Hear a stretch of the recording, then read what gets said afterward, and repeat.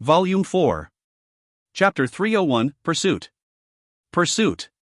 Under the bright, flickering torchlight, there were traces of the chaos that had occurred, such as blood and remnant flesh. It was obvious that before having its meal, the goat-horned earth dragon had toyed with its food. At this sight, the faces of the adventurers around darkened. Outside of this sight, there was a long line of bloodstains, causing it to appear as a bloody trail. "Follow it." With Jenny's command, the group lifted their torches and did as asked. Twilight Zone was underground and was shrouded in darkness all year around.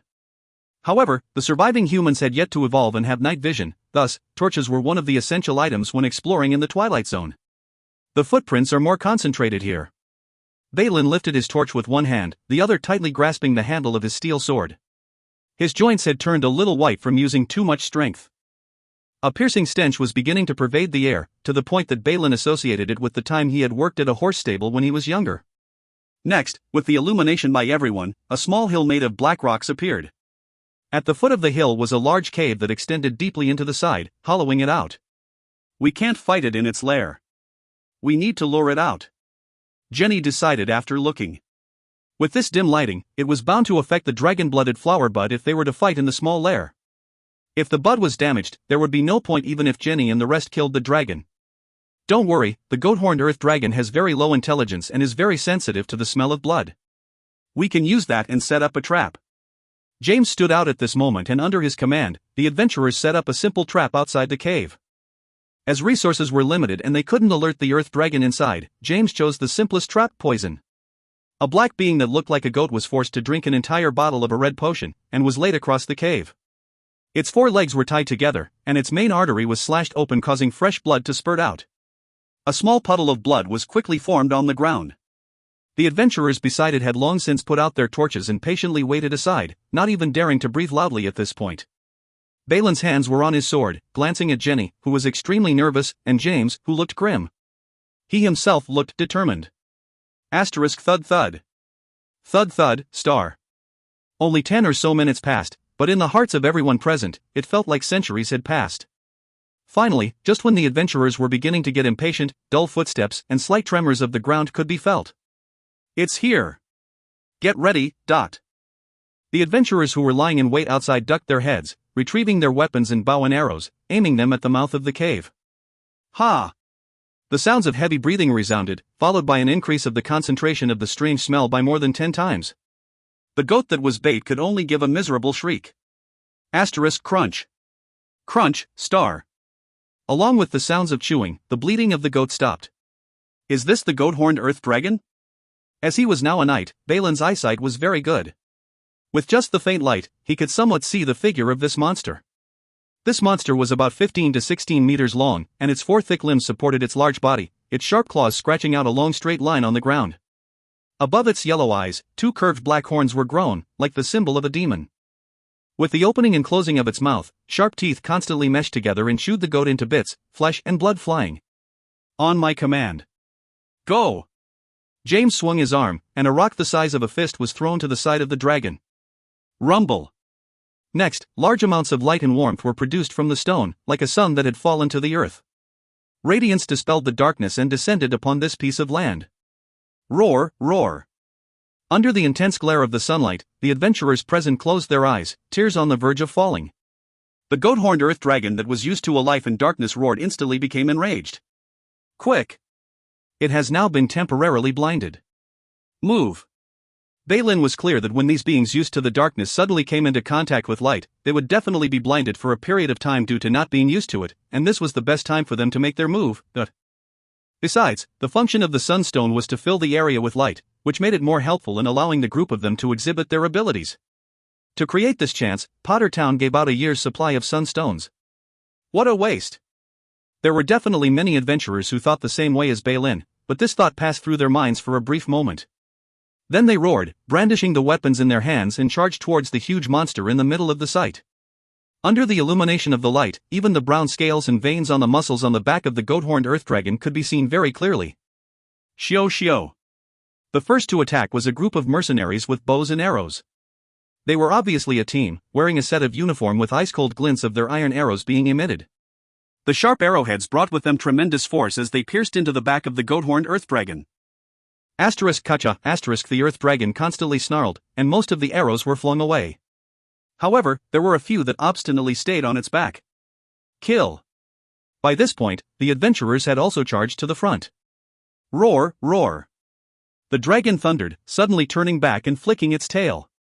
The tail was like a large mace sweeping across the area, and the mercenaries that charged up flew away. A few were struck by the tail, and their blood dyed the sky. What an astute sense of hearing and smell! Balin exclaimed in admiration. The eyes of the goat-horned earth dragon were very small and had almost completely degenerated.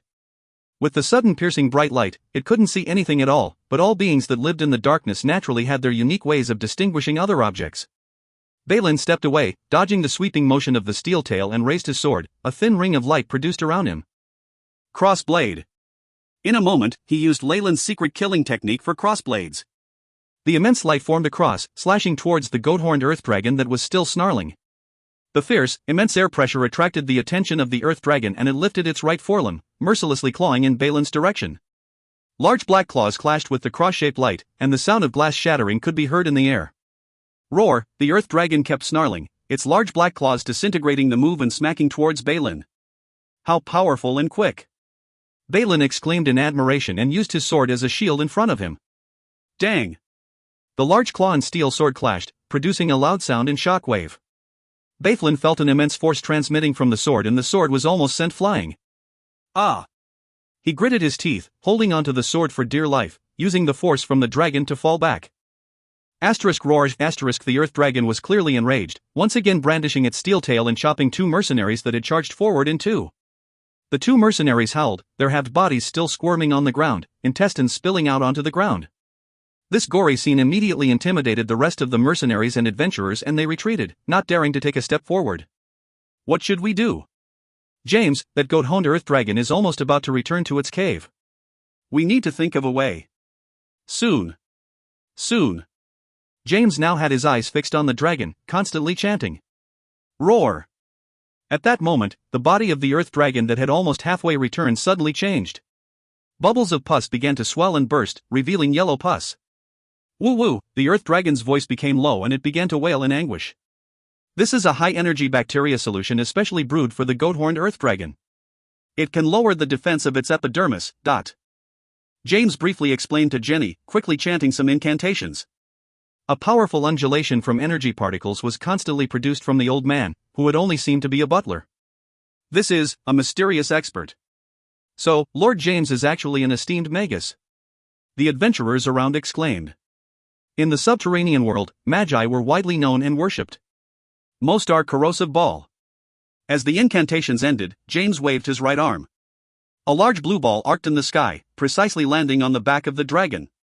The blue ball spread out, turning into large amounts of sky blue liquid that mixed with the yellow pus. Immediately, it produced a large amount of heat and began to corrode downwards. Roar! The earth dragon's pitiful shrieks increased in pitch, and large amounts of steamed flesh fell from its back.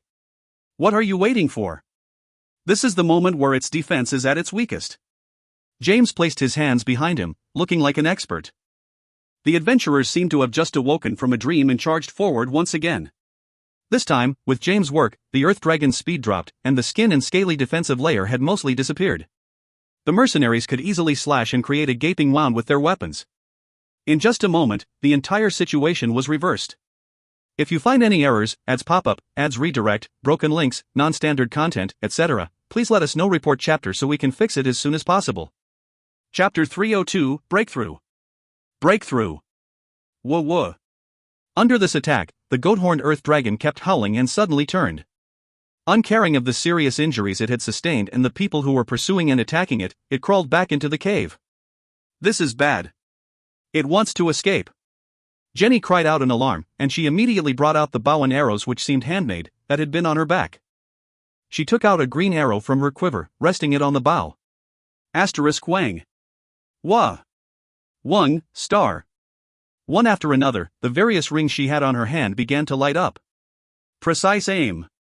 Keen edge. Gale technique. All sorts of buffs were applied to Jenny. Miss Jenny is also a magus? Balin, who was not far away, gaped, thinking he might be in a dream. Shio.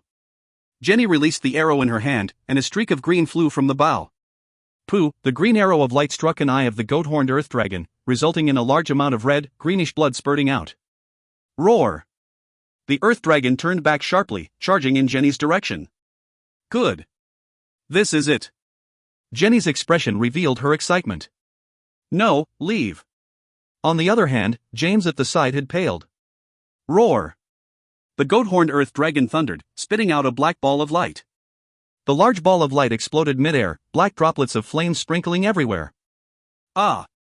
My eyes, dot. The black droplets landed on the mercenaries' bodies, instantly causing serious injuries. The many adventurers began to howl, and the circle which surrounded the dragon immediately had a hole. Asterisk ha! Ha! Asterisk the goat-horned earth dragon stimulated its energy to every part of its body and it swelled, and its skin turned red. Its speed rapidly increased and it charged in front of Jenny. Protect the miss. The one surviving guard brandished his sword with his left arm and dashed forward. Kacha! The earth dragon opened its mouth full of sharp fangs and biting down, it had the night in its mouth, constantly chewing. Blood and flesh fell from the gaps between its teeth. Ah! Jenny was so shocked that her legs buckled, and she fell to the ground. She was but a level 1 acolyte. That attack with the bow was only effective with the bonus from all the rings she had. After that attack, the pitiful amount of spiritual force she had was almost exhausted, and it was not possible to pull off another attack. Jenny was now a fragile, helpless girl of the nobility as she was paralyzed on the ground, awaiting her unknown future. Oh whoa! The goat-horned earth dragon did not have any thoughts of taking pity on her, opening its mouth wide. With its sharp teeth filled with flesh and blood, it snapped its jaws and made to bite her. Am I going to die? I'm sorry, Father. Jenny's mouth was half open, a teardrop rolling from her right eye. Dang! The acute pain she had been expecting did not appear, and Jenny opened her eyes, stunned. All she saw was a strong figure in front of her. Hey! In night stories, there will always be a knight appearing whenever the princess is in trouble, right? Balin laughed, ruthlessly chopping forward with the sword in his hands. The large steel sword hacked at the surface of the dragon's head, producing some sparks. Balin bellowed, life essence bursting out. On the surface of the armor, there seemed to be a protective layer formed of light. Roar! The earth dragon retreated a few steps, snarling at Balin. Oh my! This is the real-life version of a brave knight fighting against the evil dragon. Balin shot a glance at Jenny behind him, and then took a look at how much life essence he had left, a helpless smile about his lips. Whoosh! A black figure constantly attacked the earth dragon, and everyone else could only see the dust flying at the center of the site, as well as the constant howls from the dragon. Under the immense pressure from the earth dragon, Balin felt all that Lord Leyland had forced him to learn suddenly bursting out as he became more proficient at some techniques.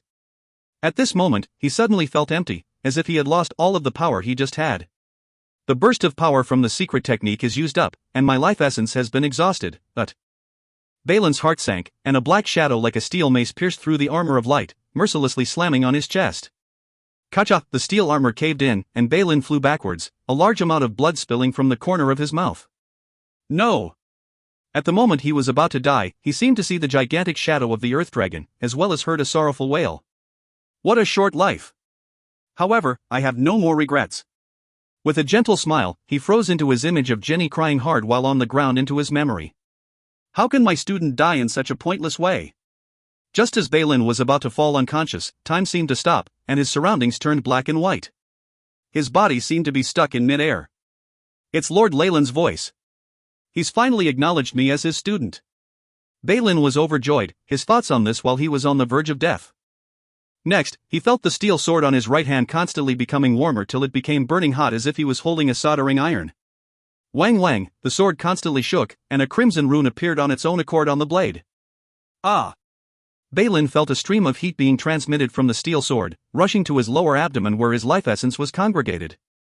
Bang! Like the sound of a bottle exploding, the bottleneck to becoming a grand knight, the issue which had been bothering Balin for a long period of time, was crossed.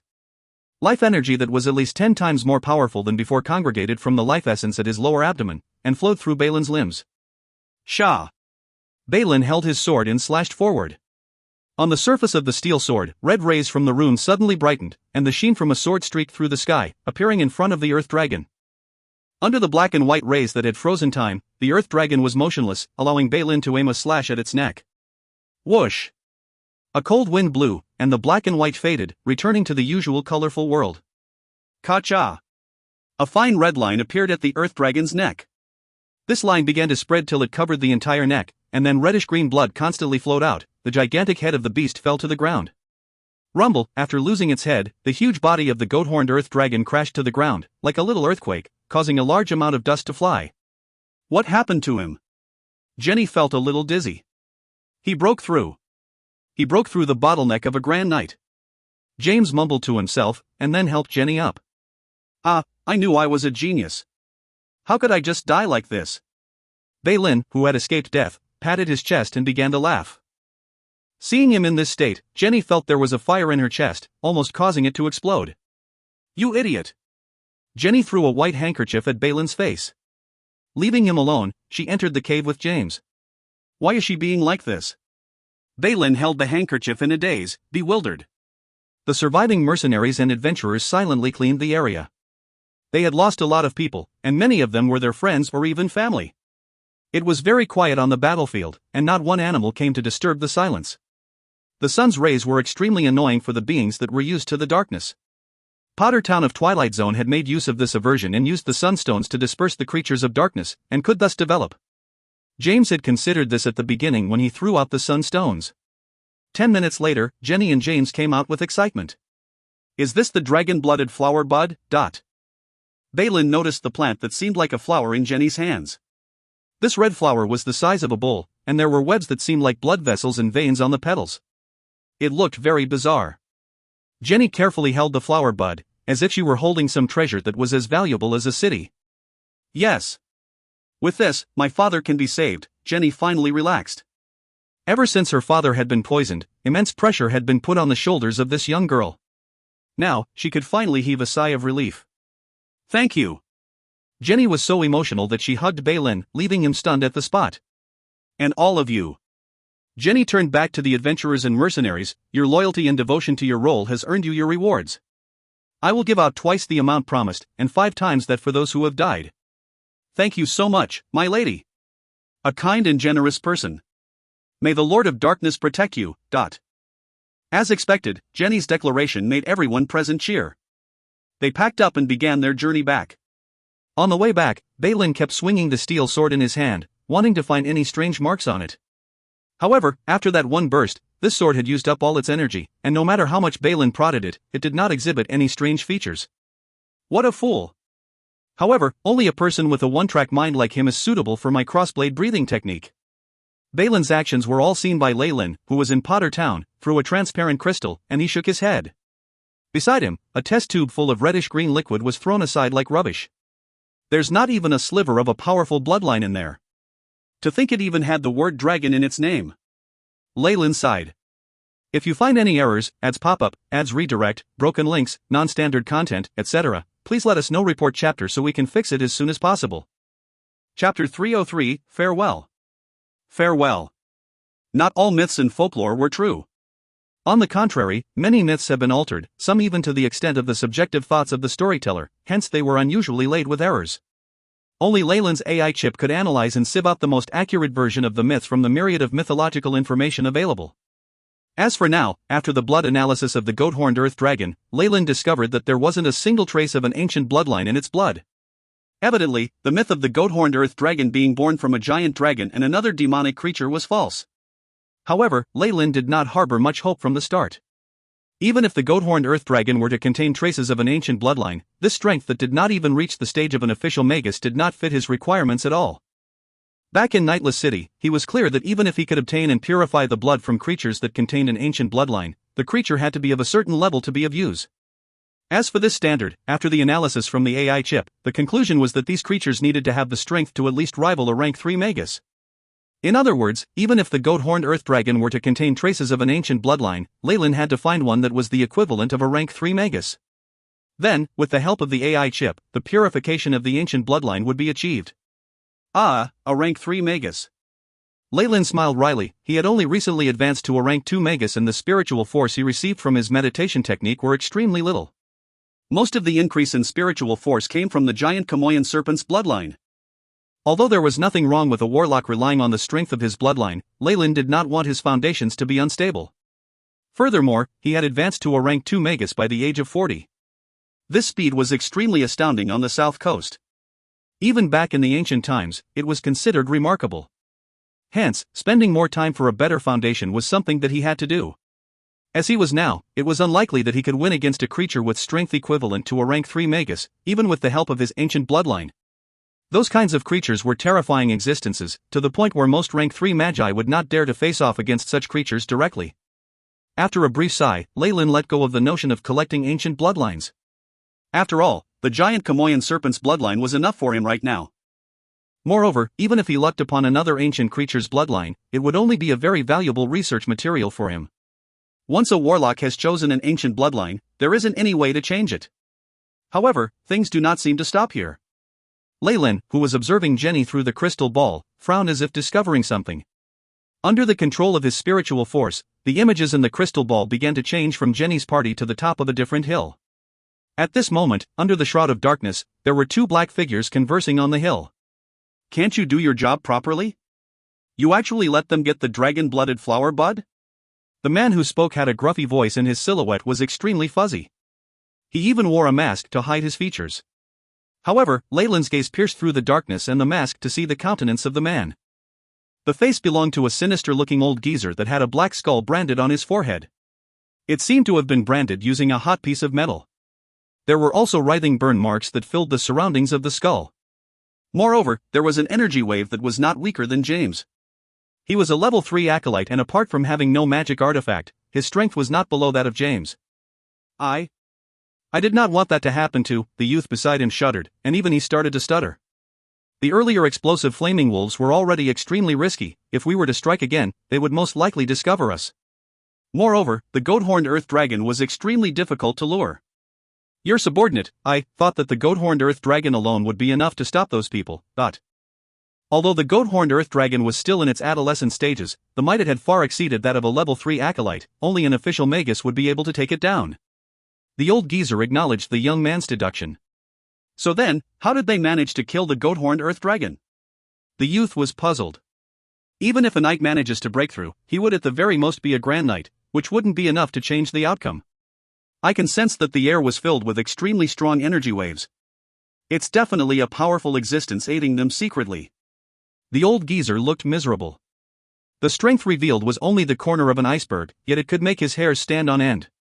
It felt as if he had returned back to his life as a helpless child.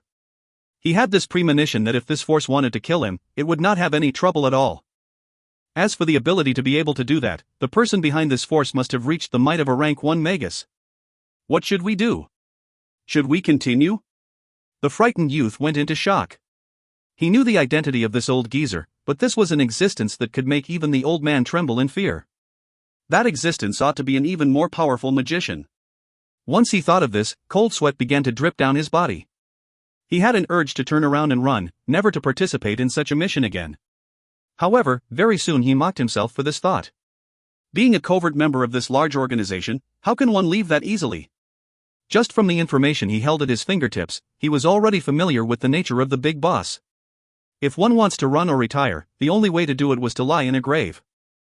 No matter what, we cannot allow that girl to bring the dragon-blooded flower bud back to the eastern region.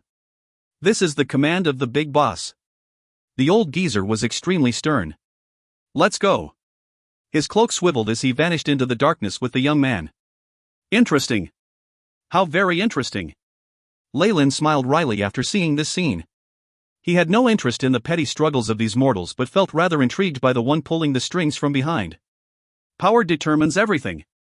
In this subterranean world, for the Argus family to be this powerful, there must definitely be an official magus supporting it from behind the scenes. Perhaps, this is an opportunity to interact with the magi in the subterranean world. Leyland rubbed his chin and entered into a deep thought. Teacher! Teacher! I have returned. Balin dashed in quickly into the little shop with forge and anvils, smiling triumphantly. I have also advanced into a grand knight and plucked the dragon-blooded flower bud for Jenny. As for Leyland, he sat at the counter concentrating on brewing his tea filled with yellow fellow petals and green buds, all this while not lifting his head. After cultivating in the breathing technique I've taught you, you managed to advance into a grand knight only now? What a big idiot you are. Also, when have I ever accepted you as my disciple? Balin's smile turned stiff. So when I slain the goat-horned earth dragon I heard your voice. The youth began to mutter to himself, back then you have admitted that I was your student, and even helped me to defeat Arg. Pack. Leyland used a vine to lash at Balin's head. This is your imagination, kiddo. Want to be my student? Cultivate for another 10,000 years first. Under the relentless verbal abuse, Balin's head drooped. He was extremely embarrassed now and had the urge to find a hole and hide in it. After slaying the goat-horned earth dragon, he knew that he had hallucinated, but he still wished to make use of this opportunity to make Leyland his master. These were also incited by Jenny and James. Evidently, this shameless plan of his failed. Leyland would never acknowledge him as his student, which left Balin standing there, not knowing what to say. Ha ha. Mr. Leyland is really a strict teacher. At this moment, Jenny walked in and reduced the awkwardness for Balin. I am just educating this silly little chap. Leyland smiled humbly. As for Balin, he heaved a sigh of relief and stood at the side. Actually, for Balin to be able to advance to a Grand Knight at his age, he is considered to have a remarkable talent. Even in the aspects of the more mysterious arts, I believe he will have exceptionally great talent. Jenny deliberated. Mister, why don't you give him a chance? Although Balin did not quite understand what Jenny meant, he still looked gratefully at Jenny. I am rather strict when it comes to the selection of my students. Leyland shook his head and expressed his rejection on the matter. Hearing that, Balin lowered his head again. As for Jenny, she could only give a comforting gaze to him. Your purpose of coming here wouldn't only be to speak about this, would it? Leyland sipped on his tea, with no intention to brewing a cup for Jenny as he asked. Actually, picking the dragon-blooded flower bud was only made possible with the help of Mr. Leyland. Also, regarding the explosive flaming wolves, I have come here to express my heartfelt appreciation. Jenny curtsied and smiled wryly. With your capabilities, mister, I don't think I can offer you anything that you'll need. However, in the future should you require the assistance of the Argus family, please send along your requests. I, Jenny Argus, solemnly swear by the name of the Sunvines, that I will not refuse your bidding. Jenny's face turned solemn as she made an oath. Also, I have come here to bid farewell to you, mister. Wait. Before Leyland could speak, Balin opened his mouth in shocked. Jenny, you're leaving? If you find any errors, ads pop up, ads redirect, broken links, non-standard content, etc., please let us know. Report chapter so we can fix it as soon as possible. Chapter 304, The Resolution of a Youth. The Resolution of a Youth. Yes. Jenny nodded. The dragon-blooded flower bud will perish soon, and my father will not be able to hold on much longer with his illness. All right then. I wish you a safe journey back to your home. Balin smiled with reluctance. Thank you. Jenny did not speak further. All right. The eastern capital is where the Argus family is. I will pay a visit in the future. Leyland sipped on his tea and stretched his right hand, gesturing as a gentleman. If Mr. can come, then it would be the happiest thing that happened to Jenny, but... Jenny smiled. How about returning home with me? My father would definitely be excited to be your acquaintance. She looked at Balin. Of course, big brother Balin can come too. Hearing this, Balin grew nervous as he looked eagerly at Leyland. My apologies.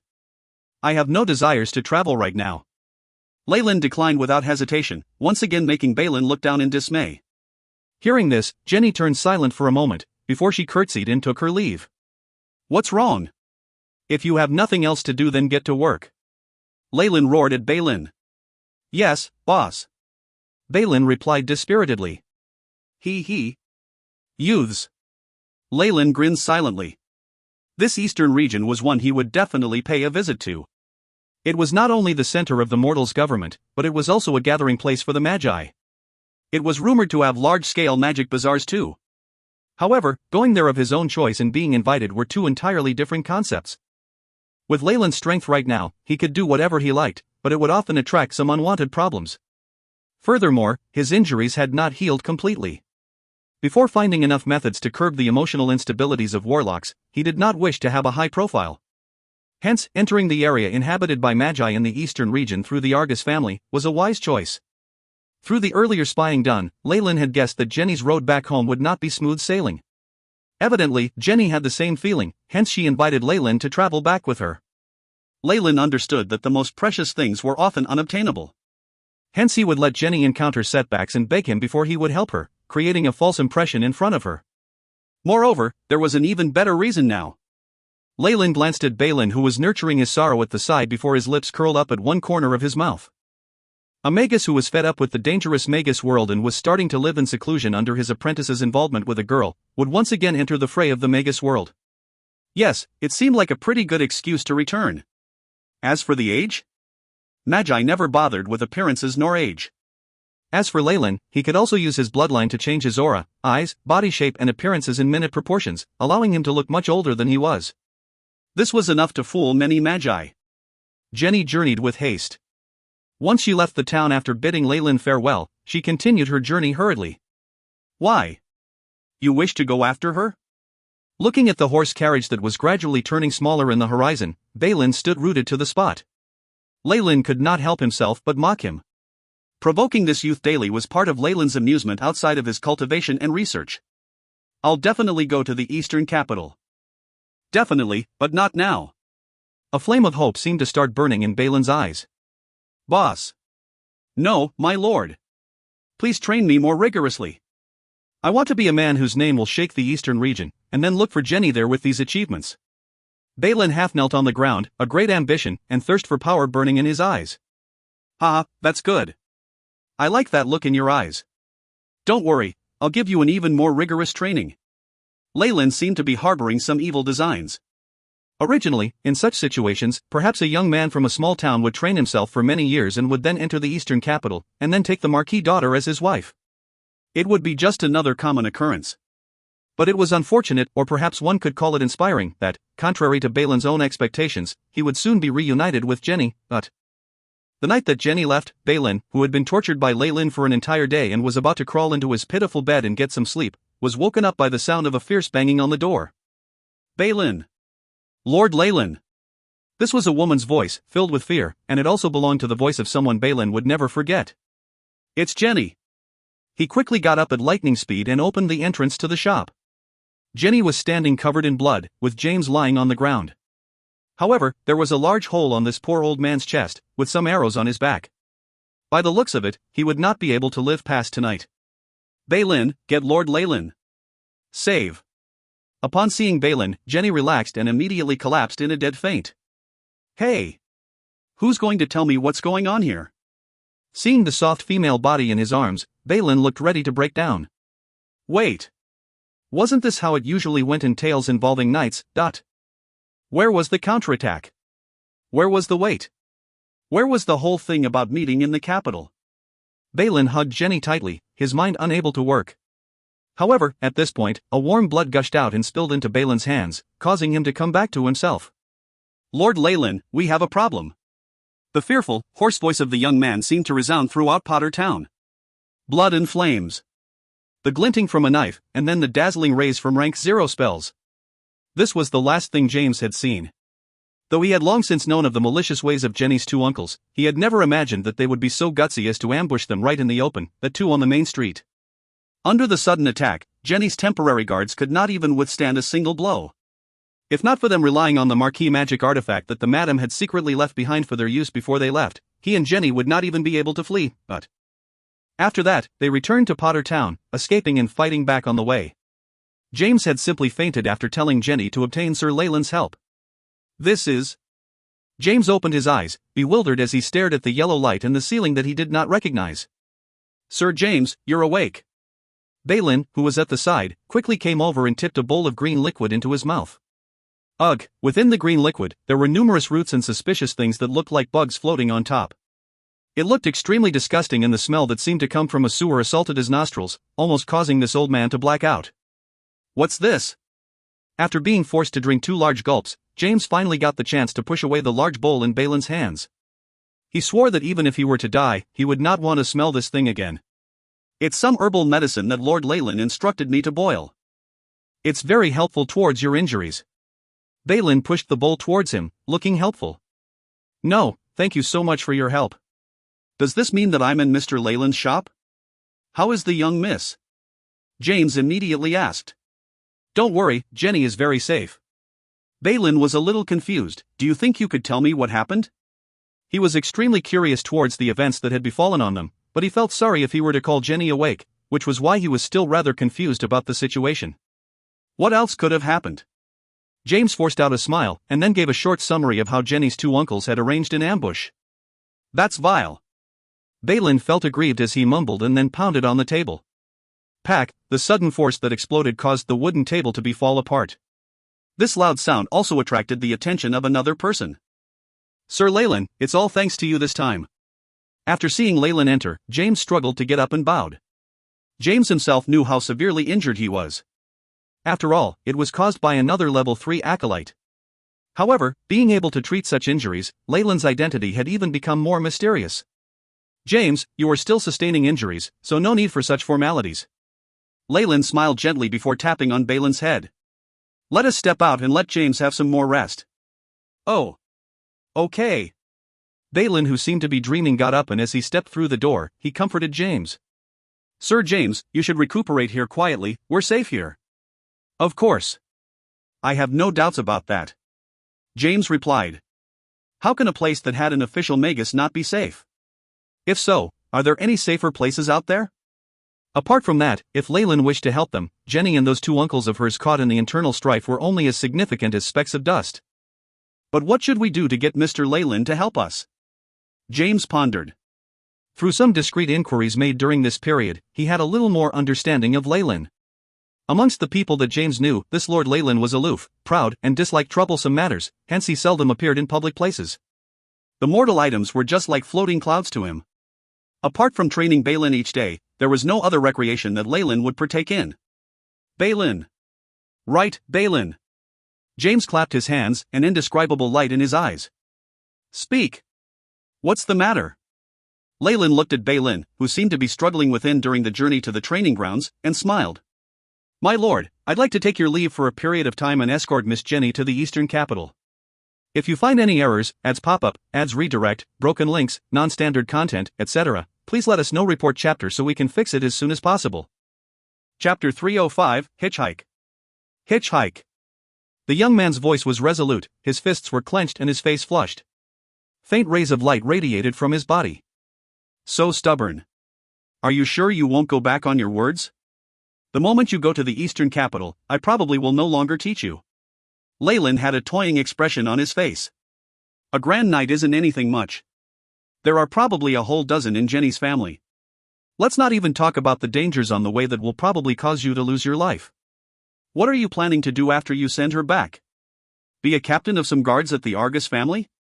Or perhaps, even worse, become a mercenary? Have you thought of all these? Leyland asked. Balin had turned pale, but his voice was steady. I know all that. But if I don't send Jenny home safely, my heart will never be at ease. I know this for sure. Fine. You can leave, but you are to never return.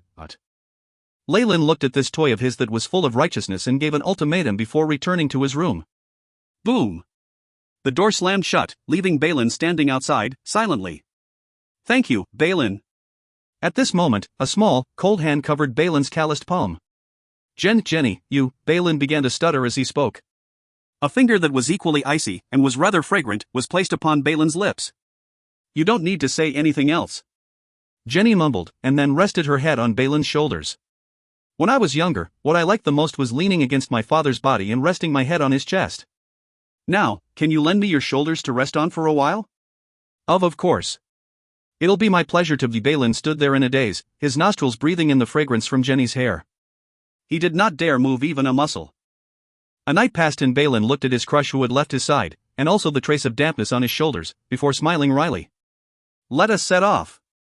On a mini horse carriage carrying goods, Balin wore rugged cloth and dressed as a horsekeeper. As for Jenny and James, they were hiding inside a compartment of the horse carriage.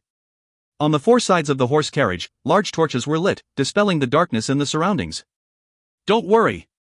They won't be able to discover you. Balin tried his best to console them. As for Jenny and James, they could only look at each other and smile wryly.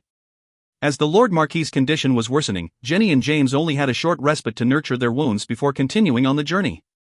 Their employed adventurers and mercenaries were slain in the earlier journey, which made it obvious to everyone that someone was obstructing Jenny and her party. There were no more fools stepping forward to be their valiant protectors.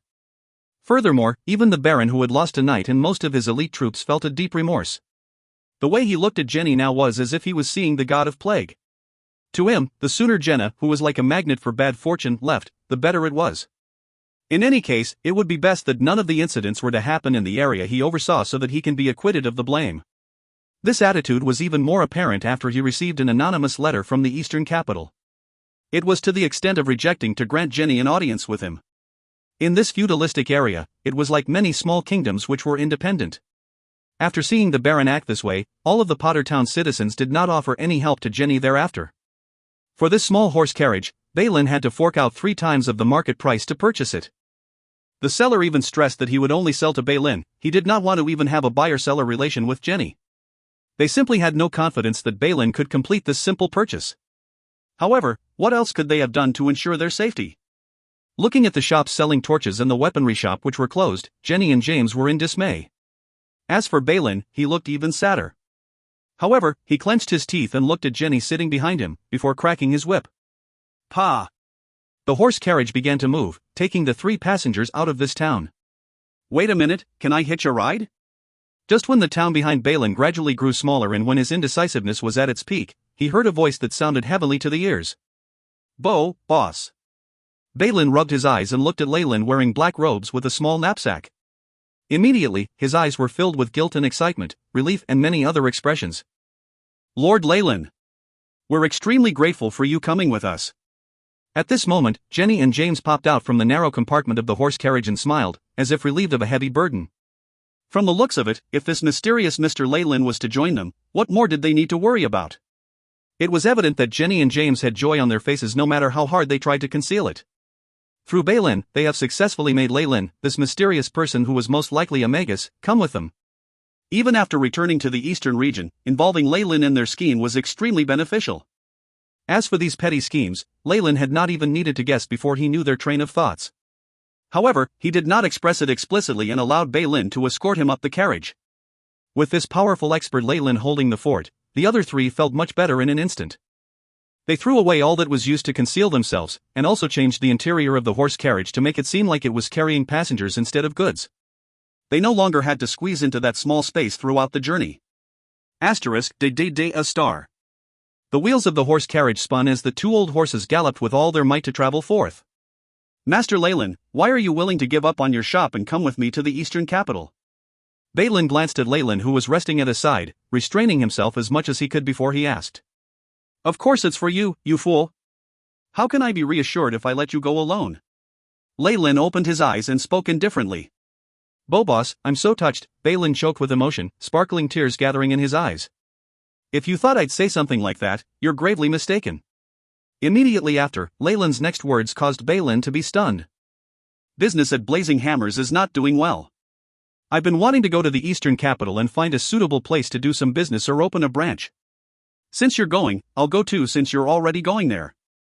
"No, you must be lying to me. You must be here because you're worried about me, right boss?" Balin looked ready to break down, while Jenny and James looked like they wanted to laugh, but did not dare do so. "Just think whatever you want to think." Leyland stared, speechless, at this fellow who was a bit too egotistical. He spoke indifferently and snuggled into his clothes, seemingly entering a deep sleep. However, in his heart, he thought, "AI chip, show me my current stats." Beep. Leyland Farlier. Rank 2 Warlock, Bloodline, Giant Kamoyan Serpent. Strength, 21.1, Agility, 14.4, Vitality, 27.9, Spiritual Force, 77, 104.3, Magic Power, 77, Magic Power is in synchronization with Spiritual Force, Status, Sea of Consciousness is fragmented. Part of Spiritual Force is solidified. Over these 2 years, Leyland constantly used potions to heal his injuries. At this point, the injuries on his body had mostly recovered. However, healing the damage done to his Sea of Consciousness and his Spiritual Force was a very slow process, causing Leyland to start feeling impatient. Hence, after his emotions due to his warlock bloodline had erupted, he had decided to go to the eastern capital and find a way to increase the rate of this process. After expelling the mark from the rank 3 Magus Alric, he could now release part of his Spiritual Force and return his strength to that of a peak rank 1 Magus. Whether in the South Coast or in Twilight Zone, Magi with this power could go on a rampage. As long as one did not meet with a Magus above rank 2, they were basically tyrants. Though the Twilight Zone had a lot of high-grade meditation techniques, there were still some differences in the overall strength as compared to the South Coast. Leyland, who also trained in a high-grade meditation technique, was very clear about these differences. The high-grade meditation techniques passed down from ancient magi could help a magus get stronger at every rank with all sorts of amazing powers along the way, but there were still a few obvious disadvantages. After training up to a certain point, regular mortal resources were of no use to them, and only bizarre or even items from another world would be able to help one progress in one's meditation technique. If not, one would get stuck at some point. In ancient times, magi took over world after world and amassed vast amounts of resources. Also, the connection between Twilight Zone and the external world still existed, so this wasn't a problem. However, the troublesome matter was, not only had Twilight Zone lost its supply of resources from other worlds, it had even lost contact with the subterranean world itself, but certain high-grade meditation techniques were extremely harsh when it came to the materials needed, and they also could not be substituted.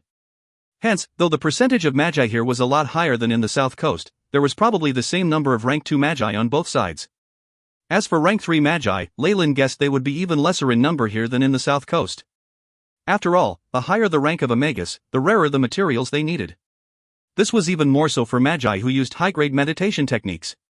Without the help from these precious resources, magi could only use time and make the occasional tiny amount of progress in these techniques.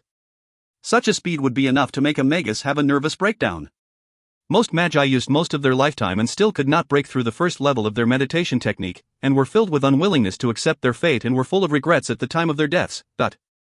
If you find any errors, ads pop up, ads redirect, broken links, non-standard content, etc., please let us know. Report chapter so we can fix it as soon as possible. Chapter 306, Station Troops. Station Troops. But Leyland's advanced meditation technique, Kamoyan's pupil, also required specific resources. If it wasn't for the fact that he got his hands on the meat of the ancient thousand-eyed starfish by pure luck, then even Leyland had no clue how long it would have taken him to completely remodel his heart, and thereby become a rank 2 magus. Besides, compared to other advanced meditation techniques, the criteria for warlocks were much harsher. One mustn't forget to train in Kamoyan's pupil, one must first possess the ancient bloodline of the giant Kamoyan serpent. Just this one prerequisite was enough to stump most acolytes. Whether it was the South Coast or Twilight Zone, there were very few beings with ancient bloodlines. They were practically extinct. Any acolyte that wanted to obtain a bit of the essence from an ancient bloodline would find this task even more difficult than advancing to become an official magus. Take Kamoyan's pupil for example. If one does not try to obtain the bloodline of the giant Kamoyan snake or the black coral snake and instead settled for the next best thing, even getting blood from the matured Manchester snake, which had the strength of an official magus, was an impossible task for level 3 acolytes. High-grade meditation techniques had very harsh requirements, and they were not something that magi from remote areas, such as the Twilight Zone, could fulfill. Hence, though there were more ancient inheritances left behind here than in the South Coast, the power on both sides was about the same, or perhaps the Twilight Zone's power was inferior to the South Coast's. With the passage of time, everything is advancing. Having thought this through, Leyland couldn't help but sigh.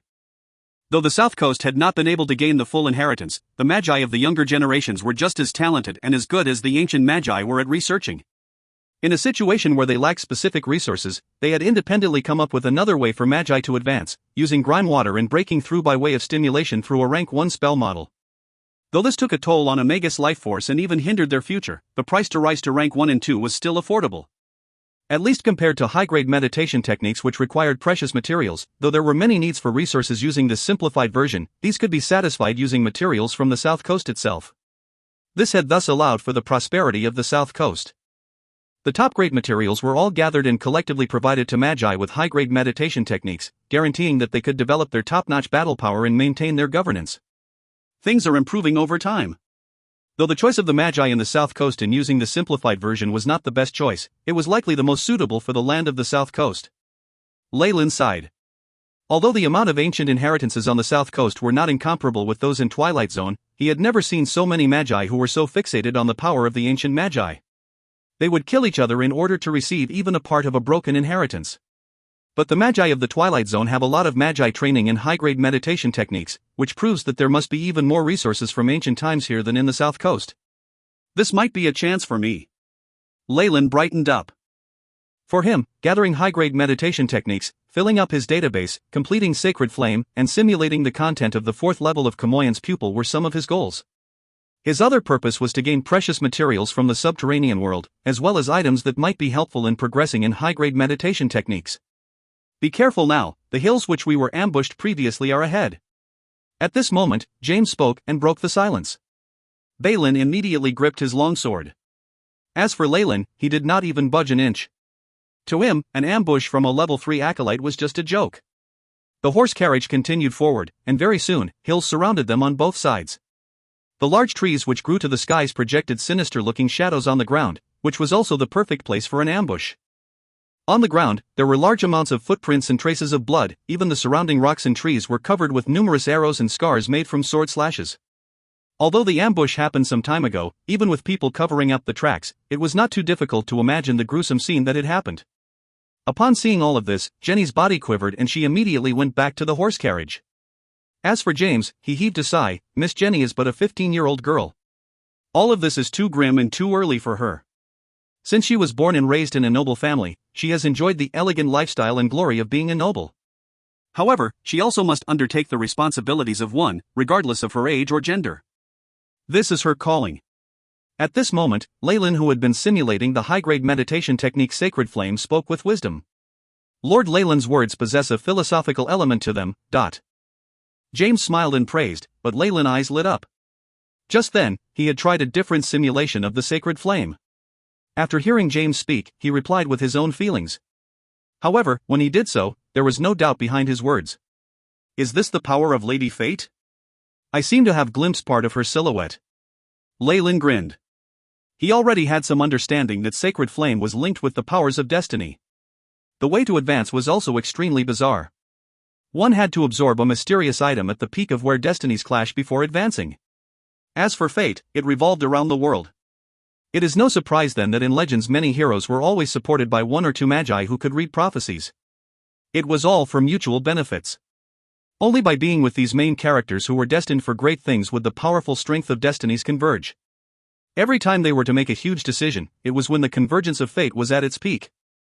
For magi cultivating in this high-grade meditation technique, they first had to appreciate this great power and even be swept by it. To these children of destinies, the magi had to attempt and adapt to change the outcome. During this progress, they often had to obtain mysterious, yet specific, items in order to advance and level up their meditation technique. Fate and foretelling. What wondrous might! Leyland's gaze swept past Balin, Jenny, and James.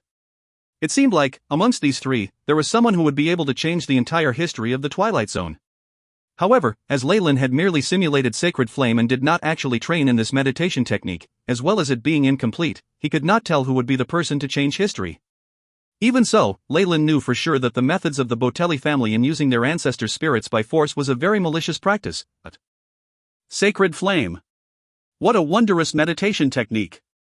Leyland could tell that even in ancient times, high-grade meditation techniques that could foretell the future were very, very rare. However, he had no intentions of changing his meditation technique. Not taking into consideration the incompleteness of the meditation technique itself, Jenna's strange demise was still vivid in his mind. He did not want to become the next Jenna. Besides, he did not trust this ability that could tell the future. In Leyland's eyes, the future constantly changed and could not be fathomed. Even if he could occasionally catch hold of a few scenes, it did not necessarily mean that he could control the future. This was a difference in philosophy, and one where magi had the most varied opinions. For this reason, even if Leyland changed his meditation technique to train in Sacred Flame, he would definitely not be enlightened and might even cause significant damage to his sea of consciousness due to the technique itself. However, Leyland was still drooling at the mouth within his heart about this ability. Even though the prophecies might be false, under many circumstances they were important references and supplementary information sources.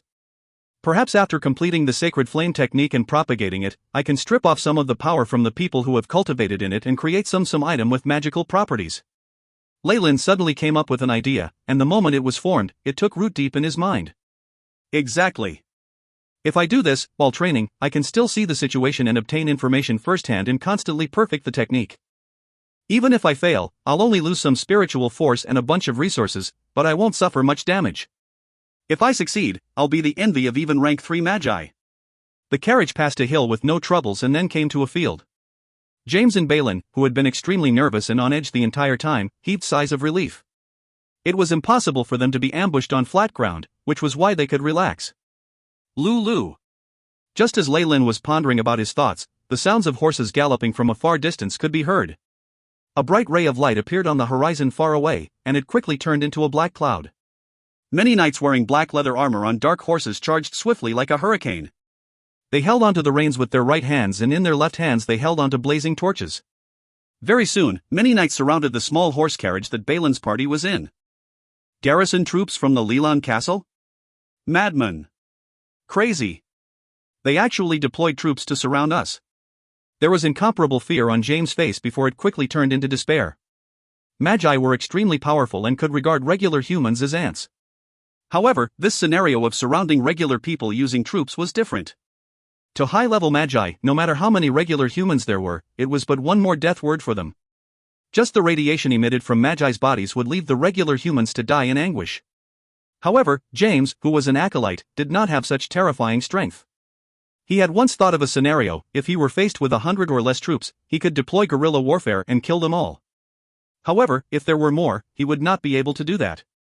If you find any errors, ads pop-up, ads redirect, broken links, non-standard content, etc., please let us know. Report chapter so we can fix it as soon as possible. Chapter 307, Earthquake. Chapter 307, Earthquake. Omega's spiritual force and magic power were not infinite. Even if they had extraordinary strength, they would still suffer from natural limitations. Even if James was a level 3 acolyte, when faced with a troop of 100 elite soldiers, he could only retreat. The opponent's side had too many people, and even if they lined up for him to kill them, his pitiful amount of spiritual force and magic power would not be sufficient to kill them all. And if these soldiers were all replaced with cavalrymen? Hopelessness had already started invading James' heart. Being surrounded by that many cavalrymen, the most he could do was to escape by himself with that magic artifact of his, leaving behind Jenny. But we have Lord Leyland with us now. There shouldn't be any problem. James glanced at Leyland and forced himself to calm down. A situation where a squadron composed of magicians and civilian troops fighting each other has never before occurred in the history of Twilight Zone. After all, no lord would stupidly provoke an official magus. Moreover, as far as Magi were concerned, they could use stealth and cast spells and could easily end the life of the perpetrator, so why should he unnecessarily waste his time? If Lord Leyland really was an official magus, then they need not be worried about this danger. James inwardly comforted himself with these encouraging thoughts, and then he heard Balin's nervous, almost filled with fear voice asking, "Who are you all?" Although he had advanced and become a Grand Knight, but it was evident that his attitude had not adjusted to this fact. After looking at the expressionless and dense army, the small city resident's heart welled up with fear. With the horses neighing in the background, a small path opened up among the ranks of the cavalry. An old fellow wearing a black Chinese suit, and with the mark of a human skull on his forehead, walked out. "Rhodes, it really is you. You went as far as to dare station some troops here. Are you not worried about being punished?" The expression on James' face was an odd mixture of fury and regret. "My beloved older brother, it is me." Rhodes sneered. Older brother? The stunned Balin had only now discovered that if that sinister mark branded on Rhodes' face was removed, he would closely resemble James. "We are all employed by the Argus family. Thus, there is no need for the soldiers to face off against each other with swords." James tried one last compromise. "Brother James. It's because I want to prove that I'm better than you. Even in the aspect of choosing my leader. It will definitely be the next head of the Argus family." Rhodes' expression seemed to express a deep-rooted hatred. "If it is about the matter that happened during our childhood years, I will apologize to you for that. I can even kneel before you. Nevertheless, Rhodes, one must not enter this vortex, as it can kill you." "Hee, saying these things now, what's the use?" Rhodes gave an eerie smile and came over. "All of you. Annoying." Leyland, who was in front of the carriage, frowned, expressing his dissatisfaction. Just as he had thought over and improved his plan, it was suddenly disrupted by this Rhodes, and soon, an evil fire approached Rhodes. "Is this Lord Leyland?" Rhodes gave a deep bow. In front of this person who had a high certainty of being an official magus, he did not dare to be disrespectful. "This is an internal affair of the Argus family. Moreover, our family's Lord Siegfried is also a respected Lord Magus. He also wishes he can meet you." "No. You lie. Grandpa Siegfried has been deceived by you." Leyland still did not respond. Jenny jumped up, in a straight sudden manner like the tail of a kitten when it was frightened or angry. "The official magus of the Argus family is known as Siegfried, eh? It seems he is the common ancestor for both these troops." Leyland felt some pity for this magus. His own descendants, for the sake of gaining power, were beating up each other. Maybe all of this gives him a headache. Or maybe he doesn't care about such things. After all, a magus' lifespan was very long. By the time a few generations have passed by, whatever affection and such emotions that said Magus had towards his family would have become very diluted. I do not care who has Siegfried's backing, but I believe you are blocking my way. Now, step aside at once. Leyland frankly chided him. The one Rhodes mentioned was just a level 1 Magus, who certainly couldn't induce fear in him, but he was extremely disgusted with Rhodes' attitude. Hick! This kind of scolding clearly made Rhodes feel deflated, and he stood there looking foolishly around him. His face also turned red. His every effort and achievements were like jokes in the eyes of his family. This is unfair. Again I hear such a tone. And again I am being subjected to such an expression. And in my childhood, my older brother was also the same. Why is he stronger than me in everything? Why do all the good things happen to him and not me? Rhodes's eyes turned redder. Moreover, it isn't clear whether that Leyland is an official Magus or not. There exists a probability that he is just someone that slut Jenny hired to scare me. Rhodes firmly waved his hand. Charge. The multitude soldiers received the order and immediately charged forth. Even if you are an official Magus, so what? Facing so many knights, your spiritual force wouldn't last long. After this mission is done with, if worst comes to worst, I will just hide myself within the Argus family and live comfortably. Anyways, with me under Lord Siegfried's protection, what can you do? Rhodes eyed Leyland resolutely, his face turning the shade of an abnormally faint red. My lord. Jenny. You both please go ahead. Balin then pulled out his long sword and his whole body swelled up like a balloon. He resembled a small giant as he blocked the carriage from harm. After the enemy made their charge, he made his battle preparations and roused the secret knight techniques that Leyland had instructed him in. Also, the reason behind Rhodes's unusual facial change was immediately accurately revealed within Leyland's eyes. His pupils are unusually dilated. The blood flow in his brain has accelerated by 34%, a clear symptom of damage to his spirit. Seeing the deranged-looking Rhodes, Leyland was somewhat clear on why the opponent was acting so unbridled. The studies of Magi were extremely dangerous. Any forms of expression could very well sacrifice the Magus life into it. Furthermore, once there was a slight mistake in important matters that concerned the consciousness, meditation, and spiritual force, many detrimental outcomes could be created. This Rhodes clearly received some harm to his sea of consciousness when he advanced to become a level 3 acolyte.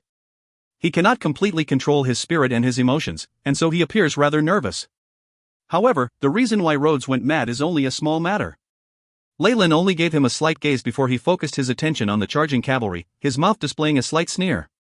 The charging troops had approximately 200 people. It seems as if the entirety of the Leland castle had come to battle. All of them had donned excellent quality armor, and the pikes and huge battle axes they wielded carried a sharp, cold glint. 200 mounts charged forth and the ground started to quake, and under this mighty launch, Balin only resembled a small, bemused ant. This kind of battle formation would even cause a Magus to frown, but Leyland stood calmly as if nothing of importance was happening. Why do you all always use a common man's way of thinking against a Magus? He lightly sighed and a faint khaki-colored light fell to the ground from his hands. Hisses, this light was as tiny as a firefly, and it looked as if a puff of breath blown on it would extinguish it. After the khaki-colored light appeared on the ground, it promptly vanished from sight, as if it had fused into the soil, and immediately ripples of tremors began to disperse out from the place where the light blended into the soil. Asterisk bang. Boom. Boom. Bang. Bang, star. The tremors began to extend in all directions as if several dominoes had been struck down, and the tremors gained and dispersed more and more power. Finally, there even occurred an earthquake.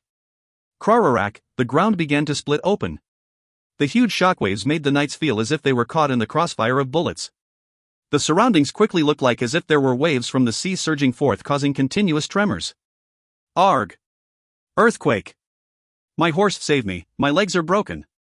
The rifts began to open from the night at the forefront before they soon covered the ground of where the whole cavalry was.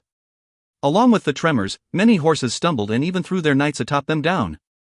The ear-splitting bone cracks, the neighing of the horses were all covered by the tremors that the earthquake caused. Only Balin and James with a certain level of physical ability could barely make out the noise. Rumble. The shockwave swept away all the soldiers and still continued on further till they dissipated. As for the consumption of this spell, it was barely 5 spiritual force points. Magi wielded intelligence, not brute strength. What Leyland did earlier was to calculate the conditions of the surroundings, before using very little force to cause a devastating earthquake using the butterfly effect. Just one strike. A crushing defeat. More than 200 cavalrymen were now dead. The wails of the injured and broken bits of limbs left Rhodes in utter shock. How can he be this powerful? Rhodes roared within his heart before he frantically turned away to escape. Balin! Go capture him!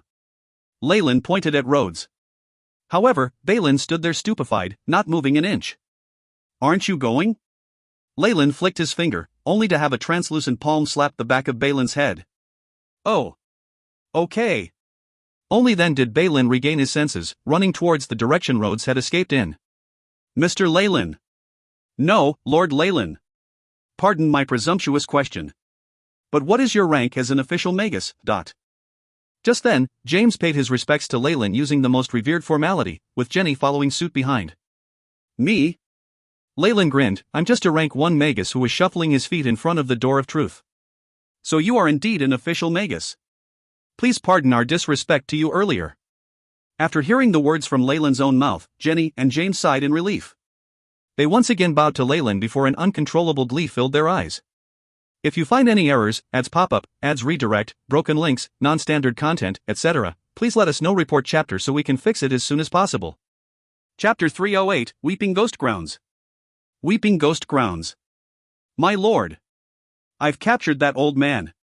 Along with Balin's voice, there was a low thud as if someone was being tossed to the ground. All right.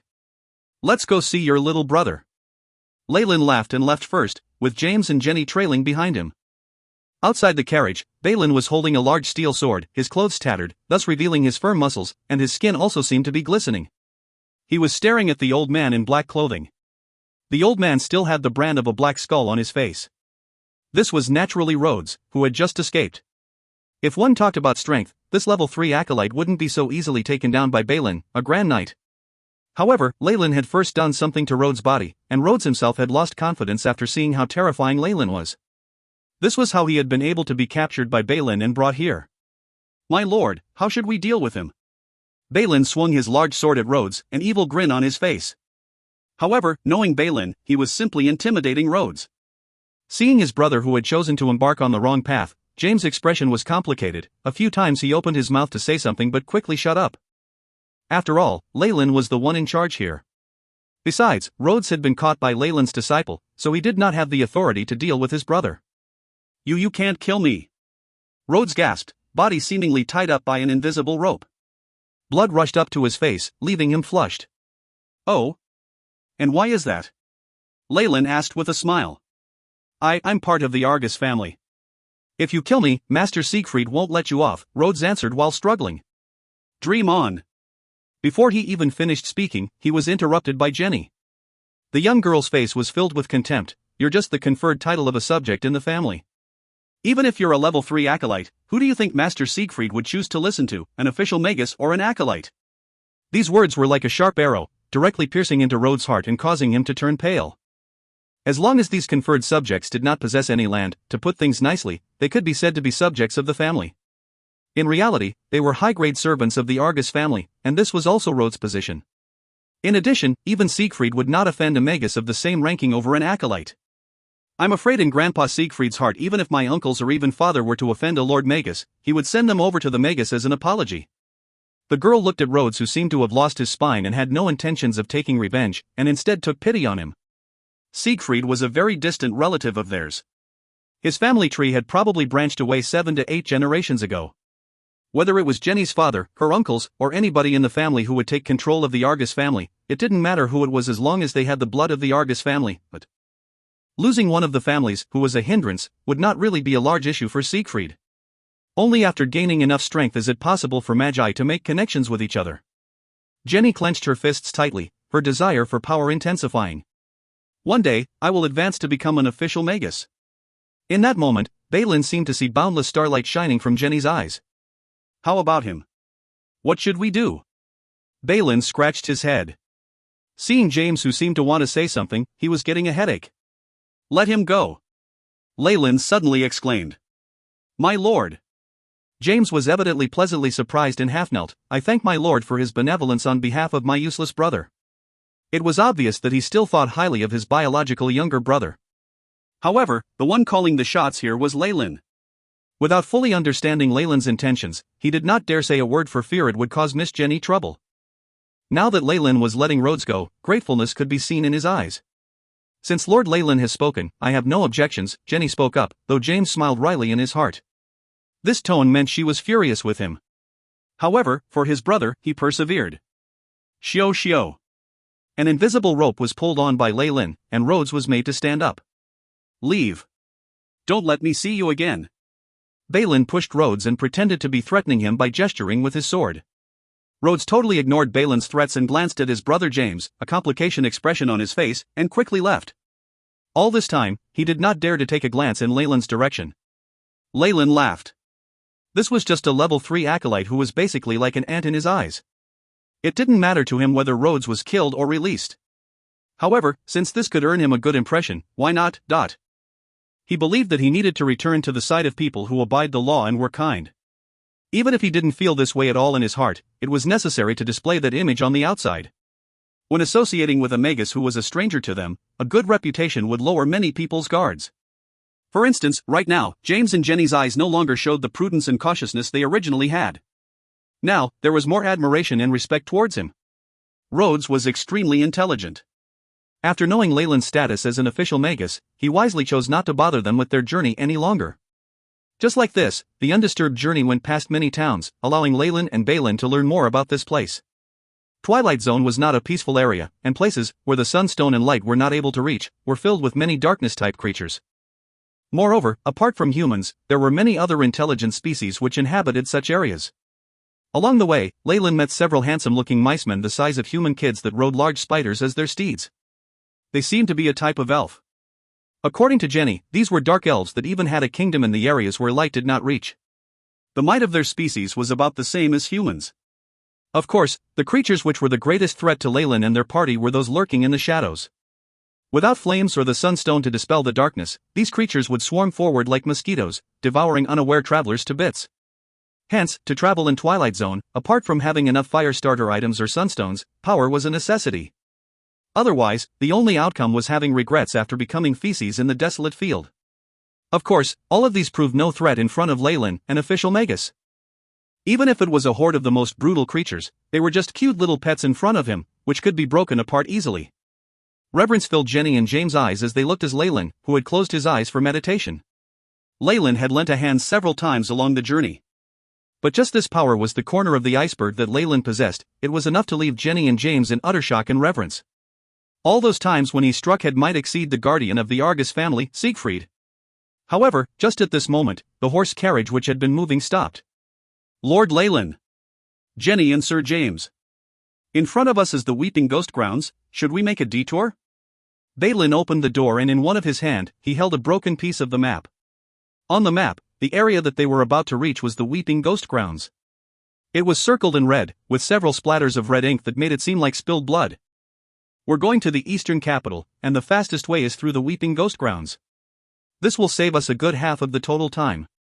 If we're making a detour, we must head north to the Jerry Basin, and then through the Sicily Valley. This will cost us a lot of time," James explained to Leyland. "So then, what special dangers are there in the Weeping Ghost Grounds?" Leyland asked as his interest was piqued. From James' speech, it seemed like he had also approved of this route. Of course, all this was only possible if Leyland was with them. The Weeping Ghost Grounds is a very famous forbidden area in the whole of the Twilight Zone. It is said that two powerful magi had a battle here, hence causing many mysterious types of phenomenon and power lurking within, which are still present up till now. James was extremely solemn. History has it that the Weeping Ghost Grounds has gobbled up many adventurers who doubted the myth. Mercenaries, knights, acolytes, and once even an army of 10,000. According to myths, one official magus had once managed to pass through the Weeping Ghost Grounds. According to his description, there seemed to be many spirit bodies within the area. These spirit bodies were filled with malicious intents. Once someone were to enter the area, they would be relentlessly chased after. Spirit bodies, huh? That really brings back memories. Leyland grinned. He had dived deeper into his research of spirit bodies. There were not many magi who were more competent than him in this field. It could be said that the least of his fears was a spirit body. Furthermore, since a magus had already successfully passed through this area, then it would most likely not be very dangerous. "We'll head through the Weeping Ghost Grounds then. I wish to see the traces of previous generation magi." Leyland laughed as he spoke. As for James and Jenny, glee was written all over their faces.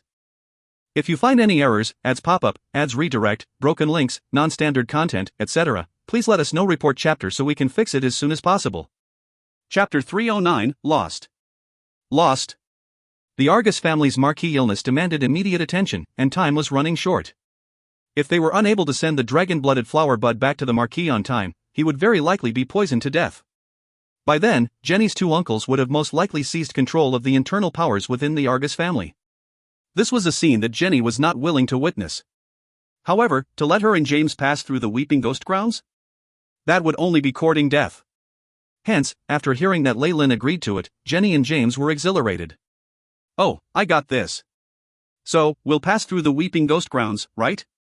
This name is really distasteful. Balin spoke casually and returned to the driver's seat, before cracking his whip. As a local, the only knowledge he knew of his world was Potter Town and the nearby woody wastelands. Due to the limited traffic and deficiency of information that Potter Town received, he had no knowledge of other places. In fact, this was his first time traveling. Along with the horse neighing and the creaking made from the spokes of the wheels of the horse carriage, they gradually entered the area of the Weeping Ghost grounds. As the Weeping Ghost grounds was labeled a forbidden area, very few travelers dared to tread through it. The roads had long since been abandoned, with many weeds and shrubs growing on the sides. Balin could barely recognize the tracks that were once used as they traveled on uneven ground. As the horse carriage went deeper into the Weeping Ghost grounds, a layer of thin mist veiled the area, slowly engulfing their surroundings. At first the mist was rather mild, but as it got denser, their vision was reduced to only a distance of 5 meters from the horse carriage. Lord Leyland. The mist is too dense now. Balin slowed the pace of the horse carriage. To be going quickly under such poor conditions was simply seeking death. I got this. Leyland waved his right arm, and a thread of grey mist swirled in his palm. It was dispersed in one moment, yet they converged immediately after. There's a bit of chilliness in this aura. Also, it's not purely made from water vapors. He then ordered, AI chip, analyze components. Beep. Mission establishing, gathering source material, analysis beginning, the AI chip's voice intoned. Very soon, a composition image appeared in front of Leyland's eyes.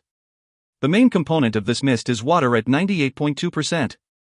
There are also mixed amounts of salt, protein, and other digestive enzymes. Through comparison with the database, it is determined to be the tears of a human. Accuracy, 99.99%. The AI chip's reply shocked Leyland a bit. After a moment had passed, the corners of his lips curled upwards. Using tears as mist? Interesting. I have even caught a whiff of some spirit bodies in this. Lord Leyland, is there anything wrong? Jenny and James looked at Leyland, their eyes filled with worry. During the AI chip's analysis, outsiders could only perceive Leyland staring blankly for a second before grinning to himself. Weeping Ghost Grounds was a forbidden area established atop countless skeletons. If not for this official magus, Leyland, standing guard this time, Jenny and James would not have dared to approach this area. Furthermore, even with Leyland around, Jenny and James were still wary after entering the Weeping Ghost Grounds and did not let their guard down for a single moment. Lord Leyland. The mist is too much, I've lost my way. At this moment, Balin stopped the horse carriage and turned back with an apologetic expression. How can this happen? Jenny and James looked at each other before stepping out of the horse carriage. Very soon, they were stupefied by the amount of mist there was. In front of the horse carriage were 3 forked paths. They seemed to be like branches of an ancient tree, winding and crooked, heading towards different directions. There stood a badly damaged, rotten wooden signpost with countless vines creeping on it. On the sign, the black words which had almost faded away were the names of the different paths and even had arrowheads pointing to their locations. Hut of the Weeping Woman, Paradise of Wailing Creatures, Jones Pastry Shop. What strange names are these? Jenny was bewildered. I haven't been here before, but according to the map there should only be one path, nothing like forked paths of any sort, but it seems like we've met with some trouble. James sighed exasperatedly, but deep down he felt a little more relieved. Previously, he did not know what terrors were hidden inside the Weeping Ghost Grounds, which made him be on guard all the time. However, now that trouble had presented itself, he felt a little better. At the very least, now that some troubles had appeared, their party had to solve them. HNG. Petty tricks. At this moment, Leyland walked out too. As he saw the sign, his expression showed distaste. Very soon, a layer of red light flashed past Leyland's pupils, and the surroundings underwent a tremendous change. The grey mist immediately thinned, revealing many bizarrely shaped trees. As for the signpost, many tiny three-headed snakes and toads now covered the words which were previously there. These are only the effects of poltergeists, affecting the mental soundness of regular humans and even acolytes. If it's only up to this extent, it would be such a disappointment. Now I will lead the way, and you will just follow my movements. Leyland let Jenny and James sat in the horse carriage as he took up the role of assistant driver. Yes, my lord. After Leyland sat beside him, Balin inhaled a deep breath, feeling much more relieved than before. Which way do we go? None of those paths, head to the extreme right. Leyland sneered at the originally pitched forks. At this moment, in Leyland's vision, the three paths had all disappeared, turning into three huge caves that were covered by trees. If the horse carriage entered those areas, they would definitely meet with a dead end. Once they had deviated from the main path, they would be trapped in there. But those are granite rocks. How are we going to travel through that? Balin scratched his head. The direction that Leyland had pointed in was where a large granite rock sturdily stood, with algae growing on it. Pack, before Balin could finish talking, he was smacked on the head by Leyland. Just go where I tell you to, why do you have so much rubbish to say? Balin wailed, but his experiences in training with Leyland allowed him to quickly follow the instructions given. The horse carriage moved forward, charging towards the 10-meter-tall granite rock. Hey! There are only 5 more meters, should we stop now? Balin questioned Leyland as he rode forward. However, as no reply was given, he had no choice but to grit his teeth and urge the horses forward. 3 meters. 1 meter now. Balin cried in alarm, but at the very end he gave up and shut his eyes. Pop!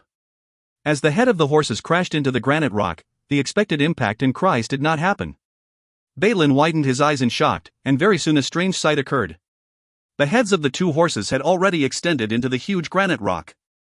Looking at this scene, it seemed like the huge rock had swallowed them. The huge rock continuously engulfed the horses from their head to their necks, to their back and tails, and finally towards Balin. Yikes!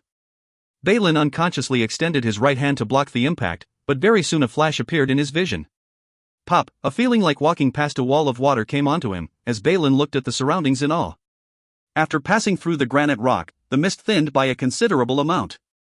With the torches carried by the horses and the frightening physical abilities as a Grand Knight, Balin's vision had already extended to over a dozen meters. On both sides of the road were black birch trees, growing in an orderly fashion. In the middle was a small path, which was where the horse carriage was traveling on. As for the original 3 forked pitches, they had completely vanished by now. Did we stumble upon some strange illusory spell earlier? As a level 3 acolyte, James was the quickest to understand what had happened. However, Leyland did not answer his question. On the contrary, he turned even more solemn, much more than when he looked at the pitched forks. The direction is wrong. This isn't the scene that I saw earlier. In his earlier observation, the correct path that Leyland saw should have been a small road laid with brambles, but not such a neat and orderly-looking road like this. Don't tell me that I have also been influenced by the illusion earlier? Leyland's face turned dark. However, the astonishment deep within his heart far surpassed what his face revealed. He was already a rank 2 warlock. Although he was injured, a simple spirit body could no longer affect his senses. AI chip. Scan the surroundings. Leyland rubbed his temples and ordered as a flash of blue light glowed in his eyes. Beep. Mission establishing, beginning scan. Alert. Alert. Due to unknown interference, the scan is unable to be accomplished. We'll try again in 1 second, BZZT. BZZT. The AI chip responded. However, very soon the feedback received was like a broken tape mixed with a radio with no signals, giving off a buzzy feedback noise. This piercing noise grew louder and louder, finally turning into the ear-piercing wail of a woman. Woo, woo. This noise filled Leyland's head, making him dizzy. Have you guys heard anything? I think I hear a woman crying. In reality, Balin muttered. He soon received the responses of Jenny and James, us too. Over there. James suddenly pointed. Leyland also looked in the direction James had indicated, and under a rotten birch tree, a woman wearing a long black dress was crouching and weeping. This voice. This voice. It's Marcia's. I won't ever forget it. An incredulous look was on James' face. He quickly hopped off the horse carriage and rushed to the woman. If you find any errors, ads pop up, ads redirect, broken links, non-standard content, etc., please let us know. Report chapter so we can fix it as soon as possible. Chapter 310, Dreamland's Creature. Dreamland's Creature. Marcia. My beloved Marcia, is that you? Agitation filled James' voice as he skipped lightly towards the woman in the black dress, reaching out his hands to pull her shoulders back. Leyland stood on the horse carriage while observing, yet he did not stop James. The situation right now was extremely strange, and he needed a guinea pig to test the waters. James used some force to turn the woman in black dress around.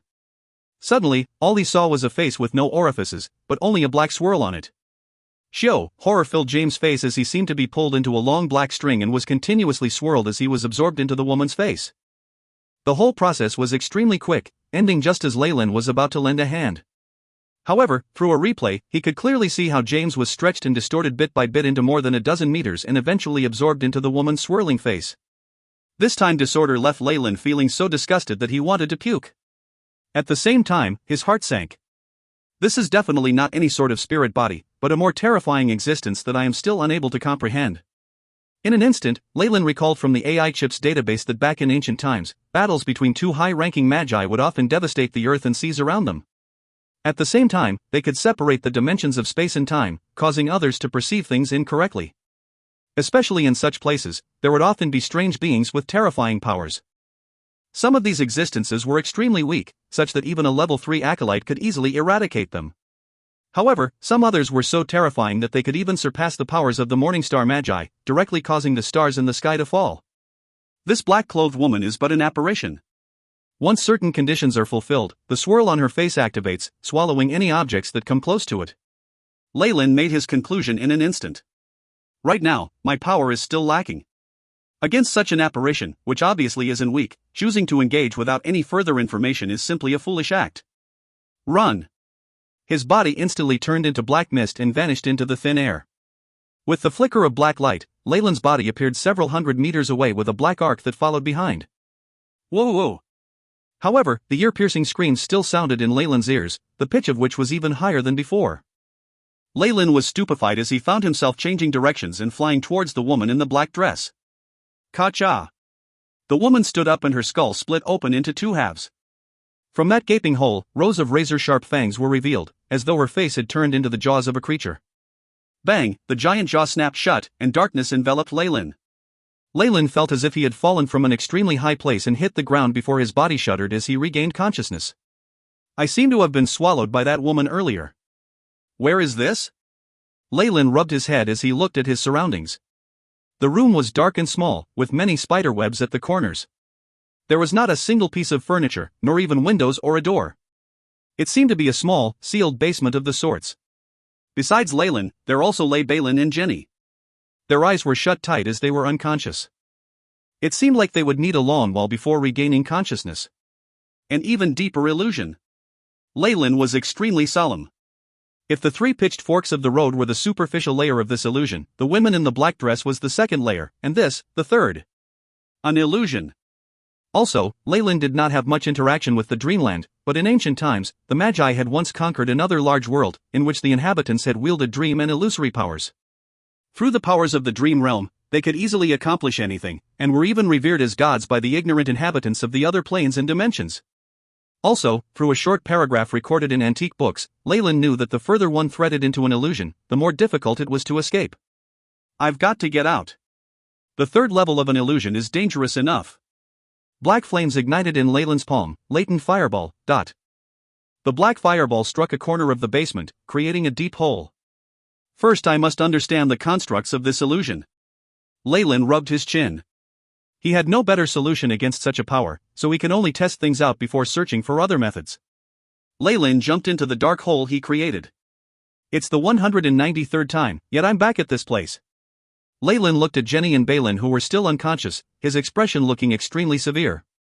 Through my experiments, I have already understood the three-dimensional constructs in here. As expected, the deeper the level of illusion, the less sturdy the dimensions within are, which will finally turn into chaos. If the dimensions here were to collapse, there were only two possibilities. Either one would enter a deeper-leveled illusion, or if their spirit was unable to bear the brunt of it, they would directly be swallowed by the caster of this illusion. I've tried all other places, so I am only left with this now. Leyland kicked the unconscious bodies of Balin and Jenny away, revealing the dusty gray floor beneath them. With a fireball, the ground was shattered. Pop, the floor of the basement cracked open, and Leyland jumped into it.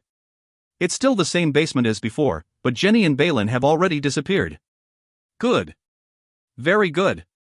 There is finally some change. Leyland's eyes swept over the surroundings. It was still the same cramped basement. However, what was different than before was that Jenny and Balin's bodies were no longer here. Signs of repair that cannot keep up with the damage done, huh? Next, I'll have to, as if plucking the strings of a zither, both of Leyland's hands streaked across the void, creating circles of ripples. Under the movements of his fingers, the texture of the underground basement resembled water with light ripples.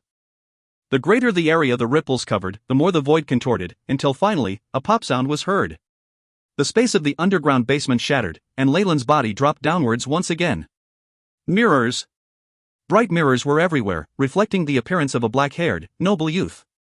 This should be the interval between the two levels of the illusion. Leyland touched the ice-cold mirror and made a deduction. Right now, he had momentarily escaped from the illusion. This would definitely draw the attention of the caster. However, this was the effect he desired. Woo-oh-woo! At this moment, the weeping voice of an adorable girl traveled over. Leyland abruptly turned his head, and in one corner of a mirror, he saw a little purple-haired girl wearing a red dress with white socks who was crying. Whoa! Alice has lost her little bear.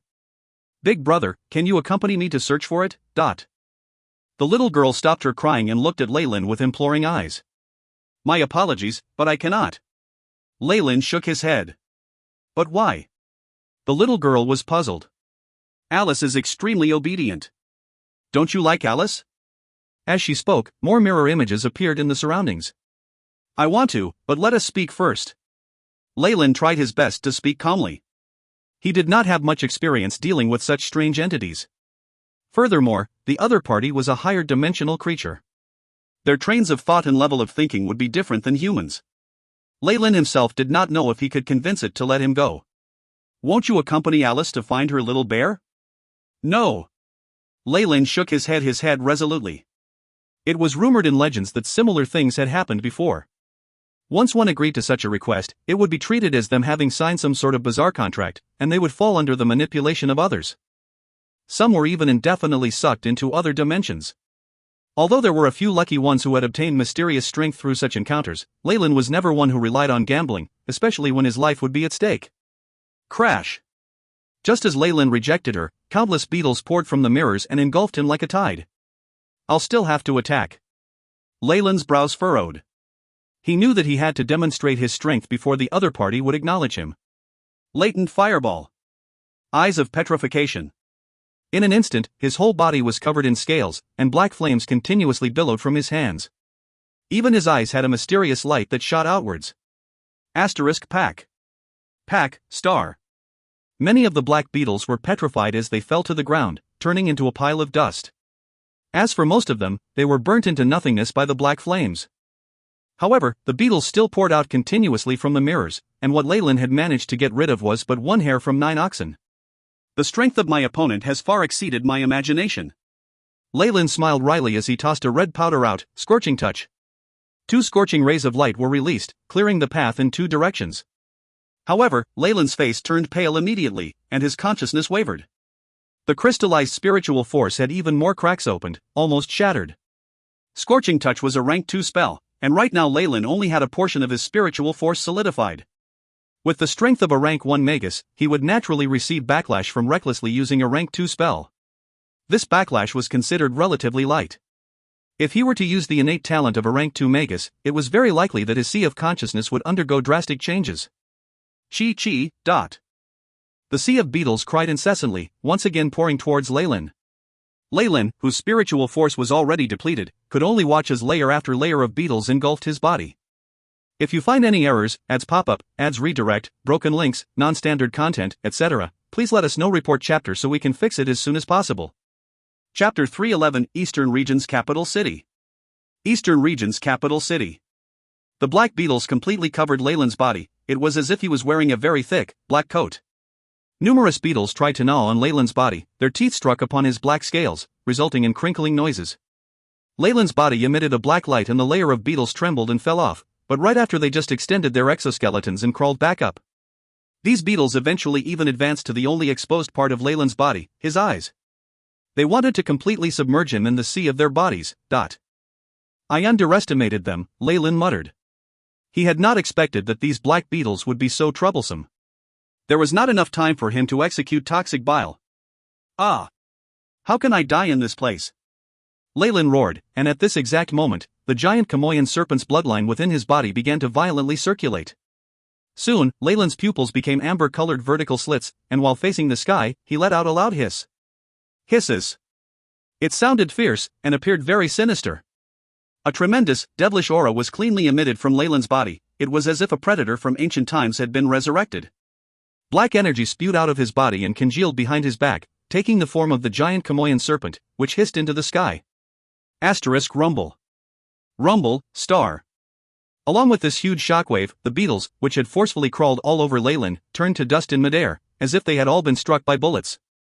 Leyland's roars still echoed, and the power and emotions in his blood vessels recklessly surged. Asterisk ka-cha. Snap, star. The surface of the surrounding mirrors covered with cracks and then exploded with a loud bang, exposing an opening of hollow space. Foo, Leyland stopped his roaring and started panting heavily. Just now, at the critical moment, the blood essence of the giant Chamoyan serpent within his body had exploded, which had also placed a very strong burden on his body. Currently, Leyland was surrounded by pitch-black nothingness. Spread about on the ground were the butchered limbs of the black beetles. Asterisk who, star. The mutilated corpses of the black beetles hovered in midair and formed the black face of a woman, which said, "A warlock with the bloodline of the ancient giant Chamoyan serpent? I also get a whiff of the nauseous odor of spirits from your body." Her lips squirmed as she spoke in the ancient Byron language. It seems like it only likes the pure spirits of humans.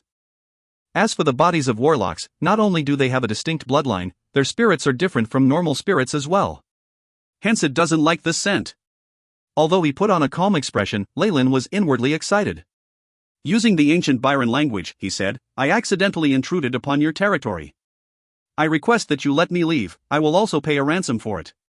This existence wasn't human, so Leyland bluntly stated his conditions. Not bad. However, I do not like the spirit of a warlock. The huge human face responded, "As for the price for redeeming your spirit and those of the other two civilians, I ask that you give me those green spirit crystals in your pouch." The green spirit crystals? Leyland was startled. Immediately, upon his hand, were some beautiful crystals that emitted a green radiance and luster like that of a green diamond. Yes, precisely. The huge human face spoke.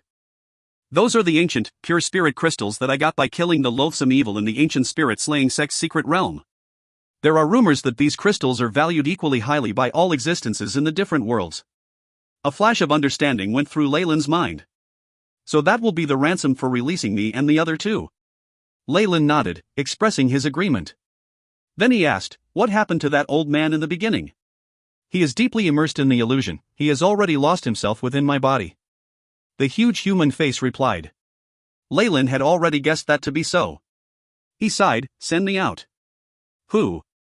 Leyland opened his eyes and found himself lying on one side within the carriage. Balin and Jenny were on the other side, and James' body had silently vanished. In the same way, the soul crystals also disappeared from Leyland's hands. Here it is, the original location of the three forked paths. By now, the gray mist had settled down for the most part. The three forked paths and the huge granite rock had all faded, and in their place was the original road. Leyland could clearly recognize the direction, and he quickly drove the horse carriage and left this place. This time, it was really dangerous. While Leyland kept driving, some traces of fear still lingered. If not for the enemy having disliked the idea of having her spirit contaminated by Leyland's bloodline, or perhaps even having feared the power of Leyland's bloodline, Leyland would have also ended up like James, being forever trapped in the body of that huge face made of beetles. The further he went, the more the mist began to clear up, until eventually, it completely vanished, exposing the view of overgrown fields on both sides of the road up ahead. The Weeping Ghost grounds are truly a dangerous place. The traumatic experience that Leyland had just gone through caused him to keep turning around and check behind his back as he continued to drive, up until he completely lost sight of the Weeping Ghost grounds. Behind him, the fading gray mist congealed again to form a wall that blocked his view. I also wonder about the two magi who had once fought there. What rank were they, and what was the result of their battle? Leyland thought, and then he sighed. Just the aftermath of a fight had disturbed time and space and had created such a strange place. Leyland knew from this that these magi's powers exceeded his own imagination. They were probably existences that surpassed Morningstar Magi. There will inevitably be a day when I, too, will reach such a level. This time's incidents only reinforced Leyland's resolution to become stronger. Oh. Where am I? After leaving the Weeping Ghost grounds, Balin woke up, holding his head with his hands. How do you feel? Do you remember anything from before you lost consciousness? Without turning around, Leyland asked while he brandished his horsewhip. My memories are not very clear. I think that we encountered a woman as we passed through the grey mist. Balin looked as perplexed as he sounded. Very soon, the horse's reins were placed in his hands. You woke up just in time. You can drive the carriage instead of me. Leyland pushed the whip into Balin's hands and sat back to enjoy this free manpower of his. Balin's physique was that of a grand knight, and thus, he woke up before Jenny. However, Jenny was still a level 1 acolyte, so she woke up soon after Balin. Very good reaction. Leyland looked at Jenny, who was still pretending to be unconscious, as he touched Jenny's hand and complimented her indifferently. So it's Mr. Leyland. Jenny shuddered and opened her eyes. I thought it was the bad guys. Afterwards, she opened the carriage window and looked out of it to see that there was no grey mist. Have we already left the Weeping Ghost grounds? Where is James? Yes, we are now in Olive Fields. We will be seeing the capital city of the eastern region of the Twilight Zone in 2 days at most. Leyland slowly nodded. As for James, you had best prepare yourself mentally.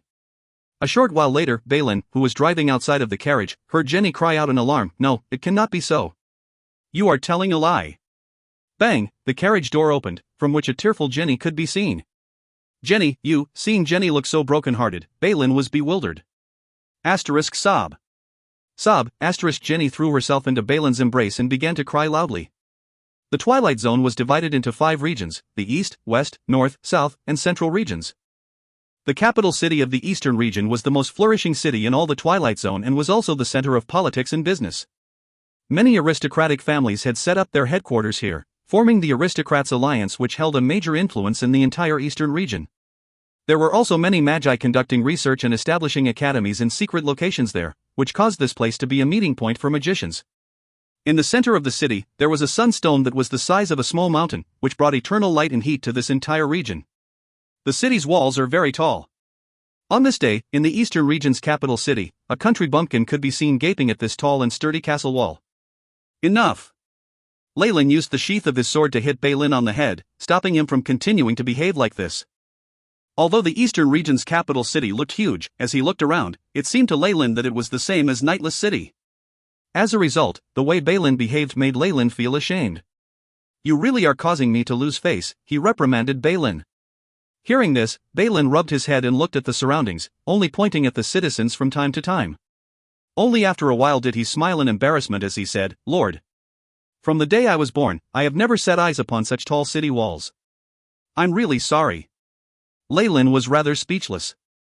If not for the number of people around, he may have even harbored thoughts of killing Balin right there and then. Tee-hee.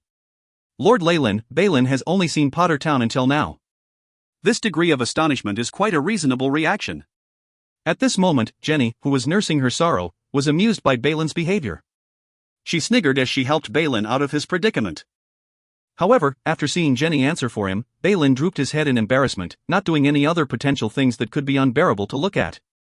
After all, in front of the girl he loved, Balin still had to put up some poise. All right. Since we have sent Miss Jenny back safely, we should bid our farewells now. The atmosphere in the horse carriage turned silent, yet Leyland still smiled and faced Jenny. What? What? 2 shocked gasps were uttered by the 2 youths. Why?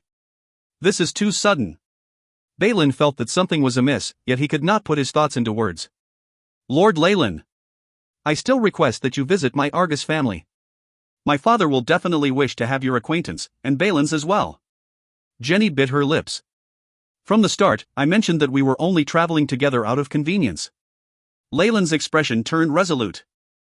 As for you, Balin, you can return with Jenny. Furthermore, there are already people coming to receive you, Jenny. He smiled. Thud thud. Right after Leyland spoke, the continuous thuds of hooves of horses sounded out. The approaching party was a group of white knights sitting upon handsome steeds. On the tops of their helmets was a white feathered ornament. Their armor had not even a single speck of dust, and even their horses were fully white in color. If you find any errors, ads pop-up, ads redirect, broken links, non-standard content, etc., please let us know. Report chapter so we can fix it as soon as possible. Chapter 312, Settling Down. Settling down. There was a shiny insignia on the flags held by this group of white knights. Lush sunvines formed the border of the insignia, and in the middle were a giant sword and shield. On the top lay a crown, which represented the profound origins and illustrious history of the household. It's the Sunvine Argus family. That well-known family where the Marquis is. That is their silver white knight squadron. Could it be that some important figure of the Argus family is setting out on a journey? The citizens and passers-by fervently discussed amongst themselves, and Balin put on an extremely complex expression. I'll get going. Jenny looked at Balin and spoke. Oh? All right. Balin replied sluggishly. Only now did he realize how great a distance he was from Jenny. Let's us leave too, my lord. Balin sucked in a cold breath of air and spoke with resolve. We will remain in the city for a period. As for the location, I'm sure you don't need to know. You'll definitely be able to find us, won't you? Leyland spoke to Jenny, before disappearing into the crowd along with Balin. As for Jenny, she inhaled deeply as she clutched onto the pouch that contained the dragon-blooded flower bud. Miss. Our men have immediately reported your arrival upon receiving the news. We are here to escort you home. The leader of the Silver White Knight Squadron looked at Jenny as he took out a badge with a red jewel embedded in it. All right. Let us quickly enter the city. This time, I have completed the mission of bringing back the dragon-blooded flower bud for my father. Jenny muttered. Very soon, she was escorted by the squadron leader to a lavish horse-drawn carriage. This young lady of nobility shed a tear, as she could no longer hold her emotions in. Twilight Zone's eastern capital was extremely large. The permanent residents amounted to over 100,000 people. Of course, most of them were just regular folks. Even so, it brought about an extremely wealthy economy in the area. As they were in the subterranean world, the architecture of the buildings and the items sold here were different from those on the south coast. From Leyland's observations, everything was engineered with defense in mind. The whole capital was like a massive fortress. Even the buildings themselves within were built with their defensive capabilities in mind. It seems like the environment for the humans in the subterranean world isn't that great. It might even be inferior to that on the south coast, Leyland pondered as he analyzed his observations. In the south coast, any danger would have long since been driven away or controlled by the Magi. Not one species would engage in a long battle with the humans, hence the living conditions were better there. However, it was a different story here. Apart from humans, several other intelligent beings resided in the Twilight Zone. Some of them even had their own kingdoms. Hence, the horde of darkness beasts that forever lay in the shadows was the greatest nemesis for all intelligent beings. Under such harsh conditions and the struggle for survival, the buildings and houses were not made to pursue aesthetic beauty, but rather, they were built with defense in mind, which was crucial for their survival. My lord! What are we going to do here? Balin carried a knapsack and a greatsword. He gave off an extremely gallant disposition, yet he wore a vacant expression on his face. Their reason for leaving Potter Town was to send Jenny back. However, now that she had safely returned, Balin felt that part of his heart was vacant, as if something of importance had gone missing.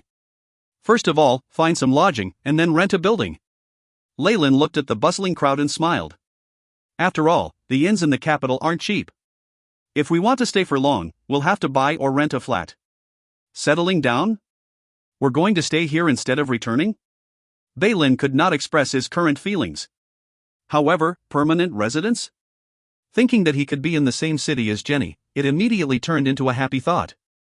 Is there anything in Potter Town that is worth being nostalgic over? Leyland grinned at Balin until the little chap bowed his head down in embarrassment. This poor fellow thought that it was because of him that Leyland had decided to reside here permanently. He thought that it was so that his heart would be filled with gratitude towards Leyland. Alas!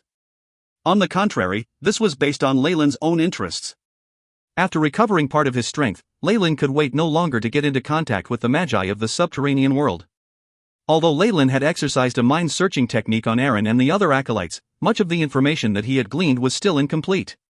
Due to their lack of status, no precious information could be obtained. Furthermore, the circles of official Magi and regular acolytes were on two completely different levels. Leyland had no desire whatsoever to even take a look at the bizarre area that he got from Aaron's memories. As for the Eastern capital, it definitely had many Magi and academies for Leyland to come into contact with. Even the Magus forefather of the Argus family was an excellent choice. Not long later, Leyland brought Balin to the upper-class district on the northern side of the capital and rented a two-story villa. The area of the villa was rather vast, and its walls were sturdy and tall. As for its windows, they were both tiny and few in number. Within the tall fences with coiled barbed wire laying on top of it, there was a tiny garden and a training ground. A villa of this standard was considered way above average in the eastern city. Typical merchants and nobility would not even be able to afford it. However, this was just peanuts to him.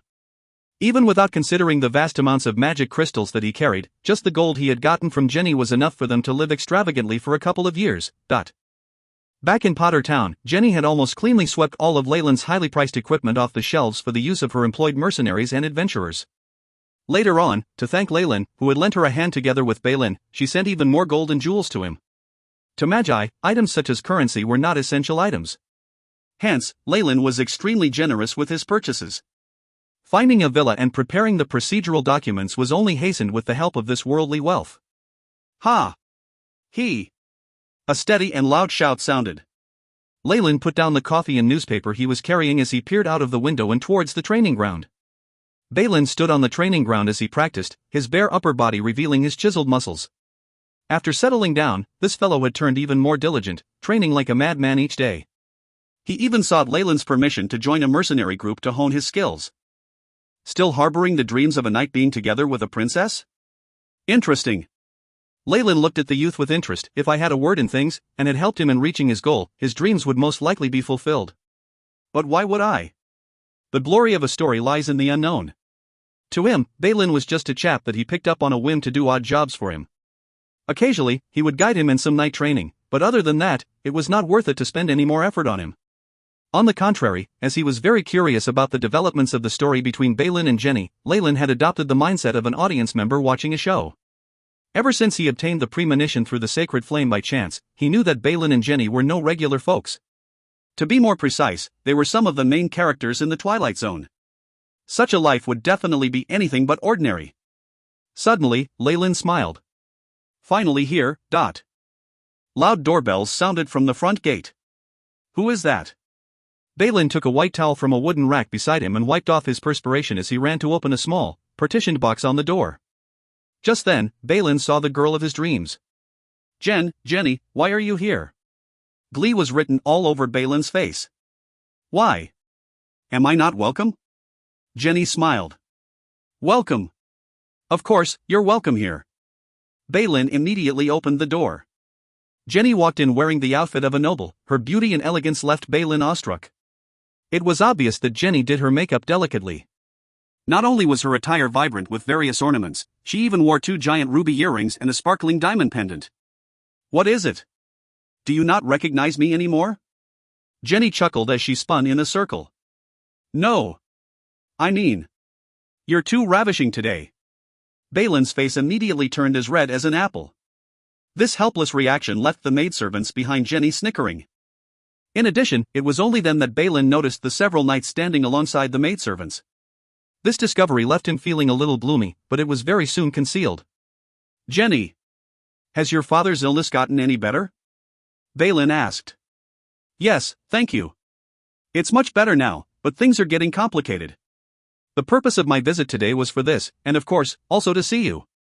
Jenny swept her eyes at the vicinity. Where is Mr. Leyland? I wish to be granted an audience with him. The Lord is in the house. I'll report to him. Balin now had an urge to cry. No need for that, I've heard it. The windows were pulled open, revealing half of Leyland's figure. Do enter, beautiful miss. Jenny did not dare tarry facing this official magus, so she curtsied and entered after telling her subordinates to stay outside. In the guest chambers, Jenny sat opposite Leyland and between them were 2 coffees. As for Balin, he stood behind Leyland. There were only these 3 people in the guest chamber. With a wave of Leyland's hand, the room was covered by a layer of black energy particles. If you find any errors, ads pop-up, ads redirect, broken links, non-standard content, etc., please let us know. Report chapter so we can fix it as soon as possible. Chapter 313, Magus Tower. Magus Tower. The whole drawing room seemed to be covered by a black halo of light, and even the cracks on the window were also completely sealed off as if they had been covered with a layer of black cotton. This kind of strange scene caused Balin to be amazed. Feeling curious, he tried to touch the black cotton. The light quickly refilled the path that his hand passed through. Balin enjoyed this very much, and when he looked at Leyland, his expression was much more respectful than in the past. During this journey, Balin had come to know of Leyland's identity as an official magus from Jenny and James. For Balin, who was from Potter Town, a knight was already considered to be an awesome, lordly identity. However, a magus? This was already something that was only heard of in legends. In fact, Balin had always fantasized about becoming a magus and wielding the powers of lightning, fire, and ice. This was also because if he could become a magus, he would be able to marry Jenny. But unfortunately, all his hopes were easily dashed by Leyland's words, "You don't have any talent in this field." Leyland also noticed that Balin's aptitude was poor, at only around level 1, which was known as the least suitable aptitude for becoming a magus. He could only remain as an acolyte during his entire lifetime. However, even if he did not have a suitable aptitude, if he was diligently taught, he might possibly be able to become an acolyte. The identity of an acolyte was much better when compared to a knight. However, the problem was that training an acolyte required a lot more time and energy than training a knight. Now that they were no longer at Potter Town, Leyland did not have any time for leisure, so why would he waste time on Balin? Thus, Leyland had turned down Balin's request without the slightest hesitation. Even so, Balin was very interested in the mysterious power wielded by magicians. "Okay, this place has been sealed by me. If you have something to say, say it. It will remain a secret between us." Leyland spoke out. After hearing Leyland's words, Jenny grimaced as she said, as expected, "Nothing can be hidden from Lord Leyland." "Eh? Jenny, did you not come to visit us?" Now, Balin finally reacted. He was about to make a fuss, but Leyland quelled him with a warning glance. Balin quieted down and listened attentively to Jenny's narration. "After having received the dragon-blooded flower bud, my father's condition has greatly improved. He is now able to get up from bed and handle simple tasks, and his spirit has also improved a lot." Jenny looked slightly cheered up for a moment, but in the next, her expression darkened again. "But good things don't last long. Taking advantage of the fact that my father was recuperating, my two uncles once again convened a family meeting. They want to usurp my father's title. I came here today to seek help from you." Jenny stood up and performed an official curtsy to Leyland and said, "My lord, if only you can help my father get past this current crisis, we will repay you with anything, including my own self." "Jenny! You!" Listening to this, Balin became anxious, but he felt helpless, as he could not do anything to help her. He. Hearing what Jenny said, Leyland remained composed and began to mutter to himself. When Jenny began to believe that Leyland had been possessed, he began to laugh out loud. "I have no intentions of participating in the Argus family's matter. However, I will pay your family a visit in 3 days' time." About a quarter of an hour later, Jenny left after having gotten what she wanted. Although Leyland hadn't clearly stated which side he would support, a good relationship with an official magus was something no family would dare to neglect. But what Jenny did not notice was that after she left, Leyland's lips curved up in a sneering smile. "You hid so many things, yet you are still counting on me to come and help you. Do you people think I am an ignorant person with nothing better to do?" The reason why Jenny's uncles dared to openly go against her and be so brazen is likely because they have a powerful backer and a high certainty of succeeding, thus forcing the original successor to seek external help. With such a guarantee, Leyland was 70% sure that they had gotten approval from Siegfried. In such a situation, Jenny and her dad placed all their hopes on Leyland, even sacrificing Jenny herself as the bait and the gift. Do you really believe that I would involve myself in your matters for the sake of Balin's happiness? Unfortunately, Balin's happiness, and even his life are only like toys to me."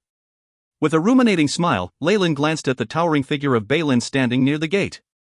3 days later, Leyland, dressed in the black ceremonial suit of the nobility, visited the Argus family with Balin in tow. "Lord Leyland, to be seeing you is an honor in itself." Having been informed by the servant, Jenny and her father, the Marquis Argus, came out and greeted Leyland. Leyland also sized up Marquis Argus while he acknowledged his greeting with a smile. This Marquis had a full head of hair that was as bright as gold and shared many physical characteristics with Jenny. He currently wore a warm, cordial, and appropriate to this occasion smile on his face. Behind him, 2 servants bowed with bent waists. This was a most sincere and deferential invitation to come in. "N." Leyland indifferently grunted and nodded his head, and alongside Marquis Argus, he walked in. Afterwards, Leyland walked slightly ahead of the Marquis. A magus originally possessed a lot of stamina and authority. After seeing Leyland walk ahead of him, the Marquis' smile only became more fervent, as if he did not care about these matters. Behind the two were Balin and Jenny.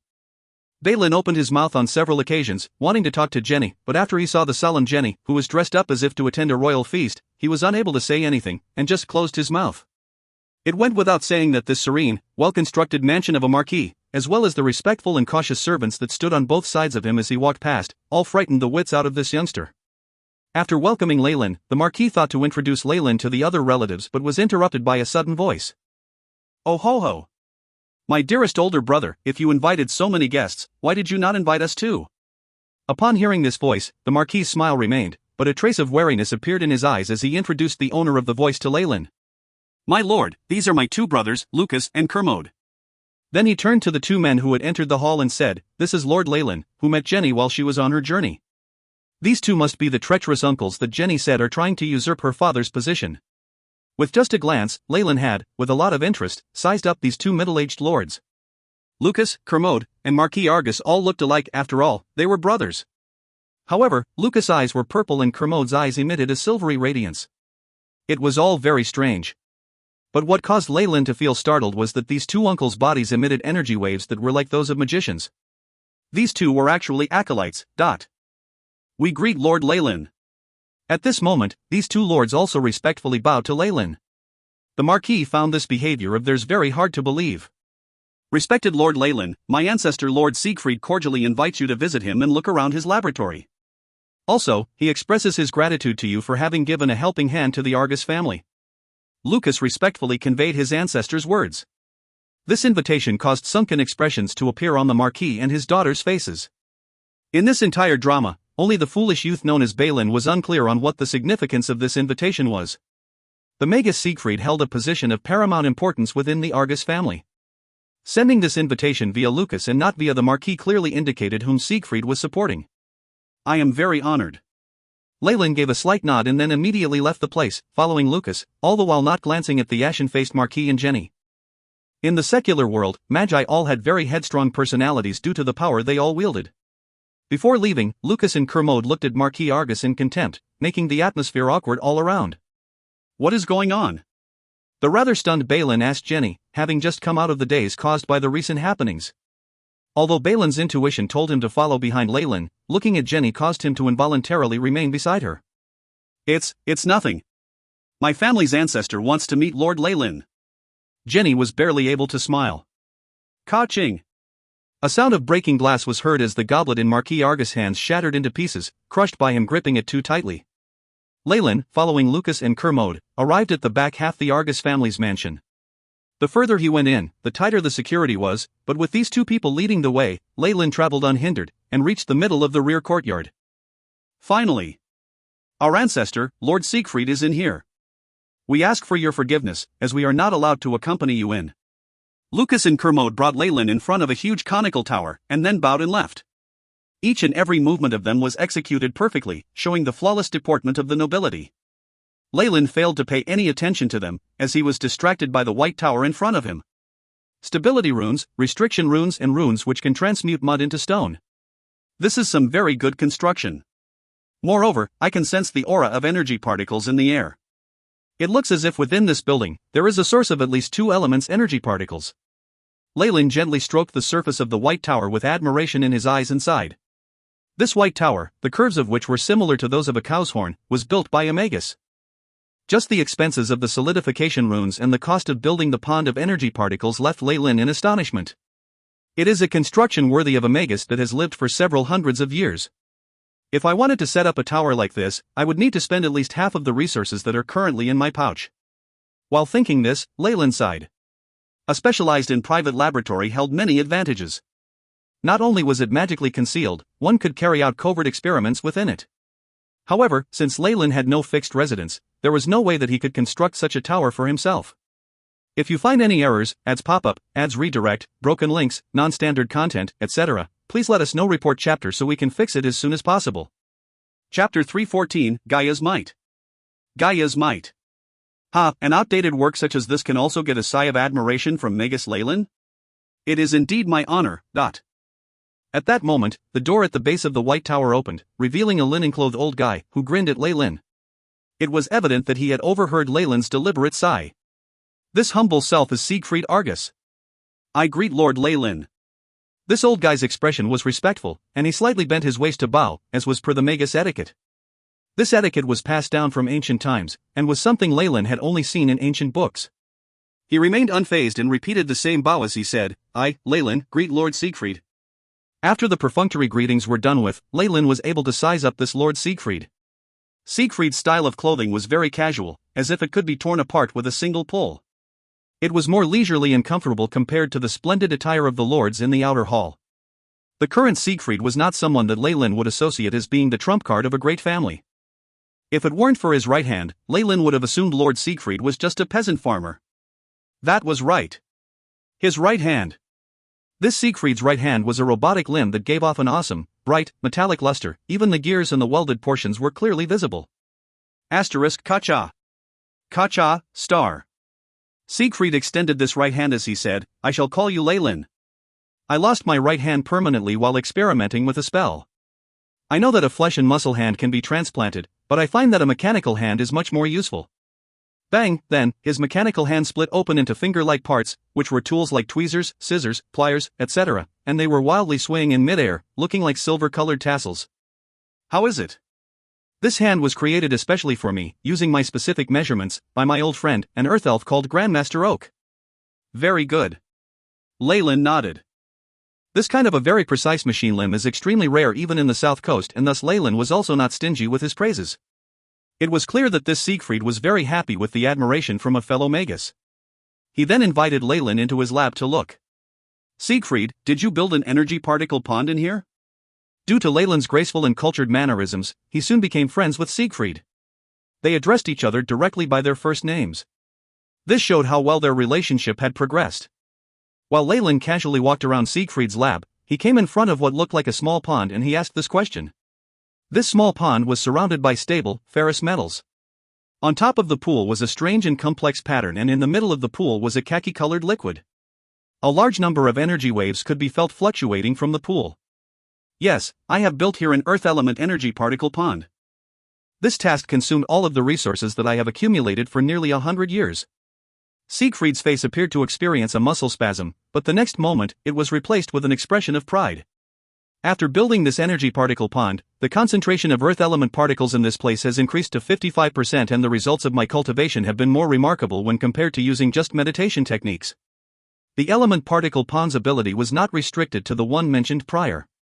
Magi could use the energy within this pond to replenish themselves in a crucial moment, and the element particles within could be used to attack enemies. Thus, a magus having such a pond would be stronger within his own territory when compared with his peers. With his strength as a semi-converted elemental magus, within this white tower, Siegfried's attack power would be roughly equal to that of a 70 to 80% converted elemental magus. "Oh, that's right, I haven't properly introduced myself. I am a reputed instructor at the Earth Fire Association, and I cultivated using their high-level meditation technique, the Gaia's Might.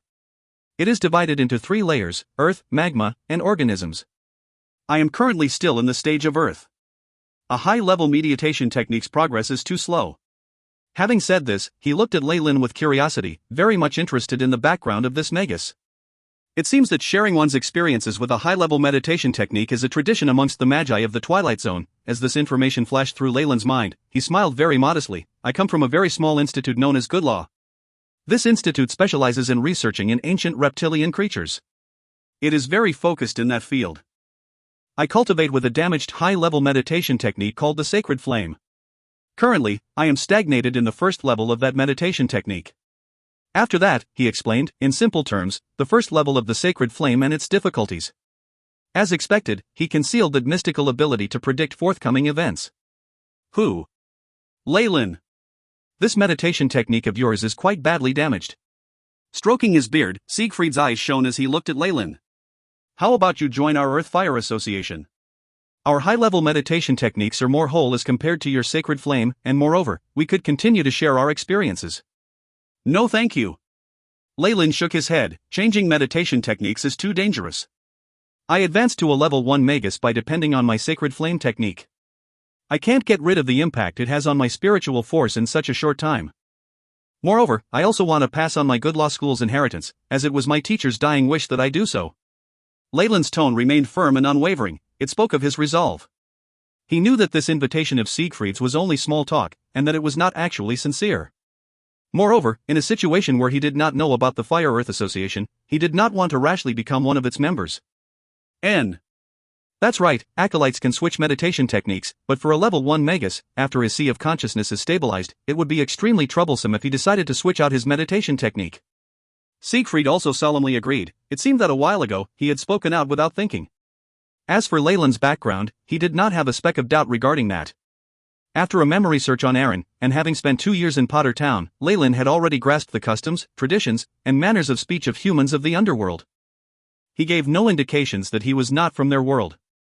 In addition, there were countless acolytes in the subterranean world, and schools that had only 1 or 2 magi to pass on the inheritance were similarly too many to count. And perhaps one day when these magi could not find the right apprentices to inherit meditation techniques, that school would naturally cease existing. As for other lucky magicians who had obtained high-level meditation techniques, they would be considered the pillars of support for passing down inheritances in their small academies. Thus, even if he hadn't heard of any good law, Siegfried believed Leyland to be only a disciple of some small-scale academy, perhaps even a bright shining disciple who was his school's sole magus. Siegfried even felt some sympathy towards Leyland. Not only are high-grade meditation techniques easy at first and difficult later, the further one advances the more difficult it becomes to keep advancing. For a magus to train in them, they must meet some very lofty requirements in regards to their physique and spirit. It would be no easy task for an acolyte to find a complete meditation technique that is suited to him. Leyland nodded in agreement with what Siegfried said. With a high-grade meditation technique, a magician at the acolyte or level 1 magus stage could easily advance, but then onwards, it would become harder. In addition, finding a complete meditation technique that would suit one's own physique depended upon one's character and luck. Even Leyland was initially unsuitable to practice the Kamoyan's pupil technique. Only after transplanting the bloodline did he have the qualifications to study that high-level meditation technique. No matter how difficult it was to advance using a high-level meditation technique, magi who used such techniques were much better off when compared to those magi of the south coast who advanced by depending on resources. Siegfried's magician tower was divided into 5 floors. The lowest floor was where the refined metal puppets stood guard. On the second floor, there were rooms that stored treasures and junk. The third floor consisted of a magician's garden, a room for cultivation, and a room for training. The fourth floor had the lab and the elemental pool. The fifth and final floor contained his bedroom, a room where he received visitors, and other rooms for similar domestic purposes. After Leyland had taken a look around the tower, he was invited by Siegfried to go to the 5th floor. "Now, can you tell me the purpose of your visit, Leyland?" The two of them had enjoyed their afternoon tea along with some light refreshments before they each took a seat on the sofa. The old man, with a wise expression in his eyes, laughed and then asked Leyland that question. "Well, the fact is..." Leyland paid attention to how he phrased his next words. "I have been wandering around in the woody wastelands, and do not understand much about the current situation of magus powers in the capital. After hearing Jenny say that her family had an existence such as yourself, I decided to pay a visit. Another reason is that she and her father had spent a lot of effort in inviting me over." He. "You are very frank." Siegfried wore a happy smile. "Regarding these descendants of mine, I have no interest in their matters. In my opinion, they are all a pack of feral wolves, and only an alpha wolf chosen after a bitter competition will have the qualifications to lead the Argus family. He let his descendants cruelly fight it out amongst themselves, and from amongst them, he would choose the one who was capable of wielding power within the family." This kind of speech that was dripping with blood showed the cold and detached outlook of a magus who had lived a long time. Leyland could also understand some of Siegfried's thoughts. It seemed that he had already cut off any feelings he had for his close relatives. These blood-related descendants of his were no better than strangers to him. Because it was like this, Siegfried would be so cold and detached, and consider them as mere beasts or even commodities to be traded. Recently, Lucas had contributed an item that was of some use to me, and because of that, I have started favoring him. Siegfried indifferently talked about the internal disputes in his family. Of course, if Leyland is taking Jenny's side, then I shall immediately put an end to Lucas' dreams.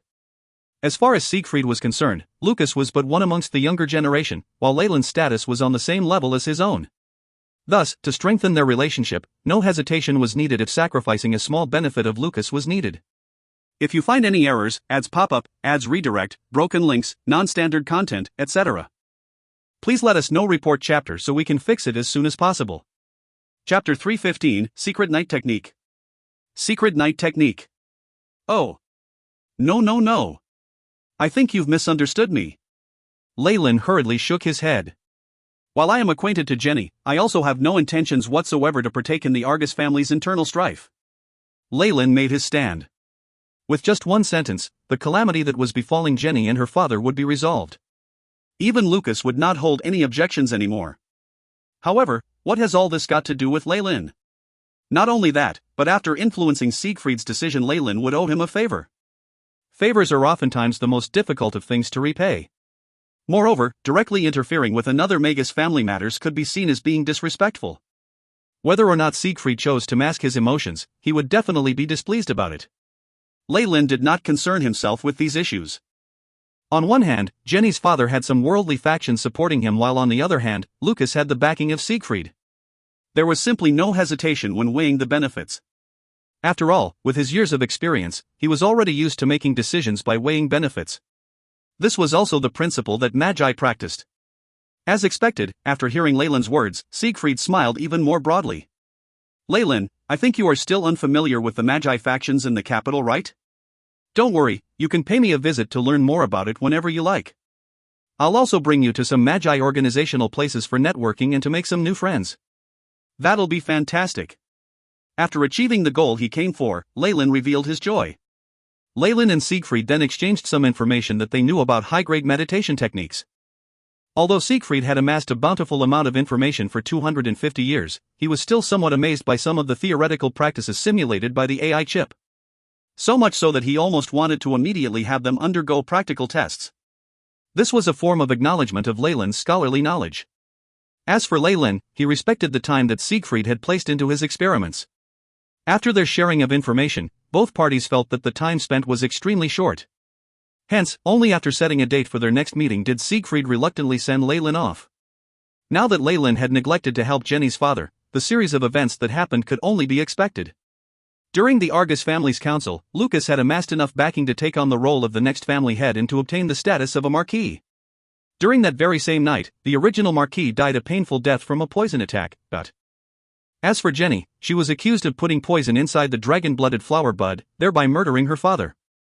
Anyone with a discerning eye could tell that this was the lowest kind of setup with a childish ploy.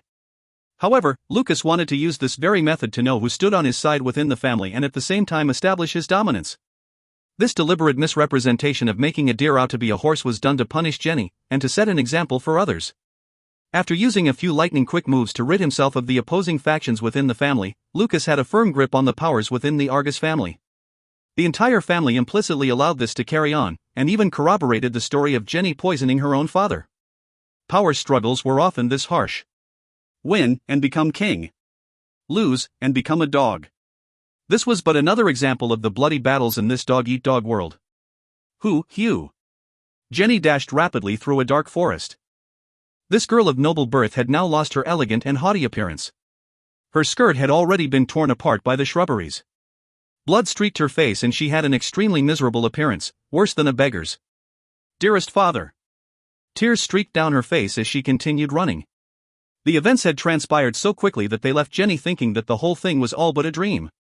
Her backing, which was her very own father, had died just like that through a conspiracy. Worse yet, she was labeled as the murderer. Dear heavens! Jenny did not know how perverted one had to be to brandish her as the murderer.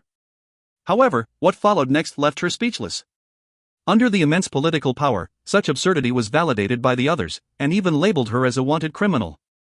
In fact, if not for the few loyal servants and kin who had tipped her off and protected her along the way, she would definitely not be able to escape with just her strength as a level 1 acolyte.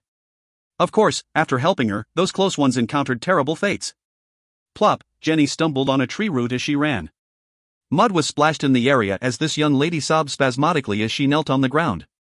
Even if she managed to escape this time, what good would there be ahead of her? Be it other nobles or even the common folk, she would be seen as a murderer.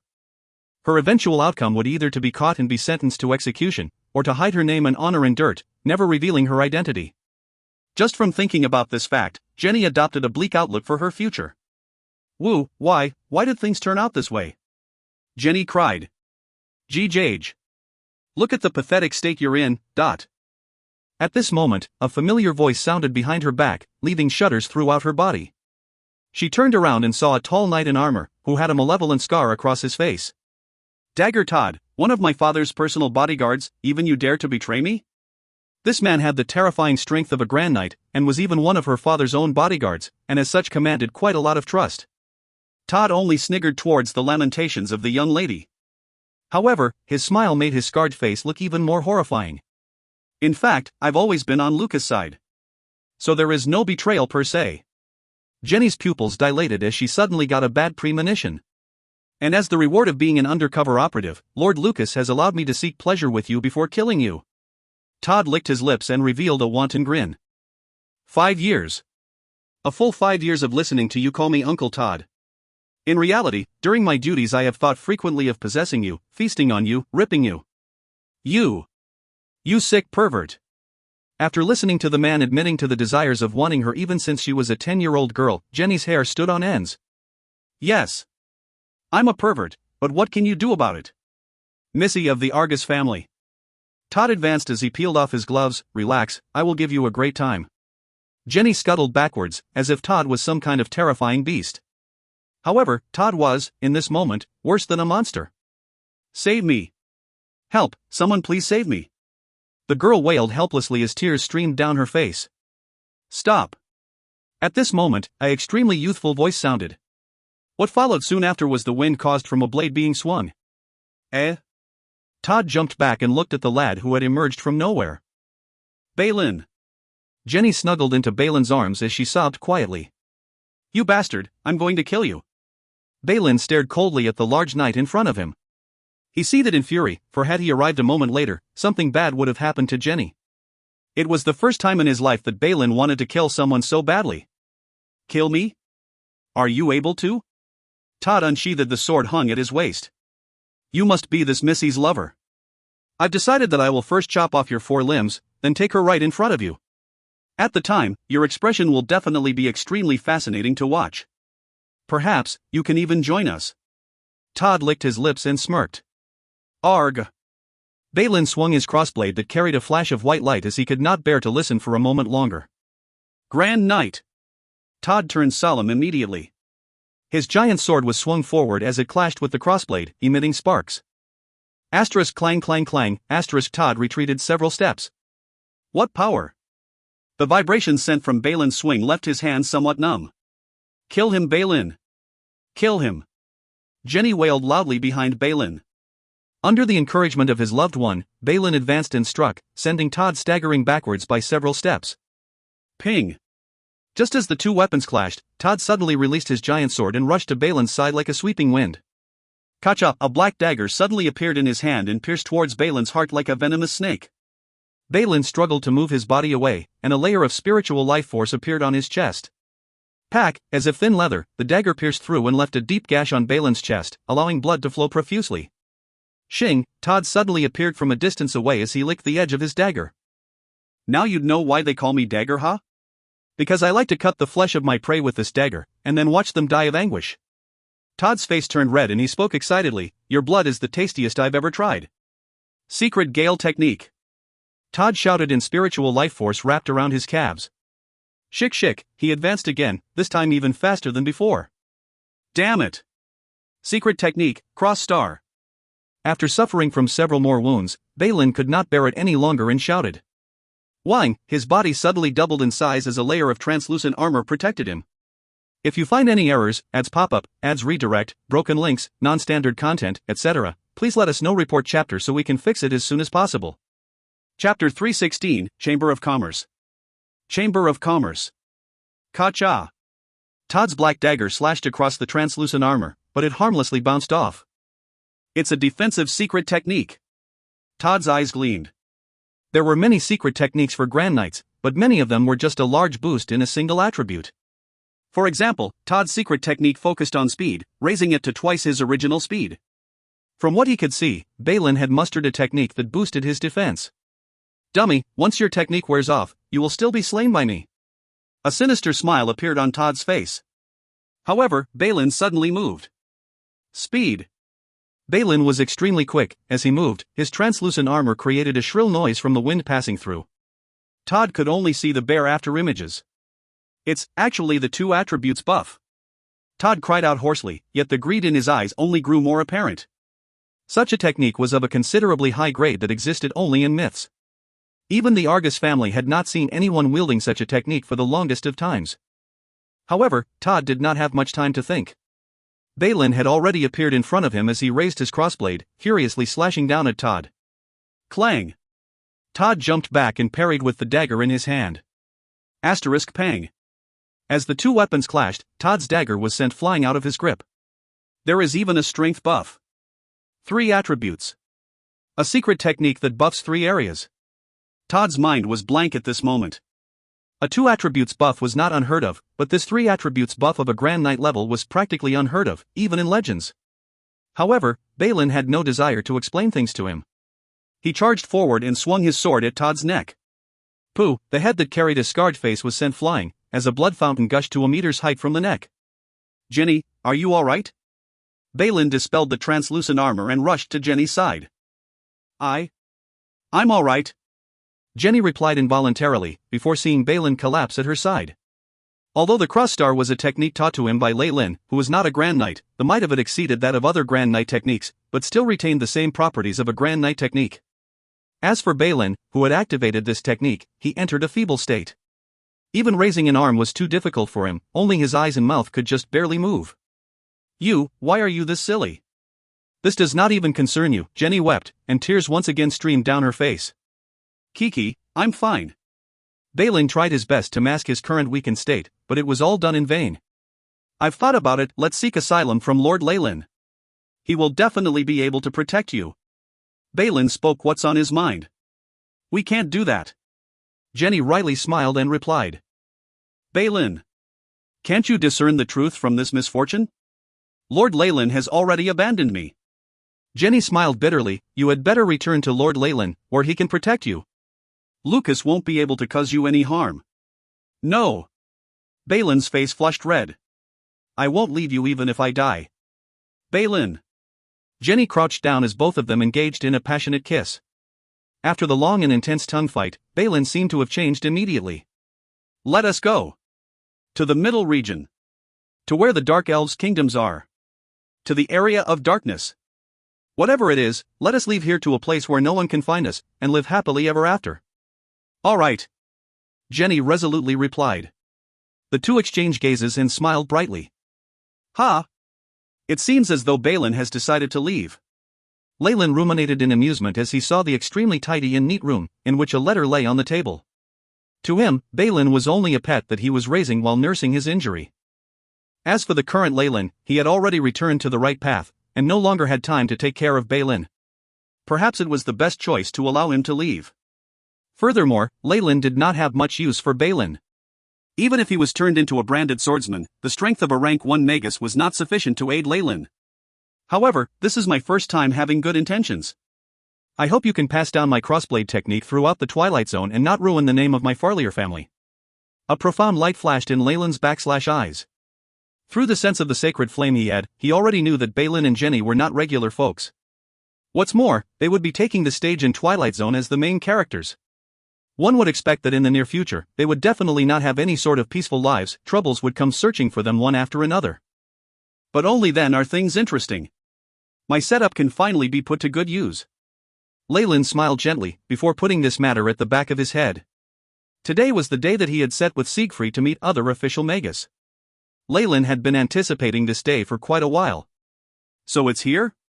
Leyland and Siegfried, dressed in common folk clothes, walked into an extremely lavish shop. Jersey's Chamber of Commerce, the most outstanding conclave in the whole of the Eastern Twilight Zone. Some of the nobility even know that there is a Magi organization supporting this conclave from the shadows. Siegfried smiled as he explained this to Leyland. Although they spoke as if no one was beside them, their voices did not travel far enough for the people in the surroundings to hear. As for us, the other Magi who are in small associations or are wandering around, we like to gather here for a couple of days and exchange some valuable insights gleaned from recent experiments or the experience gained from meditation techniques. Sometimes trades will be conducted too. Of course, all these are only restricted to the official magus level. Siegfried wore a large black glove, hiding his metal prosthetic limb within it. Welcome. How may I help you? Two beautiful maidservants came over and asked after Siegfried stepped into Jersey's Chamber of Commerce. Take me to the VIP room. Siegfried handed a gold card to the maidservant, whose eyes immediately started to shine. My 2 lords, please follow me. She bowed deeply, showing off the curves of her chest. As she led the way, she exaggeratedly swayed her hips. How is it? Do you want to play for a while? Siegfried asked Leyland with a smile on his face. I have no such urges now, so maybe after this. Leyland smiled indifferently and replied. As the maidservant in front heard Leyland's words, disappointment streaked across her face. Although she was somewhat disappointed, the maid still quickly brought them to an extremely lavishly decorated room. My apologies. As my level is not high enough, our manager will take over and assist you from here. The girl bowed again and took her leave. Our Magus VIP cards are different from others, so the person who is serving us next will know our requirements and will bring us to the conclave. Siegfried explained the process simply to Leyland. The membership registration is extremely simple. You need to first reach the rank of an official Magus, and then have another Magus refer you. I'll set a referral up for you later. I appreciate it. Leyland smiled gently. Boom, at this moment, an oil painting in the VIP room swung open, revealing a flight of stairs. Honored guests, please follow me. An upper-class woman with the spiritual force of a level 3 acolyte appeared in the tunnel. Her skin was flawless and white like porcelain, without any traces of pores. All right. Siegfried nodded his head and allowed the lady to lead the way. However, he spoke to Leyland without the lady hearing. She is an example of the high-grade goods that Jersey's Chamber of Commerce is offering. If you're interested, you can apply to purchase a few of them later. The chamber is rather generous to the newcomer's needs. A slave at the level of an acolyte? Leyland was in shock. This level of a slave was much better than the ones appearing in the Nightless City on the south coast. Back in Nightless City, Leyland, who was a rank 1 Magus, had only managed to purchase a level 3, old geezer acolyte who was nearing the end of his life. Evidently, even though both of them were level 3 acolytes, a charming lady would definitely command a higher price than a dying old geezer.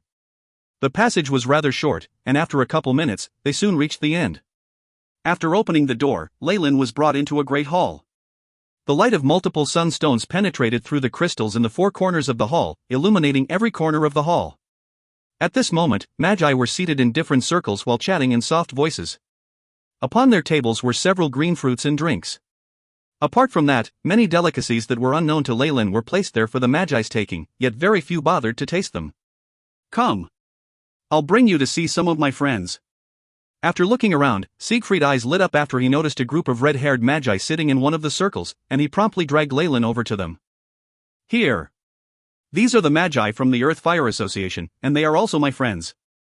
As for him, this is Mr. Leyland, a wandering magus who had recently come to our eastern capital. Siegfried made the introductions on both sides, and Leyland smiled and sent his greetings to the group of magi. Together with Leyland's disposition as a noble and his increased charisma due to the fact that he was a warlock, he very soon managed to break the ice and began to mingle with them. If you find any errors, ads pop up, ads redirect, broken links, non-standard content, etc., please let us know. Report chapter so we can fix it as soon as possible. Chapter 317, Icy Jade Scorpion Breath. Icy Jade Scorpion Breath. Leyland looked at the members of the Earth Fire Association. The magi sitting here were rather few. Including Leyland and Siegfried, they only amounted to 5 people. No matter if it was the South Coast or the Twilight Zone, it was not easy to advance to an official magus. However, once someone advanced, their status and position would undergo massive changes. When I had recently studied Gaia's might, I felt that it was very difficult to attract the Earth element energy particles.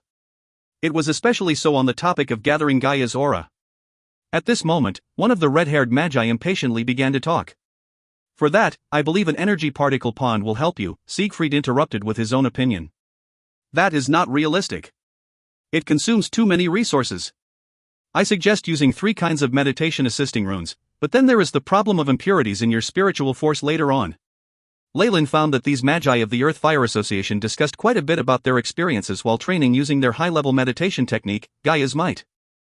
Some of the problems discussed had been researched very thoroughly, and it helped Leyland a little bit in his cultivation and perfection of his sacred flame and Kamoyan's pupil. The common practice in the Twilight Zone was like this: people would get together and discuss their experiences in meditation techniques, and thus hope to jointly advance. Of course, one was delusional if they thought that just relying on these casually discussed phrases would help in the completion of Gaia's might. Thus, these magi were not worried that their cultivation secrets would be leaked. When it was Leyland's turn to share his experience, he talked about his breakthrough through a small bottleneck, which led to some reminiscing among the other magi. Although it had only taken him a short time to advance to a rank 2 magus, his Kamoyan's pupil had also advanced to the 2nd level, which was considered a high level. Moreover, after obtaining another high-level meditation technique called Sacred Flame, under the constantly inferred data by the AI chip, Leyland's understanding of meditation techniques had far surpassed the knowledge of these old geezers who had immersed themselves in meditation techniques for several hundreds of years. It seems that later on, one must not only bitterly cultivate by themselves but also often exchange experiences with their peers. Just this one discussion had given Leyland new ideas for resolving the complexities and misunderstandings he had with his own meditation techniques. This was despite the fact that this discussion was only pertaining to the Gaia's might, which was not the meditation technique Leyland practiced. Furthermore, relying on the information collected by the AI chip this time, Leyland could derive a deeper understanding of his two meditation techniques. This was only natural, as Magi followed the ancient principle of equal exchange among themselves. Leyland paid attention to the fact that these Magi only talked about general things and the mentioning of the various means of doing something. The genuine, concrete details could only be mutually exchanged between two Magi in a way like a business transaction, and strict confidentiality was expected between these two parties that had made the transaction. Just now, Siegfried had sold some information related to the energy particle pond, and had got a huge remuneration. After the public information exchange session was over, the next session was the transactions between two people. If one was an official magus, then they could set up a table with items to be sold and await customers.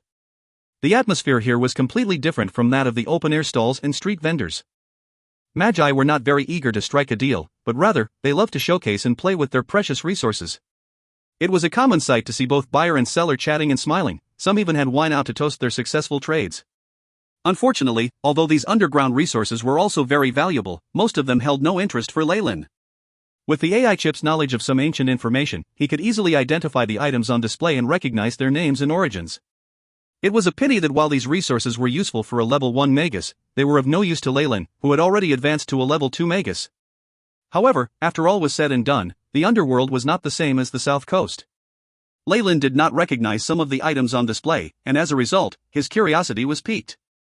What is this? Leyland walked up to a table just ahead and picked up an item that had been placed on a white tablecloth. It was a uniquely shaped bone flute, with one side having some irregular, round holes. This is the Saxon bagpipes, which was inherited from the Mackenzie era's Leighton Archduchy. It is said the tune it produces is very beautiful, even surpassing the songs sung by mermaids. Thus, it can be used as bait to trap mermaids. Unfortunately, ever since the Leighton Archduchy's destruction, there hasn't been anyone who knows how to play this instrument. The seller was a middle-aged fellow who was suitably attired for this occasion. In his hand was a long-stemmed wineglass full of a dark red wine. I am very interested in these kinds of ancient musical instruments. I have currently already acquired 3,912 varieties of musical instruments from different eras, and have housed them in my collection room. However, this item that I'm holding right now will not be able to shine on my hands, so I am in search of a more suitable owner. The middle-aged gentleman's face appeared regretful, as if he was saying goodbye to his own lover. If you can use this item to play the ancient requiem, then it is all yours. He raised his glass of wine to toast Leyland. I beg your pardon, but I have only a little understanding in playing a musical instrument. Leyland was somewhat silent, but this was also the norm for Magi. Due to their long lifespans, apart from always doing experiments and cultivating, Magi also took some time to have some extra fun. Preferring to hoard some special kind of collectibles was not a very common or safe hobby.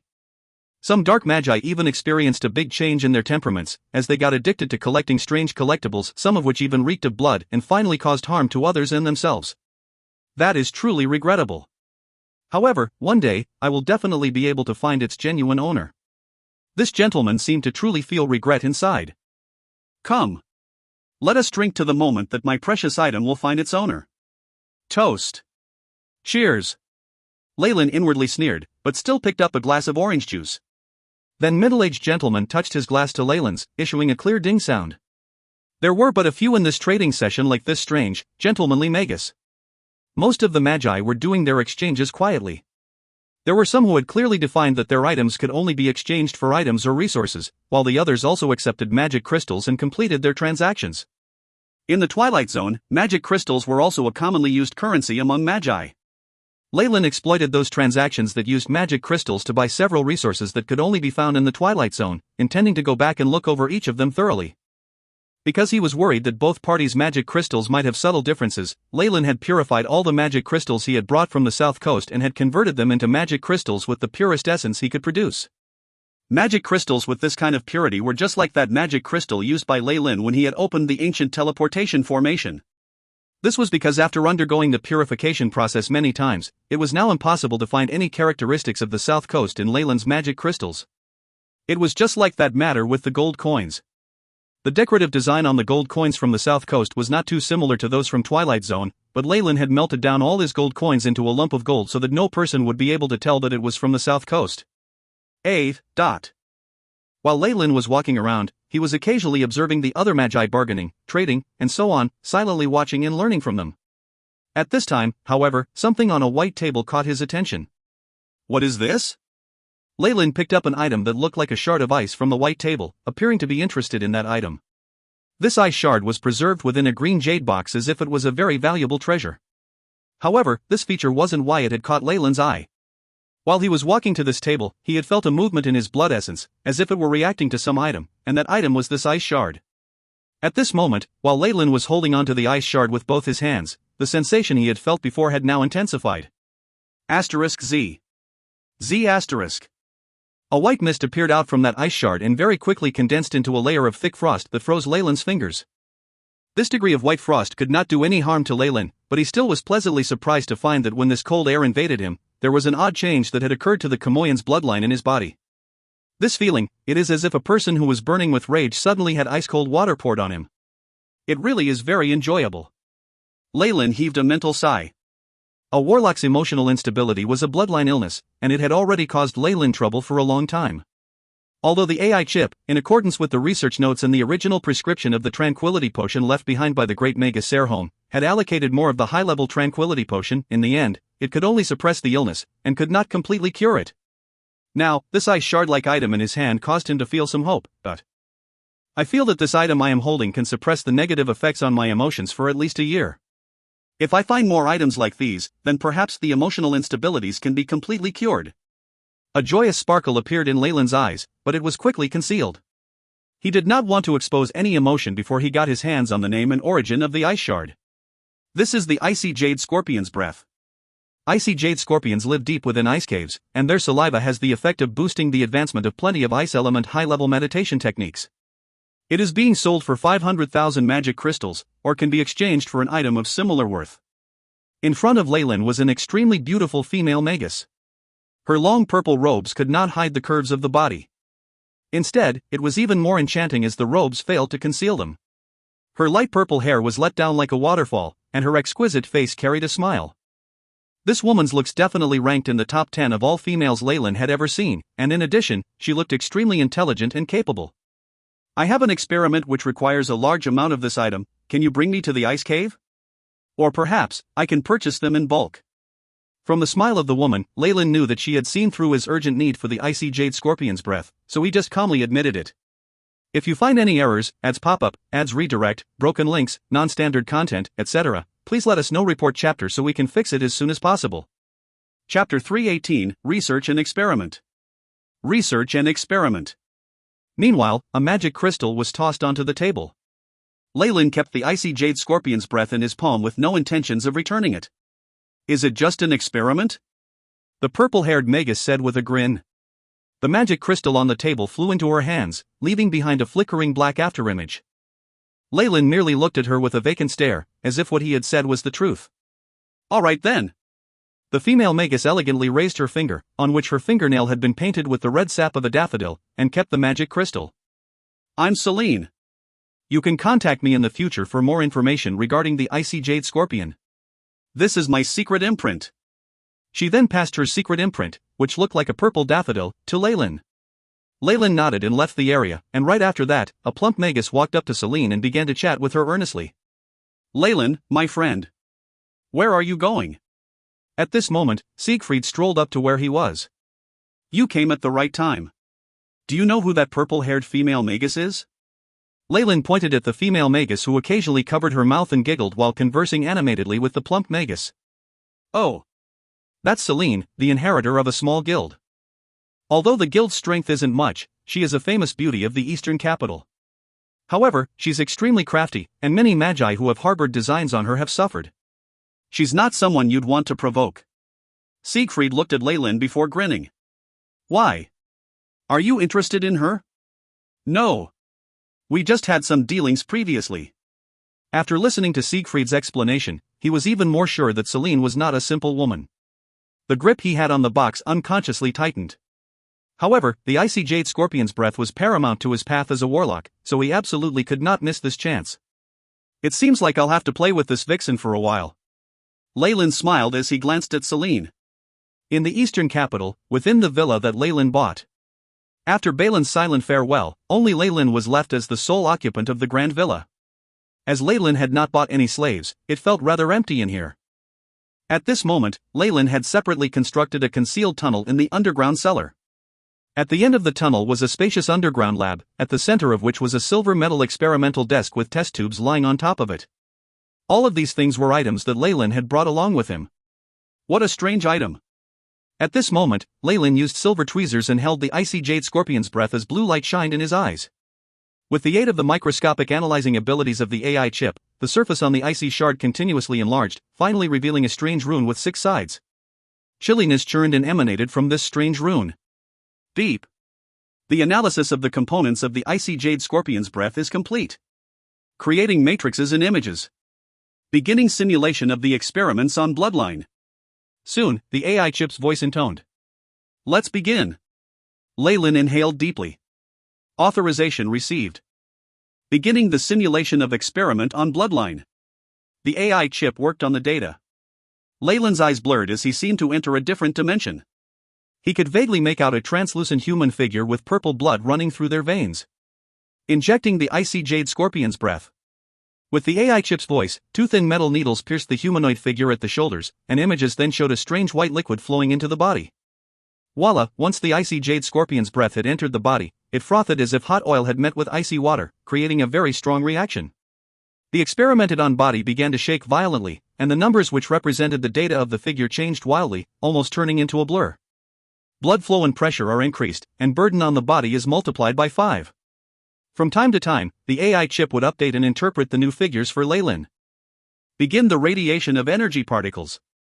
Stabilize the vitality within. Leyland ordered once again. Soon, black dark elemental energy particles began to emanate from the experimental body, and under such radiation, the body slowly began to stabilize. Finally, the experimental body returned to its original state, and the purple blood in the body continued to flow, just like wine inside a glass. The main difference was that the blood had dulled a little and become darker. Warlock's bloodline emotional stability experiment was successful.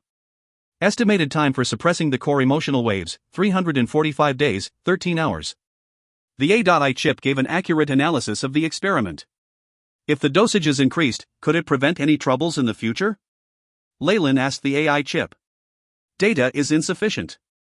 Analyzing the data's probabilities, the AI chip once again went into a computing mode. Only after 5 hours had passed did the AI chip come up with a reply. Success rate is 67%. Requires more high-level icy jade scorpion's breath. As expected. This kind of icy jade scorpion's breath can really cure problems with Warlock's emotions. Leyland's eyes shone brightly with happiness. Although the ancient bloodline Warlocks had powerful physiques and magic capabilities, it was very difficult for them to advance. However, this was not the main reason why the Warlock inheritance declined. As a result of their access to powerful ancient bloodlines, a Warlock would also inherit the intact genes, which were deeply imbued with tyrannical and terrifying emotions of ancient predators.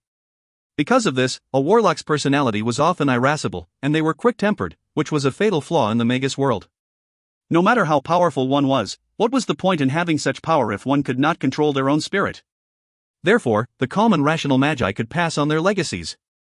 However, there were no traces of Warlocks on the south coast and Twilight Zone. Perhaps only the central continent had some of the legacies left behind by Warlocks. Icy Jade Scorpion. Leyland quickly sorted out all the information he had related to this organism. After being told the name of this crystal, Leyland began an intensive study on the characteristics, habitats, capabilities, etc. of this organism, and gathered all of the relevant data. Icy Jade Scorpion, a high-energy organism that reaches the might of a rank 1 Magus in its adult stages. In search of fertile lands, they often reside in icy caves. Legend has it that they came from another world back in ancient times, and after entering the Twilight Zone, they underwent some evolutionary changes. Only the special radiation reflected from certain types of topaz are able to sustain their lives and reproduction capabilities. Their crystallized breath is known to have stimulating effects on certain high-grade meditation techniques. This was a brief summary of all the information Leyland had gathered. The icy caves resources had already been monopolized by several guilds, and was in the process of being excavated. It would be extremely difficult for Leyland to enter on his own. No matter what, I have to obtain the icy jade scorpion's breath. Flames of desire glinted in Leyland's eyes. Even if the heavens fall and the earth crumbles, I will not stop under any circumstances. Suppressing a bloodline warlock's emotional instability proved to be extremely difficult, as even though there were so many ancient magi, they could only discover ways to suppress it.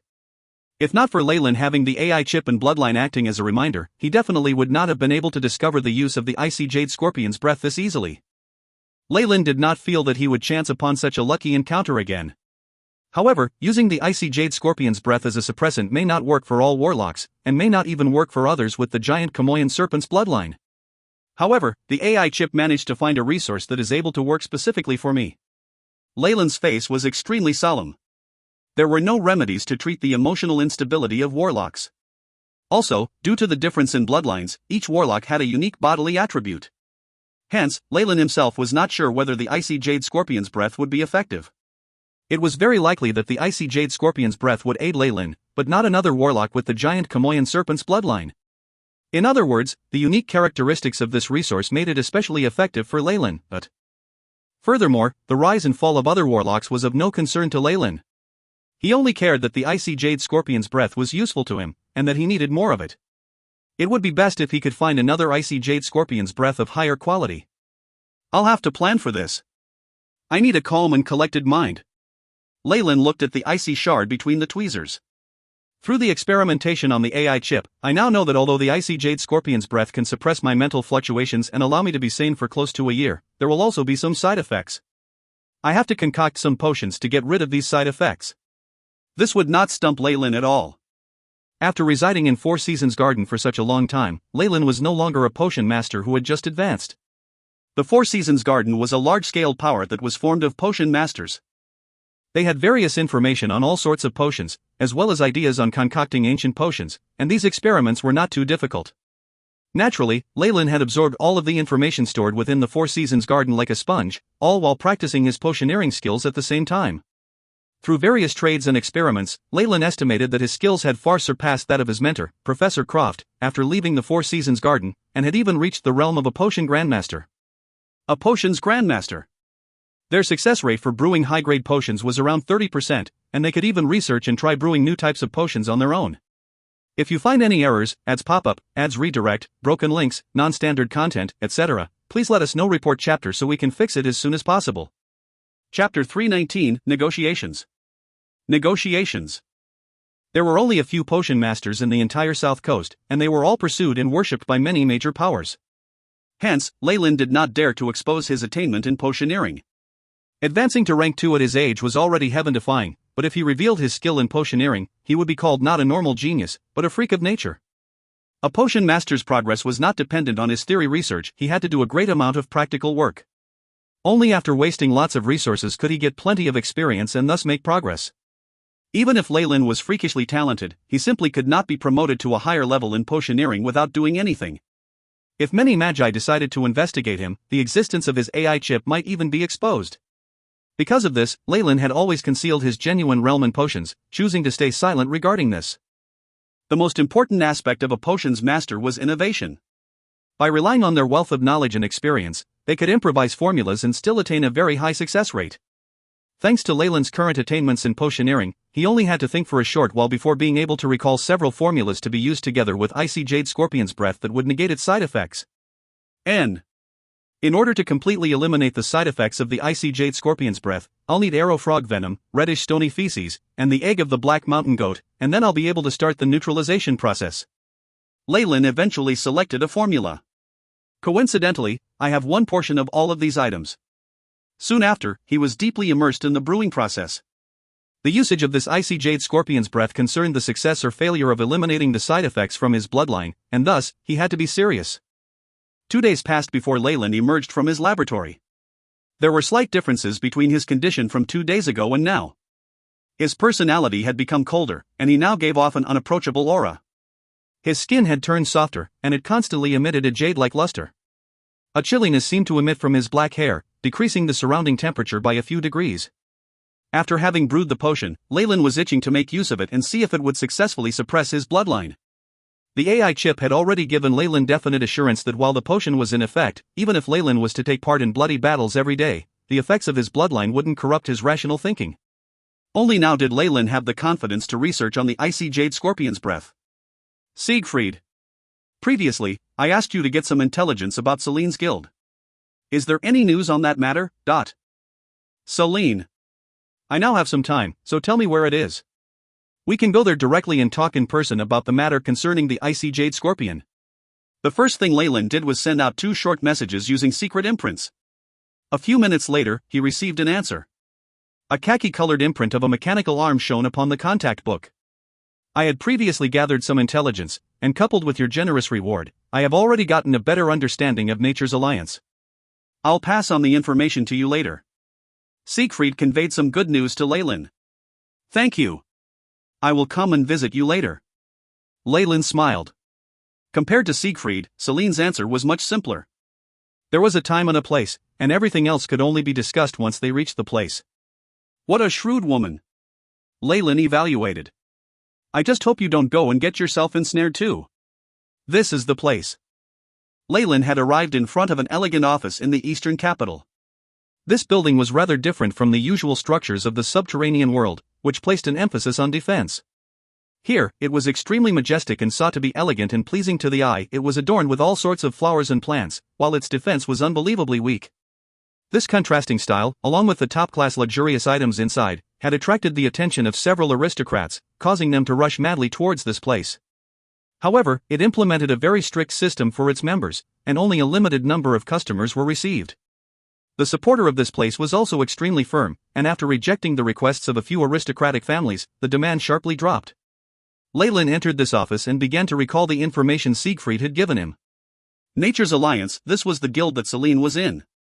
It was said that this small-sized guild had affinities with various plants from another world, and their greenhouse handling of plants and research of these plants were extremely unique and cutting-edge. Furthermore, although the high-grade meditation technique of the Nature Alliance did not have strong fighting abilities, it was extremely useful in playing the role of support. Furthermore, the training in this technique allowed the practitioner to permanently change their appearance slightly, turning them into handsome men and pretty ladies that would be able to attract pursuit from the opposite sex. Lastly, the magi that graduated from these guilds were completely different from traditional magi with their stubbornness and unwillingness to communicate with others. Most of them were intelligent, capable, and extremely adept at socializing. They had quite a good reputation outside, and even had a good relationship with other small guilds. This was all the information Siegfried had gathered regarding the guild behind Celine. Leyland had also found much valuable information from within. Changing their appearance, being good at socializing, having a powerful backing. It looks like the high-grade meditation technique of Nature's Alliance can't directly increase one's strength. It might increase one's charisma or illusory abilities. In addition, they have a good relationship with most small guilds, and a few medium-sized guilds. This means that it's almost impossible for there to be a rank 2 or higher magus in charge, else it would have long since become a large-scale guild. If Leyland was still a rank 2 warlock, he would naturally force his way through. However, as he was still sustaining an injury and could not yet use his full power, he had to remain low-key indefinitely and not attract unwarranted attention from magi who were rank 2 and above. Hence, he had to be patient and enter the game that this wily vixen Celine was playing. Hello, mister. Do you have an appointment? As Leyland stepped in, he was respectfully stopped by 2 maidservants. As they greeted him, Leyland caught a whiff of an extremely simple yet elegant perfume. The 2 maidservants were dressed extremely well, and they clearly had training in their poise, which could rival that of women in nobility. However, the few knights that stood behind the maidservants were enough to cause people to dispel their stray thoughts. I have an appointment with Celine. Leyland answered. Lord Leyland, please follow me. After hearing Celine's name, the 2 maidservants' bodies shuddered slightly and they became more respectful to Leyland. Lord Celine is waiting for you in the Horizon Pavilion. Horizon Pavilion? Isn't that the guest room that is reserved for people of the highest importance? A passing noble youth squealed, attracting the attention of passers-by. I haven't heard wrongly, it is the Horizon Pavilion. Exactly what background does this young man have? I haven't heard anything about a noble paying a visit. From a secret hall nearby, all sorts of mutters could be heard. Though their voices were extremely low and quiet, they were still able to travel into Leyland's ear. Leyland followed behind the maidservants. Under everyone's astonished gazes, he headed towards the meeting point designated for the people of highest importance. After walking through several corridors that were lined with flowers and plants, Leyland finally reached the Horizon Pavilion. The two maidservants opened the door for Leyland before retreating. Mist. A layer of thin white mist engulfed the entire room, and in certain corners of the room were the glittering of jewels, making the place more magnificent than before, its picturesque beauty like a place of fantasy. And this mist seems to have a type of tranquil and relaxing effect, which is rather useful for even a regular human's body.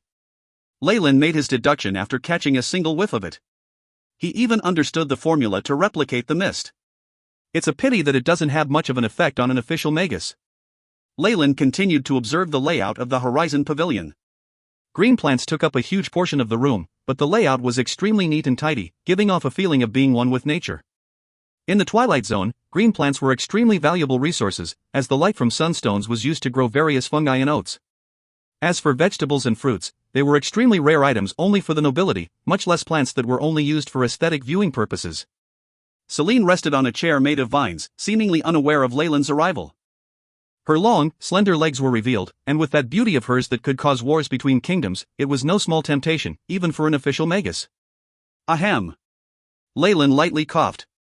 Following which, the woman lying down was roused in shock, and she proceeded to greet Leyland with a smile. "You're here, Magus Leyland?"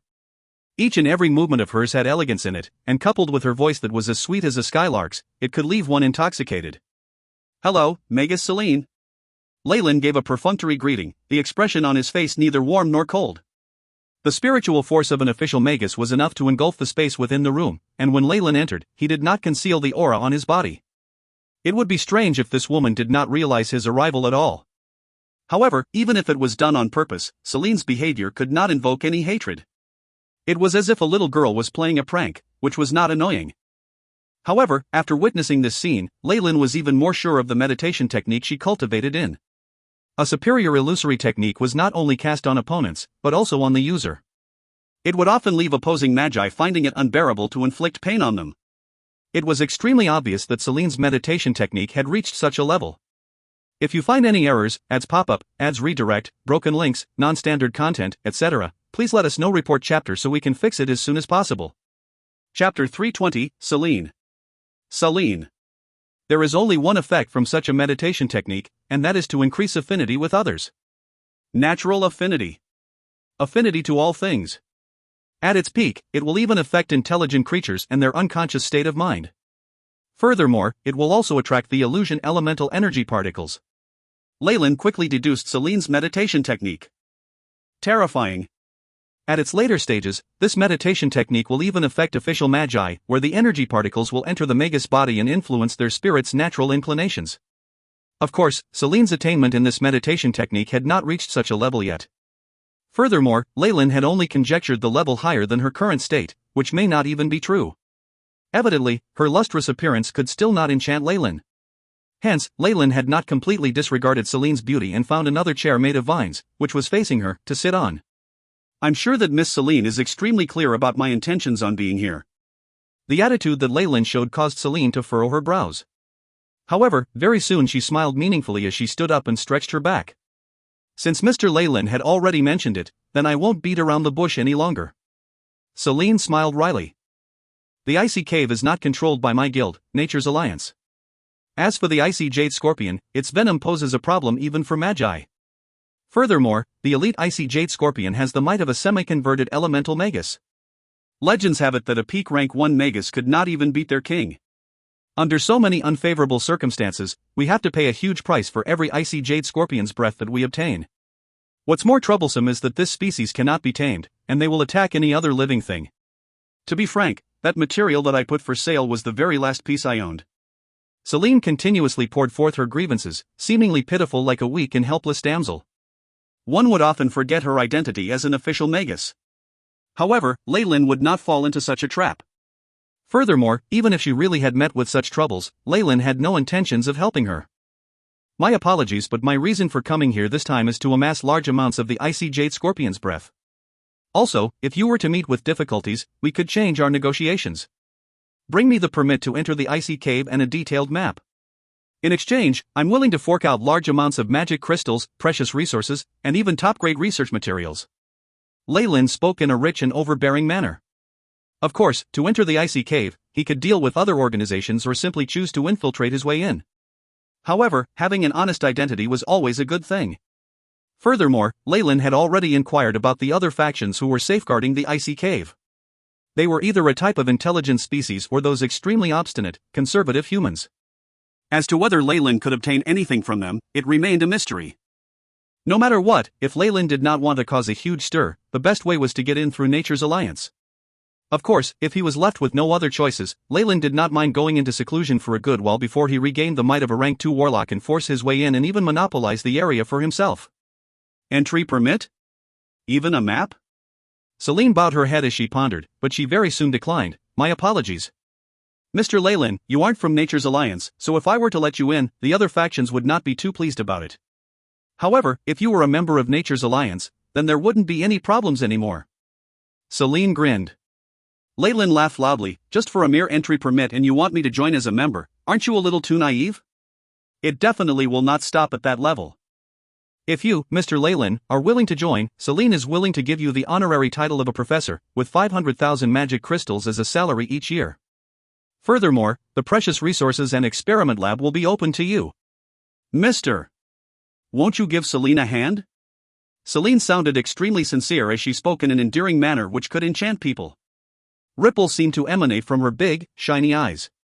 And Leyland was shocked for a while before he smiled and met Celine's eyes with his. Under the detection of the AI chip, an extremely indiscernible spiritual force was revealed to him. Moreover, the direction that it headed towards was Leyland's brain and his sea of consciousness. She actually dared to cast an illusion on me? Leyland did not know whether to laugh or cry. This woman was acting somewhat recklessly. Not to mention the automatic counterattack from his bloodline. As a rank 2 warlock, his massive spiritual force was enough to cause Celine a backlash which could turn her into an idiot. However, he still had uses for her, so naturally, he would not be this vicious. From Leyland's eyes, a large crimson-colored light surged forward and crumbled the incoming spiritual force into pieces. After realizing this had happened, Celine's face turned pale. Leyland, who had adopted a low profile, had always been suppressing his spiritual force and energy waves that he radiated. On the surface, he was just another ordinary rank 1 magus. For this very reason, Celine was willing to cast an illusion on him. However, from the looks of it, this magus by the name of Leyland was concealing most of his strength, which had caused her to be on the losing end. In many cases, magic could turn around and backfire on the person who had cast the spell and cause him or her damage. Celine struggled, wanting to shift her eyes away. However, her neck seemed to be stuck in a certain position, unable to move even an inch. Shocked, Celine could only gaze pitifully at Leyland, hoping to gain his understanding. After playing around with her for a while, Leyland gave a faint smile and curbed the crimson rays coming from his eyes. Meanwhile, Celine trembled violently. 2 red lines flowed from her beautiful nose and created a flaw on her attractive face. A peak rank 1 magus. You're a peak rank 1 magus. Celine did not even bother sorting out her appearance and exclaimed. Through this spiritual force encounter, Celine could tell that he had a spiritual force that was as deep and profound as an ocean.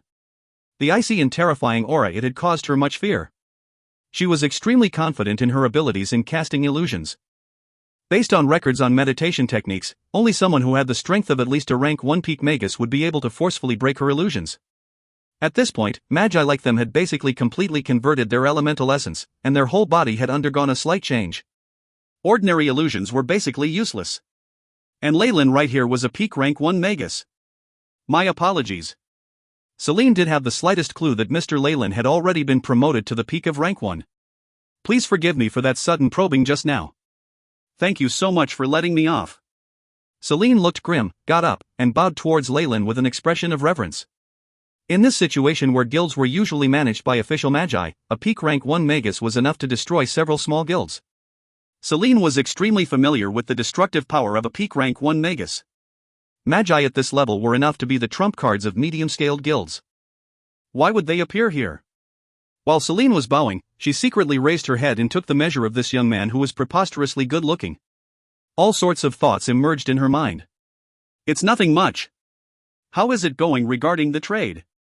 Leyland shook his head slightly. Just showing a bit of strength was enough for this little vixen to see the disparity between them. When the difference in power was like that between heaven and earth, any scheming would be useless. The trade isn't very urgent. Please wait for a while longer. Celine's attitude had now undergone an 180-degree change. She bowed slightly, and then flitted away into the darkness like a butterfly. She did not make him wait long, appearing in front of him again within a few minutes. However, she now wore a purplish gold gown and had dressed herself up, and did not look as pitiful as she had been. She was also holding onto a round disc. This is the collection at our office. There aren't many produced every year, and we only use it to entertain important guests. Celine smiled daintily, placing the item on the round dish on the table. It was a seed that was in the shape of an olive. There were also patterns that were similar to that on walnuts and was probably the seed of some plant. Celine's pale jade-like hands brushed at the seed. Wang, along with a circle of green rays, the entire seed began to tremble. Pack, a white feeler burst out of the seed, extended itself, and then increased in number. After the feelers were brown branches, followed by green leaves and pink flowers. Under the green rays, this seed rapidly went through its entire brief life, and when all the flower petals fell away, a red fruit that was like an apple appeared on a branch. This is a special local product of ours, the Sicily fruit. As it stays ripe for just a short period of time, it needs to be eaten right after being picked to be able to enjoy its pure, unadulterated taste. Celine explained to Leyland while giving a gentle smile. The miracles in life are truly splendid and numerous. Leyland praised. Such a miracle was only possible by using magic. He picked the fruit off the plant, and the plant, which had lost its fruit, quickly wilted, and in seconds, turned into a puddle of gray liquid.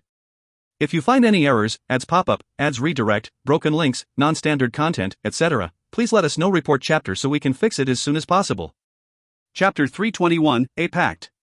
A Pact. Munch. Leyland took a bite of the fruit that had been created by using magic to accelerate its growth. As for any poisons, after having awakened the toxic innate talent of the giant Chamoyan serpent, he was basically immune to most poisons in the world. Perhaps only the terrifying toxins that originated from ancient times might be able to affect him. As the fruit entered his mouth, a fragrant and sweet juice flowed between his teeth. It tastes pretty good, and it also seems to be beneficial towards one's spiritual force. It is still rather effective for official magi who are gathering spiritual force. Leyland gave a slightly surprised glance towards Celine. The Sicily fruit is only effective for official magi who are eating it for the first time. If a magus rank is too high, or if it is eaten multiple times, it is probably only useful for satisfying one's taste buds and stomach. Celine could only force a wry smile, pointing out the flaws in the fruit. Even so, it is still remarkable. Leyland shook his head. The effects of this fruit were akin to those of a potion for spiritual force. If this was on the south coast, countless official magi would be looting this everywhere. Here, however, any small power was able to bring it out, and Leyland once again learned more about the abundance of resources in the subterranean world. After displaying his strength, Leyland was extremely calm and composed, enjoying the top-grade delicacies, wine, and other great things that Celine brought out, while occasionally speaking to her. After that, Celine took the initiative and brought up the trade that Leyland had been talking about. Is my lord really not going to even consider Celine's suggestion? Celine stared at Leyland with puppy dog eyes. I don't have any plans to join any powers and be tied down. Leyland rejected her straight out. Please don't worry about that at all. Nature's alliance is very small and I, Celine, am the only official magus. My lord, you wouldn't have to do much. Celine guaranteed.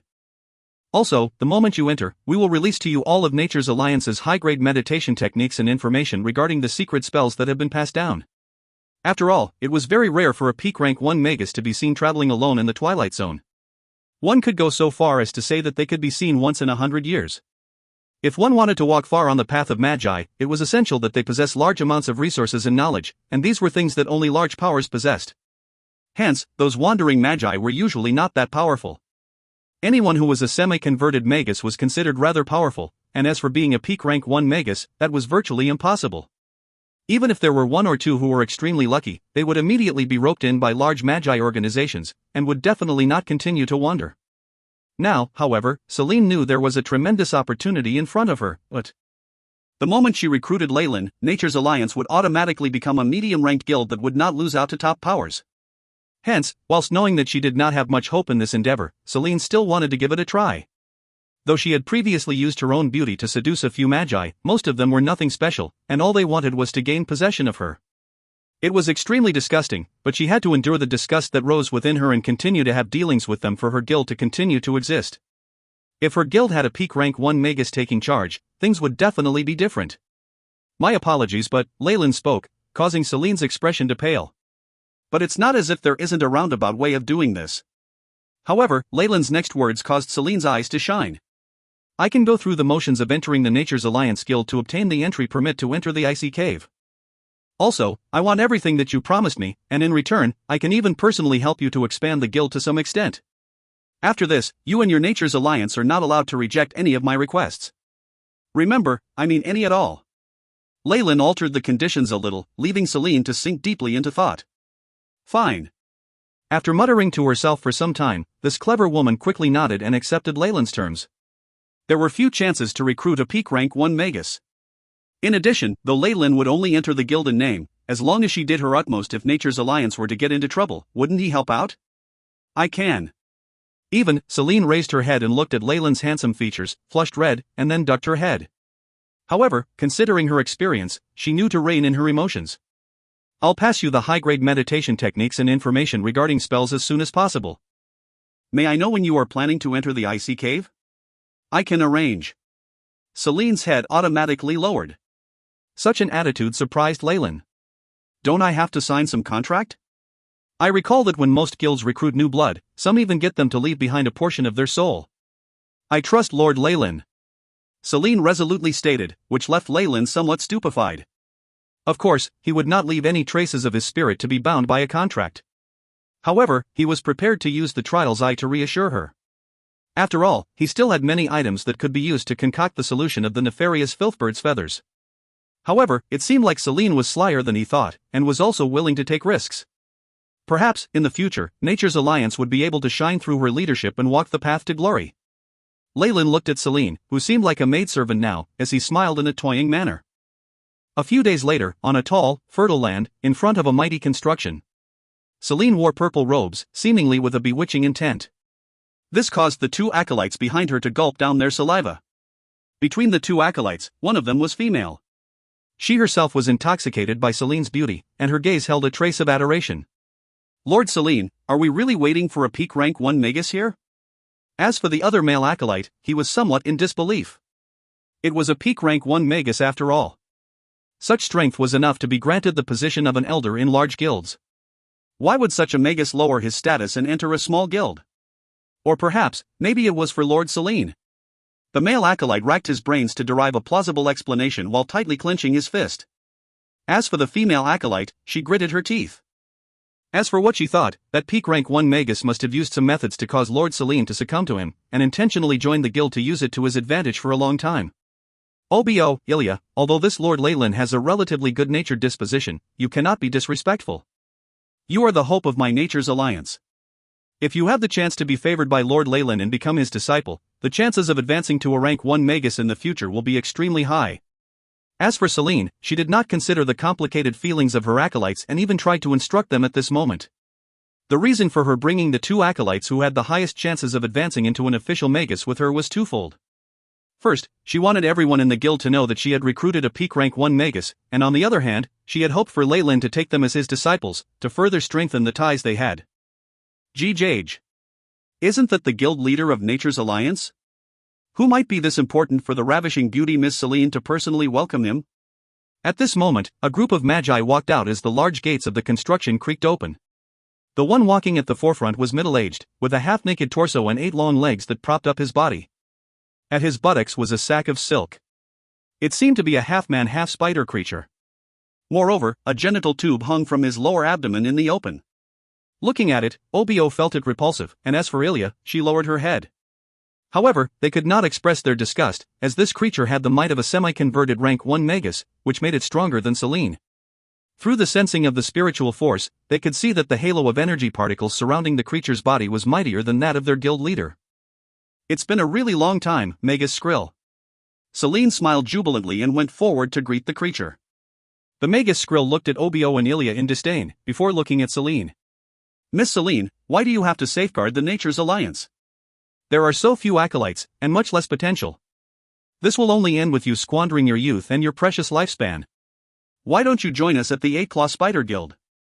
I can give you a position which is just beneath mine. Skrill licked his lips as he lustfully looked at Celine. My apologies, Sir Skrill, Celine smiled with some difficulty, and as Skrill edged closer, she caught a whiff of his repulsive odor, which left her rather pale. On the other side, Obio and Ilya's eyes had already turned red. If not for Skrill being an official magus with a might that surpassed Selene, they would have already dashed forward. Skrill was a leader of one of the small-scale guilds that had banded together with Nature's Alliance to guard the icy cave. Very long ago, when Nature's Alliance was at its peak, Skrill's guild was still a pathetic, tail-wagging, pity-votes-garnering, tag-along of a guild. However, after Selene took over the leadership position, Nature's Alliance's power started to wane. Only then did Skrill begin to mercilessly reap the benefits that originally belonged to Nature's Alliance, and even express his interests in Selene. If you find any errors, ads pop up, ads redirect, broken links, non-standard content, etc., please let us know. Report chapter so we can fix it as soon as possible. Chapter 322, Crystal Mask. Crystal Mask. Selene herself had only just advanced to become an official magus. Compared to Skrill, she was obviously lacking. In addition, all the magi that were on good terms with Nature's Alliance were not willing to offend a semi-converted magus just for this small matter, as with their responsibilities in their respective guilds, they had to consider many more things than most other magi. Even if Selene were to win over a few magi by using her body, those she could win over would at most be regular official magi that would be much weaker than Skrill. This was what had allowed Skrill to be so unreserved with his actions. The smile on Selene's face gradually became more forced as Skrill made things more difficult for her along every step of the way. At the same time, she also sent warnings to Obio and Ilya, telling them not to do anything that might provoke Skrill. Obio and Ilya felt as if their hearts had been slashed, as they were only able to clench their fists at this scene. Selene continued, "The reason I'm here is to welcome a famed professor into my guild. He wishes to enter the icy caves. Famed professor?" Skrill's brows furrowed. "Is it Wagrin or Noah? With just their measly amount of strength, they'll just be a burden." Skrill sneered. "No. The professor we've invited is a traveling magus from the eastern capital. In fact, I myself was rather surprised that he actually agreed to enter Nature's Alliance." A grin surfaced on Selene's face. "Anyways, he's already here. Hee, how powerful can a traveling magus be? Selene, I hope you didn't get cheated." Skrill's disdainful expression was still on his face. He's here? Where is he?" "Here." Leyland's cold voice sounded from behind Skrill. Skrill's body stiffened. How powerful was this official magus to be able to escape his detection and sneak behind his back without any trouble? If not for the greeting, it would have been an easy task for Leyland to kill him with just a spell. He turned around rigidly to the sight of a young magus in black standing behind him with a gentle smile on his lips. However, the aura he was giving off was terrifyingly strong. The moment he appeared, dense dark elemental particles permeated the area, repelling the elemental particles revolving around Skrill. The aura of an elemental essence conversion. AP peak rank 1 magus. Skrill had even begun to stutter. Oh, great Gaia. A peak rank 1 magus was basically a tyrant in the Twilight Zone. Why would one choose to enter a small guild such as Nature's Alliance to be a professor? Skrill could not make sense of this situation. "Looks like you aren't very respectful to the guild master of our Nature's Alliance, huh?" Leyland stared at this magus with interest. "Surgical transplants? Or meditation techniques that can alter the body shape? I really want to explore further with that research." Though his words were indirect, Leyland's gaze was enough to cause Skrill to shiver in trepidation. "My lord, you're such a joker. We of the Eight-Claw Spider Guild and Nature's Alliance have always been friendly with each other, so why would I be trying to make things difficult for Guildmaster Selene?" "Ha ha, ha ha." Skrill bowed towards Leyland, lowering his head and smiling apologetically. "Is that so?" Leyland shot Selene a glance. "Yes, Lord Leyland." Selene glared coldly at Skrill until an imploring look appeared in his eyes, and then spoke. "In that case, go back first. I still have some matters that I wish to discuss with Selene." Leyland instructed. Of course. "Many thanks, my lord." Skrill immediately ran back to the fort as if he had been granted an official pardon, not daring to overstep his boundaries. "Selene. It looks like your Nature's Alliance isn't doing that well." Leyland looked at Selene, and then slightly eyed the 2 level 3 acolytes, both of whom were gradually flushing red. "My apologies." Selene gave a wry smile.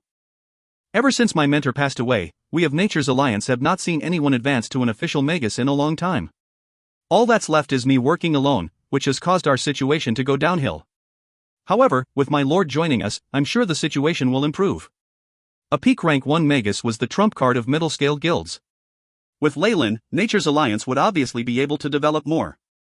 Whatever. However, I hope you remember our arrangement. If not, I won't actually help you if you cause some trouble that's difficult to deal with. Leyland reminded Celine. What he had agreed on was that in exchange for her high-grade meditation techniques, accumulation of information regarding Magi as well as easy access to the icy cave, he would be a professor in name. In fact, Leyland would only be joining the Nature's Alliance in name. Though he had other plans, he did not wish for Celine to use his name to create trouble outside. Don't worry, Celine guaranteed. She was an intelligent woman and knew not to touch Leyland's bottom line. Obio Anilia, quick, greet my lord. She called out to the people behind her. Upon hearing her words, Obio Anilia bowed, looking dazed. We give our greetings to our lord. Their heads were low, and they did not dare to look at Leyland. However, from their voices, their admiration was apparent. A peak rank 1 Magus. Obio Anilia had never imagined that such a Magus would appear in Nature's Alliance. Now, with a top-notch Magus like Leyland in charge, Nature's Alliance seemed like it would once again emerge as a top power. Obio and Ilya were immeasurably emotional. Ever since they were young, they had been taken in by Nature's Alliance and naturally had developed very deep feelings for the guild, hoping that it would become more powerful. Even their resentment from Celine almost being snatched away had lowered considerably. All right. Celine, where are the things I wanted? Leyland gestured with his hands, getting the level 3 acolytes to leave, and then spoke to Celine. Seeing that Obio and Ilya were not enough to catch Leyland's eye, Celine could only sigh in her heart. She then produced a light gold-colored leaf and a sheet of dark yellow parchment paper. This is a map. In the other hand, recorded on this gold leaf is the only high-grade meditation technique that we have, the original crystal mask. I hope you can take care of it. Celine's expression was very sincere. This attitude was rather surprising to Leyland. He immediately took the map and took a look. Within were numerous potholes and markings. It was obvious that Nature's Alliance had been exploring the icy caves for a long time. Even so, they had not explored the deepest level of the cave, which went to show the immense size of the cave. This was the reason why Leyland had wanted the map. Otherwise, wouldn't it mean that he would need to blindly explore the icy caves for months or even years before he could gather enough of the icy jade scorpion breath? Also, this crystal mask? Leyland naturally knew the significance of Celine passing down the original high-grade meditation technique to him. To some extent, this was a symbol of Nature's Alliance. Celine's actions were like she was handing over much of her authority to Leyland. In addition, handing out the original meditation technique allowed Leyland to see that she did not do anything suspicious to the technique. Celine was unafraid as she met Leyland's gaze, her eyes filled with a fervent hope and pleading. Leyland pursed his lips and extended his hand to take the gold leaf, and a trace of silver spiritual force entered it. Discovery of spiritual force, permission to allow transmission of information? The AI chip prompted. Permission granted. Under Leyland's orders, large amounts of data entered his brain, which also answered the question of why Celine had been so generous as to pass him the original. There are only 2 levels to the crystal mask? Leyland found it hard to believe as he looked at Celine. Shouldn't all high-grade meditation techniques have at least 4 levels? In ancient times, high-grade meditation techniques were not just any simple techniques. They represented a route that could allow one to enter the ranks of the Morning Star Magi. In other words, high-grade meditation techniques had at least 4 levels of information, allowing Magi to train until they became Morning Star Magi. The second half of the technique is lost, my lord. Celine looked bitter. To be honest, most of the high-grade meditation techniques in the Twilight Zone are incomplete. There is no way to advance further at that. After listening to Celine's narration, Leyland suddenly thought of Siegfried's meditation technique, Gaia's Might. The high-grade technique of the Earth-Fire Association seemed to only have 3 levels, allowing Magi to train until rank 3. There was no another way for them to advance. Even in ancient times, high-grade meditation techniques were not staple goods, and there were a few wars in Twilight Zone. Though the inheritances were successfully passed down, we now lack a lot of the information regarding subtopics and other information. Celine explained to Leyland. In addition, even though we have 2 levels of the crystal mask, none of the Magi in Nature's Alliance have successfully trained in both levels. The contents of the second level need to be supplemented with mirage crystals from the fog world, but unfortunately, these materials have been gone from the Twilight Zone for over 10,000 years. Seemingly afraid that Leyland would think of this meditation technique as having little value, Celine quickly handed out something else. These are the spell models that Nature's Alliance has been accumulating until now, within which are our research materials on 4 rank 2 magic spells. She produced a crystal ball and passed it to Leyland. In addition, we can increase our offerings to you to 1,000,000 magic crystals per year. Rank 2 spells? Leyland was inwardly exhilarated, but his expression remained stolid. Don't worry. I've made my promise to you, and I definitely won't go back on my words. If you find any errors, ads pop up, ads redirect, broken links, non-standard content, etc., please let us know. Report chapter so we can fix it as soon as possible. Chapter 323, Icy Cave. Icy Cave.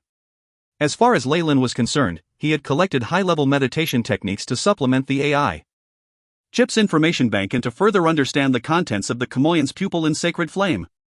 With the AI chip's formidable computation abilities, even if the data was somewhat incomplete, it did not matter. Difficulties regarding advancement were not the issue here, and in any case, Leyland himself would not be practicing all these techniques. Good. I am already aware of your sincerity. Under Celine's somewhat stunned gaze, Leyland threw a light gold leaf, the surface of which acted like a memory crystal, back to Celine and indifferently told her, I now want to enter the icy cave by myself. My lord. The icy cave's terrain is complex, so even though you have a map, would you allow Obo Aurelia, or even Celine herself to guide you personally? Anxiety was present all over Celine's face, as this was an opportunity for her relationship with Leyland to become better, and she did not want to miss it. No need for that. Leyland immediately rejected her suggestion. In addition to the fact that Leyland had many secrets that were inconvenient for him to reveal in front of others, bringing along people would bring no benefits. According to the AI chip's analysis, the higher the rank of the icy jade scorpion was, the better the quality of the icy jade scorpion breath would be, and therefore, Leyland desired to penetrate deep into the depths of the icy jade scorpion's lair in hopes of finding a higher ranked beast. For the commonly found, dangerous adult beasts, which were equal to an official magus in terms of strength, 2 level 3 acolytes would simply be like food delivered on a platter. Even if Celine were to go, it would bring more demerits than benefits. In that case, I request that my lord informs me when he comes out. Celine has not brought my lord to have a look at the guild. Celine bit her lip, and finally issued her invitation. I will. Seeing her wanting to speak more but hesitating, Leyland smiled inwardly, and immediately complied. Then, following behind Celine, Leyland arrived at the entrance to the icy cave. Here the Nature's Alliance, 8-clawed spiders, the Teal Vine, other guilds and factions guard this place together. They have jointly formed a council of elders to oversee this place. In the past, our Nature's Alliance naturally held a vast influence within this council of elders, but it is very unfortunate that ever since my teacher passed away, Nature's Alliance's power has been reduced, and now, we have been pushed aside to the lowest authority. While Celine brought Leyland inside a huge building, she occasionally enlightened him as to the current situation of the Nature's Alliance. Along the way, Leyland could often see many magi and acolytes, all wearing different kinds of Chinese gowns with different symbols on them, pass by him on their way in and out. This place is known as the Ice Fortress. The 6 guilds jointly vested some funds and built the fortress, and the guild's members defend it. Also, many other guilds have set up their own special laboratories here, and they analyze the various materials obtained from the icy caves. Although our current authority is not much, escorting my lord inside is not a problem. Celine spoke as she led Leyland to the base of the fortress. Within the man-made fortress, Leyland saw a huge white crevice. A cold wind blew out constantly from the crevice, causing the temperature inside the cavern to drop by several degrees, to the point that even the white wind was condensed into cold ice and white snow which formed a thick layer that covered the entire crevice. The icy cave is filled with this type of ice wind all year long. Incidentally, the cold air and sharp ice ridges inside the cave are thorny nuisances even for our official magi. After many years of exploration, we discovered that this crevice here is the least harmful, and is a most suitable entrance. Other places are either a dead end or it requires a long period to withstand the chilling cold air. Even a rank 2 magi cannot necessarily withstand it. Leyland nodded. There were also other giant surface cracks outside the icy cave, but by seeing how all the magicians paid no attention to them, he knew that these entrances simply were death traps, and that here lay the safest path. Isn't this Magus Celine? Do you want to enter the icy cave to explore? At this time, the magus guarding the entrance greeted Celine with a smile, a warm expression in his eyes. When Leyland saw that this magus had a floor-length white beard, he somewhat speechlessly sneered inwardly. No. I am only escorting our guild's honorary instructor to the entrance, Celine replied with a smile. Honorary instructor? Him. The old man was startled first, but then immediately began sizing up Leyland, this newly arrived magus. Although with Celine's ability, she couldn't attract an extremely formidable magus, some comparatively shallow official magi had willingly become members of Nature's Alliance Guild to get close to this beauty but were ultimately rejected by her. Based on the facts that she had revealed, Celine had tried to find at least a semi-converted elemental magus to join the guild. It was obvious that among her admirers, only Skrill had met these requirements, but Celine would not agree to that. Hello, young magus. I am known as Old Madre. The elderly magus was carefully measuring Leyland up, but he nevertheless spoke very politely. "I am called Leyland. Nice to meet you." Leyland smiled but remained very reserved. Because of him frequently being in the habit of compressing his spiritual force, Leyland's aura and fluctuation of energy waves were concealed, and thus old Madre was unable to discover Leyland's true strength. However, even this alone was enough to catch old Madre's attention and cause dread, as the unknown was often feared and considered dangerous by all, particularly the Magi. "Since he is the honorary instructor of your guild, he can certainly go in." After confirming Leyland's capabilities, old Madre reverted to his businesslike appearance. Immediately, he pulled out something that looked like a metal ball, from within which a red light radiated, and submerged into the entrance. Pa! Within the void, there were faint trembles. These invisible distortions blasted out unceasingly, revealing a red-colored network of rays that covered the entire entrance. This network was clearly a previously arranged defense mechanism, but it was unknown how it concealed things so that there was not even a leak of any magic waves. Such an arrangement, Leyland hesitated and inwardly muttered. "If I did not know what it was beforehand, perhaps my identity would have also been discovered by it. It is dangerous within the icy caves. A cold wind that is comparable to a level 0 magic attack blows everywhere, and there are also many high-energy organisms that gather in some places. Hence, I request that you please not go in too deep." Old Madre exhorted a couple of sentences, and then immediately gestured an invitation to Leyland. "My lord, the cold air attack of icy jade scorpion is of an extreme nature. I am begging you to be careful." This was the last sentence Celine said to Leyland. This scene caused old Madre, who was standing to one side, to be somewhat envious, but he did not say anything. But he was different compared to Skrill. Old Madre only had warm feelings of admiration for Celine. His attitude did not change to one of terrifying possessiveness. Therefore, when saw that Celine's intention was to cherish Leyland, he had only chosen to observe this scene. "I will be careful." Leyland smiled in agreement, and after that, he signaled to old Madre with a nod and then submerged himself within that cold wind and snow. Who, star. The cold wind howled in Leyland's ears as it violently blew about while he hurriedly slid down. Finally, along with a light sound, Leyland steadily stood in a snowy area. "How is it so deep? Aren't I already at least 3 kilometers underground?" Leyland surveyed his surroundings. With the howling icy wind, there was much noise, like 10,000 musical instruments are being played at the same time. The illumination contrasted greatly in here against the fortress, as it was pitch black within the underground icy cave. "Illuminate." Leyland lifted his right hand, and a ball of light that was like a bright, incandescent light bulb calmly appeared on his palm. "Let's go." As Leyland lightly shouted, the light ball rapidly rose in midair and rotated. The ball of light immediately illuminated this place. Leyland took a quick look all around him. He was currently within a semicircular, underground icy cavern, the surroundings of which had countless densely packed holes in the walls. It was as if he was within an anthill. All around on the walls was a thick, translucent layer of ice. The light from his illumination technique fell upon this ice layer and was immediately refracted into multicolored light that made for a magnificent feast for the eyes. Flap. Sounds of wings beating against the air resounded massively, as if tens of thousands of sparrows were trying to free themselves from a bag, waking Leyland, who was standing awestruck while observing his surroundings. Immediately, massive black dots welled up from within the underground cavern. Upon taking a closer look, these black dots all had a pair of transparent, fleshy wings, forked tails that were similar to what swallows had, and tiny eyes and sharp ears that brought about an eerie feeling. Sun-chasing bats. There are at least 10,000 of them. Leyland quickly estimated the number of these bats. "Cheek, cheek!" the numerous bats cried out, and as if black clouds were blotting out the sun, they revolved around that light ball and projected a shadow upon the ground. "Chike!" After the colony of bats had surrounded the light ball, as if they had obtained a command, they suddenly started to mindlessly attack that light ball. Their wings continuously smacked that ball of light, and like that, they wrapped up the entire light ball, causing not even a sliver of light to be seen. The entire cavern was once again plunged into darkness. A moment later, the fluttering of wings once again echoed and the numerous sun-chasing bats scattered, but there were no traces of the light ball. Oh, Leyland sighed, igniting light in a region shrouded in darkness is clearly dangerous. In the subterranean world, the Twilight Zone's human race made up only a small portion of the living organisms, and most darkness creatures had already been thoroughly exterminated, and because many of them were weak, they had no option but to hide upon seeing light. However, in some desolate places outside of Twilight Zone, such light rays would instead stimulate the terrifying characteristics of these creatures of darkness, leading to a relentless barrage of attacks.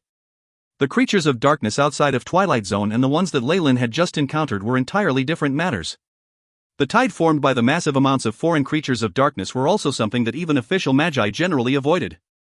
If you find any errors, ads pop up, ads redirect, broken links, non-standard content, etc., please let us know. Report chapter so we can fix it as soon as possible.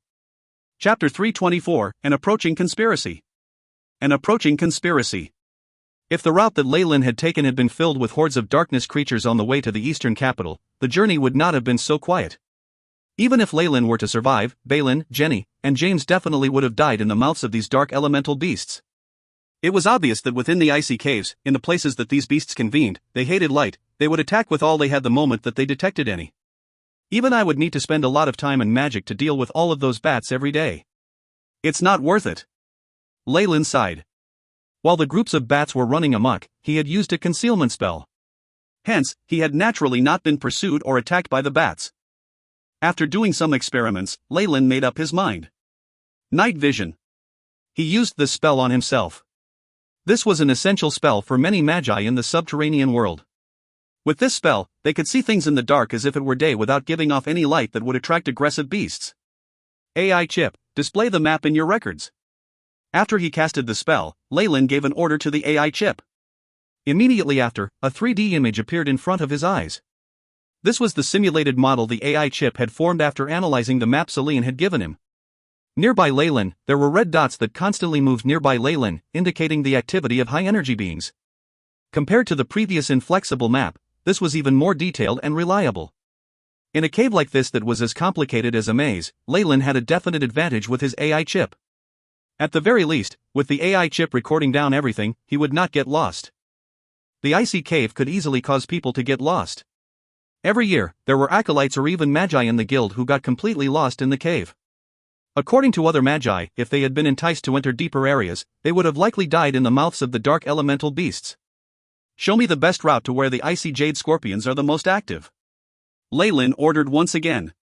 Then, on the surface of the 3D map, a red line extended from the marker for Leyland's current location. It led to the deeper levels of the icy cave, even marking a few important areas. Let's go.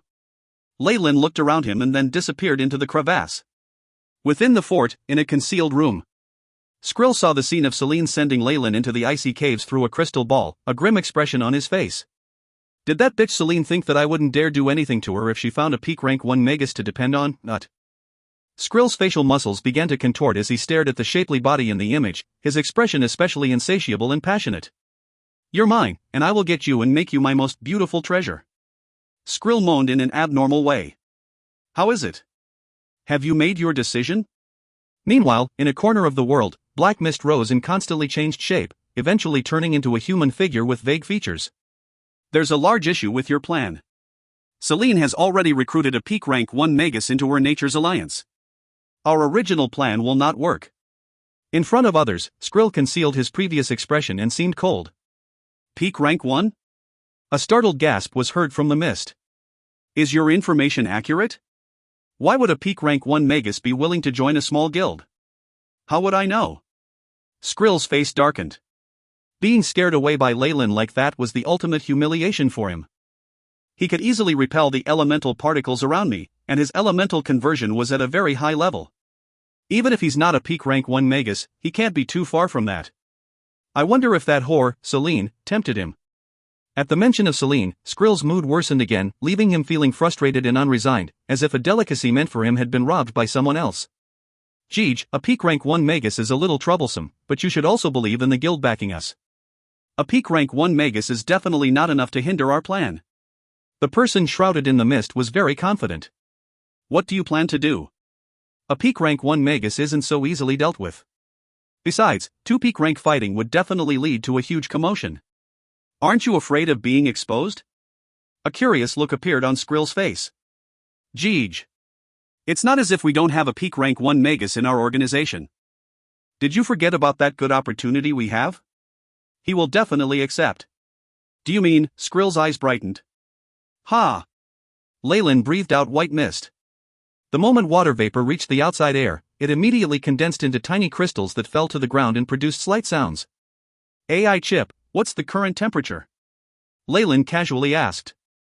The temperature is now -75 degrees Celsius. The AI chip immediately answered. This temperature was more than deadly for regular humans, but in Leyland's eyes, this was a mere chill. As he advanced deeper, he reached the very borders where Celine's map indicated. It was at this place that he entered the territory where the icy jade scorpions were active.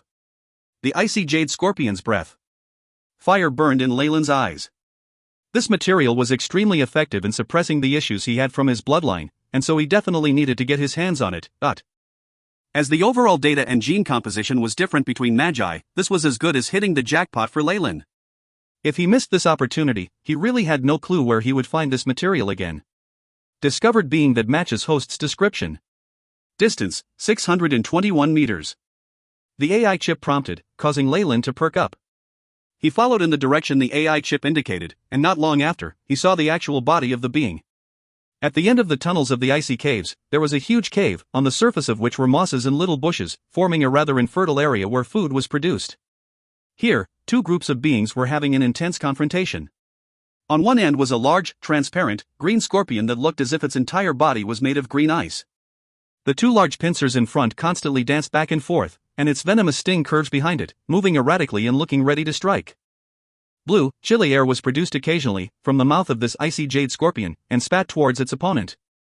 With just a look, Leyland knew that this large icy jade scorpion was what he was looking for. Facing the icy jade scorpion was a group of blue ants. These ants were the size of a mature adult's finger. Their two large and sharp saw teeth kept opening and closing, producing terrifying, ear-piercing sounds. It was a pity that in the face of the hard shell of the icy jade scorpion, their attacks were futile. Even if they crawled all over the body of the icy jade scorpion, they could not affect its movements. On the contrary, every time the icy jade scorpion raised its large pincers, numerous ants were sent flying. The chilly air puffed out by the icy jade scorpion also froze many of the ants into little crystals, which it then swallowed. This was a battle where the icy jade scorpion was foraging for food. It was the absolute winner here. AI. Chip, scan the data of the icy jade scorpion in front of me. Leyland immediately ordered. After advancing to become a rank 2 warlock, the AI chip that was spiritually bonded to him had also gained many benefits. Besides a power-up in its simulation abilities, beings like this that had force field-related innate skills could have their data taken down as long as they were below rank 2. Of course, for beings above rank 2, the AI chip would be discovered and counterattack. Icy Jade Scorpion Strength, 15.9, Agility, 10.3, Vitality, 25, Spiritual Force, 45, Special Attacks, 1, Icy Breath, an attack where the Icy Jade Scorpion spits out large amounts of extreme icy air. Power, 30 to 45 degrees. 2. Freeze, when heavily injured, the Icy Jade Scorpion can seal itself in ice and lower its bodily needs to the minimum until its body completely heals. 3. Icy Armor, the icy layer on the surface of the Icy Jade Scorpion's body can effectively defend against physical and magical attacks, and also has a slight rebound effect on light magic. The AI chip quickly sent out a row of data, and displayed a projection of that Icy Jade Scorpion in front of him. Even amongst rank 1 Magi, this is quite powerful. Leyland judged. A Magus's strength could generally be decided based on their spiritual force. Acolytes were definitely below 20, while rank 1 Magi, which were otherwise known as official Magi, had a spiritual force between 20 and 80. As for rank 2 Magi, it was above 80. Based on Leyland's conjectures and the simulations from the AI chip, the spiritual force of peak rank 2 Magi could reach 200. The strength of most rank 1 Magi spells was between 20 and 80 degrees. Not only were its various stats were extremely high, the strength of its breath could even reach past a degree of 30. With its innate defensive spell like Icy Armor, even a regular rank 1 Magus was not its opponent. This strength is almost that of a semi-converted Magus. I wonder what the elites or even emperors of the Icy Jade Scorpions are like. At this point, the battle had also reached an end. If you find any errors, ads pop-up, ads redirect, broken links, non-standard content, etc., please let us know. Report chapter so we can fix it as soon as possible. Chapter 325, Experiment and Seizure. Experiment and Seizure. Leyland shifted his attention to the battlefield.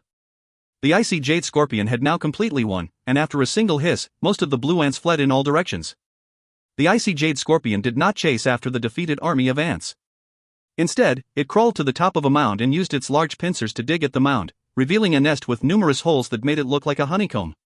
In it were large numbers of orderly lined-up white eggs. Asterisk chi-chi, asterisk the Icy Jade Scorpion gave a cry of exultation and began to pig out. My apologies, but I'll need to disturb you for a while. However, its feeding time was interrupted by another being. The tiny red eyes of the icy jade scorpion were fixed on the human figure in front of him, its two large pincers constantly flying in the air and its poisonous stinger flexing behind its back. Chi-Chi, the icy jade scorpion, was instantly enraged by Leyland, who had disturbed its meal. Large amounts of icy mist was produced from its mouth and aimed at Leyland. Kacha. Kacha, star. The temperature in the cave lowered, and everywhere this icy mist passed by, exposed rocks shattered into countless fragments. Extreme cold. The unique breath of the icy jade scorpion is said to possess an ability from the icy world. Leyland muttered to himself while covered in the blue icy mist. Immediately after, the large amounts of blue gas fly to enter through Leyland's skin. Deep. Detected absorption of large amounts of icy energy. Extremely effective towards suppressing bloodline issue of emotional instability. Saved. The AI chip intoned. It's not enough. This level of iciness is not enough. Slightly disappointed, Leyland shook his head. He then extended his right arm, at which large amounts of icy mist converged, forming a small spiral in the air. This sight caused the opposing icy jade scorpion to pause its actions. Kacha. Kacha, star. The blue icy mist shrunk in Leyland's hand, and its light blue luster disappeared, revealing a pure hue. Minutes later, the icy jade scorpion's breath had completely disappeared from Leyland's hand. Left over in his palm was a thin piece of ice that looked the same as what Celine had traded to him, though this shard was much smaller. The crystal shard of the icy jade scorpion's breath. Leyland glanced at the white icy shard in his hand and suddenly sighed. A silver ray of light flashed, and the icy shard suddenly disappeared from Leyland's hand. This icy jade scorpion is still too weak, and its breath can only help in suppressing my emotions by a small amount. If I really want to cure myself, I'll need to do tests on an even more powerful icy jade scorpion. Leyland looked at the icy jade scorpion in front of him. As it spat out large amounts of chilly air, the surface of this large scorpion looked transparent, and it was looking at Leyland from afar, seemingly about to escape. It still has a certain level of intelligence. Seeing its behavior, Leyland was even more interested. I need to obtain a complete experimental body, record its data, and gather some materials. Leyland looked at this large scorpion that looked to be formed entirely out of green ice and broke out into a smile. Several hours later, in a large icy cave that had just been opened. The entrance to the cave had been sealed by Leyland. He had also used some concealment methods to prevent ordinary beings from discovering this place. On a large ice platform in the middle of the cave were tens of black iron pillars standing tall to form a cage. The icy jade scorpion from before was kept inside, occasionally letting out low growls. Leyland off to a side, holding a petri dish that held a green shell within. This shell was from the exoskeleton of the icy jade skeleton. Drip drop. A droplet of red liquid was dripped onto the surface of the icy shell, causing the shard to begin to boil and produce large amounts of steam. The shell constantly melted until all that was left was a black fragment. Leyland was delighted upon seeing this. A glimmer of excitement appeared in his eyes, and he used a pair of tweezers to transfer this fragment to a test tube. I've pretty much gathered all of the samples and data. All that's left is to gather data on the icy jade scorpion's breath. Leyland glanced at the icy jade scorpion in the cage and suddenly clapped. Pack, large amounts of sparks flashed at the top of the black iron cage, and blue streaks of electricity whizzed on the pillars, reaching the body of the icy jade scorpion. Chi-Chi, enraged, the icy jade scorpion growled and spat out large amounts of chilly air. This chilly air formed a thick layer of frost on the metal cage, but most of it automatically drifted to Leyland, forming another one of the white crystallized ice shards from before. Effects of electrostimulation, excellent. Next is to try flames. Leyland snapped his fingers and black flames ascended, as vibrant red tongues of flames extended and engulfed the icy jade scorpion. After extensive experimentation, Leyland finally gathered the information he needed regarding the icy jade scorpion's breath. Matured scorpions can spit out this extreme chilly air attack 5 or 6 times a day. Each time, the amount can form a shard that is 1/10 of the size of what Celine gave me. Leyland glanced at the icy jade scorpion in the cage. The scorpion currently had its pincers trailing on the ground, looking lifeless. The green on its body had almost disappeared, turning it into almost a translucent crystal scorpion. Due to its characteristics, Leyland wondered once again if he should confine a few icy jade scorpions, but quickly discarded the idea. Based on the information he had gathered from Celine and Siegfried, these icy jade scorpions could only survive in the icy caves. The moment they left, they would immediately die. Should they survive, their later generations would slowly turn degenerate. The icy jade scorpions could only maintain their unique properties while living in the icy caves. In addition, though these beings had some intelligence, they were very obstinate, or rather, fascinating. This was because Leyland had found a control mechanism inside its sea of consciousness. Protect this place. Protect the Queen. Such determination seemed to be passed down with its bloodline, constantly existing in its mind. If Leyland wished to expel this brand, he would need to destroy its sea of consciousness. However, the icy jade scorpion have long since died, which would render this whole effort meaningless. They are so tightly bound as a group. Such a strange control over them made it difficult for Leyland to understand. In wolf packs, there were instances of the alpha males being chased out after losing in a battle for power. However, the icy jade scorpion made Leyland think more of queen bees or queen ants. Only in these sorts of simple organisms would there be a situation of ultimate power and control. It looks like there's a need to go to the nest of the icy jade scorpions. Leyland muttered to himself while looking at the icy jade scorpion trapped in the cage. Though he could occasionally come over and gather the breath of the icy jade scorpion to suppress the issue with his bloodline, he could not truly cure it. What he wished for was something that could completely eliminate all of the negative emotions from his body. It wasn't really a matter of convenience, but rather, it was the fact that it was a weak point that others could target at any time. Leyland wasn't going to be so stupid as to let it be. It was evident that just the icy jade scorpion's breath could not achieve this. Leyland could only place his attention on the elites that were a rank higher than this icy jade scorpion, or even their emperor. With this thought, Leyland immediately got to work. Using the information he had gathered from the body of the icy jade scorpion, he produced a few materials from his spatial pouch and created some powder that was specifically useful against icy jade scorpions. This powder would produce a unique smell after being burnt, which was an indescribable temptation to icy jade scorpions. With this powder, Leyland walked around the region where icy jade scorpions were active and caught over 10 regular icy jade scorpions, and even an elite as well. Elite icy jade scorpions were bigger than the regular icy jade scorpions by a factor of almost 1.5 times. Their jade-like bodies were also covered with mysterious patterns. These patterns covering the back of these elite icy jade scorpions were curses, but they were incomplete, causing Leyland to be puzzled. All Leyland could do was get the AI chip to record these images so that he could do research on them in the future. These elite icy jade scorpions were almost as powerful as semi-converted magi. With the added bonus of being in the icy caves, their strength was even further amplified.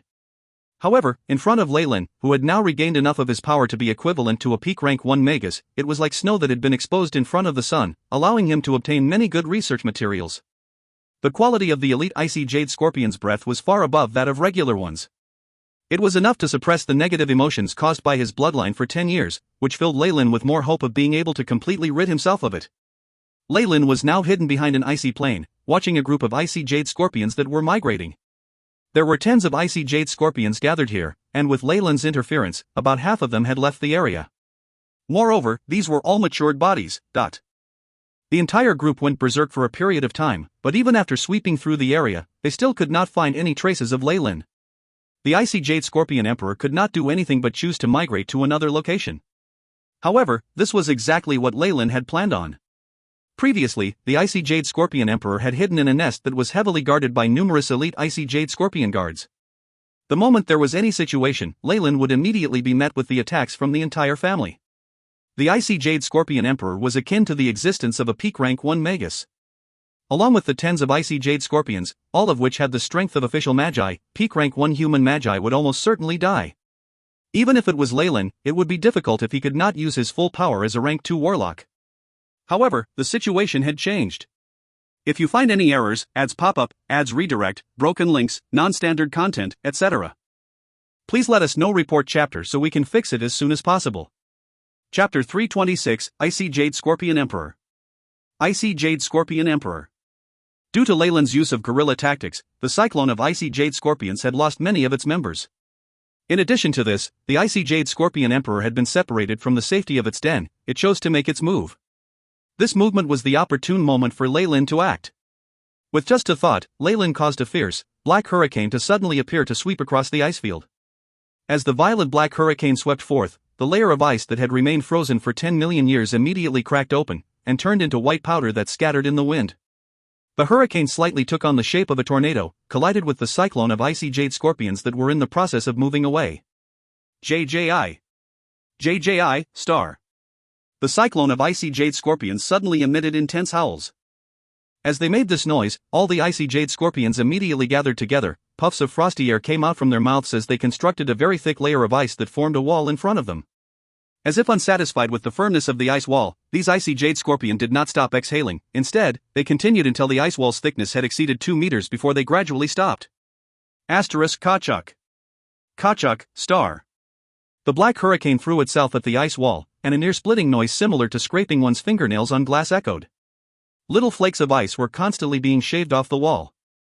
The icy jade scorpions at the back immediately increased their rate of puffing to patch up the gaps in the wall caused by the hurricane.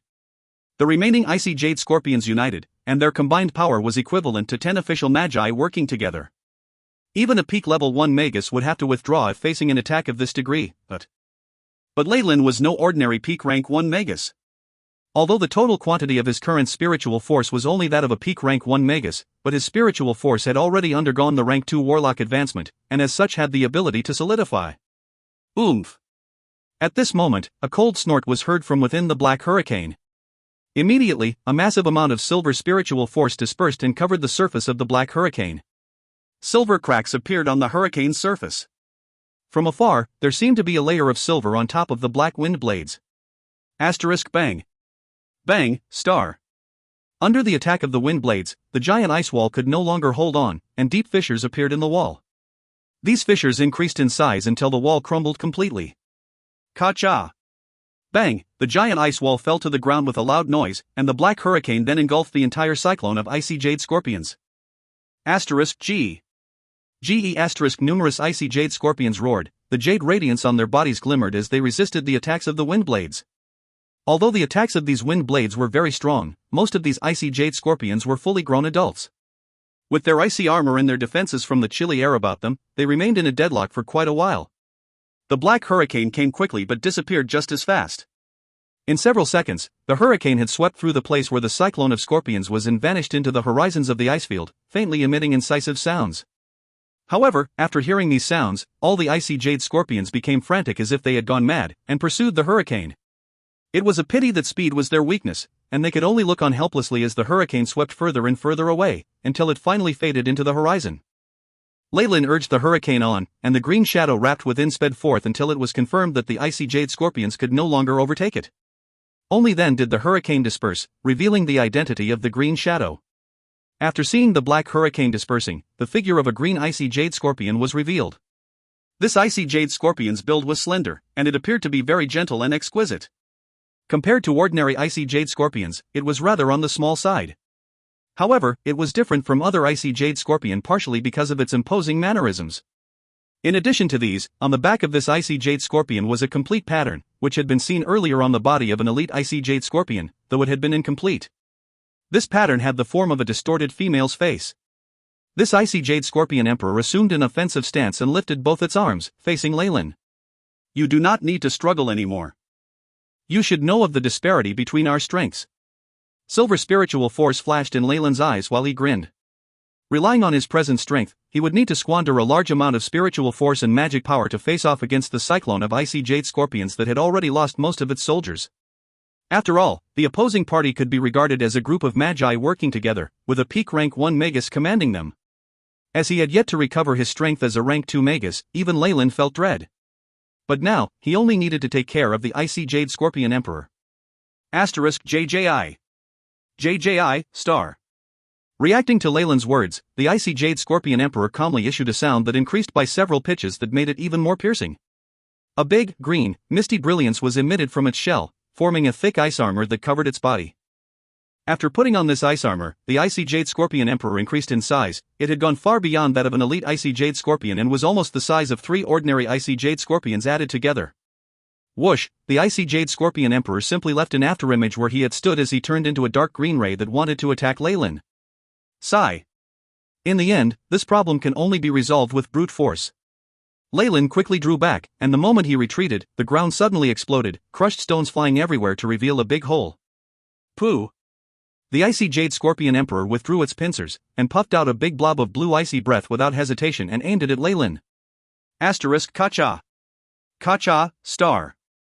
The sounds of solidification constantly sounded, and there was even a transparent twisting scene in the air. Such chilliness!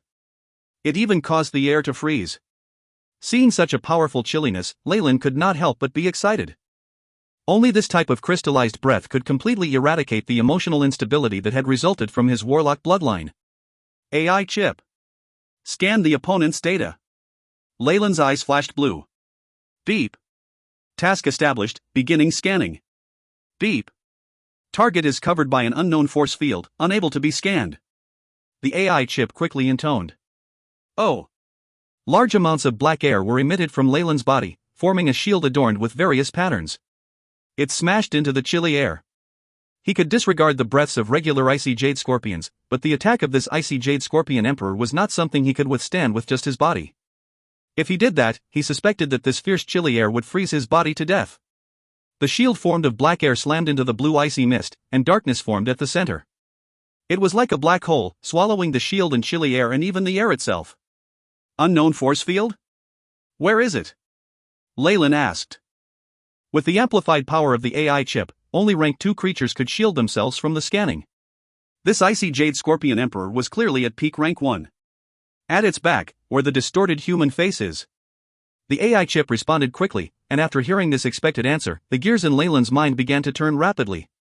A few exceptionally formidable creatures from other worlds had almost godlike strength. They had formed unique runes of their own that symbolized their path, achievements, strength, and many other attributes. This rune often had a mysterious strength that could be used as a link to them and could be passed on to descendants, and could even traverse dimensions. This phenomenon was more distinct in bloodline creatures. Leyland even suspected that the perfect rune formed from his innate spells, as well as the rune of the human face on the back of the icy jade scorpion emperor, could be classified as such. GG. Seeing Leyland blocking its attack, a trace of human-like mockery appeared in the gaze of the icy jade scorpion emperor. It suddenly lifted its back. Wang Wang. The female face on its back seemed to come to life, rays of green light circulated and produced an ear-piercing wail. GG.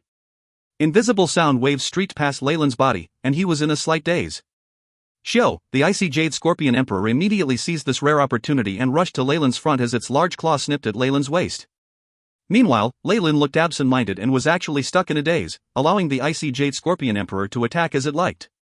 Kachuk's sharp giant claws immediately chopped Leyland's body into 2, and large amounts of blood, water, and internal organs gushed out.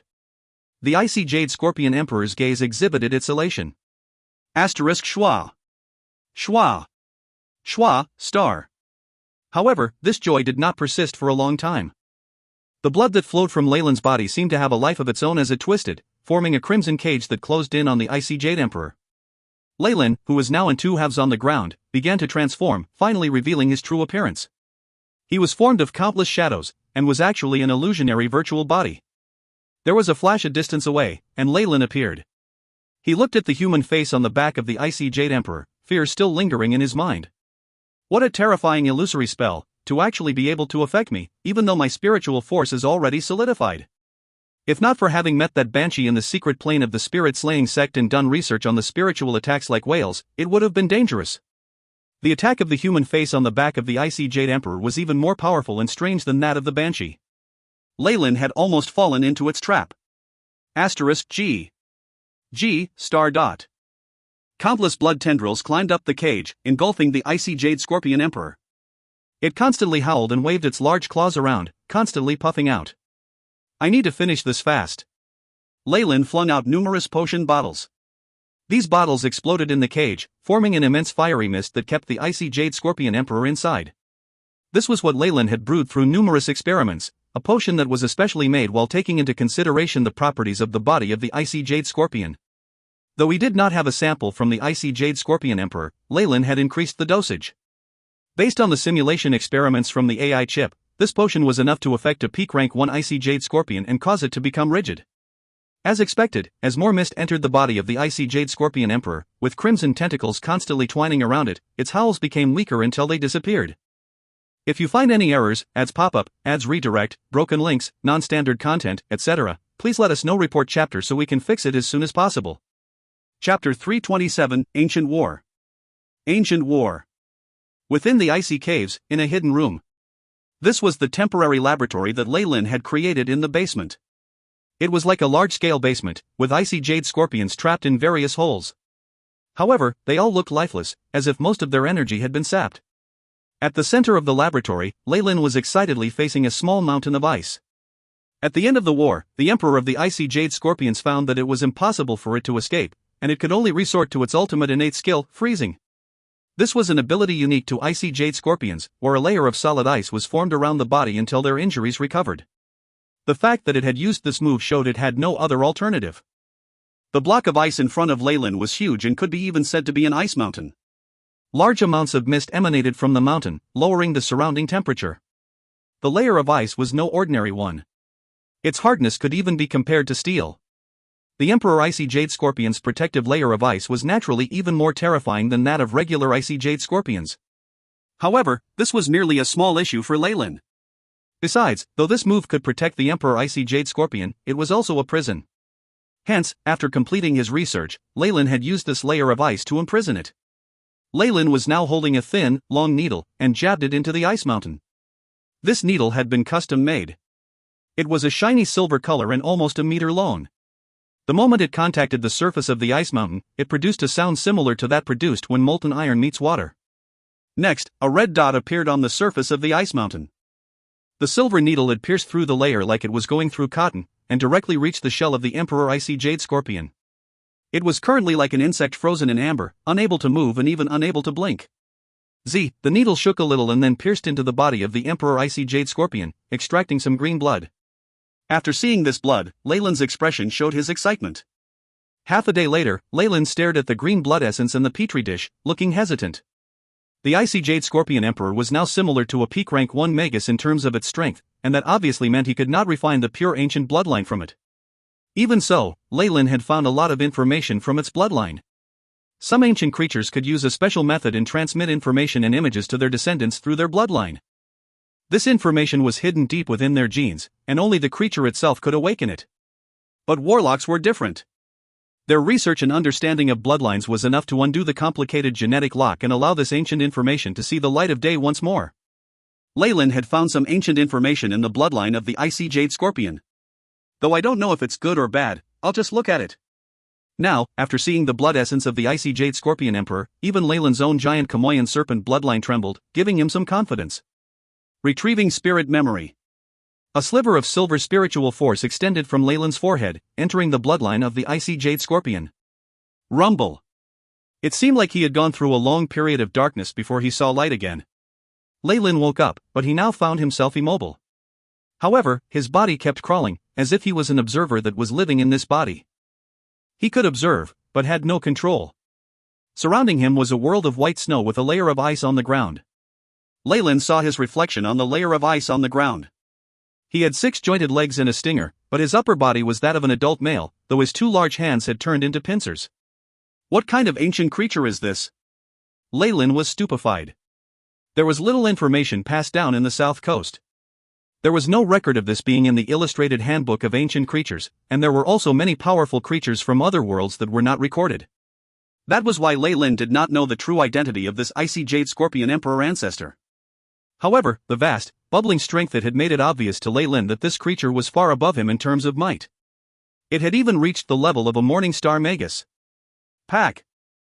An ice mountain that was thousands of meters tall broke into pieces in front of the Scorpion Man, and it brandished its large pincers as it advanced indifferently. Occasionally, it would battle with beings that were as powerful as it was, and the stray ripples would break off large fragments of ice. Until one day. Kacha, the Scorpion Man had just ripped up an ice dragon, and was gulping down its flesh and blood. As if sensing something, it raised its head and looked into the horizon. Rumble. The heavens split and the earth shattered. In the sky far away, it looked as if someone was tearing out a large hole. A horizontal crack that spanned 100,000 meters emerged in the sky. Snakes. A giant black snake with silver armor. There was even the giant Chamoyan serpent that Leyland was especially familiar with rushing through the spatial crack, entering this icy world. The appearance of these giant ancient serpents marked the start of a massacre. The Scorpion Man howled. He could feel that just the stray ripples from the spatial crack was enough to heavily injure or kill him. Furthermore, every one of those snakes did not lose out to him in terms of strength. However, affected by his own bloodline and the surroundings, he couldn't help but rush to the opening of the spatial crack. Along with him were other beings of this word. Icy dragons, giant chili eagles, ice spirits, and even some creatures that were natural enemies were somehow summoned, putting down their prejudices against each other and rushed to the battlefield. The two forces slammed to each other, blood and flesh flying, the space contorting around them. The Scorpion Man and a giant serpent battled. It was as if he had gone crazy, constantly attacking it. This all came from a premonition deep inside him. If these snakes were to continue existing here, this place would be damaged or even destroyed. Kill. Kill. Kill. Life and death battles went on, and it was common for Morningstar Magi to fall. There were also corpses falling from the sky, their auras enough to make Scorpion Man tremble in fear. HSSS. At this moment, a loud hissing from a snake caused the Scorpion Man to come back to himself. All of the creatures on the battlefield looked at the spatial crack. A ferocious ancient aura leaked out through the crack, and all the snakes respectfully lowered their heads. The Scorpion Man was forced to lie on the ground from the pressure. The black crack suddenly extended, and a large ball of snakes that was the size of a planet seemed to want to pass through the crack and descend on this world. The aura emitted from the snake ball made the Scorpion Man shudder from the very depths of his heart. The other creatures of the icy world were just like him. Wang Wang, the entire icy world trembled, layers of ice breaking to reveal a female giant who was several tens of thousands of meters tall. This female giant had a very boorish face. She had copper armor, a pike and a green shield. The female giant first roared at the snake ball, but received no answer. The large snake ball constantly forged forward, widening the spatial crack at its seams.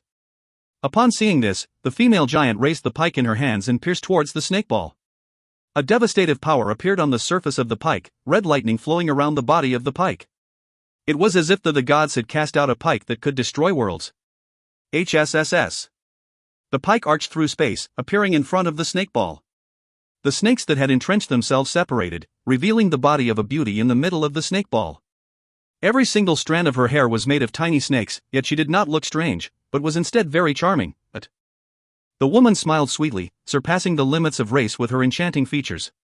All creatures, and even space in the world found her pleasing to the eye, not wanting to see her take on this pike. A few creatures of the icy world even betrayed their faction and began aiming for the female giant. However, before they even came close, they turned into powder by the lightning on the body of the female giant. Pack! Two large palms formed of countless groups of snakes extended from the snake ball, grabbed hold of the pike and broke it. The pike that seemed to hold the powder to destroy the world was split into two halves by these large hands. However, they were not yet satisfied, ruthlessly grabbing at the female giant. A black blade formed out of the spatial crack instantly appeared in front of her. Bang! The female giant's head and body separated, and large amounts of green blood spurted out. A violent explosion resounded through the battlefield, and countless dangerous spatial cracks were created. A droplet of green blood that was almost as large as a human head fell on the back of the Scorpion Man. The intense pain and burn immediately caused him to let out a miserable cry. He was then swallowed by a large spatial crack. At the last moment before he was swallowed up, the Scorpion Man looked at the giant mountain wyvern made entirely from an ice mountain and descended onto the battlefield, breaking the spatial crack. Within the snake ball, a woman's sigh was heard. Darkness. A darkness that spread throughout the heavens and earth surged up and invaded Leyland's body. Ha! Leyland gasped in large breaths, cold sweat rolling down his face. That woman. The one inside the snake ball. I've seen her before. Leyland immediately thought of the dreamlike trance he had been when he had advanced to be a rank 1 warlock. The woman inside there looked to be exactly the same person as who he had seen from the bloodline of the icy Jade Scorpion Emperor. Unless that woman in the snake ball is the legendary mother of 10,000 snakes. And was the war that I just saw the battle where the ancient mother of 10,000 snakes invaded the icy world. If you find any errors, ads pop-up, ads redirect, broken links, non-standard content, etc., please let us know. Report chapter so we can fix it as soon as possible. Chapter 328, Information of the Bloodline and a Conjecture. Information of the Bloodline and a Conjecture. Leyland felt that he had correctly deduced the gist of the story.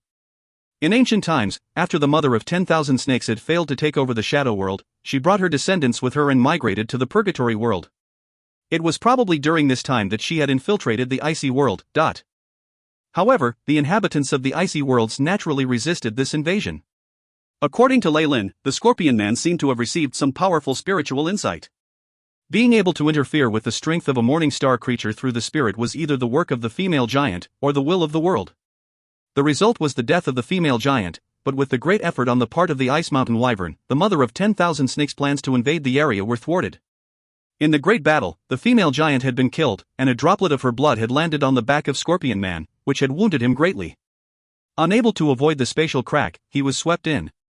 In the end, Scorpion Man had traveled to the Twilight Zone through this spatial pathway and had then died from his injuries. Even so, he still had the strength of a Morningstar Magus, and the blood of the female giant, whose power was inconceivable. Hence, after his death, this entire region was affected by the radiation from ice, forming a topography and climate similar to that in the icy world. The icy jade scorpions evidently had some connection with the Scorpion Man, but this connection had degenerated. Its human upper torso had completely disappeared, and there were no other obviously similar characteristics. It's because of this that icy jade scorpions could survive. They were actually creatures from another world. They could only survive and reproduce because of the radiation of extreme cold here. Leyland sighed and thought about the mother of 10,000 snakes. He reckoned that the mother of 10,000 snakes should have attacked the icy world after migrating from the purgatory world, due to the fact that this world must have been extremely important to her and her race. After the setback when trying to seize the shadow world, she had no choice but to withdraw and bring her race to purgatory world. However, the fire attribute of the purgatory world did not quite suit snakes, which were more compatible with the shadow element.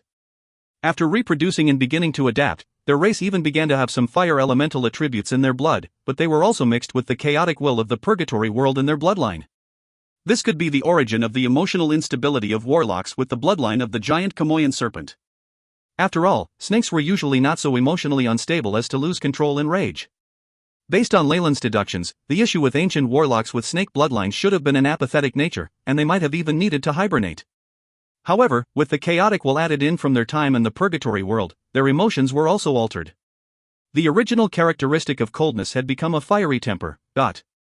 Hence, the mother of 10,000 snakes had attacked the icy world once more, probably hoping to use the chilliness there to treat the emotional instability issue with her bloodline.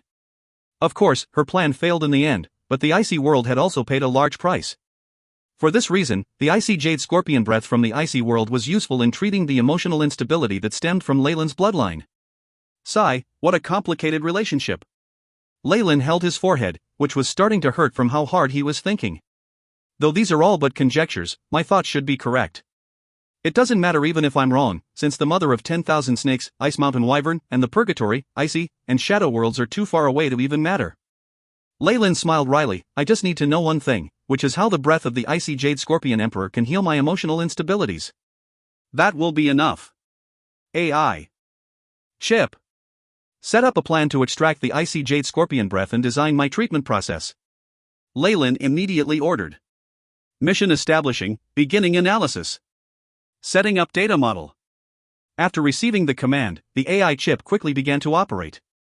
Meanwhile, Leyland, deep in thought, stroked his chin. Honestly, after seeing that ancient war, it was impossible for him not to be stirred up. That droplet of blood that had dripped onto the back of Scorpion Man had stirred up Leyland's interest as well as his desire to conduct research on it. That was a strength that far surpassed Morningstar Magi. It might even be equal to a great rank 5 Magus.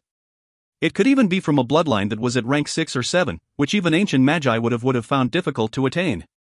If Leyland gained it, how much stronger could he become? The warlocks could not change their bloodlines. Doing research on the blood of these existences was sure to be unbelievably useful for his future. In addition, the Scorpion Man had had the strength of a Morningstar Magus while he was alive. There was no need to refine his blood. It was the purest bloodline possible from an ancient creature. Leyland's breathing became rough just from wishing that he could enter deeper into the icy caves and look for the remains of the Scorpion Man.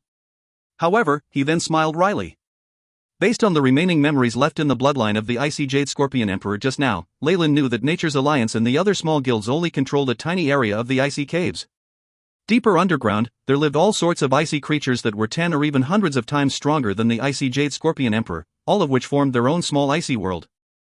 The remains of the Scorpion Man were probably at the deepest level of this icy world. There, rank 2 icy creatures would be running rampant. It wouldn't even be surprising if rank 3 creatures emerged there. Even if Leyland became a rank 3 warlock, was not sure that he would be able to leave without a scratch. He would need to at least have the strength of a Morningstar Magus to completely break into this place to get the remains and bloodline. Strength. It all comes down to strength. Leyland smiled wryly and gave up on any thoughts of exploring further in. Though those were great items, Leyland was not going to risk his life for them. Leyland had always been very prudent. If he was less than 70% confident, or if his life would be in danger, he would definitely choose not to take this risk. Besides, in a situation where the icy caves had existed for such a long time and yet nobody had realized their true origins, Leyland was not afraid that other magi would come here. There were also the icy creatures down there, which were a great defensive line. He had already figured things out. Once he had enough power, he would come back here and obtain the presents from Icy World. Things need to be done one at a time. First, I need to deal with the problem of my emotional instability. Leyland's pupils returned to their calm state, his expression revealing his rationality. Outside the icy caves in the Twilight Zone. Take note. The expedition into the icy caves is very dangerous this time. Though you are all the cream of the crop in our guild, as long as you haven't become an official magus, you have virtually no way to protect yourself in there.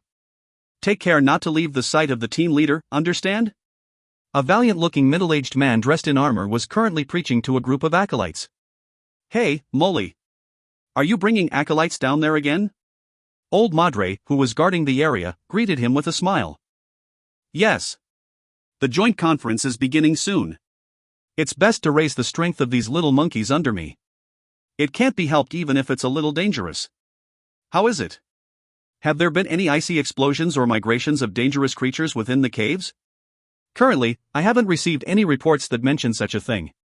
Furthermore, there's currently a famed professor from Nature's Alliance in there. If there is a problem, you can ask him for help, especially since we're all allies. Old Madre laughed and then mentioned Leyland. Professor Leyland, who came from the Eastern capital? I heard that he's a master at the peak of rank 1. Though Molly said all this, he still looked unwilling to accept this. It looked like even if he really met Leyland, they wouldn't be able to get along. After all, it was shocking that a peak rank 1 magus had entered a small guild such as Nature's Alliance. Like many other magi, Molly thought that Celine was bragging. Celine really is quite pitiful. She's been going around looking for help non-stop. Nature's Alliance is in a very dangerous position. Old Madre sighed, but a glimmer of delight flashed in his heart. Whether it was Leyland or Molly being on the losing end in there, it was still going to be a delight to see. Humph. Whose fault is it that you two are always harboring evil intentions towards my Celine? Madre thought in his heart while revealing an enthusiastic grin. Compared to when Leyland had entered, he was much more passionate while explaining things of note to the acolytes. From an outsider's perspective, old Madre was still a very respectable senior. Whoosh! At this moment, large amounts of chilly gusts of wind blew out from the crack in the ground, and the acolytes could not help but wrap themselves tightly in their clothes. This means someone is coming up, huh? They're fine. Old Madre was bewildered. What's going on? Molly rushed over and asked. It's Magus Leyland. He's out. Magus Celine has already come here quite a few times to check if he's out yet. I need to inform her. Old Madre did not take him seriously, even complacently laughing after seeing Molly clenching his two fists. Bang! A figure with a large, icy mountain on his shoulder rushed out from the crack. Are you Leyland, the new, famed professor that joined Nature's Alliance? Molly sounded impolite. Yes. What's the matter? He was beaming widely. This person was naturally Leyland. In this period of time, after constantly extracting the breath of the icy Jade Scorpion Emperor, he had already healed the emotional instability from his bloodline using the treatment designed by the AI chip. The extreme chill originating from Icy World, as well as support from the AI chip, had completely expelled the chaotic will in his bloodline that came from Purgatory World. Though there might still be an issue deeper in his DNA, the AI chip calculated that until he became a Morningstar Magus, the emotional instability of warlocks would not be an issue. Leyland was therefore in a good mood. If you find any errors, ads pop up, ads redirect, broken links, non-standard content, etc., please let us know. Report chapter so we can fix it as soon as possible. Chapter 329, The Headquarters Location. The Headquarters Location. Molly hesitated. Although he doubted the other party's strength, Magi were a rational bunch. If it wasn't for Celine, he would not even dare to provoke the other party. Now, he was somewhat uncertain. If Leyland really possessed such huge power and he decided to challenge him, wouldn't he be courting death? Immediately, Molly opened his mouth wide. This is. In this moment, Leyland had already thrown the ice mountain on the floor, producing a loud sound. Within the ice mountain stood a thin-bodied icy jade scorpion that was unmoving, as if it were a statue. Celine. Get some people here and move these items. Leyland contacted Celine through the secret imprint, and from the other end came a surprised squeal. Oh. Previously, Magus Leyland went down with the purpose to do research on the icy jade scorpion. It looks like his gains were pretty good. Unexpectedly, he even caught a smaller one. It seems like it's a young one. Old Madre smiled and explained. While in its frozen state, the icy jade scorpion's breath was suppressed to its lowest and Old Madre did not see it. No, damn it. This isn't some young icy jade scorpion. It's the icy jade scorpion emperor. A peak rank 1 icy jade scorpion emperor. Molly retreated while stammering. I have seen it before. This is absolutely the icy jade scorpion emperor. Look at the terrifying markings on its back. Molly retreated to the edge of the site, afraid that the icy jade scorpion emperor would go wild at any time. Rorf. Seriously, Dot. Madre picked up what seemed like a pair of glasses and placed it on his nose, taking a good look at the icy jade scorpion. This was then followed by a squeal as she took a few steps back. Magus Leyland. Did you catch this? Old Madre started to stammer as well. Of course. Leyland smiled and nodded. After having suppressed the emotional instability from his bloodline, Leyland massacred all of the regular icy jade scorpions and collected their materials. As for the icy jade scorpion emperor, he could not bear to kill it. After all, its value while still alive was much greater than the value of the materials on its body. He still had many simulations that he needed to complete on the icy jade scorpion emperor, and Leyland was also extremely interested in the waning of the icy jade scorpion's life once it were to leave the radiation from the icy cave. Hence, he had to wrap the icy jade scorpion emperor and bring it out. Leyland could only gather all the materials from the regular icy jade scorpions inside the spatial pouch, and since it could not hold living beings, he had to carry an ice mountain all the way out. However, the look of disbelief on the faces of these two magi that turned into one of respect was rather amusing to Leyland. He did not intentionally try to conceal his powers, but there was the underlying intent of showing his might. After all, the might of a peak rank 1 Magus was not unfounded, and an icy jade scorpion emperor with a strength comparable to a peak rank 1 Magus was enough to intimidate everyone. Although Celine had been actively disseminating the information of her guild, she had not acquired the acknowledgement from the other guilds as Leyland had been keeping a low profile. Most magi had even thought of this as an elaborate scam and were here merely to look for trouble. But now, these small guilds would think twice before coming forward. Though he wasn't afraid of trouble, he hated having to personally involve himself in these small matters. It wasn't a bad idea to scare them away with this icy jade scorpion emperor. Even between peak rank 1 magi, their battle abilities were varied. Since Leyland was able to catch a icy jade scorpion emperor that was similar to a peak rank 1 Magus, didn't that mean that he was at the top of the peak rank 1 magi? Old Madre and Molly exchanged glances, and their gazes towards Leyland was filled with reverence. Lord Leyland, it's great that you could come back safely. At this point, Celine was excited as she brought back the two acolytes from before. Leyland looked at them and nodded. It seemed like Celine had been waiting here with these two acolytes after he had left, which was rather considerate of her. An icy jade scorpion is a creature with the might of an official Magus and they lived in clusters. Initially, I had my worries, but thankfully we were under the blessing of Gaia. Celine patted herself on her chest and was hesitant at the start, as she was worried for Leyland. Hearing that, Old Madre and Molly surreptitiously rolled their eyes. The one who should be worried should be the icy jade scorpions. This lord had already captured the icy jade scorpion emperor and the remaining icy jade scorpions had either disbanded or sought refuge with the other cyclones. At this moment, Celine found the ice mountain beside Leyland. Do we need to move this? Send 2 people to follow me to shift it to the eastern capital before we look for a lab to analyze it further. Leyland patted on the ice mountain behind him. If you wish to find a lab, the headquarters of the Nature's Alliance is just nearby for your lordship's usage. Celine's eyes sparkled and suggested, furthermore, I would like to discuss in detail with your lordship regarding the previous matter. Your headquarters is nearby? Great, let's go. Leyland nodded in agreement. There wasn't anything important in the basement he used in the eastern capital. All valuable equipment was carried on his person at all times. As for the overall facilities, Nature's Alliance's lab was definitely better than his own established lab. Hop on and call another carriage to move this ice mountain back to the headquarters.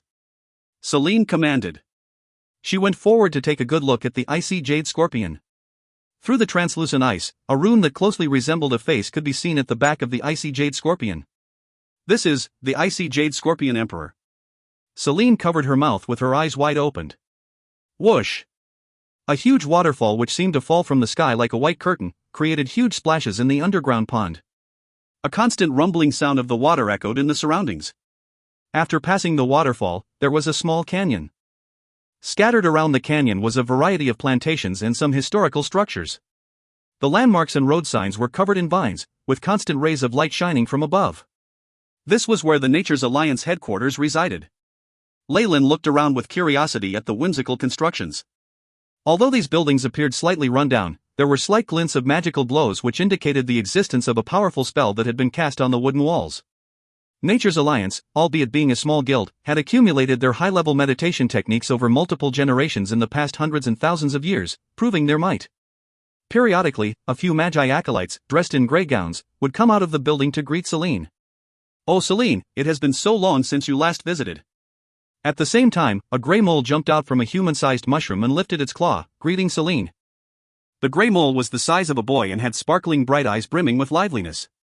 It had a spotlessly white mustache that dropped down from the bottom of its mouth to the floor. "Nice to meet you, Grandpa Cedric." Celine expressed with respect, "I brought your favorite berries." Celine carefully placed the two strange fruits that looked like green dates on the ground. Not bad. That's my favorite." The gigantic mole used its agile claws to pick up the fruits and threw them into its mouth, crunching noisily. "This is my newly recruited famous professor, Leyland Farlier. He will be having the same level of authority as me," Celine introduced, after the mole finished eating. "Leyland what?" The mole took a good look at Leyland with beaming eyes. Deep and immeasurable power. Looks like you have pinned all your hopes on him." Leyland looked at the mole. "A guard animal? It has the strength of a rank 1 magus. Not bad. At this time, Celine introduced to Leyland, Grandpa Cedric was Nature's Alliance's guardian during my great-great-grandmother's time. He is usually very gentle, just don't disturb his sleep. After introducing the two to each other, Celine brought Leyland to a hall. There were tens of acolytes waiting in there. Seated at the front were Obo and Ilya, whom Leyland previously met. To think that a Magus guild will end up with only a rank 1 Magus, an animal as a gatekeeper and a few apprentices. What a failure! Leyland became speechless as he followed Celine in. Celine went forward and introduced Leyland to the acolytes. "This is Professor Leyland, whom I've invited over. From now, all of you need to respect him like how you respect me. No, you all should treat him with even more respect, do you all hear me? Professor Leyland." The acolyte greeted with their beaming eyes. Leyland's past achievements slowly spread around through Obo and Ilya.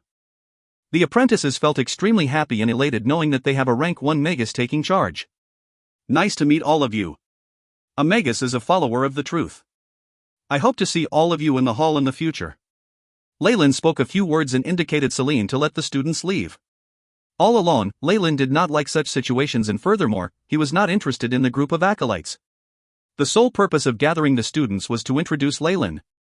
The introduction ended within minutes, leaving Celine and Leyland in the hall after the students left. "Can we talk now?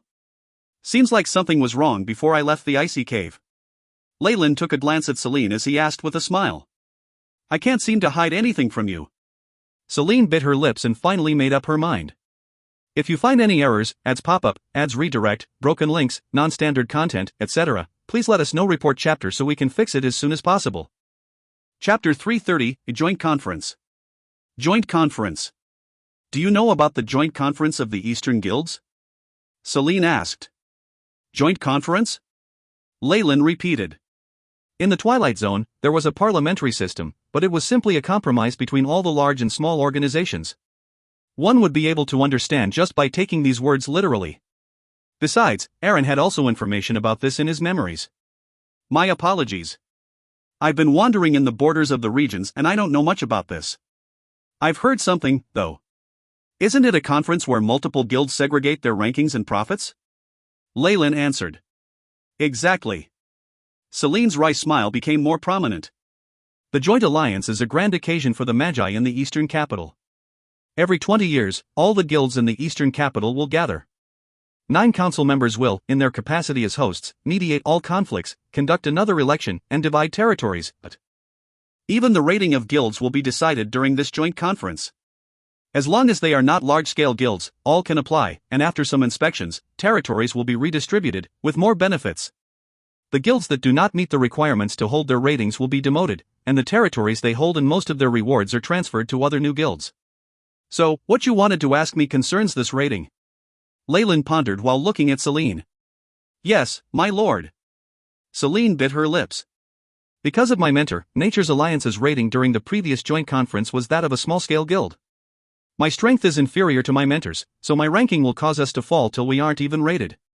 In this case, most of our benefits have to be given away, and since we can't enroll many acolytes, Nature's Alliance will eventually die out.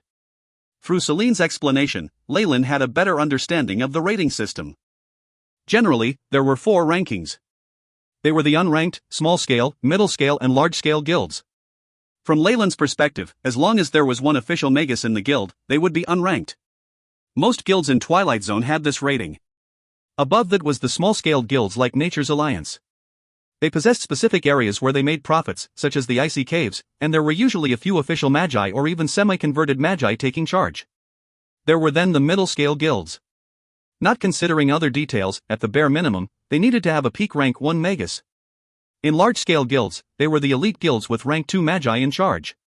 Since the establishment of the Joint Conference, there were only a handful of instances where guilds were rated to be large-scale. Every time this happened, there would be a huge revolution involving the deaths of countless magi. The evaluation was not necessary to be in tandem with a magi's rank, as battle power differs even within a rank itself. Hence, the ratings relied entirely on battle power. They would usually exchange hands with others of the same rank, and the shedding of blood on the battlefield was not uncommon. Of course, there was another method. As long as one submitted research material that the 9 council members approved of, one could also be rated according to the merits of the research. However, this was an extremely difficult process, and few had passed through the rating review using this method. Celine's mentor was said to be astonishingly powerful. Though he had yet to become a semi-converted magus, he had somehow drawn a tie with a semi-converted magus and had thus been thought to have an equivalent level of strength. Nature's Alliance had thus been acknowledged to be a small-scale guild and received permits to estates and mines. If their rating went down this year, all of these would naturally be revoked, and without these resources, Celine alone would not be able to continue managing the Nature's Alliance. Hence, she had no choice but to look for outside help. However, a semi-converted magus was already considered an elite within the ranks of rank 1 magi. At most, they would have been groomed by other organizations. Though Celine had attracted the attention of a few official magi, some of whom were inferior to her, with the allure of her body, what use was it? The rest were like Skrill who had some ulterior motives, and Celine didn't dare to make use of them. Leyland's appearance gave Celine a sliver of hope. As long as my lord agrees to lead us in the joint conference, everything in Nature's Alliance will belong to you, including myself. Celine slowly took off her coat, revealing her delicate body. Under the translucent light that shone on her pale, exquisite skin, she was even more alluring. Along with that expression of one preparing to die for her cause, it made one have the desire to ravage her. But why me? If these are the conditions, I believe there are many magi, such as Skrill, who are willing. Leyland was expressionless. Women were merely for him to cope with stress. Sex was not anything special after he performed it one too many times. If I'm going to sell myself, I'm obviously going to sell it to someone more powerful. Skrill had been a candidate, but he was already responsible for another guild, and his appearance is a little too strange.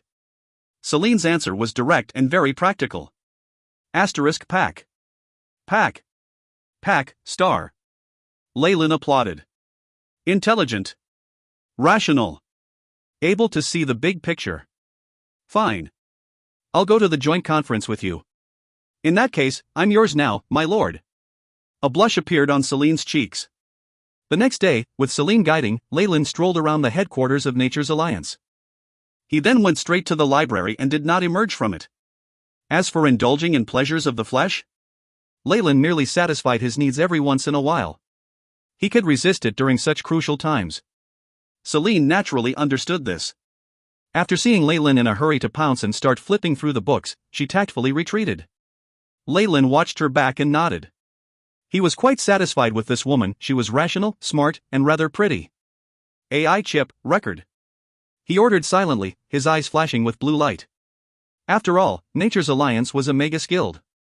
There were thousands of books gathered in the library, including information about the culture, geography, and politics in the Twilight Zone, amongst other information. More importantly, there was an account of the magus world.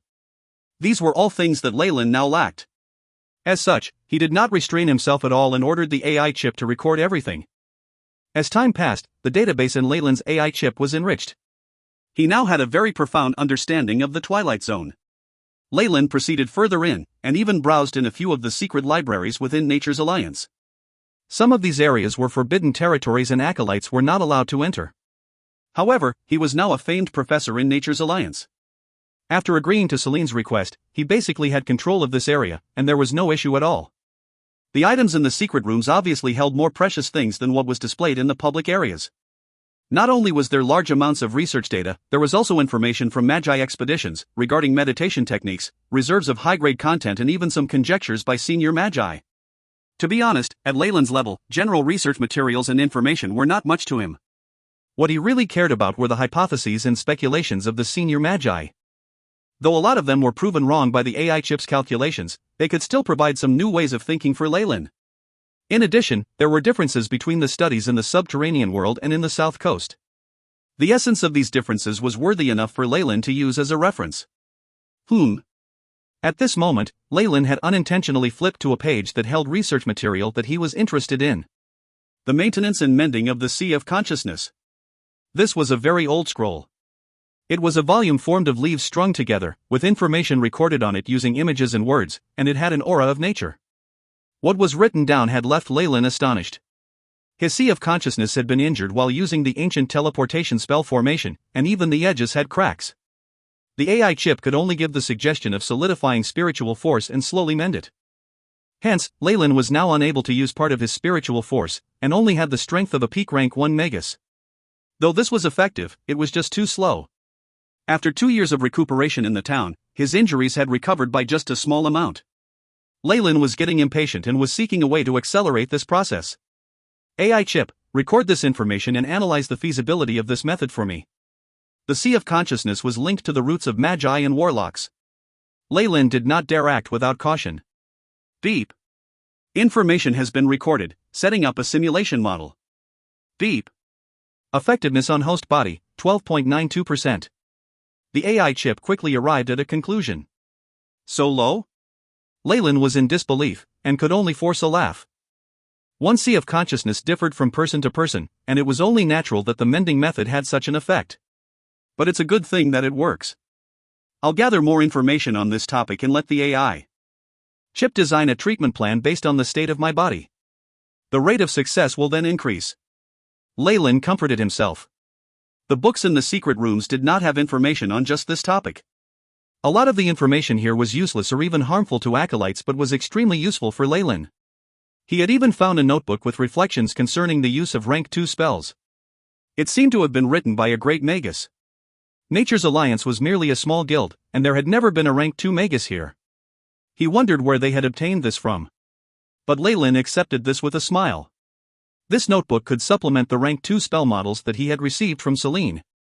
If you find any errors, ads pop-up, ads redirect, broken links, non-standard content, etc., please let us know. Report chapter so we can fix it as soon as possible.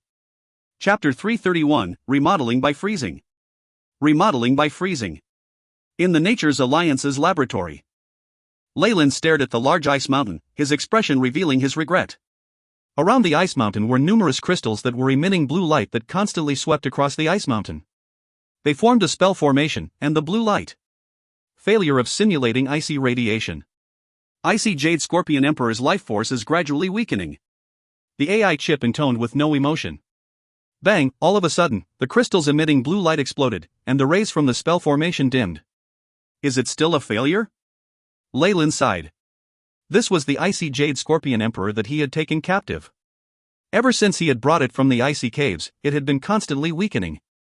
This was even happening while it was in its frozen state, or else it would have long since died. Leyland had no other ideas.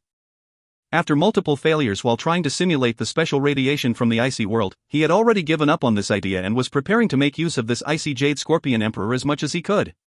It's impossible to extract an ancient bloodline from it, and I've already recorded all the information I've obtained from its blood. So, Leyland shifted his gaze to the back of the Icy Jade Scorpion Emperor. The rune of a distorted woman's face seemed to be alive. Through the memories in its bloodline, Leyland knew that this type of Icy Jade Scorpion originated from the Scorpion Man that had the might of a Morningstar Magus. The moment Scorpion Man had been drawn into the spatial crack, a drop of the female giant's blood landed on his back. From then on, the Scorpion Man's bloodline was tainted by the blood of a higher-ranking being. The descendants of the Scorpion Man all had this rune on their backs. Strictly speaking, the rune on the back of the Icy Jade Scorpion was just a projection of the power of the female giant's bloodline. However, just a projection, and the wail it let out was enough to almost catch Leyland in an illusion. In addition, the bloodlines of these higher-ranked creatures all possessed incredible might even if there was just an aura of it left. AI chip, how's the analysis on this fear-inducing rune? Leyland asked. Analysis complete. Obtained freezing and healing runes that are incomplete at 45%. Able to make a cross-reference with 31% of the information with the Wailing Banshee, the AI chip intoned. Ha! Leyland was surprised. Looks like the innate ability of the icy jade scorpion to freeze and heal itself was affected by and formed from the blood of the female giant. He suddenly had a thought that would exploit the icy jade scorpion emperor to the fullest. If I combine that information about the technique to mend my sea of consciousness with the icy jade scorpion emperor's innate skill, burning through its bloodline and stimulating the abilities of the runes on its back to form a bloodline imprint that can be used once. Leyland's eyes shone blue as he calculated, in that case, I can also use this freezing ability once, and its effects will even be amplified. The power of the bloodline inside would be enough to mend the damage to my sea of consciousness. Using solidified spiritual force could do this as well, but it took far too long. In addition to this, Leyland wanted to regain his strength as a rank 2 warlock as soon as possible. Freezing was a unique innate talent of the icy jade scorpions. While heavily injured, they could protect themselves in a thick layer of ice. Not only was it an ultimate defense, it could also help heal injuries. Now, Leyland wanted to use this ability on himself. AI chip, what is the feasibility of this idea? Leyland immediately asked in his mind. Large amounts of information and graphics flashed, and the AI chip gave an answer. Feasibility is at 87%. Host body first needs to undergo changes in order to be able to tolerate icy radiation. As expected, it's possible. Leyland's eyes exhibited his joy. The innate freezing ability of the icy jade scorpion emperor, as well as the slight projection of the power from an ancient bloodline, was definitely able to repair the sea of consciousness of a rank 2 warlock. This was the optimal method to make use of the icy jade scorpion emperor. After all, Leyland already had a lot of materials from the icy jade scorpions. Besides, how could materials from another world be more important than his own strength? In that case, I should start making some preparations. Leyland glanced at the icy jade scorpion emperor in the ice mountain. Covered in a block of ice, this icy jade scorpion emperor looked more fantastical. The green on its body looked almost alive. Only the weakening of its life force and breath showed that it did not have long to live. AI chip, prepare the bloodline ignition potion. It's essential to make some preparations. Leyland's eyes glinted coldly. To completely make use of the freezing innate ability of the icy jade scorpion emperor, it was necessary to burn up all its blood completely and stimulate the fear-inducing rune on its back. Then, one needed to model it into a freezing bloodline rune, which involved a very complicated process. However, all these preparations needed to start from somewhere. This was to ensure that this icy jade scorpion emperor could live through this, and secondly that Leyland himself could adapt to the harsh cold while in the frozen state. 3 days later, in the laboratory. Leyland, may I enter? Celine's voice could be heard from outside. I've already undone the alarm spell formation. Come in. She promptly heard Leyland's answer and did not hesitate as she pushed the door to enter. The moment she entered, Celine instinctively wrapped her clothes tightly around her. Within the laboratory, large amounts of mist was everywhere. There was even a thick layer of frost on the surrounding walls and some instruments. Meanwhile, Leyland was naked in a giant glass tank. He was soaking in a blue icy liquid that seemed to be seeping into his body bit by bit, turning him a little blue. What are you doing? Celine had long since gotten used to Leyland's naked body, and she naturally approached him without flushing red. She judged the trough and was puzzled. She found this icy aura very familiar. Isn't this the unique radiation of the icy caves? All of a sudden, Celine thought of its origins. No, this is just an imitation. It isn't even 50% of the original, and can't keep an icy jade scorpion emperor alive, but... Leyland breathed in deeply, and the icy blue color in the tank faded, turning from a dark blue to a lighter one, to the point that it was slightly translucent. Over 10 seconds passed, and the icy liquid in the trough had turned translucent. Leyland stood up and walked out at this point. Celine had prepared a towel and began to dry the droplets of water on his body like a caring wife. What do you plan to do to the icy jade scorpion emperor? Celine inquired. We're both going to go to the joint conference of the guilds in the East Capital. When that happens, only Grandpa Cedric will be here, and it can't deal with an icy jade scorpion emperor with the strength of a peak rank 1 magus. Don't worry, I'll take care of it by then. Leyland was overjoyed. Through the tempering of his body with the icy radiation over these few days, he had gradually gotten used to such a chilly temperature. With a few more remodeling attempts, he would be able to make use of the freezing innate ability of the icy Jade Scorpion Emperor without any residual effects on himself to treat his injuries. Of course, he would not mention this to Celine. She was an intelligent woman who knew what could and couldn't be asked. "Do you need clothes?" After dressing Leyland, Celine rested her head on Leyland's shoulder, her nimble little tongue licking at Leyland's earlobes and silently hinting at something. "Of course not." Leyland laughed and pressed her down. A warm breeze blew, causing one to have the urge to take a nap. In the subterranean world, the humans of Twilight Zone could not divide the year into 4 seasons. They had only 2 ways of detecting the current season. One was based on the activity of the planet's crust and dividing the year into the cold and warm season. Another way was through specific crops and dividing it into the planting and harvesting seasons. Such a warm breeze was the most obvious indication that it was the warm season. Leyland sat on the back of a horse carriage with Celine by his side. An aromatic, crisp smell traveled over from Celine's hair, causing Leyland to feel slightly restless. The people driving the carriage were the 2 level 3 acolytes, Obio and Ilya. Within all of Nature's Alliance, these 2 were the ones who were somewhat able to do this. The animals used to pull the carriage were obviously not horses, but an animal found underground, wildebeests. These animals were a lot larger than normal horses. They also had bony armor, and what was most obvious was the single horn on its head. These animals were more patient than horses, they could also withstand some amount of radiation, and were the first choice for light magi of the Twilight Zone when they went out on expeditions. Of course, they was only useful for ordinary acolytes and magi. As for even more powerful magi, they were naturally able to tame even more ferocious, mystical creatures, or even top-grade pets while they went on their journeys. For a small guild like Nature's Alliance, using a wildebeest showed how hard-pressed they were. However, they had no choice. After Celine took over, Nature's Alliance had not been in a good state and had been pressured in many areas. Based on the intel she received, there was a large possibility that the Nature's Alliance would be demoted from its rating in the joint conference. In this situation, Celine had no choice but to look for external help. She could only turn to Leyland. Though Leyland had been said to be a famed professor in name only, Celine had been tactful and given most of the authority in Nature's Alliance to him. Leyland wouldn't turn down such a large gift as well. He also needed help from the other organizations for his upcoming plans. He had wanted to help Nature's Alliance expand and assist them based on the agreement they had. However, it was also not a bad idea to take over this organization. Leyland thought to himself as he eyed Celine, who looked calm. If you find any errors, ads pop up, ads redirect, broken links, non-standard content, etc., please let us know. Report chapter so we can fix it as soon as possible. Chapter 332, Nada Highlands. Nada Highlands. Have you made inquiries about this already? Leyland asked Celine, who was at the side. Based on intel from a few close friends, the person targeting us at this joint conference is Skrill of the 8-clawed spiders. Celine smoothed her hair out, revealing her pale neck. One could also see her well-developed chest. Skrill? That Spider-Man? Leyland turned a blind eye to Celine's unintended seduction. The crystal mask that Celine trained in had a special effect, in which the Magus would unwittingly bewitch the people around them. This was not very effective on a semi-converted Magus, and even less so on Leyland. He's merely a semi-converted Magus. With a few helpers, you'd be able to take care of him, right? Leyland glanced at Celine. If it was only him, I could somewhat contend against by using some help my mentor left me, but... Celine's eyebrows showed her gloominess at this. There seems to be another power supporting Skrill.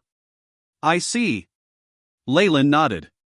Of course, all I hope for is that my lord maintains the Nature's Alliance's current standing. Celine has no wish for anything more. As if afraid Leyland would change his mind halfway through, she quickly spoke and clarified herself. Don't worry. Since I've already agreed, you can trust me. Leyland didn't pay any attention to whoever was working behind the scenes. The bloodline imprint of the icy Jade Scorpion Emperor was completed, and once his body could adapt to the icy radiation, he could regain his strength as a rank 2 warlock, but... A rank 2 warlock, and especially one like Leyland with a powerful bloodline, had a strength that far exceeded that of a regular rank 2 magus. Whatever Nature's Alliance had, it wasn't enough for a rank 2 to covet it, was it? AI chip. How much longer will it take until my body adapts to the icy radiation? Leyland closed his eyes and asked. Beep. Based on the current data on host body, estimated time left, 56 hours 34 minutes. The AI chip quickly gave an answer. 2 days later, which is after the joint conference ends. Leyland muttered to himself and then checked his stats again. Leyland Farlier. Rank 2 Warlock, Bloodline, Giant Kamoyan Serpent. Strength, 21.1, Agility, 14.4, Vitality, 27.9, Spiritual Force, 79, Magic Power, 79, Magic Power is in synchronization with Spiritual Force. After so many days of hard work and treatment using all sorts of potions, he could only draw out a small amount of his solidified spiritual force. This was not enough to break through the bottleneck of rank 1. This strengthened Leyland's resolve to use the freezing innate ability. If not, who knew how much longer it would take for him to regain his strength as a rank 2 magus. After mending my sea of consciousness, my battle power will be even more powerful than it had been on the south coast since I'm no longer affected by my emotional instability, Leyland calculated in his mind. I look forward to it. In the icy caves, with the icy jade scorpion emperor's breath, as well as its icy jade scorpion's bodies, he had thoroughly eliminated the issue of emotional instability. However, this was not a complete elimination. Perhaps after he advanced to a higher rank, the chaos and tyranny in his bloodline and genes would explode forth once more. However, with the detections by the AI chip, Leyland was sure that while he was a rank 2 or even rank 3 warlock, the emotional instability would not affect him. Getting rid of this issue, he now possessed all the advantages of being a warlock with an ancient bloodline with no disadvantages at all. How much more power could he display? When strength and intelligence were combined, there was nothing that could hinder a warlock in a pursuit of the truth. My lord, what's on your mind? Celine leaned over. Nothing much. Leyland tugged her into his lap, a hand slipping down while following the curves of her waist. My lord, not here. Outside, there are people outside. Celine blushed, rejecting Leyland's embrace. Outside, Obio and Ilya outside ducked their heads in embarrassment. All the thoughts they had died down after seeing the strength that Leyland flaunted every once in a while. Nada Highlands. The ground in this desolate area was filled with a white quartz gravel. Usually, this place would be filled with creatures of the darkness, but they had now left the area. At the heart of the Nada Highlands, a bright ball of light that spanned for around 10 meters was hanging in midair like a little sun, emitting light and warmth. Under it gathered magi of different tribes who looked different in war clothes of various colors. Even if it was just passive radiation and energy fluctuations that were emitted, the gathering of so many magi forced the creatures to avoid them. After all, this was still within the eastern capital of the Twilight Zone, and not a place for the creatures to flaunt their prowess. Any magi that was stronger than them could exterminate all the higher-ranked darkness creatures. However, if this was outside the Twilight Zone, where human activity was low, the situation would be reversed. The creatures of the darkness had an absolute advantage based on their numbers. There would even appear formidable creatures that could rival a magus, which would encircle and annihilate magi. Lulu. Meanwhile, another horse carriage bringing a few magi passed through. The horned horse pulling the carriage seemed to sense the strength of the magi, and neighed in worry. The magi merely shot a glance at this area. Upon finding out that it was a small-scale guild, they promptly lost interest and continued along their way. However, there were a few magi that exchanging glances in secret, staring at the carriage without even blinking. Rattle! Obio and Ilya respectfully opened the door to the carriage, bowing as they welcomed the two professors inside. Celine alighted first, her face unusually flushed and clothes slightly untidy. However, she soon regained her calm. That's quite a lot of magi. Leyland also descended from the carriage, scanning the area and commenting with a smile. He had sensed the aura of large amounts of energy while on the carriage, and now, using his naked eyes, he knew that there were at least 400 official magi gathered here. This was no small number, and these were merely the representatives from various large organizations. They still had much more guards than their headquarters. Only Celine, whose guild was about to fall apart, would come with the full power of her guild, leaving no one behind to protect the headquarters. These 400 magi seemed to intentionally cause pressure on the area, the radiation from their bodies slowly yet steadily emitting, and even causing the land here to have a different smell. 400 nuclear reactors piled together, exposing all their strength. If this happened in my previous world, it would be a huge issue. Leyland's lips curved up in a grin. But upon closer inspection, there are still some differences between magi in the subterranean world and in the south coast. Leyland observed and thought. As there was less light, or perhaps because they had never been under the sun for a long period of time, the magi in Twilight Zone were paler. In terms of clothing style, there was a large variety. There were even some bizarre magi who were completely naked and did not have any clothing on their skins. Some nature elemental magi advocated being in harmony with nature and felt that clothes would interfere with this process. Hence, they had this strange behavior. Though this was not acknowledged by many magi, this was a matter of principle, and for this reason, others could not oppose this logic. Leyland also found another point. These magi did not have any distinctions such as light and dark magi. Black and white robes were merely the formal attire of the Magi here. There was no special meaning. He saw many Magi donning black and white robes joking together, and it didn't seem like they were going to attack each other. Perhaps the distinction between light and dark Magi is a situation unique to the South Coast. Upon seeing this scene, Leyland's eyes flashed. "My beloved Celine, it's been about a year since we had last met, yes?" At this moment, an upper-class woman wearing clothing filled with gems and tassels, looking as if she were about to attend a ballroom dance party at a palace, approached them, greeting with a smile. "This is Mistress Satch of the Obsidian Throne Guild. She's a good friend, as well as an ally of our guild." Celine explained in Leyland's ear and then proceeded to press her cheek to Mistress Satch's as a greeting. "Hello, Mistress Satch. This is the famed professor of our guild, Mr. Leyland." Celine introduced him to Mistress Satch. "Hello." Mistress Satch looked Leyland up and down, her eyes glimmering with curiosity. "I remember that with the conditions of your Nature's Alliance, as well as permission of the Joint Conference, you could only recruit one famed professor, right? It looks like Celine is betting everything on you." Leyland also observed this Mistress Satch. Along the journey to the conference, Celine had given Leyland a simple introduction to this ally guild, the Obsidian Throne. Mistress Satch was very tall, and her nose was pointed. Paired with her blue eyes, she gave off a unique feeling that was similar to the European style in Leyland's previous world. "I will do my best, Mistress Satch." Leyland was naturally aware that though there had been precedents of finding outside help for the joint conference, things still had to go according to the rules. A small-scale guild like Nature's Alliance could, at most, allow one person to vie for their ranking under the name of a famed professor. How did one tell which guild they were from? This was actually very simple. Just by looking at the high-grade meditation technique the magus cultivated in would make everything clear.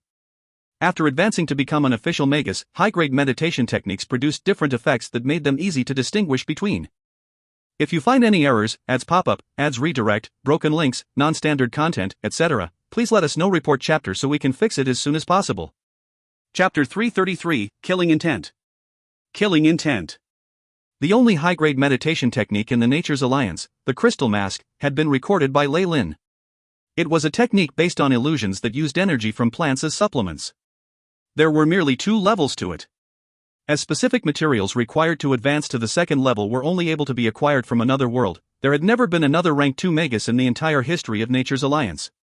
Leyland possessed the Kamoyan's pupil, and had already confirmed his path as a warlock. Naturally, he wouldn't change his meditation technique. As a result, with one glance, outsiders would be able to tell that he was not a magus trained by Nature's Alliance. Based on the rules at the joint conference, Magi like himself were able to make an appearance, but small-scale guilds could only choose one such magus, and the chosen magus could not be changed. "Don't worry, I have faith in Leyland," Celine said confidently. Leyland appeared to be a peak rank 1 magus. This kind of strength was the equivalent to a medium-scaled guild's trump card. Naturally, Celine wasn't very worried. "Is that so? That's great." Mistress Satch covered her lips with a black foldable fan, and smiled coquettishly. "What? Did you receive some information too?" Upon seeing her reaction, Celine immediately set up a soundproof barrier around the 3 of them. "Yes. I received intelligence from my boy toys. Skrill of the 8-Clawed Spider Guild seems to harbor unkind intentions towards you. Moreover, he has the support of a medium-scaled guild called the Dense Fog Forest. After saying that, Mistress Satch looked at Leyland and said, "And they seem to have made preparations against you, an external support." Medium-scaled guild. Dense Fog Forest. Sure enough, Celine's face registered a slight change. These medium-scaled guilds possessed at least one peak rank 1 magus as their trump card. The number of official Magi and their knowledge greatly surpassed that of Nature's Alliance. How could this not worry Celine? Is there anything valuable enough inside Nature's Alliance that the Dense Fog Forest Guild is coveting? Leyland immediately wondered. Being a medium-scaled guild, Dense Fog Forest Guild possessed resources and minerals that Nature's Alliance could not compare with. Furthermore, even if the Nature's Alliance were to fall to an unrated guild, the Dense Fog Forest Guild might not be the one that would gain control of their territory and resources. So the Dense Fog Forest has to be allies with the 8-Clawed Spider. Once the Nature's Alliance falls and loses its seat within the Guild Alliance, 8-Clawed Spider would be able to take over its resources. With a little more edging from the Dense Fog Forest, the Committee of the Alliance would not hesitate to hand the empty seat over to them. What resources do the Nature's Alliance and 8-Clawed Spider have in common? Only one. The Icy Cave. Leyland needed just a bit of time to understand the nature of this power struggle. As long as one found out who the beneficiaries, or those indirectly gaining benefits were, the situation would then be made clear. After all, nobody would be willing to do thankless jobs. During this period of time, Leyland had somewhat gotten familiar with the resources Nature's Alliance possessed. Honestly speaking, these resources weren't valuable enough for dense fog forest to be interested in. The only possibility for this was that the secrets within the depths of the icy cave had been exposed. In the past, the icy cave had only been an area rich in production of frozen materials, with the icy jade scorpion as a specialty. It isn't that valuable, which is why it was allocated to Nature's Alliance. However, within the cave steps actually lies an icy world of a larger scale. The icy world even has the remains of a creature with the strength of a Morningstar Magus and a drop of blood from an even more powerful bloodline. After obtaining the information held within the icy jade scorpion's bloodline, nobody could be more knowledgeable about the icy cave than Leyland. Bluntly speaking, this was a big treasure trove, especially for a bloodline warlock. Leyland's eyes sparkled, with a tinge of chilliness within. Only benefits like this would be valuable enough for dense fog forest to act secretly. Looking at the situation, information about these benefits has not been spread. If it was, the entire Twilight Zone would have been in an uproar, and numerous magi would have formed groups to explore it. Celine, please ask around and find out how the Oaken Leaf Guild and Emerald Vine Guild been doing lately. Leyland ordered Celine suddenly. Yes, my lord. Celine straightened her body and walked over to a corner. The runes from the secret imprint on her body continuously brightened. Thereafter, she returned, a worried expression on her face. They have all received Skrill's invitation. His influence is now similar to a spider web, extending to these two guilds. Just as I thought, Leyland sighed. This was the final point of confirmation. Right now, Leyland was certain that the dense fog forest must have found out about the icy cave's uncanniness, and decided to bribe the eight-clawed spider to crowd out other guilds so that they could monopolize the entire icy cave. Find an opportunity to kill them. The flash in Leyland's eyes caused Celine to be nervous, as if an ancient monster was seated beside her. Currently, Leyland had impolitely claimed the entire icy world. Should the dense fog forest dare tread on his property, he would not let them off easily. Actually, if we just want to resolve the crisis Nature's Alliance is facing, there's a better way, which is to reveal the secret of the icy cave. Even dense fog forest cannot oppose the entire Twilight Zone. Under the pressure of the joint conference, the dense fog forest would be akin to an ant that could easily be crushed. However, this would not be in my best interests. With Leyland's strength, he could probably gain benefits merely by following the majority of the Magi, but there was just too much uncertainty. Should those overpowered rank 3 Magi be lured out, Leyland did not have confidence that he could snatch anything from them. If that were the case, he would only get the leftovers, and that would truly be a pity. Not to mention, should the Twilight Zone still have the presence of Morningstar Magi that could destroy the entire icy world, Leyland would definitely be reduced to tears. As a result, for Leyland, it was best to let the secret of the Icy Cave Guild stay a secret until he advanced to become a Morningstar Magus. He would later then return and reap all the benefits. But if that's the case, the dense fog forest would have to be eliminated, and that needs to be done fast before their leader has the time to react. In his heart, Leyland had already meted the death penalty to dense fog forest and eight-clawed spider. With just a few thoughts, Leyland had already roughly understood the gist of the problem. To him, since this possibility was the greatest, he would rather kill the wrong person than to not let the matter go. Dense fog forest and eight-clawed spider needed to be eradicated, and he would even be able to conveniently seize their high-grade meditation techniques and collection. What was more wonderful was that this could be done in the name of revenge for Nature's Alliance, which would be killing two birds with one stone. While pondering, Leyland emanated a massive spiritual force with traces of killing intent, which caused Celine to retreat. Even Mistress Satch gave an excuse and walked away. What happened? Celine worriedly asked. Naturally, she didn't know that with merely a word or two, Leyland had managed to deduce the truth, which had helped him make the decision to kill. Nothing much. Leyland smiled, hiding the truth from her. For interests of such a huge scale, Leyland did not feel at ease revealing his plans to others, even to Celine, whom he had gone to bed with. I'm thinking about what Mistress Satch said about her boy toys. What did she mean? Leyland cleverly changed the topic. Boy toys? Celine's face changed, and she replied, You know, some Magi may have strange interests and bizarre hobbies.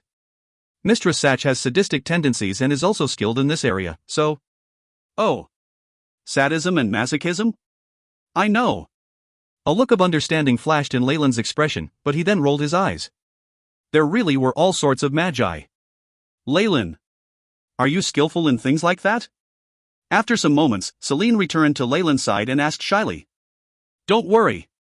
Leyland replied matter-of-factly. Since the culprit had been identified to be merely a medium-scaled guild, Leyland didn't have anything to fear. What he was concerned with was how he had to proceed in order to prevent higher-ranked magi from interfering. It was at this moment that a commotion arose among the magi. They dispersed in two directions, revealing a line of people. "The 9 enforcers are here," Celine whispered to Leyland. Leyland stared at the 9 magi walking over. There were both male and female enforcers, but they were no longer young. Their hair was white, and many of them wore glasses. They held dictionary-like books and feather pens or scales, and their eyes glistened with wisdom, giving them a scholarly aura. However, their energy fluctuations left Leyland dumbfounded. Peak rank 1. Peak rank 1. Peak rank 1. They are all peak rank 1. How weak. Leyland rolled his eyes. The subterranean world only possesses this much strength? Honestly speaking, if these 9 enforcers only had this much strength, using toxic bile before he had gotten injured would have resulted in the instant death of these 9 enforcers. He would even have killed or injured the surrounding magi as well. What is going on? Looking at the surrounding magi paying their respects to the 9 enforcers, Leyland pondered. Looking at the situation, either the subterranean magi have flaws that make it hard for them to advance, or the higher rank magi have a more intimate circle, and hence do not participate in the conferences of us rank 1 magi. Leyland stroked his chin. Whatever it is, I have to re-evaluate the strength of magi in Twilight Zone. If you find any errors, ads pop-up, ads redirect, broken links, non-standard content, etc., please let us know. Report chapter so we can fix it as soon as possible. Chapter 334, The Fallen City. The Fallen City. Since everybody has gathered, then I can begin the announcement. Let the 325th Eastern Region Magi Joint Conference begin. After looking around, the council member in the middle immediately spoke. Even though his voice was not loud, he could be heard by every magus present. Once he spoke, the books, calligraphy brushes, weighing scales, and the other items in the arms of the 9 enforcers immediately emitted faint rays of white light that floated in the air. I summon the Fallen City. 9 rays of light shot out from the books and other materials in a flash and converged into a big white sun. Asterisk boom. Star. The tall pagoda violently shook and a big crack from the abyss opened. The Magi looked very calm during this kind of disastrous earthquake and only used their powers to protect themselves and their apprentices, as well as their luggage, horses, and so on. Asterisk bang. Bang. Bang. Star. A few huge stone statues suddenly broke through the ground floor, emerging like tall mountains that cast large shadows on the surface. These are the Twilight Zone's ancient Magi, Ignis, Nicolat, and Morph. As this was happening, Celine casually introduced the Magi Joint Conference to Leyland. Since ancient times, the Joint Conference was not just organized by anybody but fixed in this location. In the legends, the Fallen City was an ancient city to consecrate the ancient Magi. The 9 huge stone statues in the middle were in fact the 9 most famous Magi in the ancient times. As a matter of fact, the 9 Magi of the Joint Conference were also emulating these few Magi. Crash! Big chunks of stone fell, like how bamboo shoots fall off in springtime when it rains. A piece of solid stone beneath Leyland lifted him up as it rose to the last position at the top. Leyland looked around. The Magi were now seated exactly in the center of the Fallen City. The entire building appeared similar to the ancient Colosseum of Rome, just like what the people of ancient Greece practiced. The circle of outdoor seats surrounded the middle area. Outside the conference, 12 slim, spotless marble pillars glistened in the sunlight and appeared to support both heaven and earth. The joint conference controlled the way to summon the Fallen City. It's a pity that we cannot find any materials related to the end of the war, or a single living creature. Otherwise, we can restore the glory of the ancient Magi. Celine, who was beside Leyland, gasped in admiration. Many Magi went to their respective places and formed a circle, surrounding the altar in the middle. Leyland looked. The ones in the front were the middle-level guilds, followed behind them by the low-level guilds, like him and Celine, that sat in the middle section closer to the back seats. As for the rest, the unranked guilds, they sat in the outermost section. Each seat took up a lot of space as a suitable distance was maintained between each one, which allowed the Magi to be able to see each other without feeling restricted.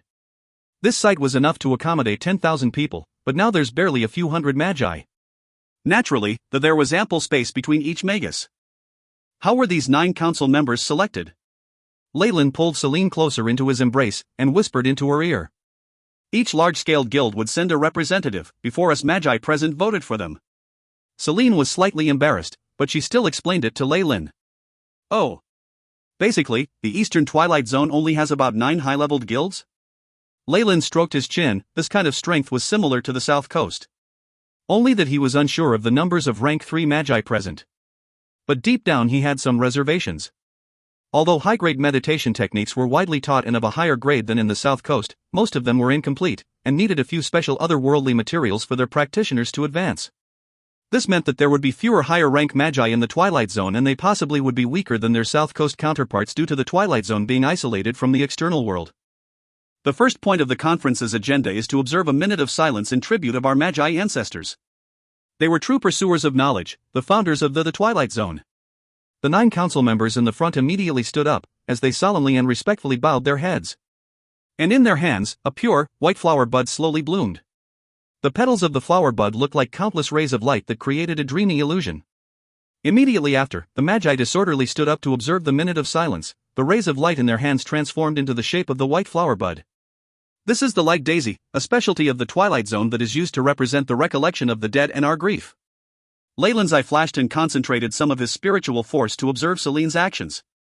The magic of transforming the flower was only a magic trick, one that even acolytes could easily learn.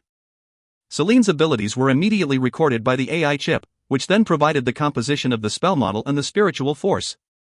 Zoom, Leyland followed swiftly with a layer of white light twinkling in his hands. In a flash, numerous light daisies in the open space bloomed as formless ripples continuously circulated, and pure light rays of flower petals dispersed and spread to the sky. A rain of petals floated down, some of them dispersed atop the sculptures of the 9 ancient magi. It was at this moment that Leyland suddenly raised his head. To his eyes, numerous petals seemed to use some form of mechanism or magic, and the 9 stone statues at the heart of the center were subtly trembling. A desolate, ancient aura filled with abundant energy surfaced in the center. And looking at the surrounding magi who were calm earlier on and had seized the moment to close their eyes, Leyland realized that they were actually in concentration. Leyland also released his energy, letting his spirit and that aura connect. Boom, like the eruption of lava, like the coming of a tsunami wave, an intense vibration incessantly shook Leyland's heart, and at the same time, many confused thoughts crossed his mind. This is a high-level meditation aura. Leyland gave Celine a somewhat intoxicated look, and immediately came to his senses. Regarding what these Twilight Zone magi said, they're lacking materials only obtainable from other worlds, and their meditation techniques cannot be improved, and now this aura that comes from an ancient meditation technique is to guide them on which path to follow. Although this acted only as a guide, there were still many benefits for a rank 1 magus. Moreover, who knows, there might be geniuses that could use this ancient aura and be able to make modifications on their meditation techniques and skip the steps of using rare and ancient resources. It's a pity. In fact, there is no ancient technique that inspires me. Furthermore, rank 2 magi have already decided their path and are continuously intensifying further. So those magi who have been promoted to the 2nd rank also don't look up to these. After waiting for the rain of petals to pass, the 9 huge stone sculptures regained their tranquility, and many of the magi were then obsessed with keeping their eyes closed. Alright.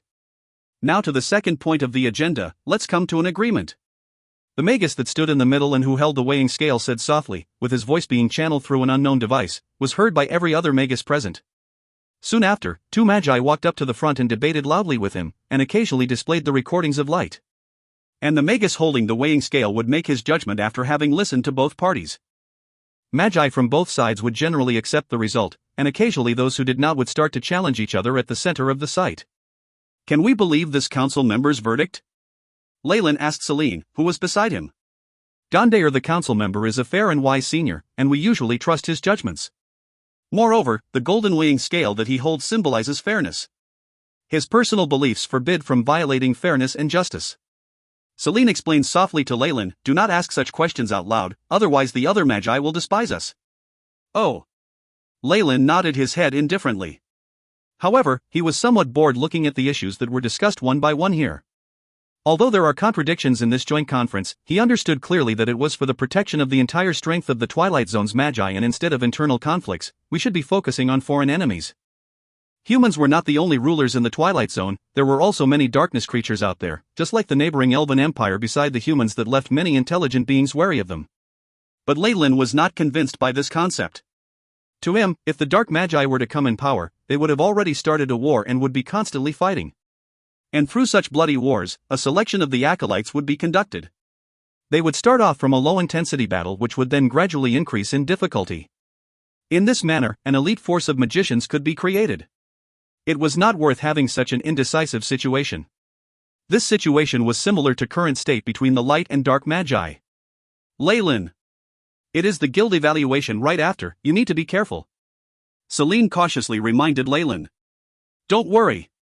Leyland replied calmly, and at this moment, two unfriendly gazes were laid on him. Leyland's brows furrowed as he looked at the source of discontentment. At the seat of the eight-clawed spider, Skrill lowered his head without delay, but his eyes had a sinister tint. You will never survive today's ordeal. From today onwards, Celine is mine. What trump card do you have? Or is the dense fog forest going to interfere? Leyland remained calm, knowing that Skrill had slipped away like a beaten-up dog at the sight of him. He strongly believed that Skrill had some sort of backup to rely on. But to Leyland, the strength of a middle-scaled guild was not enough to threaten him. Alright, continuing to the fifth agenda of the conference. The guild's evaluation, a council member declared. In a split second, the magi on site all looked on with eagerness and attention. If you find any errors, ads pop up, ads redirect, broken links, non-standard content, etc., please let us know. Report chapter so we can fix it as soon as possible. Chapter 335, Challenge. Challenge. For these magi, mediating the conflicting views from before was merely a small matter. However, the evaluation of guilds could directly affect their interests. Hence, the atmosphere turned solemn very quickly. Cough cough, the council member in the middle coughed lightly, and only after it quietened down did he begin to speak. The evaluation process will go the same way as before. We will first announce the results before the evaluations are open to challenges. Each guild has, at most, 3 chances. Lower-rated guilds can challenge higher-rated guilds, but higher-rated guilds are not to interfere with the lower-rated guilds. Guilds of the same evaluation can challenge each other to settle any conflicts, and those who are defeated have to wait until the next time. Leyland found Celine stiffen from worry after hearing the council member's words. Even if you don't have enough strength, those resources are all given out to you by the joint conference. They're not yours in the first place, so why are you so worried? Leyland was a little speechless. From his perspective, one would be able to obtain territory that was proportional to one's own strength. While Celine's mentor had still been around, there had been nothing to fear, but once Celine took over Nature's Alliance, she should have reduced the scale of the guild and given out the resources she had. That was the most sensible course of action. This time, if not for Leyland sticking his head into the matter, things would not end well for Celine. Of course, the situation would be vastly different with Leyland around. Furthermore, the icy caves were something Leyland needed to have, by hook or by crook. Next, after the declaration from the council members of the start of the event, the site began to get livelier. Many magi exchanged glances. Though they had many thoughts, none of them made their move right away, as if they were waiting for something. After a long silence, a magus in ashen robes stood out from a corner. We from Gold wishes to challenge the Seaflower Society. N. Gold is an unrated guild, while the Seaflower Society is a small-scale guild. The challenge is permitted. May the magi of both guilds enter the stage. A magus wearing presbyopic glasses flipped through a thick book and nodded. The Seaflower Society sent out an old geezer with blue hair and some strange runes on his face. His guild had been pointed out and challenged, so naturally, he was not in a good mood. Didn't this imply that their Seaflower Society had already fallen this low? At this thought, killing intent flashed in his eyes as he made up his mind to make this an unforgettable lesson for his opponent. Meanwhile, the magus in ashen robes was stupefied. Upon waiting for the confirmation from the council member once more, 2 fluctuations from spells exploded at the site. At the same time, a light yellow dome of energy shot out from all corners, protecting the audience and council members from any stray attacks from the battle. Leyland watched on with interest. He wasn't very clear about the strength of the official magi in Twilight Zone, and this was a good opportunity for him to find out. Through the few mediations from before as well as what was currently happening, he was able to understand many things. As subterranean magi were faced with powerful enemy forces, there were no scholars who solely focused on just research. These magi were quite formidable, and they were fast in setting up their spell models. They had also grasped the technique of the instantaneous and silent release of spells, and on average, their battle power was 1 level higher than that of magi from the south coast. In addition, most of them had grasped 1 or 2 spells with immense killing power, and they had no apprehensions about using them. This was another characteristic of theirs that allowed them to surpass the magi of the south coast by a large margin. Bang! All of a sudden, the scene of the battlefield changed. The ashen-robed magus waved his arm, and 2 large black crosses appeared, which crisscrossed and pierced towards the magus from the Seaflower Society. The Cross of Anginus.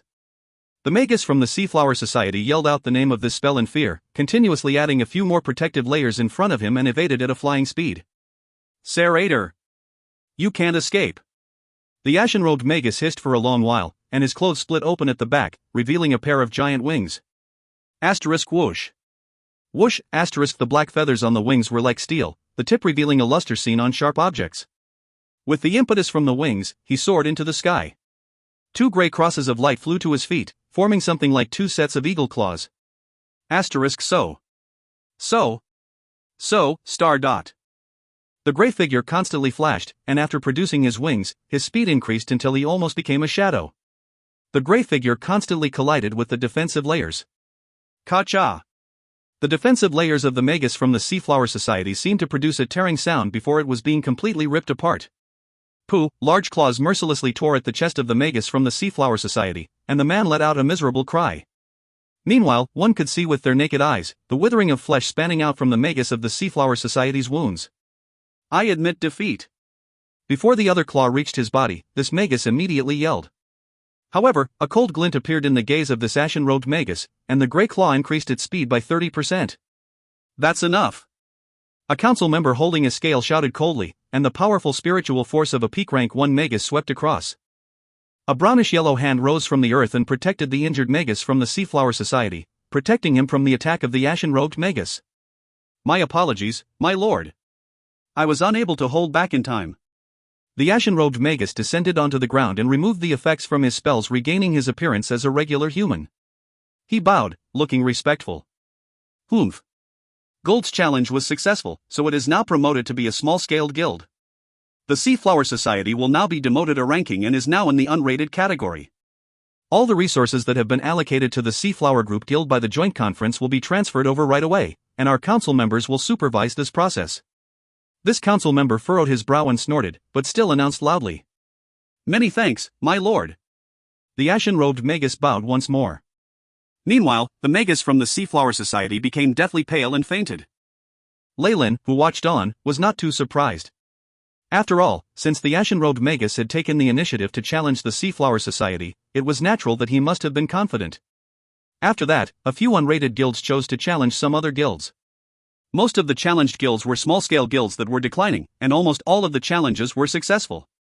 Only one small-scale guild won, protecting what belonged to them. This contest mostly happened between small-scale and unrated guilds. The medium-scale guilds rarely went on stage, and as for large-scale guilds, they were remote existences that only served as witnesses and judges. Dear council members, we of the 8-clawed spider wish to challenge the Nature's Alliance Guild. Suddenly, Skrill's voice sounded out. The Magi present shifted their gazes towards him. Usually, challenges between similarly ranked guilds rarely happened unless there was enmity between them. As the 8-clawed Spider Guild was already a small-scale guild, they would only cause Nature's Alliance to lose their resources if they were victorious. What they would obtain would be meager. Skrill. If you had any conflicts with Nature's Alliance, why did you not mention it during the mediation period and instead wait until now? The council member holding the scale furrowed his brows. My apologies, my lord. The animosity between us and Nature's Alliance is not appropriate to be declared here, but please approve my request. Skrill bowed, sounding resolute. The lines on the council member's forehead became deeper. Honestly speaking, he did not want there to be internal friction between two small-scale guilds. However, 8-clawed Spider was not a medium-scale guild, and challenges between guilds of the same ranking were allowed. The moment Nature's Alliance was defeated, not only would they lose their spot, but they would also have to hand over all their resources to be redistributed by the Joint Conference. Skrill could only, at most, obtain a portion of these resources. As there were no benefits to it, few Magi chose to do this. However, Lyle knew that they would definitely choose to take the icy caves. Knowing the situation, the abyss in his pupils grew darker, and a sneer appeared on his lips. All right. Guild leader of Nature's Alliance, Celine, who will you send on stage? The council member looked towards Celine. I invite our famed professor, Mr. Lyle, to represent my Nature's Alliance guild in battle. Celine gave a slight bow. Lyle sighed and stood up. I am also sending out our famed professor to represent we of the 8-clawed Spider on stage. At the other side, Skrill immediately bowed and moved aside to reveal the figure behind him. It was a human figure completely wrapped in black mist. There were also numerous black tendrils fluctuating around it. HM? They both sent out famed professors. The surrounding magi broke out into a discussion. Though small-scale guilds could invite famed professors to act as external support, only one professor was allowed to act. Since there were very few magi working alone, such situations rarely appeared. Now, with two suddenly appearing, it was no wonder that the magi were surprised. There were a few magi who could somewhat see through part of the strength of Leyland and the person wrapped in mist, and they shrunk back in fear, their eyes showing their terror. "N. You have both chosen famed professors to battle?" The council member holding a thick book looked at Leyland, and some probing spells even flashed, before he flipped through his book. "Professor Leyland of Nature's Alliance Guild does not belong to any other guild, and can thus represent Nature's Alliance, that. Magus Skrill, please get the Magus behind you to reveal his face for inspection." The council members spoke to Skrill. Seeing this, Skrill could only speak to the person wrapped in the mist in a low voice. The black mist then dissipated, revealing a face that was foreign to all the magi here. "Xerxes greets all of you." What appeared in front of the audience was a very androgynous face. Even the voice was neither male nor female, one could not tell this person's gender. The Magus called Xerxes seemed to want to provoke Leyland, shooting him a glance from the corner of his eyes. "N. The famed professor from the eight-clawed spider meets the requirements as well. I hereby announce. If you find any errors, ads pop up, ads redirect, broken links, non-standard content, etc., please let us know. Report chapter so we can fix it as soon as possible." Chapter 336, 6 stars. 6 stars. Just when the council member was about to announce the start of the fight, Leyland suddenly interrupted him. "What? Do you want to admit your defeat right now, Celine?" Of course, Skrill did not dare to be brazen with Leyland. In fact, regardless of whether it was Leyland or Xerxes, he could not afford to offend either of them. Hence, he could only taunt Celine. "Rubbish!" Celine retorted angrily, worriedly looking at Leyland at the same time. "Leyland. He wouldn't just give up because of his inability to clearly see through Xerxes' strength, would he?" Celine clenched her fists, and even started breaking out in cold sweat. Honestly, with her talents and meditation skills, Celine was very confident previously that she would be able to defeat all the magi that had competed in the previous rounds. However, upon seeing Leyland's strength, her confidence had dissipated into thin air. Right now, Celine realized that she did not understand Leyland a single bit. "Magus Leyland. Do you have any problem?" The council member holding the books asked. "I recall that during the evaluation, other than these battling methods, aren't there other ways as well?" Leyland looked around the arena and took in Skrill's taunting, Celine's anxiety, and Xerxes' killing intent. He laughed abruptly and then questioned. Once the word went out, all the magi looked stunned. "Yes, there is such a rule. You can even be exempted from fighting through your research contributions." The council members quickly responded with little emotions. However, the results of your research have to be made public, and must be recognized by the council members. Furthermore, since Nature's Alliance is a small-scale guild, the information you provide has to be at a rank of at least 5 stars. Research with a rank of 5 stars was equivalent to research conducted by peak rank 1 magi, and is obviously not easy to obtain. Celine had the same idea previously, but unfortunately, the council members' evaluation of research was extremely strict. Furthermore, the 9 biggest large-scale guilds were already at the level where you could find the region's finest research. Hence, very few things would interest them. Moreover, a lot of time and effort was required to obtain research data of this level. The time invested in the research is no less than the time taken in inviting a semi-converted elemental magus. Hence, after conducting the research for a period of time, Celine gave up on that idea. Should your research data not be at the level of 5 stars, it would mean that you lose your independent research without garnering any gains. We hope you can think it over. Please do not worry, I am very confident in my own research. Furthermore, magi have always been virtuous people searching for the truth, so in this path of the search for knowledge, I do not mind sharing the results of my research with my fellow man. Leyland's words were immediately well received by the crowd of magi. Many high-level magi that are on friendly terms would gather to exchange their own experiences so that they could improve together. We can see the glory of ancient times in your being. The 9 council members nodded their heads. Please present your information. I object. Skrill immediately shouted. He agitatedly pointed towards Leyland, his 8-clawed spider legs seemingly trembling. We were first in issuing our challenge. Even if the information were to be presented, it can only be done so after the challenge. Objection overruled. Magus Leyland's ways are in accordance with the ancient rules. A few council members immediately suppressed Skrill's objection. Magus Xerxes, on the other hand, just coldly started, his thoughts unable to be determined. Looking at the scene before him, Leyland snickered to himself. Under the witness of so many magi, a battle to the death would be like a monkey show set up for an audience. Was that really in his best interests? Even though many magi would be willing to do so under the influence of the interests involved, Leyland was not one of them. Furthermore, in front of the 9 peak rank 1 magi, along with the magi troops, Leyland would not be able to kill. Otherwise, as Leyland's injuries were not yet completely healed, he would not be able to defend against the joint attack of 9 peak rank 1 magi. He also did not want to offend the 9 large-scale guilds that the 9 peak rank 1 magi belonged to. After all, the large-scale guilds must have magi of at least rank 2. Leyland did not want to find trouble at all. Hence, since he was not able to kill, there was no point in accepting the challenge and putting on a monkey show for others. Naturally, Leyland would choose the most effortless method. He smiled, his every movement resembling how the ancient royalty were trained. He seemed calm, and together with the unique warlock's charm that he had, this convinced many of the magi. The eyes of Mistress Satch, whom Leyland had previously met, lit up like 2 balls of fire. Immediately, Leyland passed his already prepared research data to the council members. This was, in part, the flawed articles he had seen in the Nature's Alliance.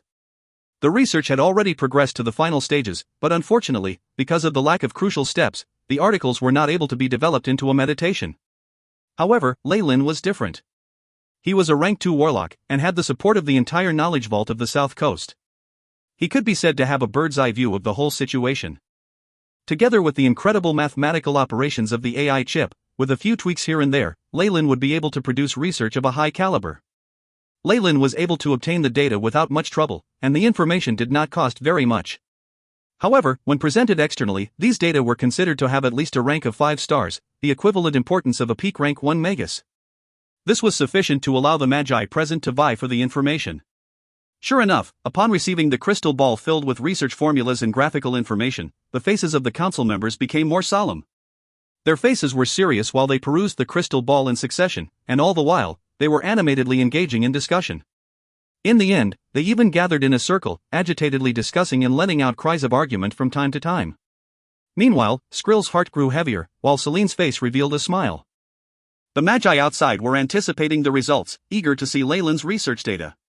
With regards to all the goings-on, Leyland pretended not to notice and continued to calmly stand upright. Just based on this cultivation of calmness during the chaos, Leyland received the admiration of the magi here. Eventually, the council members returned to their seats. The council member sitting in the middle even removed his presbyopic glasses and rubbed the bridge of his nose.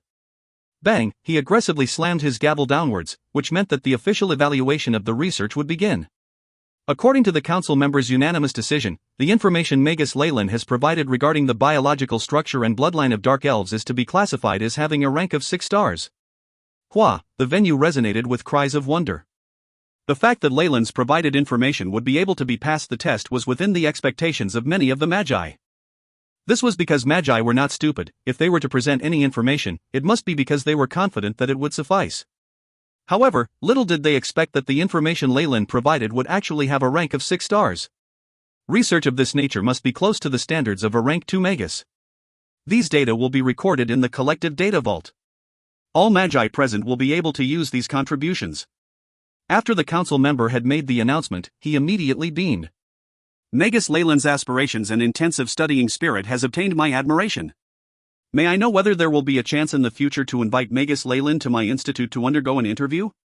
It would be my honor. Leyland bowed slightly. Meanwhile, on the side, Celine seemed a bit dazzled. Master! We have succeeded! Only when the sound of Philia cheering entered her ear did she return to her senses, her eyes watery with tears that were on the verge of falling. At this moment, all the difficulties they had experienced in the past, along with the ridicule they had to suffer, appeared in her mind. Teacher, can you see this? Humph. Skrill's face was extremely dark. He glared at Celine. Consider yourselves lucky this time around. I hope that luck will always follow you. After which, without turning back once, he left the venue, with Xerxes unhurriedly following behind him. This time around, the plot of the 8-clawed spider was fruitless, and with the possibility of inducing rage from the dense fog forest, Skrill did not want to stay at the conference for a single minute longer. Leyland! Thank you! After Leyland returned to his seat, Celine held his hands, her face filled with a genuine smile. It was nothing. Leyland smiled. Actually, Leyland was very sure that this matter was far from over. After their open and above-board plans have failed, the opponent could only utilize underhanded means now. Underhanded means? But those are my favorites. Leyland smiled coldly. Right now, during the joint conference, the only restrained party in this case wasn't merely his opponent but himself as well. After all, he had started off as a legitimate dark magus.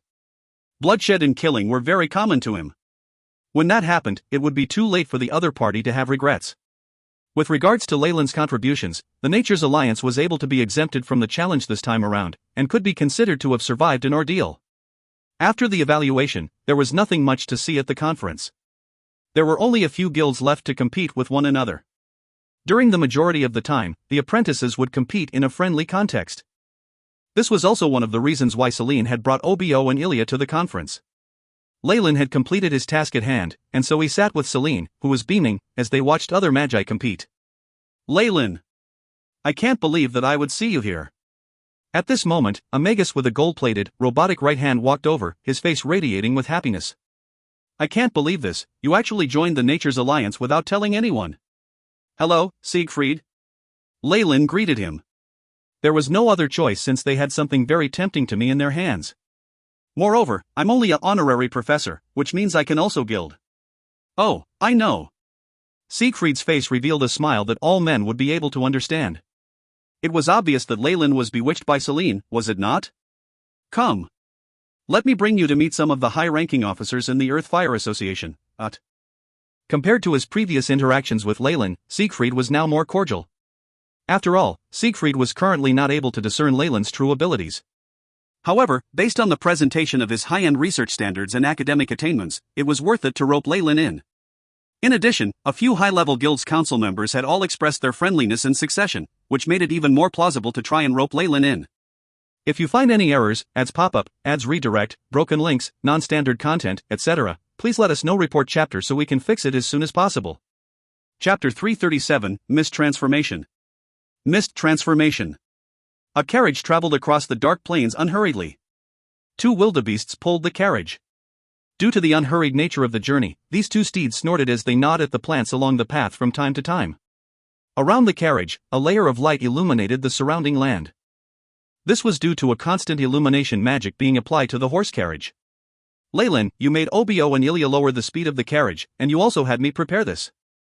What is this all about? Within the horse carriage, Celine asked Leyland as she suddenly raised her head and lifted a crystal ball that glowed with runes. It's obviously to wait for somebody. Leyland reclined on the cushioned seat as he squinted his eyes. Is it Skrill from the Eight-Clawed Spider?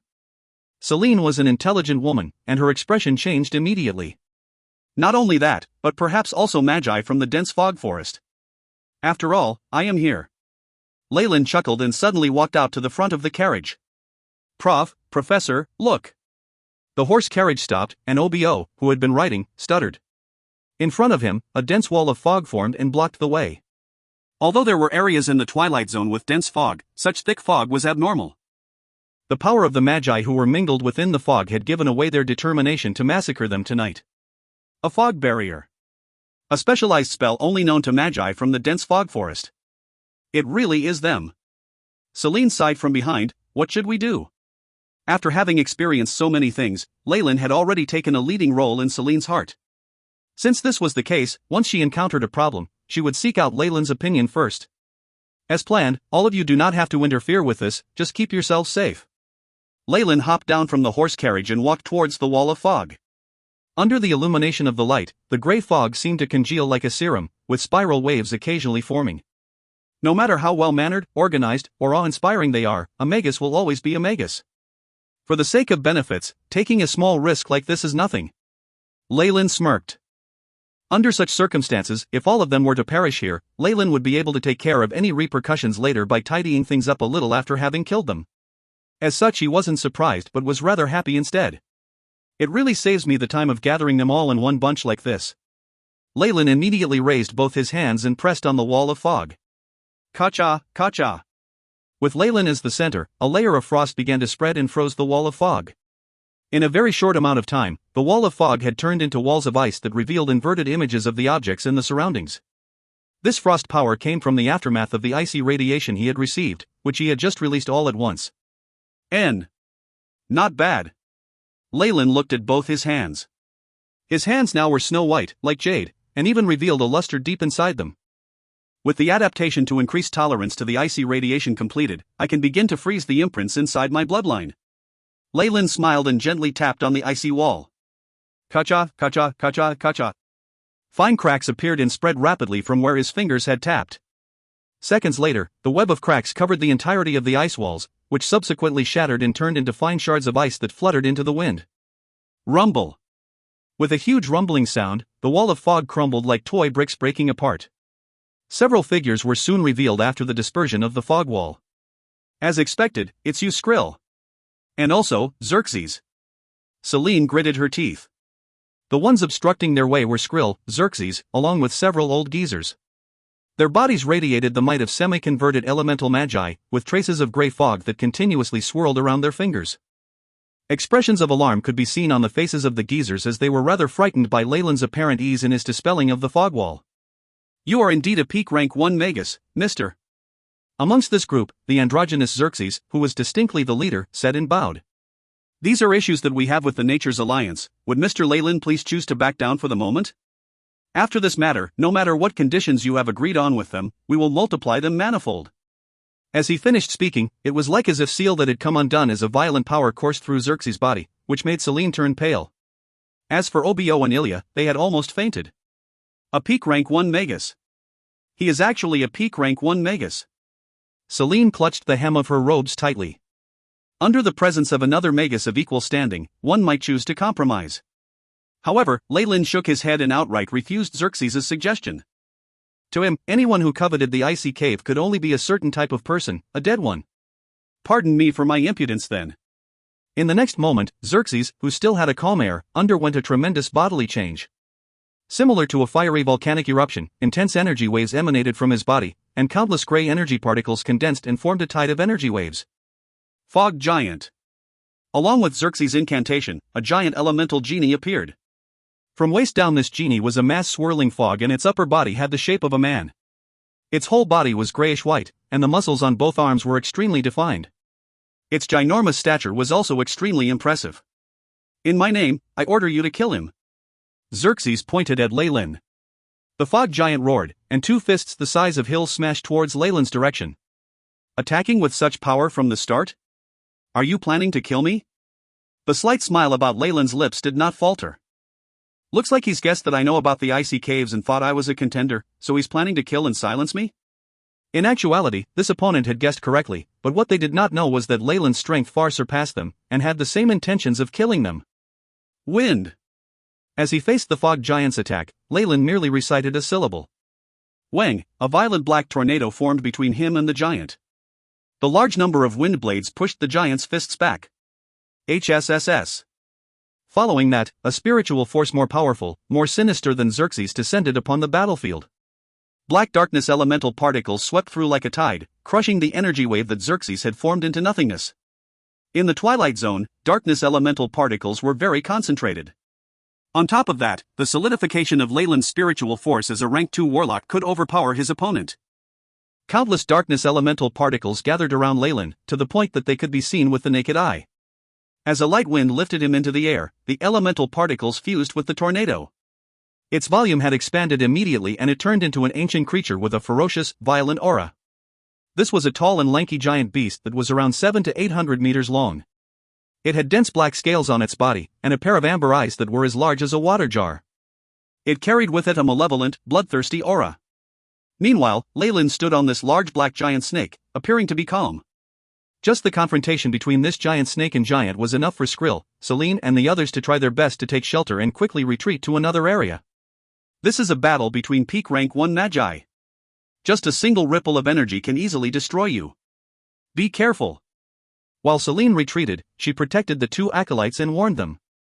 Meanwhile, Obo and Ilya were staring at the person on top of the large giant snake enviously, their expressions filled with yearning and hope. Celine could only smile wryly at this scene. How could one reach the peak of rank 1 so easily? These two acolytes were the core seeds of her guild.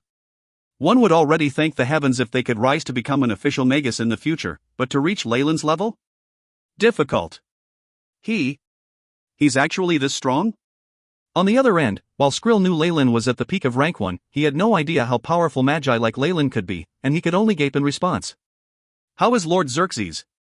Seeing the fog giant beaten down by the giant black snake, Skrill was extremely anxious. Don't worry. Our guild leader is very strong, and he hasn't even brought his trump card out yet. The other two semi-converted elders immediately comforted him. In their eyes, however, there was very little confidence. Distinguished Leyland, you truly are an opponent worthy of respect. At this moment, Xerxes suddenly exclaimed, this next attack will be my last. I hope you won't disappoint me. Mist transformation. Xerxes muttered in a low voice. Large amounts of fog were sent out from his body, and it constantly gathered at the body of the fog giant. Meanwhile, Xerxes' body shrunk until all was left was a pile of clothes.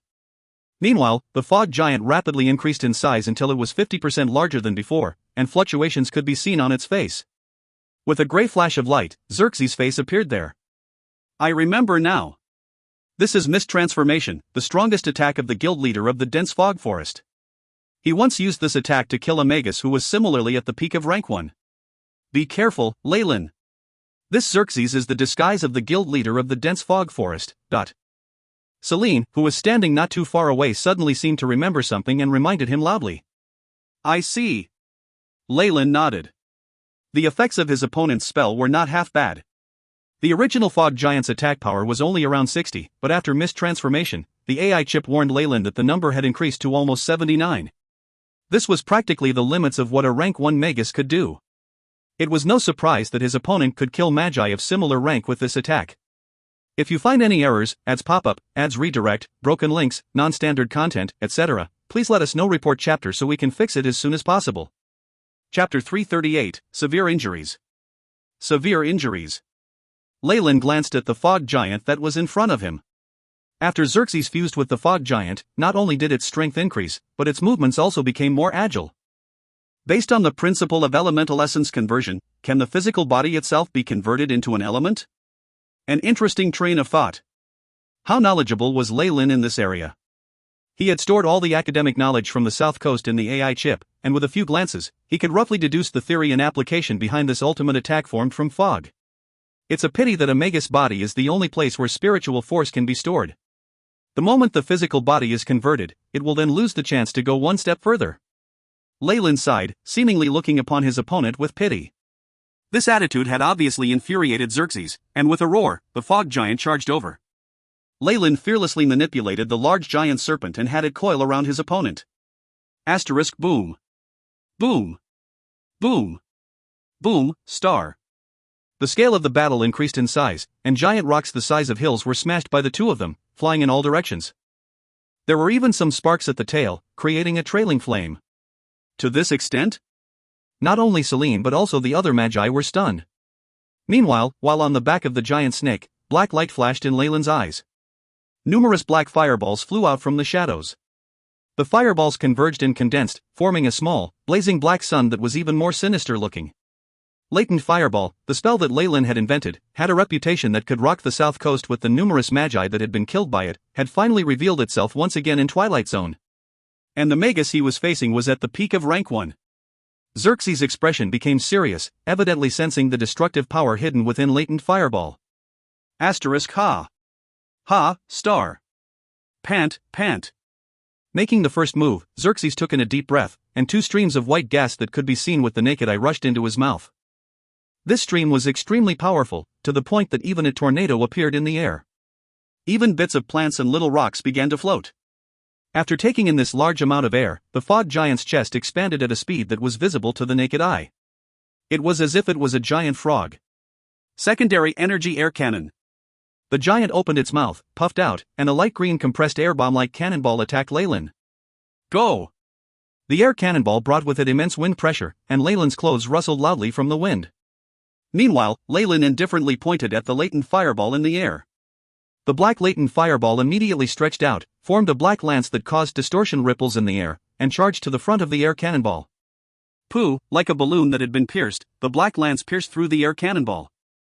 Following this, the secondary energy air cannon exploded and deflated. The black lance's power continuously extended as it ruthlessly used its momentum to plow into the chest of the fog giant. Black rays flashed and some flames blazed on the body of the giant, tenaciously extending till they covered half its chest. Xerxes, who had fused with the fog giant, winced and had evidently felt pain. The latent fireball burnt not only the physical body, but also the formless spiritual force, and even the spirit. Xerxes began to scream pitifully. Don't think you can get away with this when you've gotten me in this state. Xerxes looked resolute, bringing the fog giant in front of the black giant snake. Self-detonate. With this thought, the entire fog giant exploded. The black giant snake was drowned in fog and fire. Rumble. The ground constantly vibrated, as if a large earthquake had happened. Dust floated tens of meters high and blocked the whole scene from view. Moments later, a human figure was launched out from within the dust. It's the guild leader. A few magi from the dense fog forest immediately went up to help. Xerxes did not look to be in a good state, with a large hole in his chest and numerous wounds all over. All of a sudden, rays of light fluctuated above his face, and his original face disappeared, revealing that of a middle-aged man who looked to be a pacifist. It really is the guild leader of the dense fog forest. Selene muttered not far away, the crystal ball in her hands constantly flashing with light. Guild leader, are you all right? A few semi-converted magi elders immediately asked concernedly, after catching hold of Xerxes. He's also injured, but his injuries are slightly lighter than mine. He can still battle. Let's leave quickly. Though Xerxes looked to be seriously hurt, his ability to think was not compromised. Understood. The few magi made to leave, with Skrill following closely behind. All of you can leave except for him. Leyland's voice sounded from within the cloud of dust. Shortly afterwards, an icy blue ray of light shot out, striking Skrill, who was trying to activate a scroll. A blue layer of ice immediately formed around him, turning him into a blue, human-shaped ice sculpture. The dust settled, revealing Leyland's figure. He was now extremely pale, with some blood at the corner of his lips. The fluctuations of his spiritual force were unstable, and he looked to be seriously injured. Since Lord Leyland has spoken, we'll leave him behind. Xerxes struggled to answer, and upon hearing this, the semi-converted magi supported Xerxes and retreated, not even sparing a second glance in his direction. Leyland! Selene immediately rushed out, not hiding any of her worry. I'm fine. Leyland waved his arms. Have you recorded everything down? Yes. I'll send them to the council members of the joint conference and indict them. Selene looked furious. No, not yet. Leyland waved his arms. Also, bring Skrill along as well. He's an important witness. Yes. Though Selene was still doubtful, she naturally did not dare ask more questions after having seen Leyland showing off his might.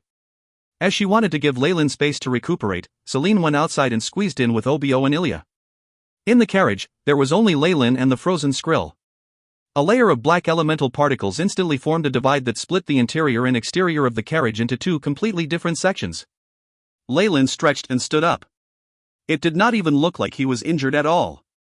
A surprise attack midway and having a witness is crucial enough to indict the other side for serious penalties. However, this will, at most, shake dense fog forest's position. It isn't practical if we want to completely uproot them. Leyland understood this well. In addition, since their opponents had tried to kill them, it was alright for Leyland to fight back and even kill one or two magi from their side. However, if he did not let this matter rest and eradicated them completely, then that would be going against the laws of the subterranean world. Magi grasped the bigger picture in the Twilight Zone and attempted to unify against the Elven Empire and darkness creatures. Hence having such internal conflicts were disapproved of within the committee.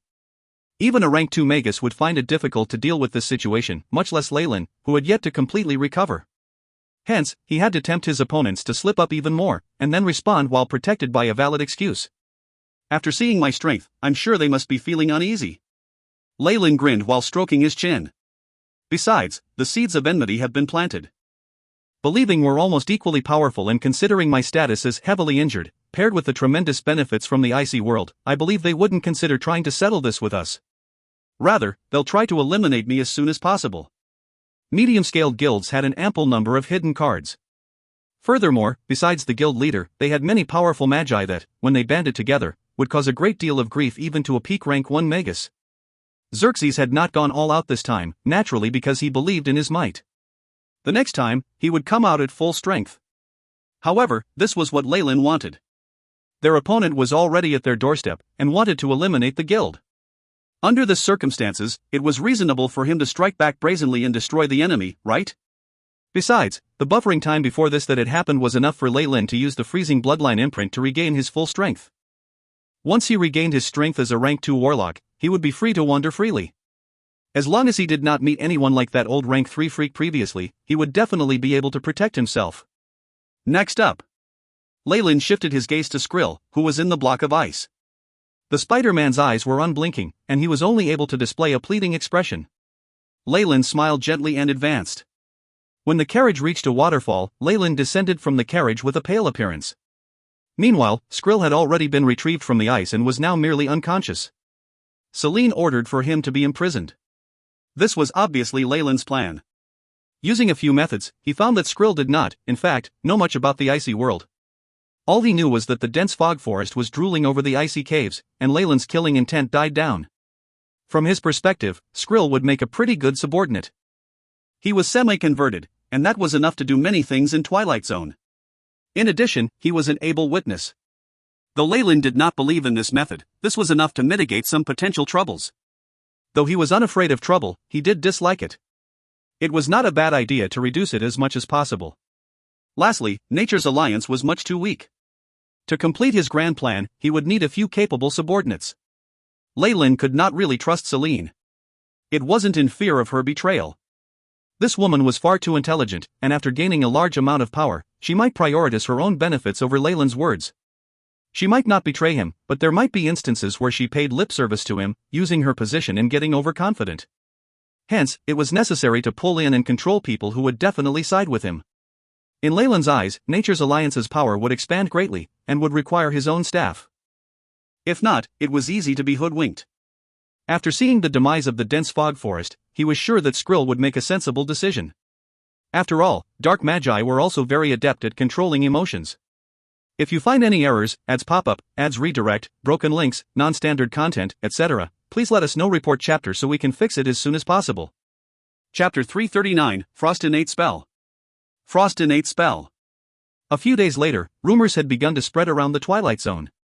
The rumors claimed that the guild leader of the dense fog forest longed for the resources held by the Nature's Alliance and the other small-scale guilds, and had been plotting to absorb them on the sly. There was even news that the dense fog forest wanted to openly rob and murder the guild leader of the Nature's Alliance, but even though the assassination was not successful, there were rumors about both Selene and the Nature's Alliance honorary professor, Leyland, being seriously injured. These rumors first started spreading within a small circle of magi, but very soon more people came to know about them.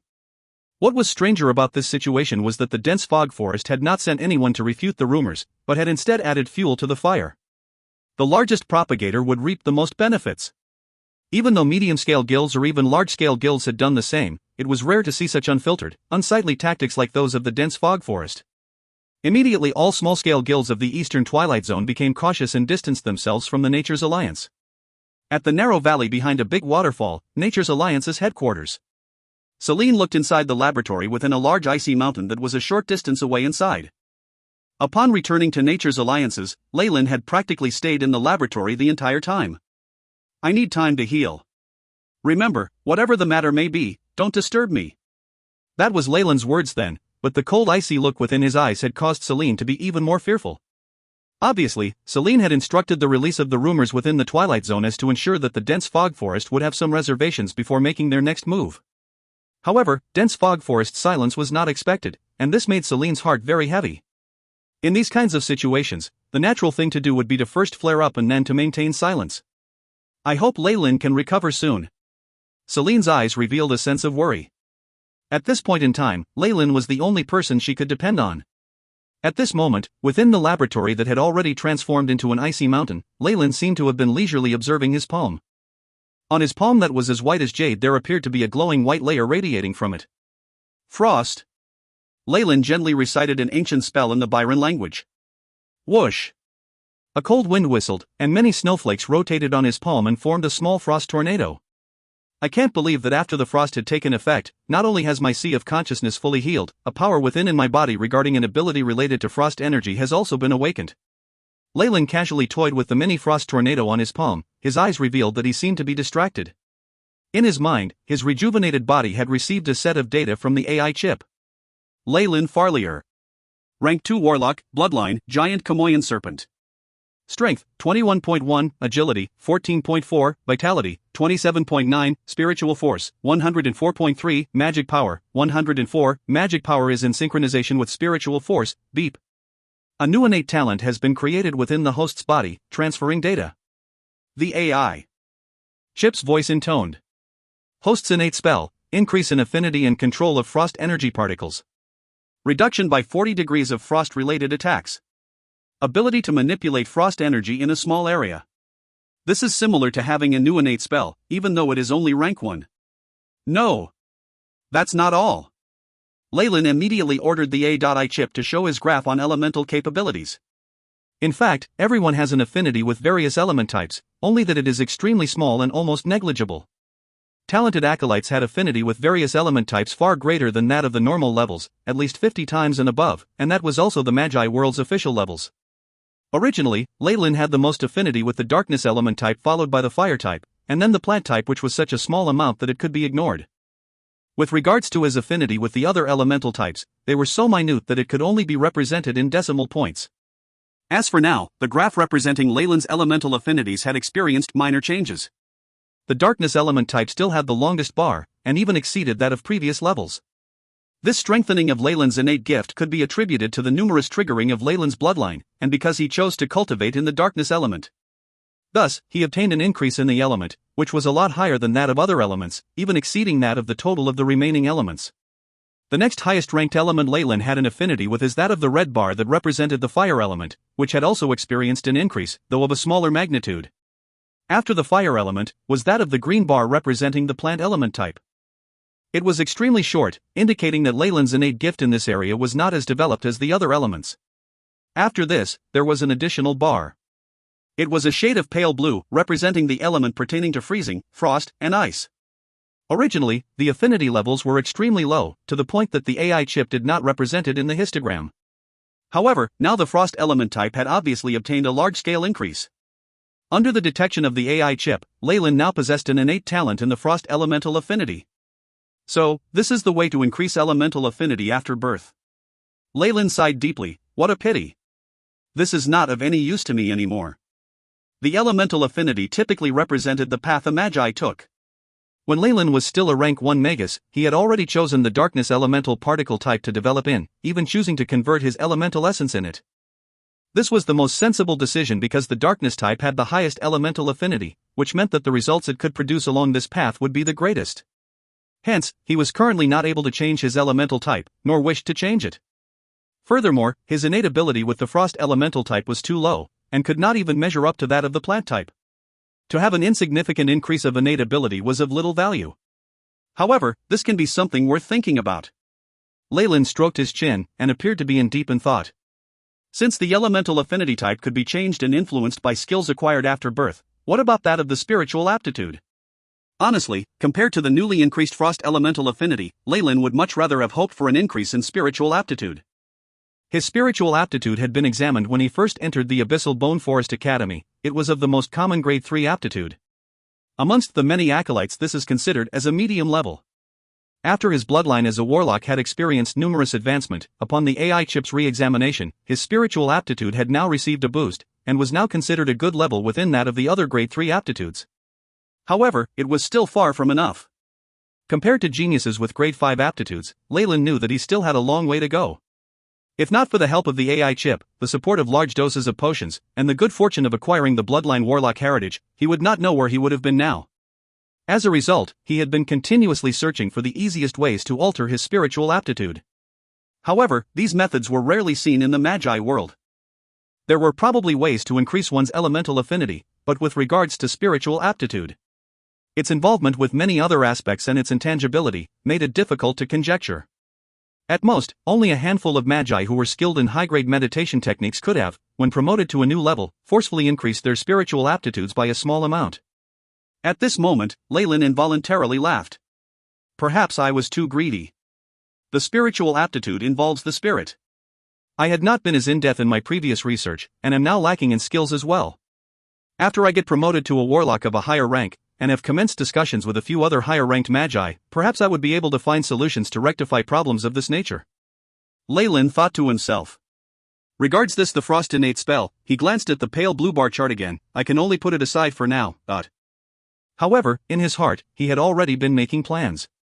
For the innate ability he had in the frost element type, perhaps in the future this gift would be useful, in particular when he would decide to explore the icy world or win side effects from the removal of his warlock bloodline. These abnormal changes had been caused by the radiation from the icy world and might not be that simple an affair after all.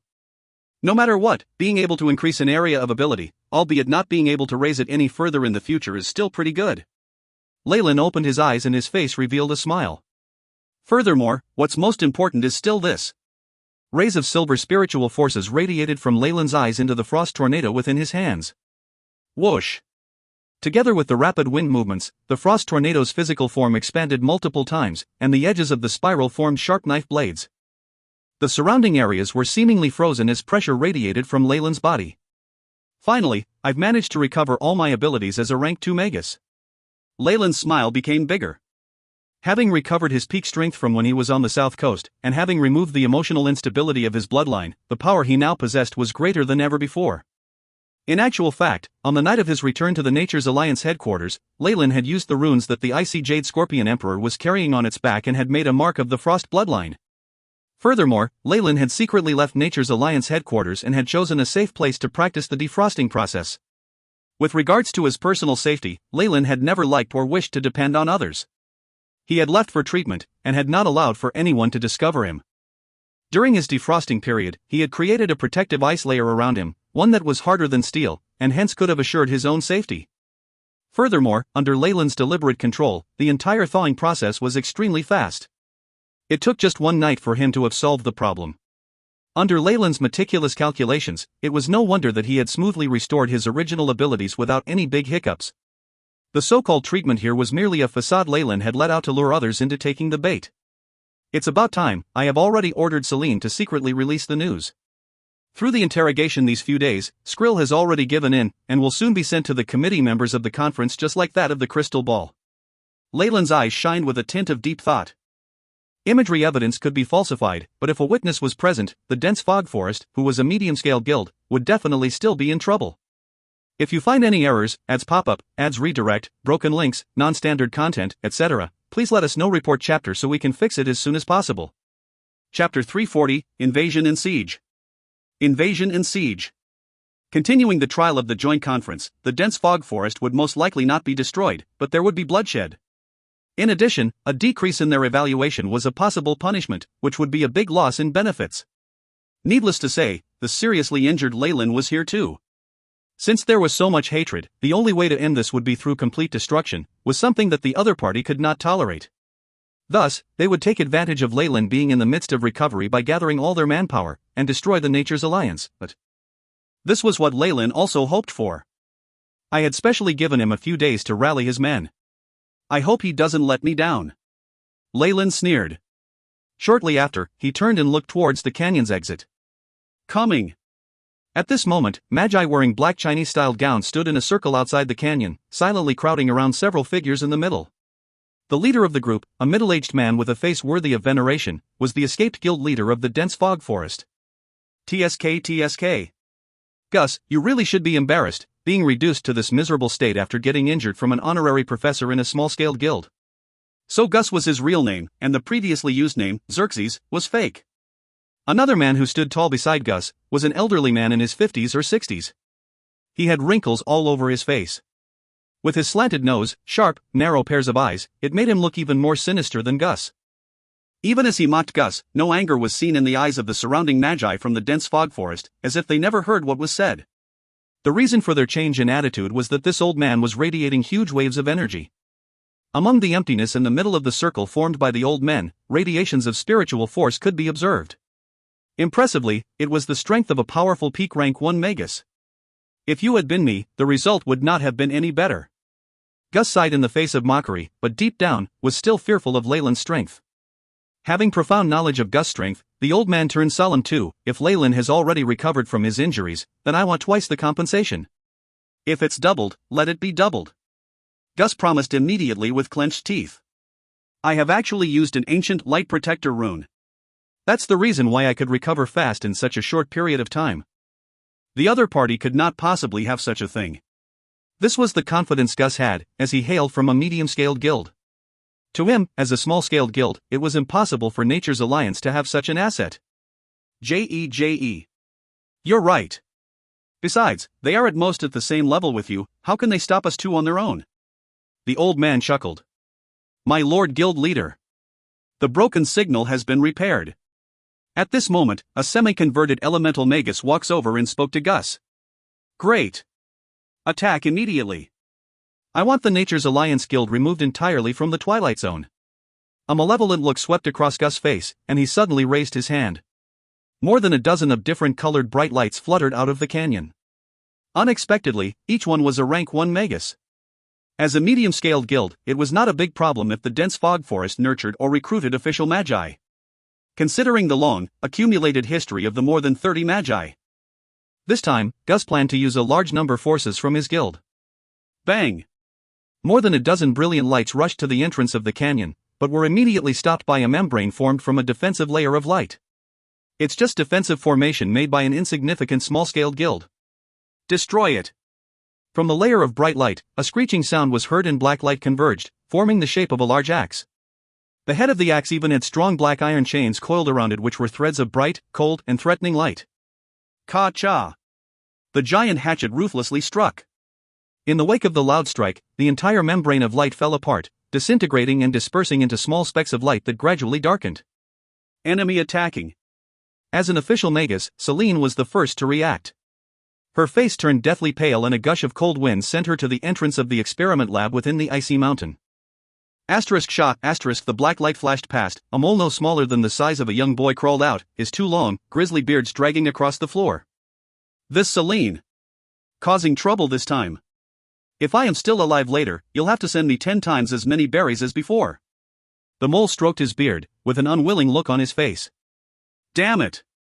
If it wasn't for the deal that I made with that stupid old man at that time, I wouldn't have to be stuck here defending his place. All of the acolytes, meet me here now. Celine did not even have the time to force a smile, let alone talk to the mole. She just communicated directly with the rest of the acolytes in the guild. She was extremely sure that the attack this time around was from the dense fog forest's men. In fact, during a war between the official magi, acolytes were just cannon fodder. By sending them out was only a disgrace, and even causing needless casualties. Currently, they had a slim chance of survival. Celine's eyes flashed with a tinge of hope, and started shouting towards the laboratory, My Lord Leyland. It is the magi of the dense fog forest. They have violated the rules of the joint conference and launched an attack on our guild. But what took with Celine by surprise even more than the sudden attack was the fact that there was no reply from inside.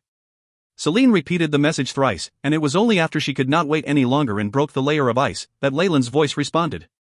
I'm still in the midst of recovering. If this gets interrupted, I'm afraid that there will be immediate repercussions. How much longer do you need? Celine clasped onto her handkerchief tightly. 10 minutes. After some silence, Leyland's voice was heard again. All right. I will fight for you during this period of time. Celine took a deep breath towards the acolyte that was previously there and cleared her throat. As the guild leader, I command you to protect this place at all costs. It might be hard to you, but with the help of spell formations, I need you to persevere just for 10 minutes. Yes, my lord. We will fight to the end. After being distracted for a moment, the acolytes below started an uproar one after another. Obo and Ilya were among those acolytes. It was obvious and they clearly understood what the future had in store for them if their guild was defeated today. That's great. Let's activate it. Grandpa Cedric. Celine took a deep breath. Okay, alright. I can't stand youngsters like you all. The mole shook his head and suddenly plopped to the ground. In some instant, black rays of light spread out, forming a big spell formation runes on the ground. A barrier of light rose and combined with the original spell formation, engulfing Leyland and the experiment lab within. Boom. Blast, star dot. At this moment, a group of enemy magi arrived at the scene, and the acolytes that were not able to get into the barrier in time were severely injured. A small boy was cut in half by a blade of light. His upper torso was still wailing as he tried to breathe. Another female acolyte, who was decimated into a pool of blood by a green sphere that fell from the sky, did not even have time to make a sound. More and more acolytes were instantly buried to death, by huge broken structure of the building that was shattered by magic spells, also without being able to make any sound. As Celine looked at the devastating scene in front of her, she was unable to control herself and broke down into tears. They were the future potential magi of Nature's Alliance, where her sweat and blood were poured in. I found it. It's here. This new barrier of light, which was visibly thicker and stronger than the ones before, caught the attention of the enemy magi quickly. Very soon, more than a dozen rays of light enveloped the entire place, creating faint shadows in the middle. Clang, Celine threw a communication device on the ground. The signal is disrupted. Hold on. She placed her palm on the barrier, as a huge wave of spiritual force and magical power was poured forth and injected into the barrier. The rest of the acolytes followed suit, though their spiritual powers were very weak. With a mere touch, most of the acolytes' faces turned pale, as though they had been beaten up by a large hammer. Boom! Both sides did not exchange many words, and more than a dozen colorful energy beams bombarded the spell formation. Bang! Numerous acolytes lay paralyzed on the floor, most of them having fainted. Celine could barely even stand up straight and was on the verge of collapsing. Upon seeing two shadows behind the numerous magi, Celine's expression was filled with despair. At this time, it has not even been half the time that Leyland had requested. Fighting against the two peak rank 1 magi had made Celine lose all hope and strength to fight back. In the laboratory behind Celine, Leyland quietly waited, a cold and detached expression on his face. It should be roughly about now, right? He muttered. In fact, Leyland could have fought back, but he had waited until the Nature's Alliance had racked up a disastrous amount of casualty. As for the dead acolytes, they did not have much importance to Leyland, and their deaths weighed lighter than specks of dust in his heart. As long as the opponent left irrefutable evidence of an attack, what were the deaths of a few acolytes? Also, these acolytes were under Celine's guidance. If he really wanted to gain complete control of the Nature's Alliance, more blood would have to be shed. Now, however, it was time. Gus and the rest of them had done so much damage to the Nature's Alliance that even if Leyland were to kill them all, it could be reasoned as self-defense. This excuse may not be very good, but it was definitely better than having none. The acolytes that have died and the data that have been perished. Magus Gus. Why? Just why?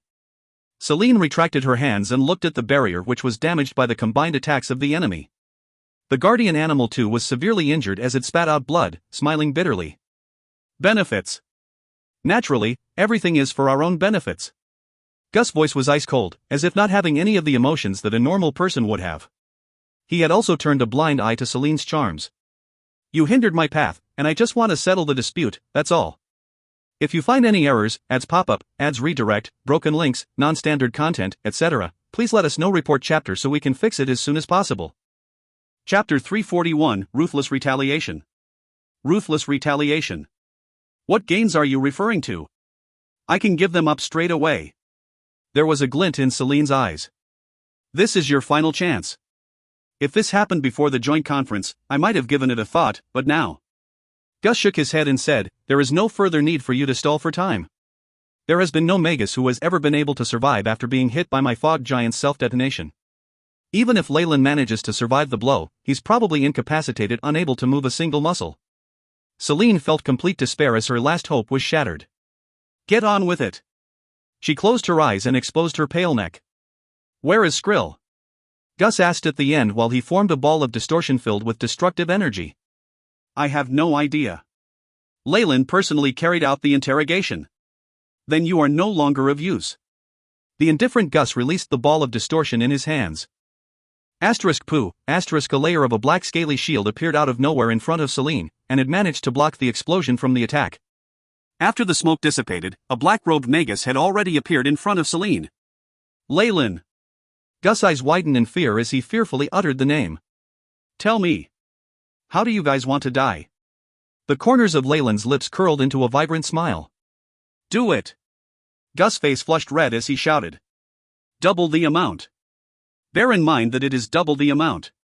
The old man with a hawk nose beside him released large amounts of elemental rings, forming a brass ring with mysterious runes on the surface. While executing this attack, he did not forget to turn back and remind Gus about his remuneration. Grey mist started to form immediately and the fog giant from their previous encounter appeared once again. Unlike the last time, rays of light which resembled starlight started to emerge from every Magus who was present and connected to the body of the giant, making the giant's aura rise to a frightening level. The brass ring was thrown around the waist of the giant and it strapped tightly around it in that instant. Roar! The giant let out a devastating roar.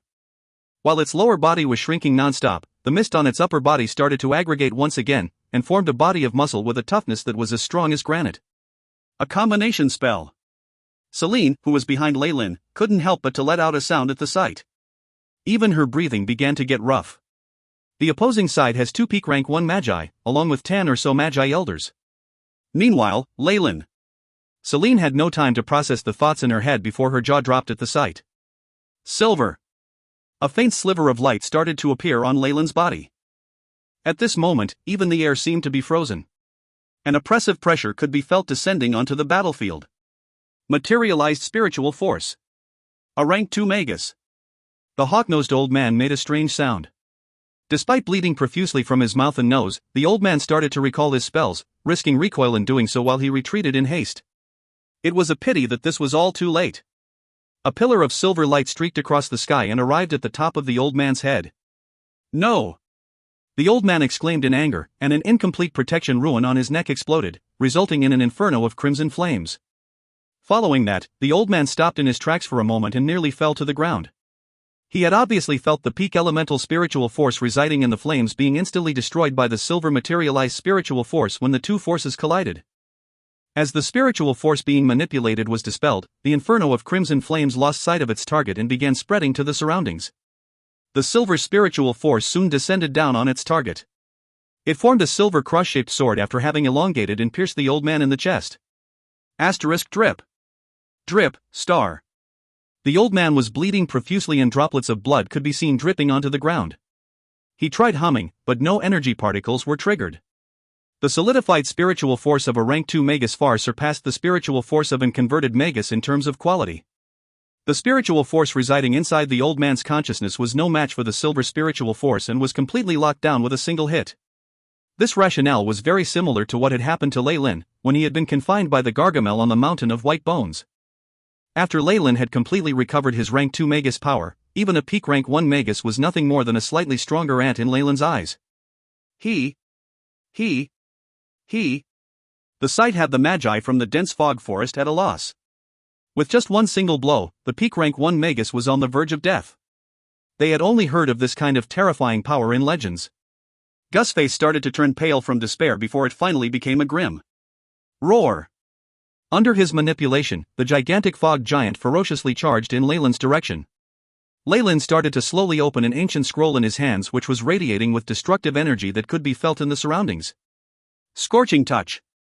A bunch of red powder started to spill out, and 2 long and narrow energy beams which carried the destructive force of a rank 2 spell shot out from Leyland's hands. The fog giant was immediately scorched and 2 large holes were created from the attack. Asterisk boom, asterisk a large amount of the mist started to dissipate and all the magi who were connected to the mist giant started to collapse to the ground. In the blink of an eye, Leyland appeared in front of Gus. Asterisk zoom. Zoom. Zoom. Zoom, star. While he was moving, several snow-white ice arrows were abruptly shot out. Asterisk zoom. Zoom. Zoom. Zoom, star. Confronted with the might of the arrows, the innate defensive spell formations of rank 1 magi were shredded easily like pieces of paper. The heads of numerous magi exploded, similar to watermelons exploding. At the sight of this unbearable scenario, even Gus, who was preparing a spell, could not help but feel anger and a sense of despair. The number of rank 1 magi that had died constituted almost half of the dense fog forest's forces. All his efforts to accumulate this power all these years had gone down the drain as he lost 70 to 80% of his forces. But at this moment, Gus had no time to think about this as Leyland arrived in front of him. Protection of Andes. Gus shouted loudly and a colony of black ants emerged from his face, clothes, shoes, and all over his body and formed a peculiar-looking black shield. A futile effort. Leyland looked indifferent and raised his right hand. A layer of black rays started to gather around his palm and formed a bunch of black scales. Chamoyan scale. Partial snake transformation. Pa. Leyland's palms were filled with an enormous amount of energy which penetrated the shield. The colony of ants on the shield let out a shrill sound as they tried to gnaw at the black scales, but it was to no avail. Your last resort is just a scroll engraved by a rank 2 magus? How disappointing. The silver ray of light in Leyland's eyes started to shine brightly, and with his right hand, he grabbed Gus' wrist. Asterisk pack, asterisk the scroll, which was already triggered halfway, suddenly lost all its luster and revealed its true appearance of what seemed to be a broken piece of goatskin paper as it fell to the ground. Do you have any last words? Leyland asked Gus as he sealed his spiritual force. You will be punished by the joint conference. I swear on that. Gus' eyes turned red. Pack, after which, his brain exploded, white brain juices, blood, and fluids spurting everywhere. Just this? How pointless. Leyland retracted his right hand. He appeared in front of the hawk-nosed old man and placed his hands on the head of an old man who was on the verge of death. Do you choose death or subservience? The old man who was bleeding profusely and nearing death struggled to open his mouth. I'm willing to be subservient to you, my lord. Set a pact now and surrender a strand of your spirit source, or else you will end up like the others. The tone of Leyland's voice was very indifferent, and the pile of corpses surrounding him made the old man have no thoughts of defying the order. Iron, am willing to serve under your command and become your most humble servant. Your future commands shall be my eternal mission. Even with his eyes blurred with tears, the old man still struggled to speak. A fluctuating thread from the abyss was established between the two. Very good. Leyland recalled the silver spiritual force that was restricting the old man. My lord. Iron kneeled down to give his regards, the wounds on his body already beginning to heal on their own. He had been restricted by Leyland and lost his ability to recover. Once he was freed from the silver spiritual force that was restricting him, there were far too many ways for Magi to heal themselves. Please accept your humble servant's loyalty. Although he had regained his freedom, the old man Iron had no desire to fight against Leyland as he had been deterred by Leyland's actions. With Iron's words, a glowing spirit source floated out of his forehead and flew to Leyland's hands. After losing his spiritual source, Iron's face turned pale and beads of sweat could be seen dripping down. Leyland for his part kept the spirit source carefully. Omega's spirit source was very important to them, and if Leyland were to destroy the source in his hands, the old man would suffer a severe blow and might even die straight away. The best-case scenario would be for him to have a mental breakdown. It could be said that once Leyland had the spirit source, it was akin to him holding the old man's fate in his hands. All good and done. Leyland clapped his hands. This kind of one-sided process and astonishing means from Leyland had made it difficult for Celine to process anything. My lord. You? Celine had no idea of what to say. Have you ascended to rank 2? She said this carefully after deliberating over it for a while. Yes. Leyland happily smiled. The injury I suffered has, instead, made me break through the restraints to my meditation technique and allowed me to rise to the realm of rank 2. Celine did not have the courage to continue probing despite knowing it was not the truth. A rank 2 magus. This was already a power that belonged to large-scale guilds. Facing this insurmountable gap in power, Celine could only accept whatever Leyland had to say. Wake those acolytes up and follow me. Leyland pointed to a few of the acolytes who were lying on the ground that included Obio and Ilya. What for? Celine's face was filled with doubts. Naturally, it will be to retaliate. Leyland's face broke into a cold smile. Since the opposing party has been so eager to find us, how can we not repay what they have done? But the joint conference. Celine had only spoken a few words, but she decided to swallow the rest. At this moment, she had no other choice. If you find any errors, ads pop-up, ads redirect, broken links, non-standard content, etc., please let us know. Report chapter so we can fix it as soon as possible. Chapter 342, Abyssal Breath. Abyssal Breath. My lord. That's the dense fog forest's headquarters. Old Man Iron pointed to a fog-shrouded forest in the middle of the basin, with a look of respect on his face. Currently, Iron was completely submissive to Leyland and existed as his servant. Leyland walked behind him with conflicted feelings. Together with Obio, Ilya, and the other rank 3 acolytes, their faces were red with emotions. Rank 2 magus. Their famed professor was actually a rank 2 noble magus who actually defeated a lot of enemies with just one blow. They were proud of this kind of glory. The dense fog forest is still a medium-scale guild, with an extremely strong magi formation barrier. With several protected and contracted beings as the first line of defense, does this not mean that we are? Iron had revealed all of Gus' defensive lines backhandedly. We do not need anything. I alone am sufficient. All of you keep in mind, without my orders, no one is allowed to step into the basin. Leyland's face was stern. After which, he transformed into a gust of wind and disappeared in midair. See. A sound could be heard as he traveled. Celine and the rest saw an illusory shadow of a snake appearing in midair. The huge snake forcefully appeared and seemed to transform into the face of a terrifying devil. The shape of the devil's face seemed to resemble Leyland. After half an hour passed, they had obtained permission to enter the dense fog forest, and they saw huge amounts of rotten corpses. A few huge high-energy beings whose size resembled small mountains could also be seen dead on the floor. Their corpses, not yet fully decomposed, had emitted an unpleasant smell. Your task is to completely search this area, and take away any resources that are of value. Leyland slowly landed on the corpse of a huge beast. That scene had made many absolutely horrified. Yes. Yes, my lord. Initially, Celine had doubts over why Leyland had wanted to bring a batch of acolytes over. However, now she fully understood his intentions. After having searched the dense fog forest, Leyland had arrived near the premises of the headquarters of the Eight-Clawed Spider Guild. This time around, Skrill appeared beside him. If Leyland could subdue even Iron, naturally Skrill was not a big issue. Go! Announce that the Eight-Clawed Spider will be disbanded. And that all the Magi shall join Nature's Alliance. Leyland ordered Skrill. As you wish, my lord. Skrill bowed to Leyland, evidently afraid of him. His fear was to the extent that he was willing to accept such orders. With regards to the subsidiary guilds of the dense fog forest, Leyland did not intend to exterminate all of them fully. In any case, since they had no chance of knowing the icy world's secret, it would be for the best to subdue all of them to increase Nature's Alliance's strength. Furthermore, all of the dense fog forest Magi had been exterminated without any exceptions under Leyland's rank 2 Magi spell that covered a vast area. There was no longer any living beings within the entire basin.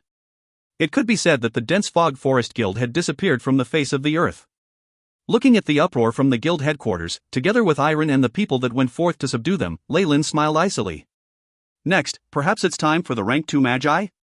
How long had it been since such a large-scale attack, and such a vile way of exterminating an entire guild, had happened in the entire Eastern Twilight Zone, but no matter how dim-witted the large-scale guilds were, they would have to make a stand. Moreover, according to the latest news, the Dark Elven Empire was starting to become restless, and it was also nearing the time when the darkness creature horde beyond the Twilight Zone was approaching. It was precisely during this period of time where Magi were supposed to collaborate that Nature's Alliance's move could be said to be going against the tide. So what? Leyland's face revealed a smile that seemed to suggest that he did not care. It is precisely because of this that I am making a move now.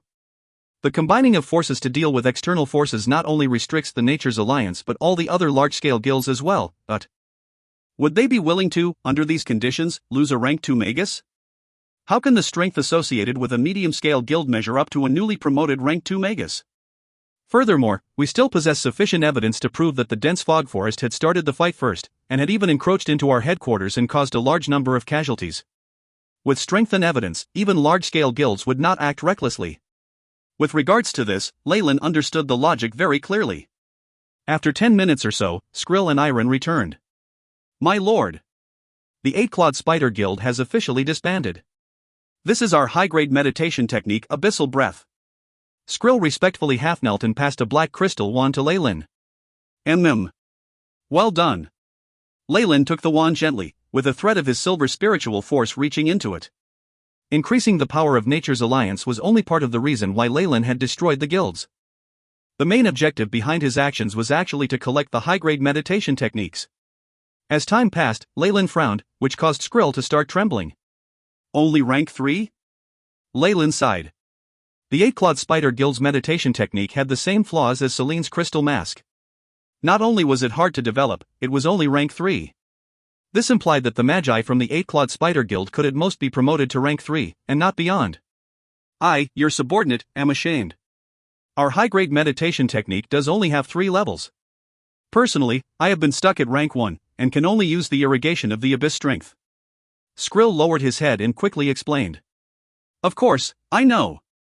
Leyland knew that this abyssal breath mostly used the strength of the Abyss to continuously change the body to adjust to a physical state more fitting to the Abyss.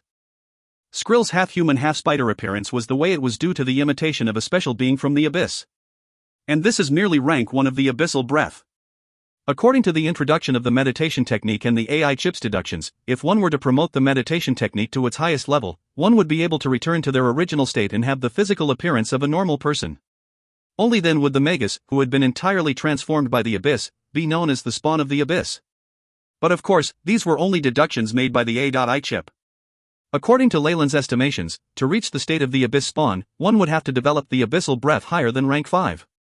Honestly, one could not be sure whether the high-grade meditation technique even had a rank 5.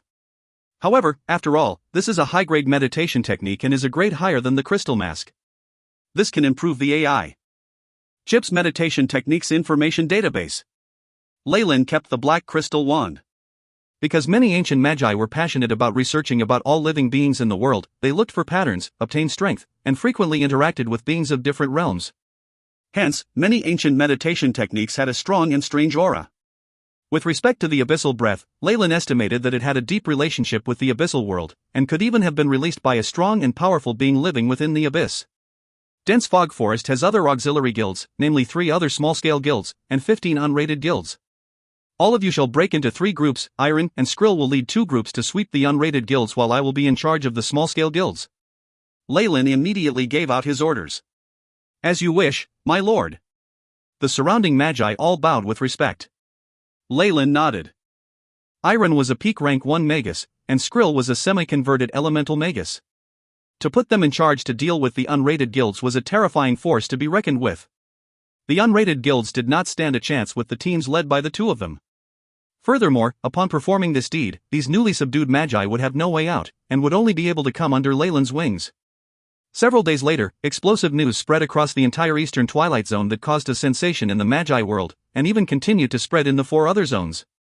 After having existed for a few 100,000 years, large amounts of contracted guardian beasts, countless official magi, and even a peak rank 1 magus that oversaw a medium-scale guild, the dense fog forest, were entirely destroyed. The one responsible for it was actually Nature's Alliance. This news had revealed that the honorary professor of Nature's Alliance had made a breakthrough to rank 2, but a peak rank 1 magus was considered as a large power, while a rank 2 magus was the goal of many official magi, which were also known as the elites of the human forces. Typically, a rank 2 magi would only appear in large-scale guilds. The presence of the 1 or 2 old and experienced rank 2 magi was that of the trump card of these guilds. Nature's Alliance, on the other hand, was only a small-scale guild. At this point in time, the entire eastern Twilight Zone was shocked. Under Lylan's control, the actions of Nature's Alliance went extremely smoothly. Not only did Nature's Alliance attack all of the dense fog forest's auxiliary guilds and wiped out all traces of its history, many magi had joined Nature's Alliance and enhanced its strength, such that it had been promoted to a medium-scale guild. These were all within Lylan's expectations. Moreover, the taking over of the dense fog forest's resources was also proceeding smoothly. This, of course, was not in accordance with the rules set by the council members and had sparked their displeasure. However, under Lylan's suppression, Nature's Alliance continued doing whatever they wanted to without any hesitation. The guild sent out many troops and their strength increased day after day. With regards to small matters like the strength of the guild, Lylan could not be bothered to oversee them and would casually instruct his acolytes to handle them. The newly joined magi that were now part of Nature's Alliance were all given roles as professors or guest professors, but in actual fact, they would only listen to Lylan's bidding. Celine's powers were suppressed to the maximum, but she could only force a smile, and could not complain much. Lyle had suddenly been promoted to a rank 2 magi, and just his strength alone would make Celine's previous plans prove futile. Furthermore, in terms of trickery, back in the southern coast the underhanded means that Lyle had employed did not pale in comparison to that Celine's. Under these conditions, Celine could only give up. Due to her special status, other official magi would still be slightly respectful towards her and would not reject her requests towards small matters. Furthermore, these magi were still under Nature's Alliance, even if only in name, which gave Celine some comfort. If you find any errors, ads pop-up, ads redirect, broken links, non-standard content, etc., please let us know. Report chapter so we can fix it as soon as possible. Chapter 343, Dragon King's Mystic Might. Dragon King's Mystic Might. Nature's Alliance Headquarters. The headquarters had now undergone renovations. The reconstruction had started from the bottom, with magic spells fixed up and the acolytes who had died in battle buried. Powerful energy fluctuations were concealed within these few building structures. They were like multiple stars aiming to bring out the moon, crowding around a laboratory right in the center. Whether it was the original acolytes of Nature's Alliance or the newly joined magi, they would always unconsciously slow their footsteps when they passed by and exhibit their respect. In the middle of the laboratory, Lyle stood by a table, deep in thought while gazing at the few items on the silver desk. These 10 or so items were very simple. There were green leaves, red earrings, a short brown rod, and even the black crystals that Skrill had previously given him. The silver surface of the table was made using a special alloy. It was incomparably hard and had a high resistance against specific magic experiments. Hence, it was widely used in this area. Currently, the shining, sparkling metallic surface reflected Lylan's troubled expression. These were naturally the numerous high-grade meditation techniques Lyle had forcefully obtained. Though the Twilight Zone had obtained a larger number of complete inheritances from the ancient Magi, high-grade meditation techniques weren't anything common. Some unrated guilds only had the simplified versions that had been altered based on incomplete high-grade meditation techniques, which were completely useless to Leyland. There were also a few guilds who had the same high-grade meditation technique as the dense fog forest. However, they only had the first or second levels, and these were slightly modified. Leyland could immediately recognize this. These guilds must have been the Magi guilds that had split up from the original dense fog forest. This was not uncommon. It was not unusual for Magi in the Twilight Zone to split up based on differences in opinion while still having a good relation with the original guild. This was somewhat similar to a branch of the original guild. Hence, though Leyland had technically destroyed 10 or so guilds, what Leyland actually gathered were only 6 high-grade meditation techniques. Of course, the rate of advancing was much higher here than in the South Coast, but Leyland was still in a bad mood. This was because out of the 6 high-grade meditation techniques, there were 5 that were incomplete. This was not something that could be explained just by the chaos of war. Only after checking some documents regarding this guild did Leyland gather a more reasonable explanation. In ancient times, the inheritance of high-grade meditation techniques was not open to everyone in one go. Only 1 or 2 levels would be passed down at a time, and only after Magi succeeded would they gradually be passed down more. This was to ensure the secrecy of the high-grade inheritances. The other reason was to prevent Magi from seeking instant returns. However, after the fall of the ancient Magi in the final war, there appeared a huge problem, a discontinuity in the passing down of meditation techniques. The higher-ranked Magi had fallen before they could pass down the other portions of their meditation techniques, which had resulted in the Magi of the Twilight Zone being unable to advance further. The level of Morningstar Magus was the bare minimum requirement to participate in the final war, and hence, the high-grade meditation techniques left in the Twilight Zone mostly had 2 or 3 levels, and there was a lack of information on the essential later portions. In ancient times, Rank 2 and Rank 3 Magi were considered to have just finished their apprenticeships, and as such, they were naturally not required to enter the battle. They had survived and passed down their meditation techniques. However, it wasn't as if there were no surprises. Leyland extended his hand and picked up something like a part of a white bone joint from the table. Though it had an interesting appearance, this was actually a tool used for storing information. Leyland connected his spiritual force to it and information about a high-grade meditation technique appeared. Ancient symbols appeared at the beginning of the meditation technique, emitting an ancient aura. There was even the sound of a dragon's roar. Dragon King's Mystic Might. High-grade meditation technique for Dragon Magi split into 4 levels: Infant Dragon, Young Dragon, Adult Dragon, Elder Dragon. Leyland slowly read through the content regarding this high-grade meditation technique. In ancient times, Magus was a term that was inclusive of all powerful beings, whether they were of other races, humans, or even high-energy creatures. As long as they possessed intelligence, had strength, and pursued the truth, they could all come under the umbrella of being a Magus. This Dragon King's Mystic Might was obviously a high-grade meditation technique meant for the dragon race to train in. Based on the AI chip's estimations, as well as a few illustrations from Dragon King's Mystic Might, creatures of the dragon race would accelerate their growth rate if they trained in this high-grade meditation technique. They would develop twice as fast as their peers, and would enter the sequence of being a mature dragon earlier. Leyland unhurriedly caressed this bone. This Dragon King's Mystic Might was what the dense fog forest had in storage, but it was a pity that this was merely a decoration for dense fog forest, as it was comprised of only humans. This was a high-grade meditation that was meant for another race and was unsuitable for the human body. Even warlocks that had the bloodline of dragons could not do this. However, after Leyland discovered this Dragon King's Mystic Might, it was like he had gained a treasure. Though he could not train this technique either, he could see the traces of a new bloodline in this high-grade meditation technique. Similar to the Kamoyan's pupil, the Dragon King's Mystic Might was a high-grade meditation technique that had very stringent requirements in terms of bloodline. It was probably even more strict than the Kamoyan's pupil. This would be of immense help to him in completing the next few parts of Kamoyan's pupil.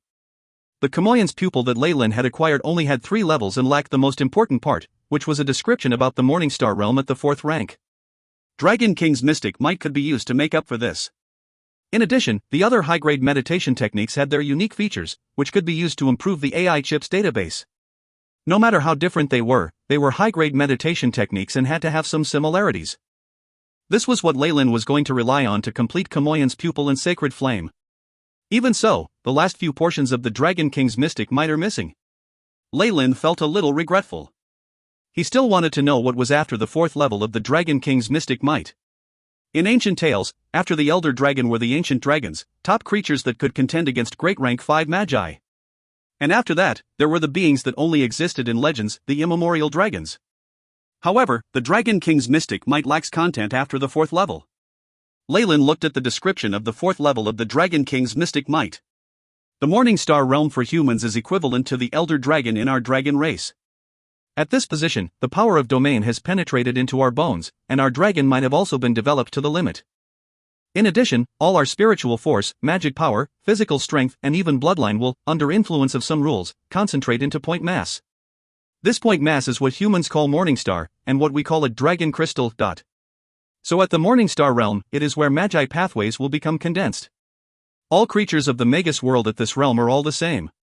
Point mass formed from hundreds and thousands of energy all can refine one's strength. Hence, there is a difference like that between heaven and the earth between Morning Star and rank 3 magi. Leyland gradually understood. In his mind, the AI chip constantly recorded information regarding high-grade meditation techniques to fill its database. After goodness knows how long, a prompt from the AI chip appeared in Leyland's mind. Beep. Recording of 6 high-grade meditation techniques complete. Dragon King's Mystic Might, Abyssal Breath. Completeness of high-grade meditation techniques at 14.7%, beginning to infer actual level of the meditation technique. Following this, the Magi strength chart in Leyland's database experienced some changes. On top of the rank 1 and rank 2 Magi, information regarding rank 3 Magi constantly generated. This was the most accurate information the AI chip had gathered after doing simulations with multiple high-grade meditation techniques. Beep. Requirements to advance from a rank 2 Magus, spiritual force reaches the boundary of 200, solidification 100%. Paired with the momentum from the essence of the wisdom tree, probability of advancing to rank 3, 46.9%. I'm a warlock, so I have an added requirement from my blood. However, my bloodline directly came from a giant Chamoyan serpent at the Morning Star, rank 4 level, and completely fits the requirements. It even aids me when my rank is too low. In addition, having almost a 50% chance is not a low percentage. It's no wonder Alistair had made his move and did not hesitate to betray his faction. Leyland touched his chin. The conditions that the AI chip inferred were based on the most regular magi that trained in high-grade meditation techniques. This meant he was not included in there. AI chip, if I use myself as a model, what are my chances of advancing to a rank 3 warlock? Leyland asked silently. Immediately after, a virtual 3D image that looked similar to Leyland was projected in front of him, and large amounts of information streaked through. Chances of host body advancing to rank 3 warlock, 61.72%.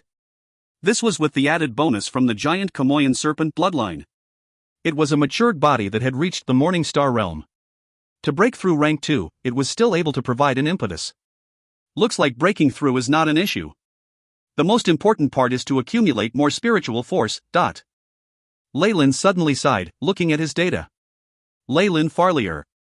Rank 2 Warlock, Bloodline, Giant Chamoyan Serpent. Strength, 21.1, Agility, 14.4, Vitality, 27.9, Spiritual Force, 104.3, Magic Power, 104, Magic Power is in synchronization with Spiritual Force. The injury to his sea of consciousness had only recently healed, and during the time where he had solidified his spiritual force, rather than improving, it was already very fortunate that he was able to maintain his strength. It was for this reason that the numbers for his spiritual force did not rise. Now, with the repairs to his sea of consciousness completed, his spiritual force could increase once more. Leyland couldn't help but ask, AI chip, based on my current speed, how long will it take me to be able to meet the requirements to advance? A few minutes passed, and the AI chip gave an answer. Host body is estimated to reach the limit after 200 years, 12 days, and 13 hours. That long? Leyland's eyes widened. He had increased his lifespan after advancing to become a bloodline warlock, and after rank 2, he could live past 500 years, but 200 years. That was an extremely long period. If you find any errors, ads pop-up, ads redirect, broken links, non-standard content, etc., please let us know. Report chapter so we can fix it as soon as possible. Chapter 344, Rank 3 Magus. Rank 3 Magus. One property of high-grade meditation techniques was that they tended to get harder to cultivate towards higher cultivation levels. Typically, many magi would not be able to wait for their meditation techniques to be promoted because they tended to die of old age before their meditation techniques could be cultivated to a higher level. This was why magi were all passionate about collecting data, since they wanted to increase the pace of the cultivation of their meditation techniques. Leyland let out a long breath. Looks like it is imperative that I use potions or other methods to hasten the pace of the increase in the level of my meditation cultivation. 200 years is way too long. There were many differences between the resources of the Twilight Zone and of the South Coast. Perhaps it would be possible to find spiritual force potions suitable for a rank 2 warlock. Leyland remained confident in the resources that the Twilight Zone possessed. Beep. Rank 3 Magi simulation data has been completed. Completion level, 69.24%. The AI chip intoned. Behind the data on Rank 2 Magi, a new data was quickly generated. Rank 3 Magi, estimated spiritual force, between 200 to 400. There are 3 stages in the spiritual force: vapor, liquid and crystal forms. The differences in strength between every rank is estimated to be between 3 to 5 times. The AI chip projected a large paragraph of information before Leyland. Towards the end, the spiritual force span within one rank will be of a large amount and is terrifyingly difficult to achieve. Leyland sighed.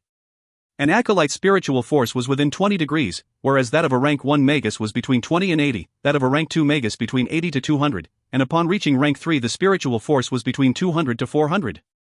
The larger the spiritual force span, the more obvious the differences between the displayed strength.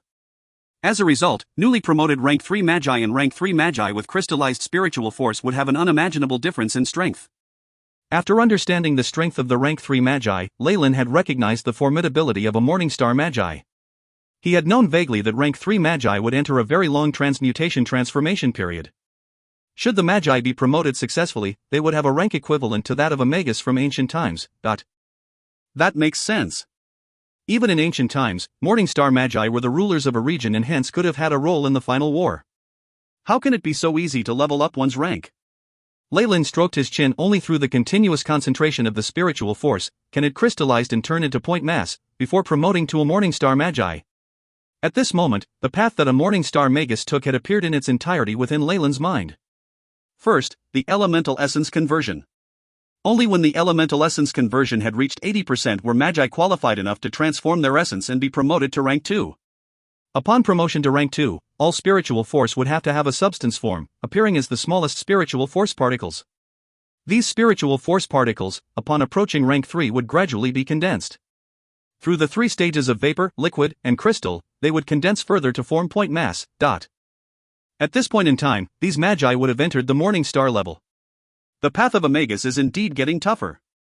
Nearly 80% of elemental essence conversion would easily kill many Magi.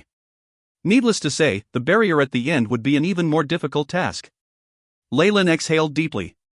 Thankfully my path ahead is clear, I only have to follow the path accordingly. AI chip. Set up a long-term mission, deduce what happened to Kamoyan's pupil and Sacred Flame. Leyland immediately ordered. The AI chip automatically projected 2 progress charts that deduced the mission progress. The progress had not even reached that of 1% and had been increasing incredibly slowly, but at least Leyland could see hope. Amongst these, Kamoyan's pupil was the main meditation technique that Leyland was cultivating and was the path that he had decided to take a long time ago, and as such, it could not be easily changed. On the other hand, Leyland had gained interest in Sacred Flame, the meditation technique that had its roots from the prophetic Botelli family. Even after having accumulated so many high-grade meditation techniques, from what Leyland could see, the value of Sacred Flame was above that of the other meditation techniques, and could even be on par with that of the Dragon King mystic might due to its ability to predict the future. This ability was honestly a tad too terrifying. Even though there was the possibility of errors, Leyland still longed for it. Based on the AI chip's deductions and information database on high-grade meditation techniques, one day it will be able to prophesize things. Of course, if I am able to continuously add in new high-grade meditation techniques, the process will be accelerated. Leyland was very clear on this line of reasoning. Boom! Suddenly, a wave of invisible spiritual force passed through numerous barriers and exploded next to Leyland. Is it finally here? Leyland's eyes revealed a hint of a smile, and he immediately flicked his hand. The numerous high-grade meditation techniques had disappeared after a silver flash, and Leyland turned into a phantom before arriving in front of Nature's Alliance's headquarters. Following the directions of a thread of spiritual force, Leyland arrived at a location. This area was originally a wasteland, but in the middle of it now lay a silver-white metallic building. Leyland went up to the door and raised his hands with the intentions to knock. Ka-cha! But before Leyland had transformed his thoughts into action, both steel doors, decorated with floral patterns, had opened automatically and revealed the interior of the building. In the middle of the huge living room sat an old man on a steel chair who smiled gently at Leyland. Distinguished Leyland, you have indeed been promoted to a rank 2 magus. The old man stood up and smiled while having given up his seat. This Magus wore burlap clothes and had an average appearance, like that of an ordinary old man, but Leyland had not dared be brazen in front of him. I'm lucky to have advanced a little further on the path in search of the truth. Leyland appeared extremely humble. From this old man, Leyland could feel that he had a deep solidified spiritual force that had surpassed his own accumulation. Of course, having a high spiritual force was one thing, but having the actual strength was another. Leyland had, in addition, the strength of his bloodline and a few other hidden trump cards, did not think he would be at a disadvantage, but felt no need to show his abilities. Ha ha ha. Please take a seat. You still don't know my name, do you? I'm Logan, the Melhawk Guild's leader. Logan beamed and introduced himself. Magus Logan, the protector of the Eastern Twilight Zone, I have long heard of your name. Leyland smiled and replied, and at the same time sat down on a chair. Though the chair's exterior still had the glow of steel, it did not have the hardness of one and instead felt like a sofa that had caved into a certain arch. It comfortably supported Leyland's body. How's that? This is a steel lifeform I had specially acquired from the external zones. Logan revealed a smile as he observed Leyland's expression. Not bad. Leyland indifferently evaluated the chair. Though this steel lifeform could not compare to the organisms entirely constructed from the elements of the steel world, this was already very hard to come by. If I'm not wrong, this entire room is a huge steel lifeform, right? And we are currently speaking to its body? Ha ha. Dark steel has an innate gift in concealing its life aura. You are the first person to be able to guess this so quickly. Logan chuckled and hit the tabletop. Dark steel, come and say hello. Ka-cha ka-cha. The steel flowed like liquid and formed a rough face on the tabletop. Hello, Mr. Leyland. At this point, because there was no need for dark steel to hide anymore, Leyland could clearly feel a wave of energy that was of a certain standard. Should it be a magi, it would be of peak rank 1. After conversing for some time, Logan entered the main topic. Magus Leyland, I think you should be clear about my intentions, no? At this point in time, the old man's face became more solemn. Of course. Leyland nodded his head. In that case, with regards to the matter of Nature's Alliance Guild violating the rules and exterminating the Dense Fog Forest Guild, and subduing all other subsidiary small-scale guilds, what is your explanation? Logan glared at Leyland as if he would make a move on Leyland should he say something not conforming to what Logan expected to hear. With regards to this? Leyland smiled mildly and took a step back, his fingers crossed, and seemed to be very uneasy. The dense fog forest first robbed and killed us, then barged into Nature's Alliance's headquarters and engaged in so much killing that they almost exterminated the Nature's Alliance Guild. As a result, out of self-defense, we naturally retaliated. If I remember correctly, shouldn't this be in accordance with Eastern Twilight Zone's laws for revenge? Leyland continued smiling and passed the crystal ball with Celine's previous records to Logan. Furthermore, we have eyewitnesses as well. If you would like to hear the words from one of them, you can leave with me now to meet him. But the Dark Elven Empire is left running amok, and the tide of darkness creatures is approaching. Distinguished Leyland, aren't you being too reckless? If you were to just showcase your abilities, Gus would probably surrender. Upon receiving the crystal ball, Logan did not immediately look into it, but the gloomy clouds on his face had dissipated to a large extent, though his brows were still furrowed. He offended me. The dignity of a rank 2 magi. Leyland squinted his eyes, the atmosphere suddenly became tenser. He almost interrupted my promotion. Only by offering all his blood, will it be enough to cleanse his sins. Are these all the excuses that you have? Logan looked right into Leyland's eyes. These are all facts. Not excuses. Leyland retorted without restraint. Two rays of silver glow seemingly collided in midair and produced a crisp sound. Ha ha. All of a sudden, Logan's face revealed a smile, resolving the tension in the atmosphere. Since the opponent started it first, and offended you, then I would have nothing else to say. Thank you for your understanding and support. Leyland smiled respectfully. All of these were actually within his calculations. After all, magi were all smart people, especially the more so the older one gets.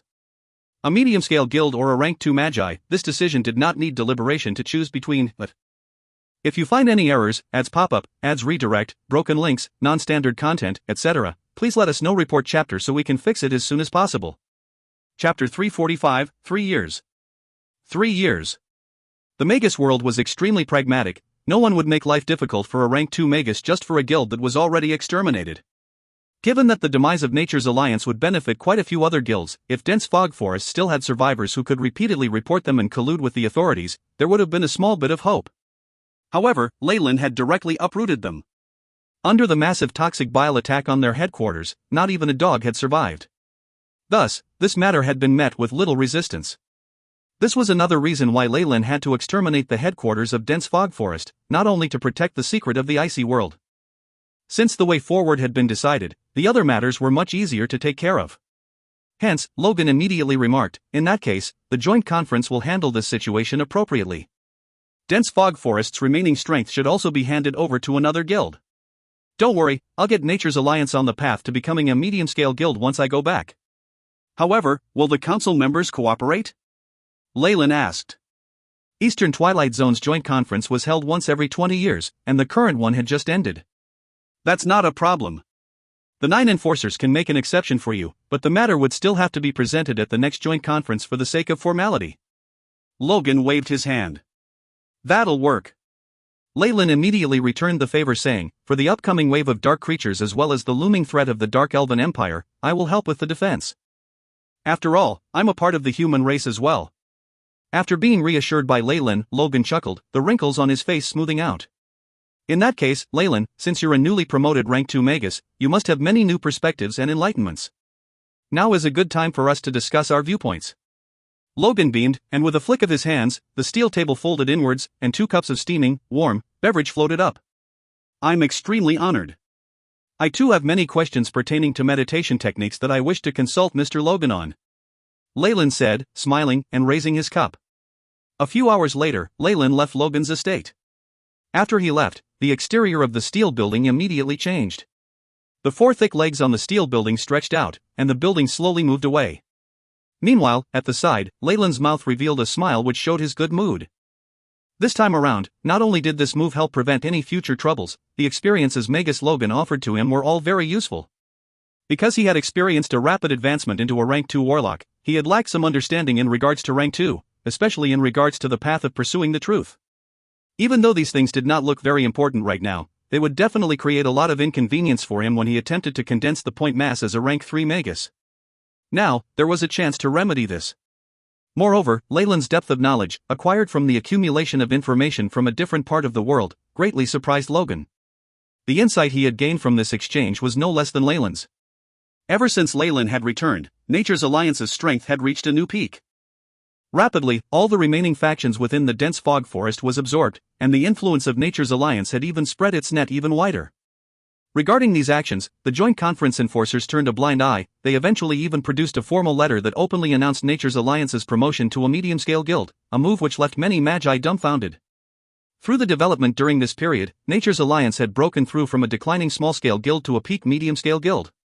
After all, with a rank 2 Magus like Leyland overseeing the guild, it could be considering as a trump card that could surpass most medium-scale guilds. However, Leyland obviously knew Logan's bottom line. The 9 existing large-scale guilds had already stretched the resources of Eastern Twilight Zone to their limits. The remaining resources were insufficient to support the birth of yet another. Leyland had no intentions of vying to make Nature's Alliance a large-scale guild, and hence Nature's Alliance finally stopped growing and began to consolidate their strength, which left many magi heaving a sigh of relief. Honestly, Nature's Alliance's expansion this time was way too aggressive and depended solely on Leyland's powers. The guild's foundations were very unstable.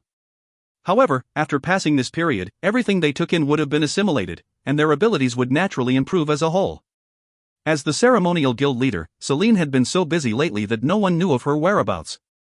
Leyland was far too busy to care about tangible powers. Hence, since Celine was the original guild leader and as someone who shared an intimate relationship with Leyland, she had obtained a great portion of this power. At this point in time, Celine was full of gratitude for Leyland. Nature's Alliance had once again achieved glory under Celine's leadership, and the extent of its success exceeded that of the past. If her mentors knew about this, they would have been very pleased. Leyland did not care about any of this. After the situation had more or less stabilized, he continued staying in the headquarters of Nature's Alliance and sank into the deciphering of high-grade meditation techniques along with his own cultivation. No matter what resources and materials he required, an instruction to his subordinates was all it took for them to be collected immediately and sent to him. Hence, Leyland became even more reclusive. He could feel that he had improved at a pace that was way too fast, and hence, he needed to reinforce his foundations for a while. As a result, he chose to enter seclusion. Time passed bit by bit without anyone noticing. 3 years later, the borders of Eastern Twilight Zone. At the outskirts of a small town stood a small wooden house.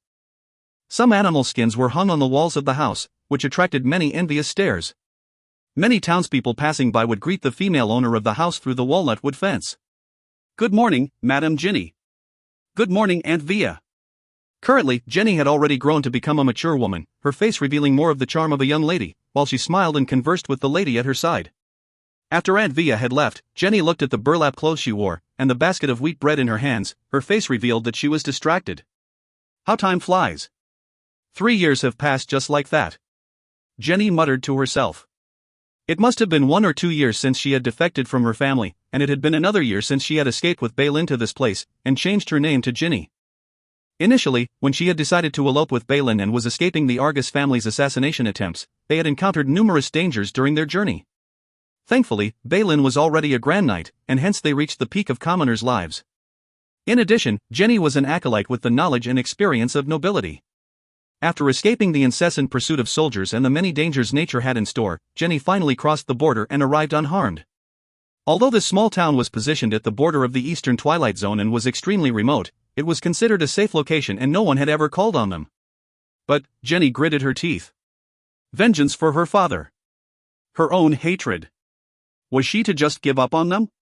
After several chaotic memories came to mind, Jenny unknowingly clenched her fists, until a voice roused her. "I'm back. Do you want to see what I got?" Balin, who was wearing a hunter's outfit and carrying a bow and arrows, dramatically raised the pot in his hand. "Yellow oil. This is high-grade yellow oil. I exchanged a gray-toothed snake for it. If you spread it on bread, it's something that even royalty might not be able to enjoy. You." Jenny rolled her eyes and led Balin into the house. Though the house was not big, all necessities had been provided through Balin's capabilities. Even though they had to maintain a low profile, they were still living better than commoners. In regards to the lives they were leading now, Balin was naturally very content, but Jenny seemed to have other ideas. After the door was closed shut, Jenny solemnly turned her head around. "We need to leave." "Leave? Why? The environment here is so good." Balin was at a loss. Immediately after, his face tightened. "Could it be that the men from your family have tracked us down?" "No. It's war. The horde of darkness creatures is approaching soon, and the Dark Elven Empire might even commence their attack." Jenny smiled wryly. "You haven't discovered anything after all the constant hunting you've been doing? Now that you mention it, there does seem to be something like this." Balin rubbed his head. "Currently, the number of dark creatures has increased by a large amount. A few days ago I was chased by a giant wolf that was the size of a hill for almost an entire day." "Now you understand. With regards to the horde of darkness creatures, towns like ours are the least safe. Any small wave of attacks will be able to demolish the town. We have to move closer to the central region, or even the capital before we are safe from them." "But..." Balin scratched his head, "I'm worried about our identities. Although the Argus family has very deep connections within the eastern regions, we are in the northern region, where they have much less influence." "Don't worry, there won't be any problems." Jenny comforted him on the surface, yet she was not too confident on the inside. What she said only applied to regular humans. She had no confidence if the powers of Magi were involved. Even if that was the case, they still needed to move. Jenny was extremely aware of the looming threat of the horde of darkness creatures. Balin was just a Grand Knight. Even with her might as a level 2 acolyte, they would only be swept away by that force. However, with her drive to survive and encouragement from her hatred, Jenny had advanced into a level 2 acolyte in these 3 years, and could now cast rank 0 spells with some effort. "Alright, I'll leave it to you then." Balin smiled boorishly. "However, can't we leave in 2 days? Uncle Via's birthday is approaching. We have to at least congratulate him before setting off." Aunt and Uncle Via were a couple in the small town that had played a huge role in Balin and Jenny's settlement here. Hence, no matter what, Balin had wished to leave the town after the birthday celebration. 2 days is doable. Jenny bit her lips. Large-scale battles often took a long time to prepare, so 2 days was not a significant amount. However, it was regretful that, sometimes, the events in the world have anomalies. For those in Northern Twilight Zone, the wheel of fate was beginning to slowly turn. If you find any errors, ads pop up, ads redirect, broken links, non-standard content, etc., please let us know. Report chapter so we can fix it as soon as possible. Chapter 346, A Coincidence. A coincidence. On a dark field, a group of cavalry chased after a lone figure. The fleeing figure was a strange sight. He floated a few meters above the ground and had a pair of white translucent wings sprouting from his back. Each flap of these wings propelled him forward a great distance. Behind the winged figure was a group of knights chasing after it. These knights rode on large spiders, each with 8 brown, clawed legs. There were also icy blue stripes on them, and their eyes shone with bloodlust. These were underground winter spiders, the mounts of elite dark elves. The knights riding on these spiders were not humans, but tall, slim creatures with exquisite skin. They had beautiful androgynous contours on their faces, with sharp ears and silver eyes that granted them vision in the dark. Bang! The figure that was escaping in front suddenly turned his head, which revealed his handsome features and pointed ears, before he started chanting something undecipherable while swinging his arms backwards. 5 crimson-red fireballs were fired out of his palm but were all dodged by the underground winter spiders, exploding on the ground.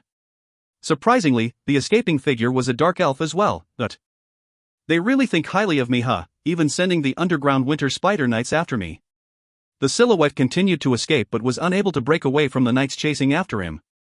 Not only could these underground winter spiders move at an incredible speed, they could crawl over any terrain, regardless of whether it was in mountains, fields, or even the misty canyons.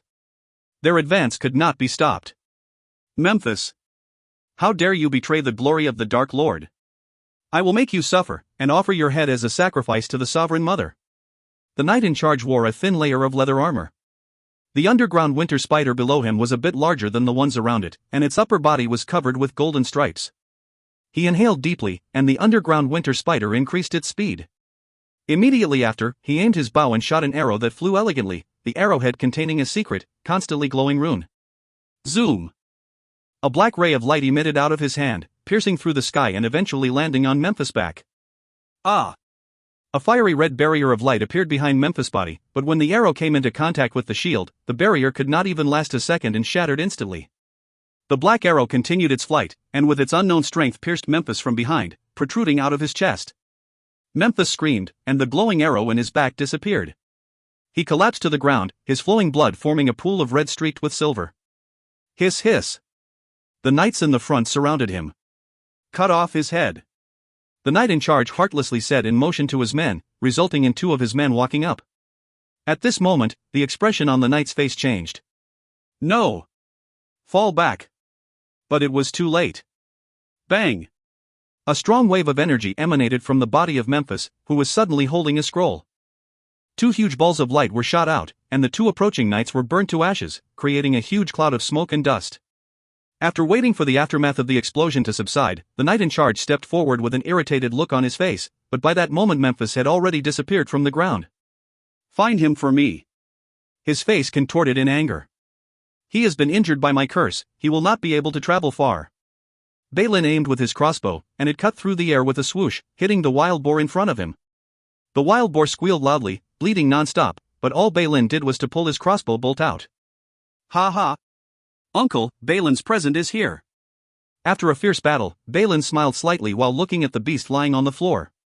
At this moment, a silhouette appeared from the other side of the battlefield. Eh? Who is this? Balin walked up, and the silhouette turned around, revealing a handsome white face. 2 hours later, Jenny was on her way home when she saw the dark elf that Balin brought back. Putting her hand on her forehead, she groaned in despair and shouted, "You idiot! We've already offended the higher-ups and caused enough trouble." Hearing Jenny's complaints, Balin innocently touched his head. "I had no choice, seeing how pitiful he looks." Pitiful? Do you know what that is? It's a dark elf. He is a purebred dark elf. Jenny's face was flushed. This may be the border, but if you bring a dark elf, it could bring so much trouble to the town. In these recent 3 years, the Dark Elven Kingdom had frequently caused much insecurity and restlessness among the people.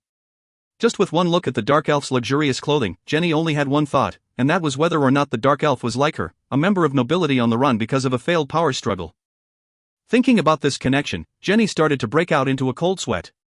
Regarding the cruelness of power struggles, she finally understood and knew that regardless of where this elf hid, in the end, it would just be extending an endless cycle of fleeing and being hunted down. On top of this, her own people would suffer the consequences. Thinking up to here, her eyes flashed with ferocity, but could only sigh when she saw the confused and helpless Balin. Her tone also changed to one that was milder. Whatever happens, we must send him away quickly. I'm sure you don't want to cause Aunt and Uncle Via any more trouble, right? Balin scratched his head. Oh, all right. At Balin's former hunting ground, a bunch of underground winter spider knights surrounded a pit where Memphis the Dark Elf was concealed.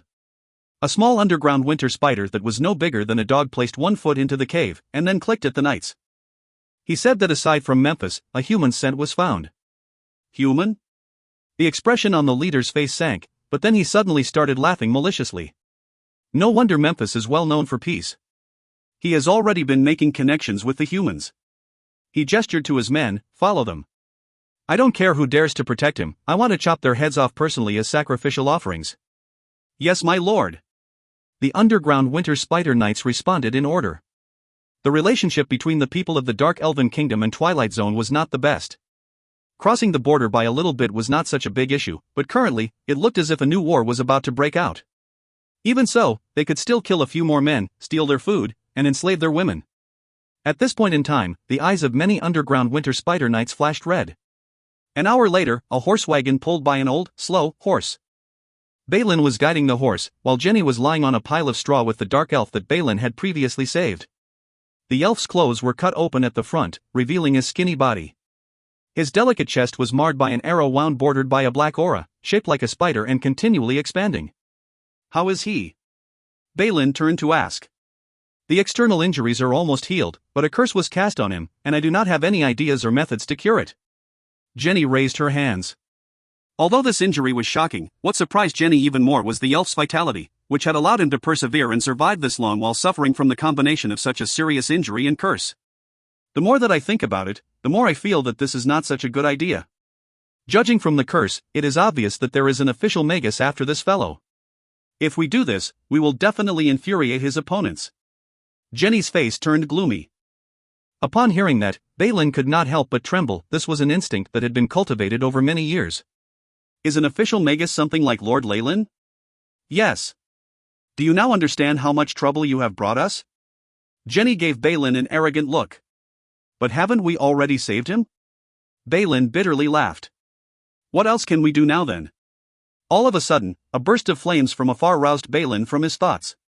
In the dark, vast surroundings, this blaze was getting more and more obvious, almost dyeing the color of the entire sky a fiery red. That is our town. Balin stopped the horse, a frightened look on his face. What happened? Why would this big fire suddenly appear? Jenny had a bad premonition. At this time, Balin turned the horse without hesitation and headed towards the direction of the fire. Are you crazy? Jenny cried out loud.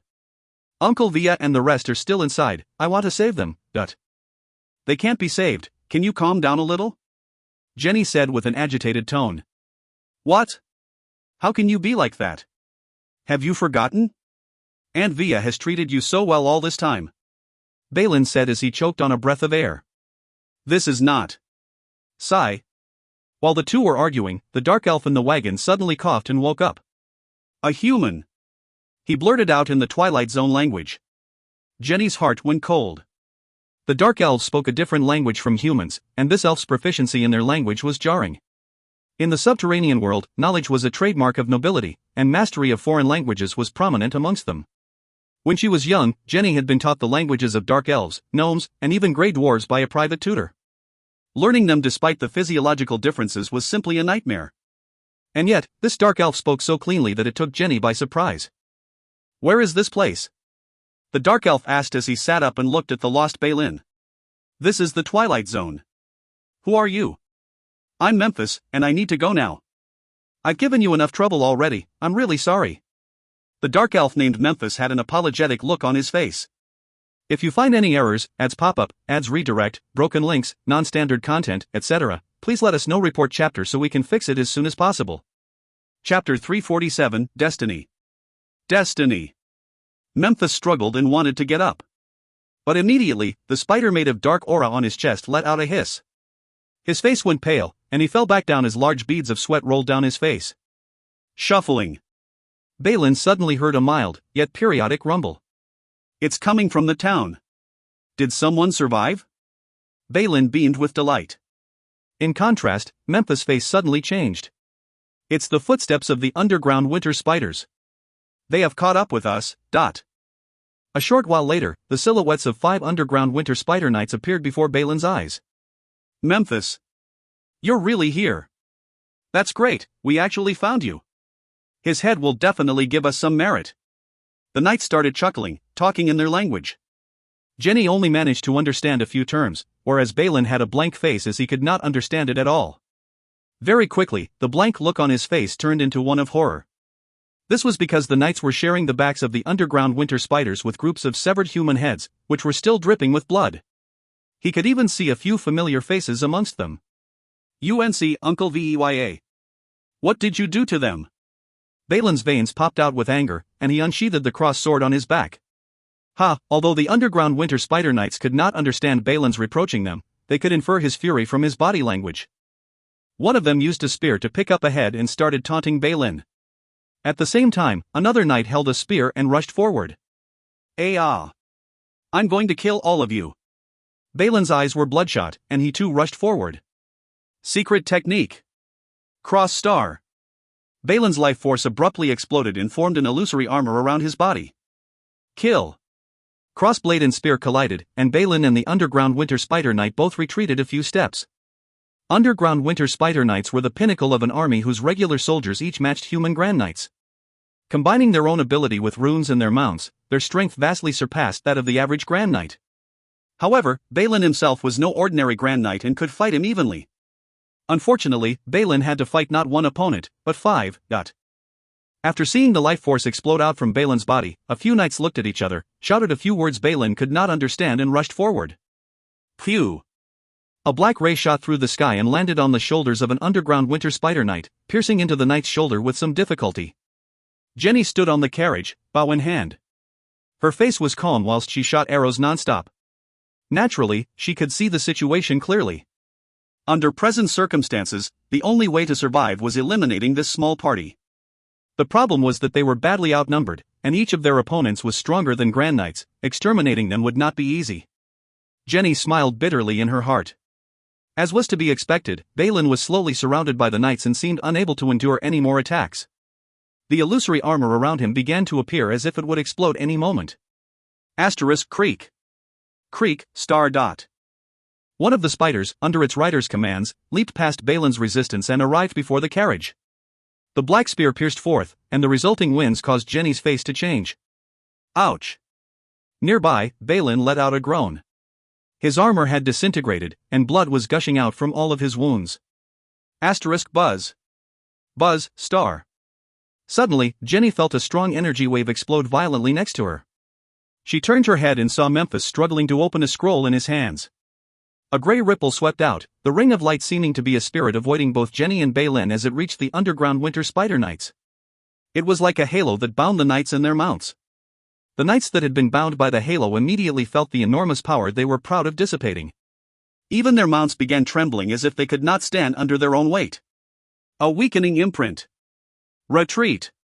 A knight immediately shouted. But at this time, Balin lost all self-restraint. Die! Crossblade! He violently used the last bit of his spiritual energy and executed the killing stance of the cross sword technique. A blade of light in the shape of a cross mercilessly slashed through the 4 surrounding knights. Their faces became lifeless, and in a few moments, they disintegrated along with their mounts. Whoosh! Jenny seized this chance and used a single arrow to pierce through the neck of the last escaping knight. Memphis let out a smile, but abruptly spat out black blood, after which he fainted. Half a day later, on the carriage, Jenny looked at the defeated Balin and Memphis beside her, and was speechless. Why?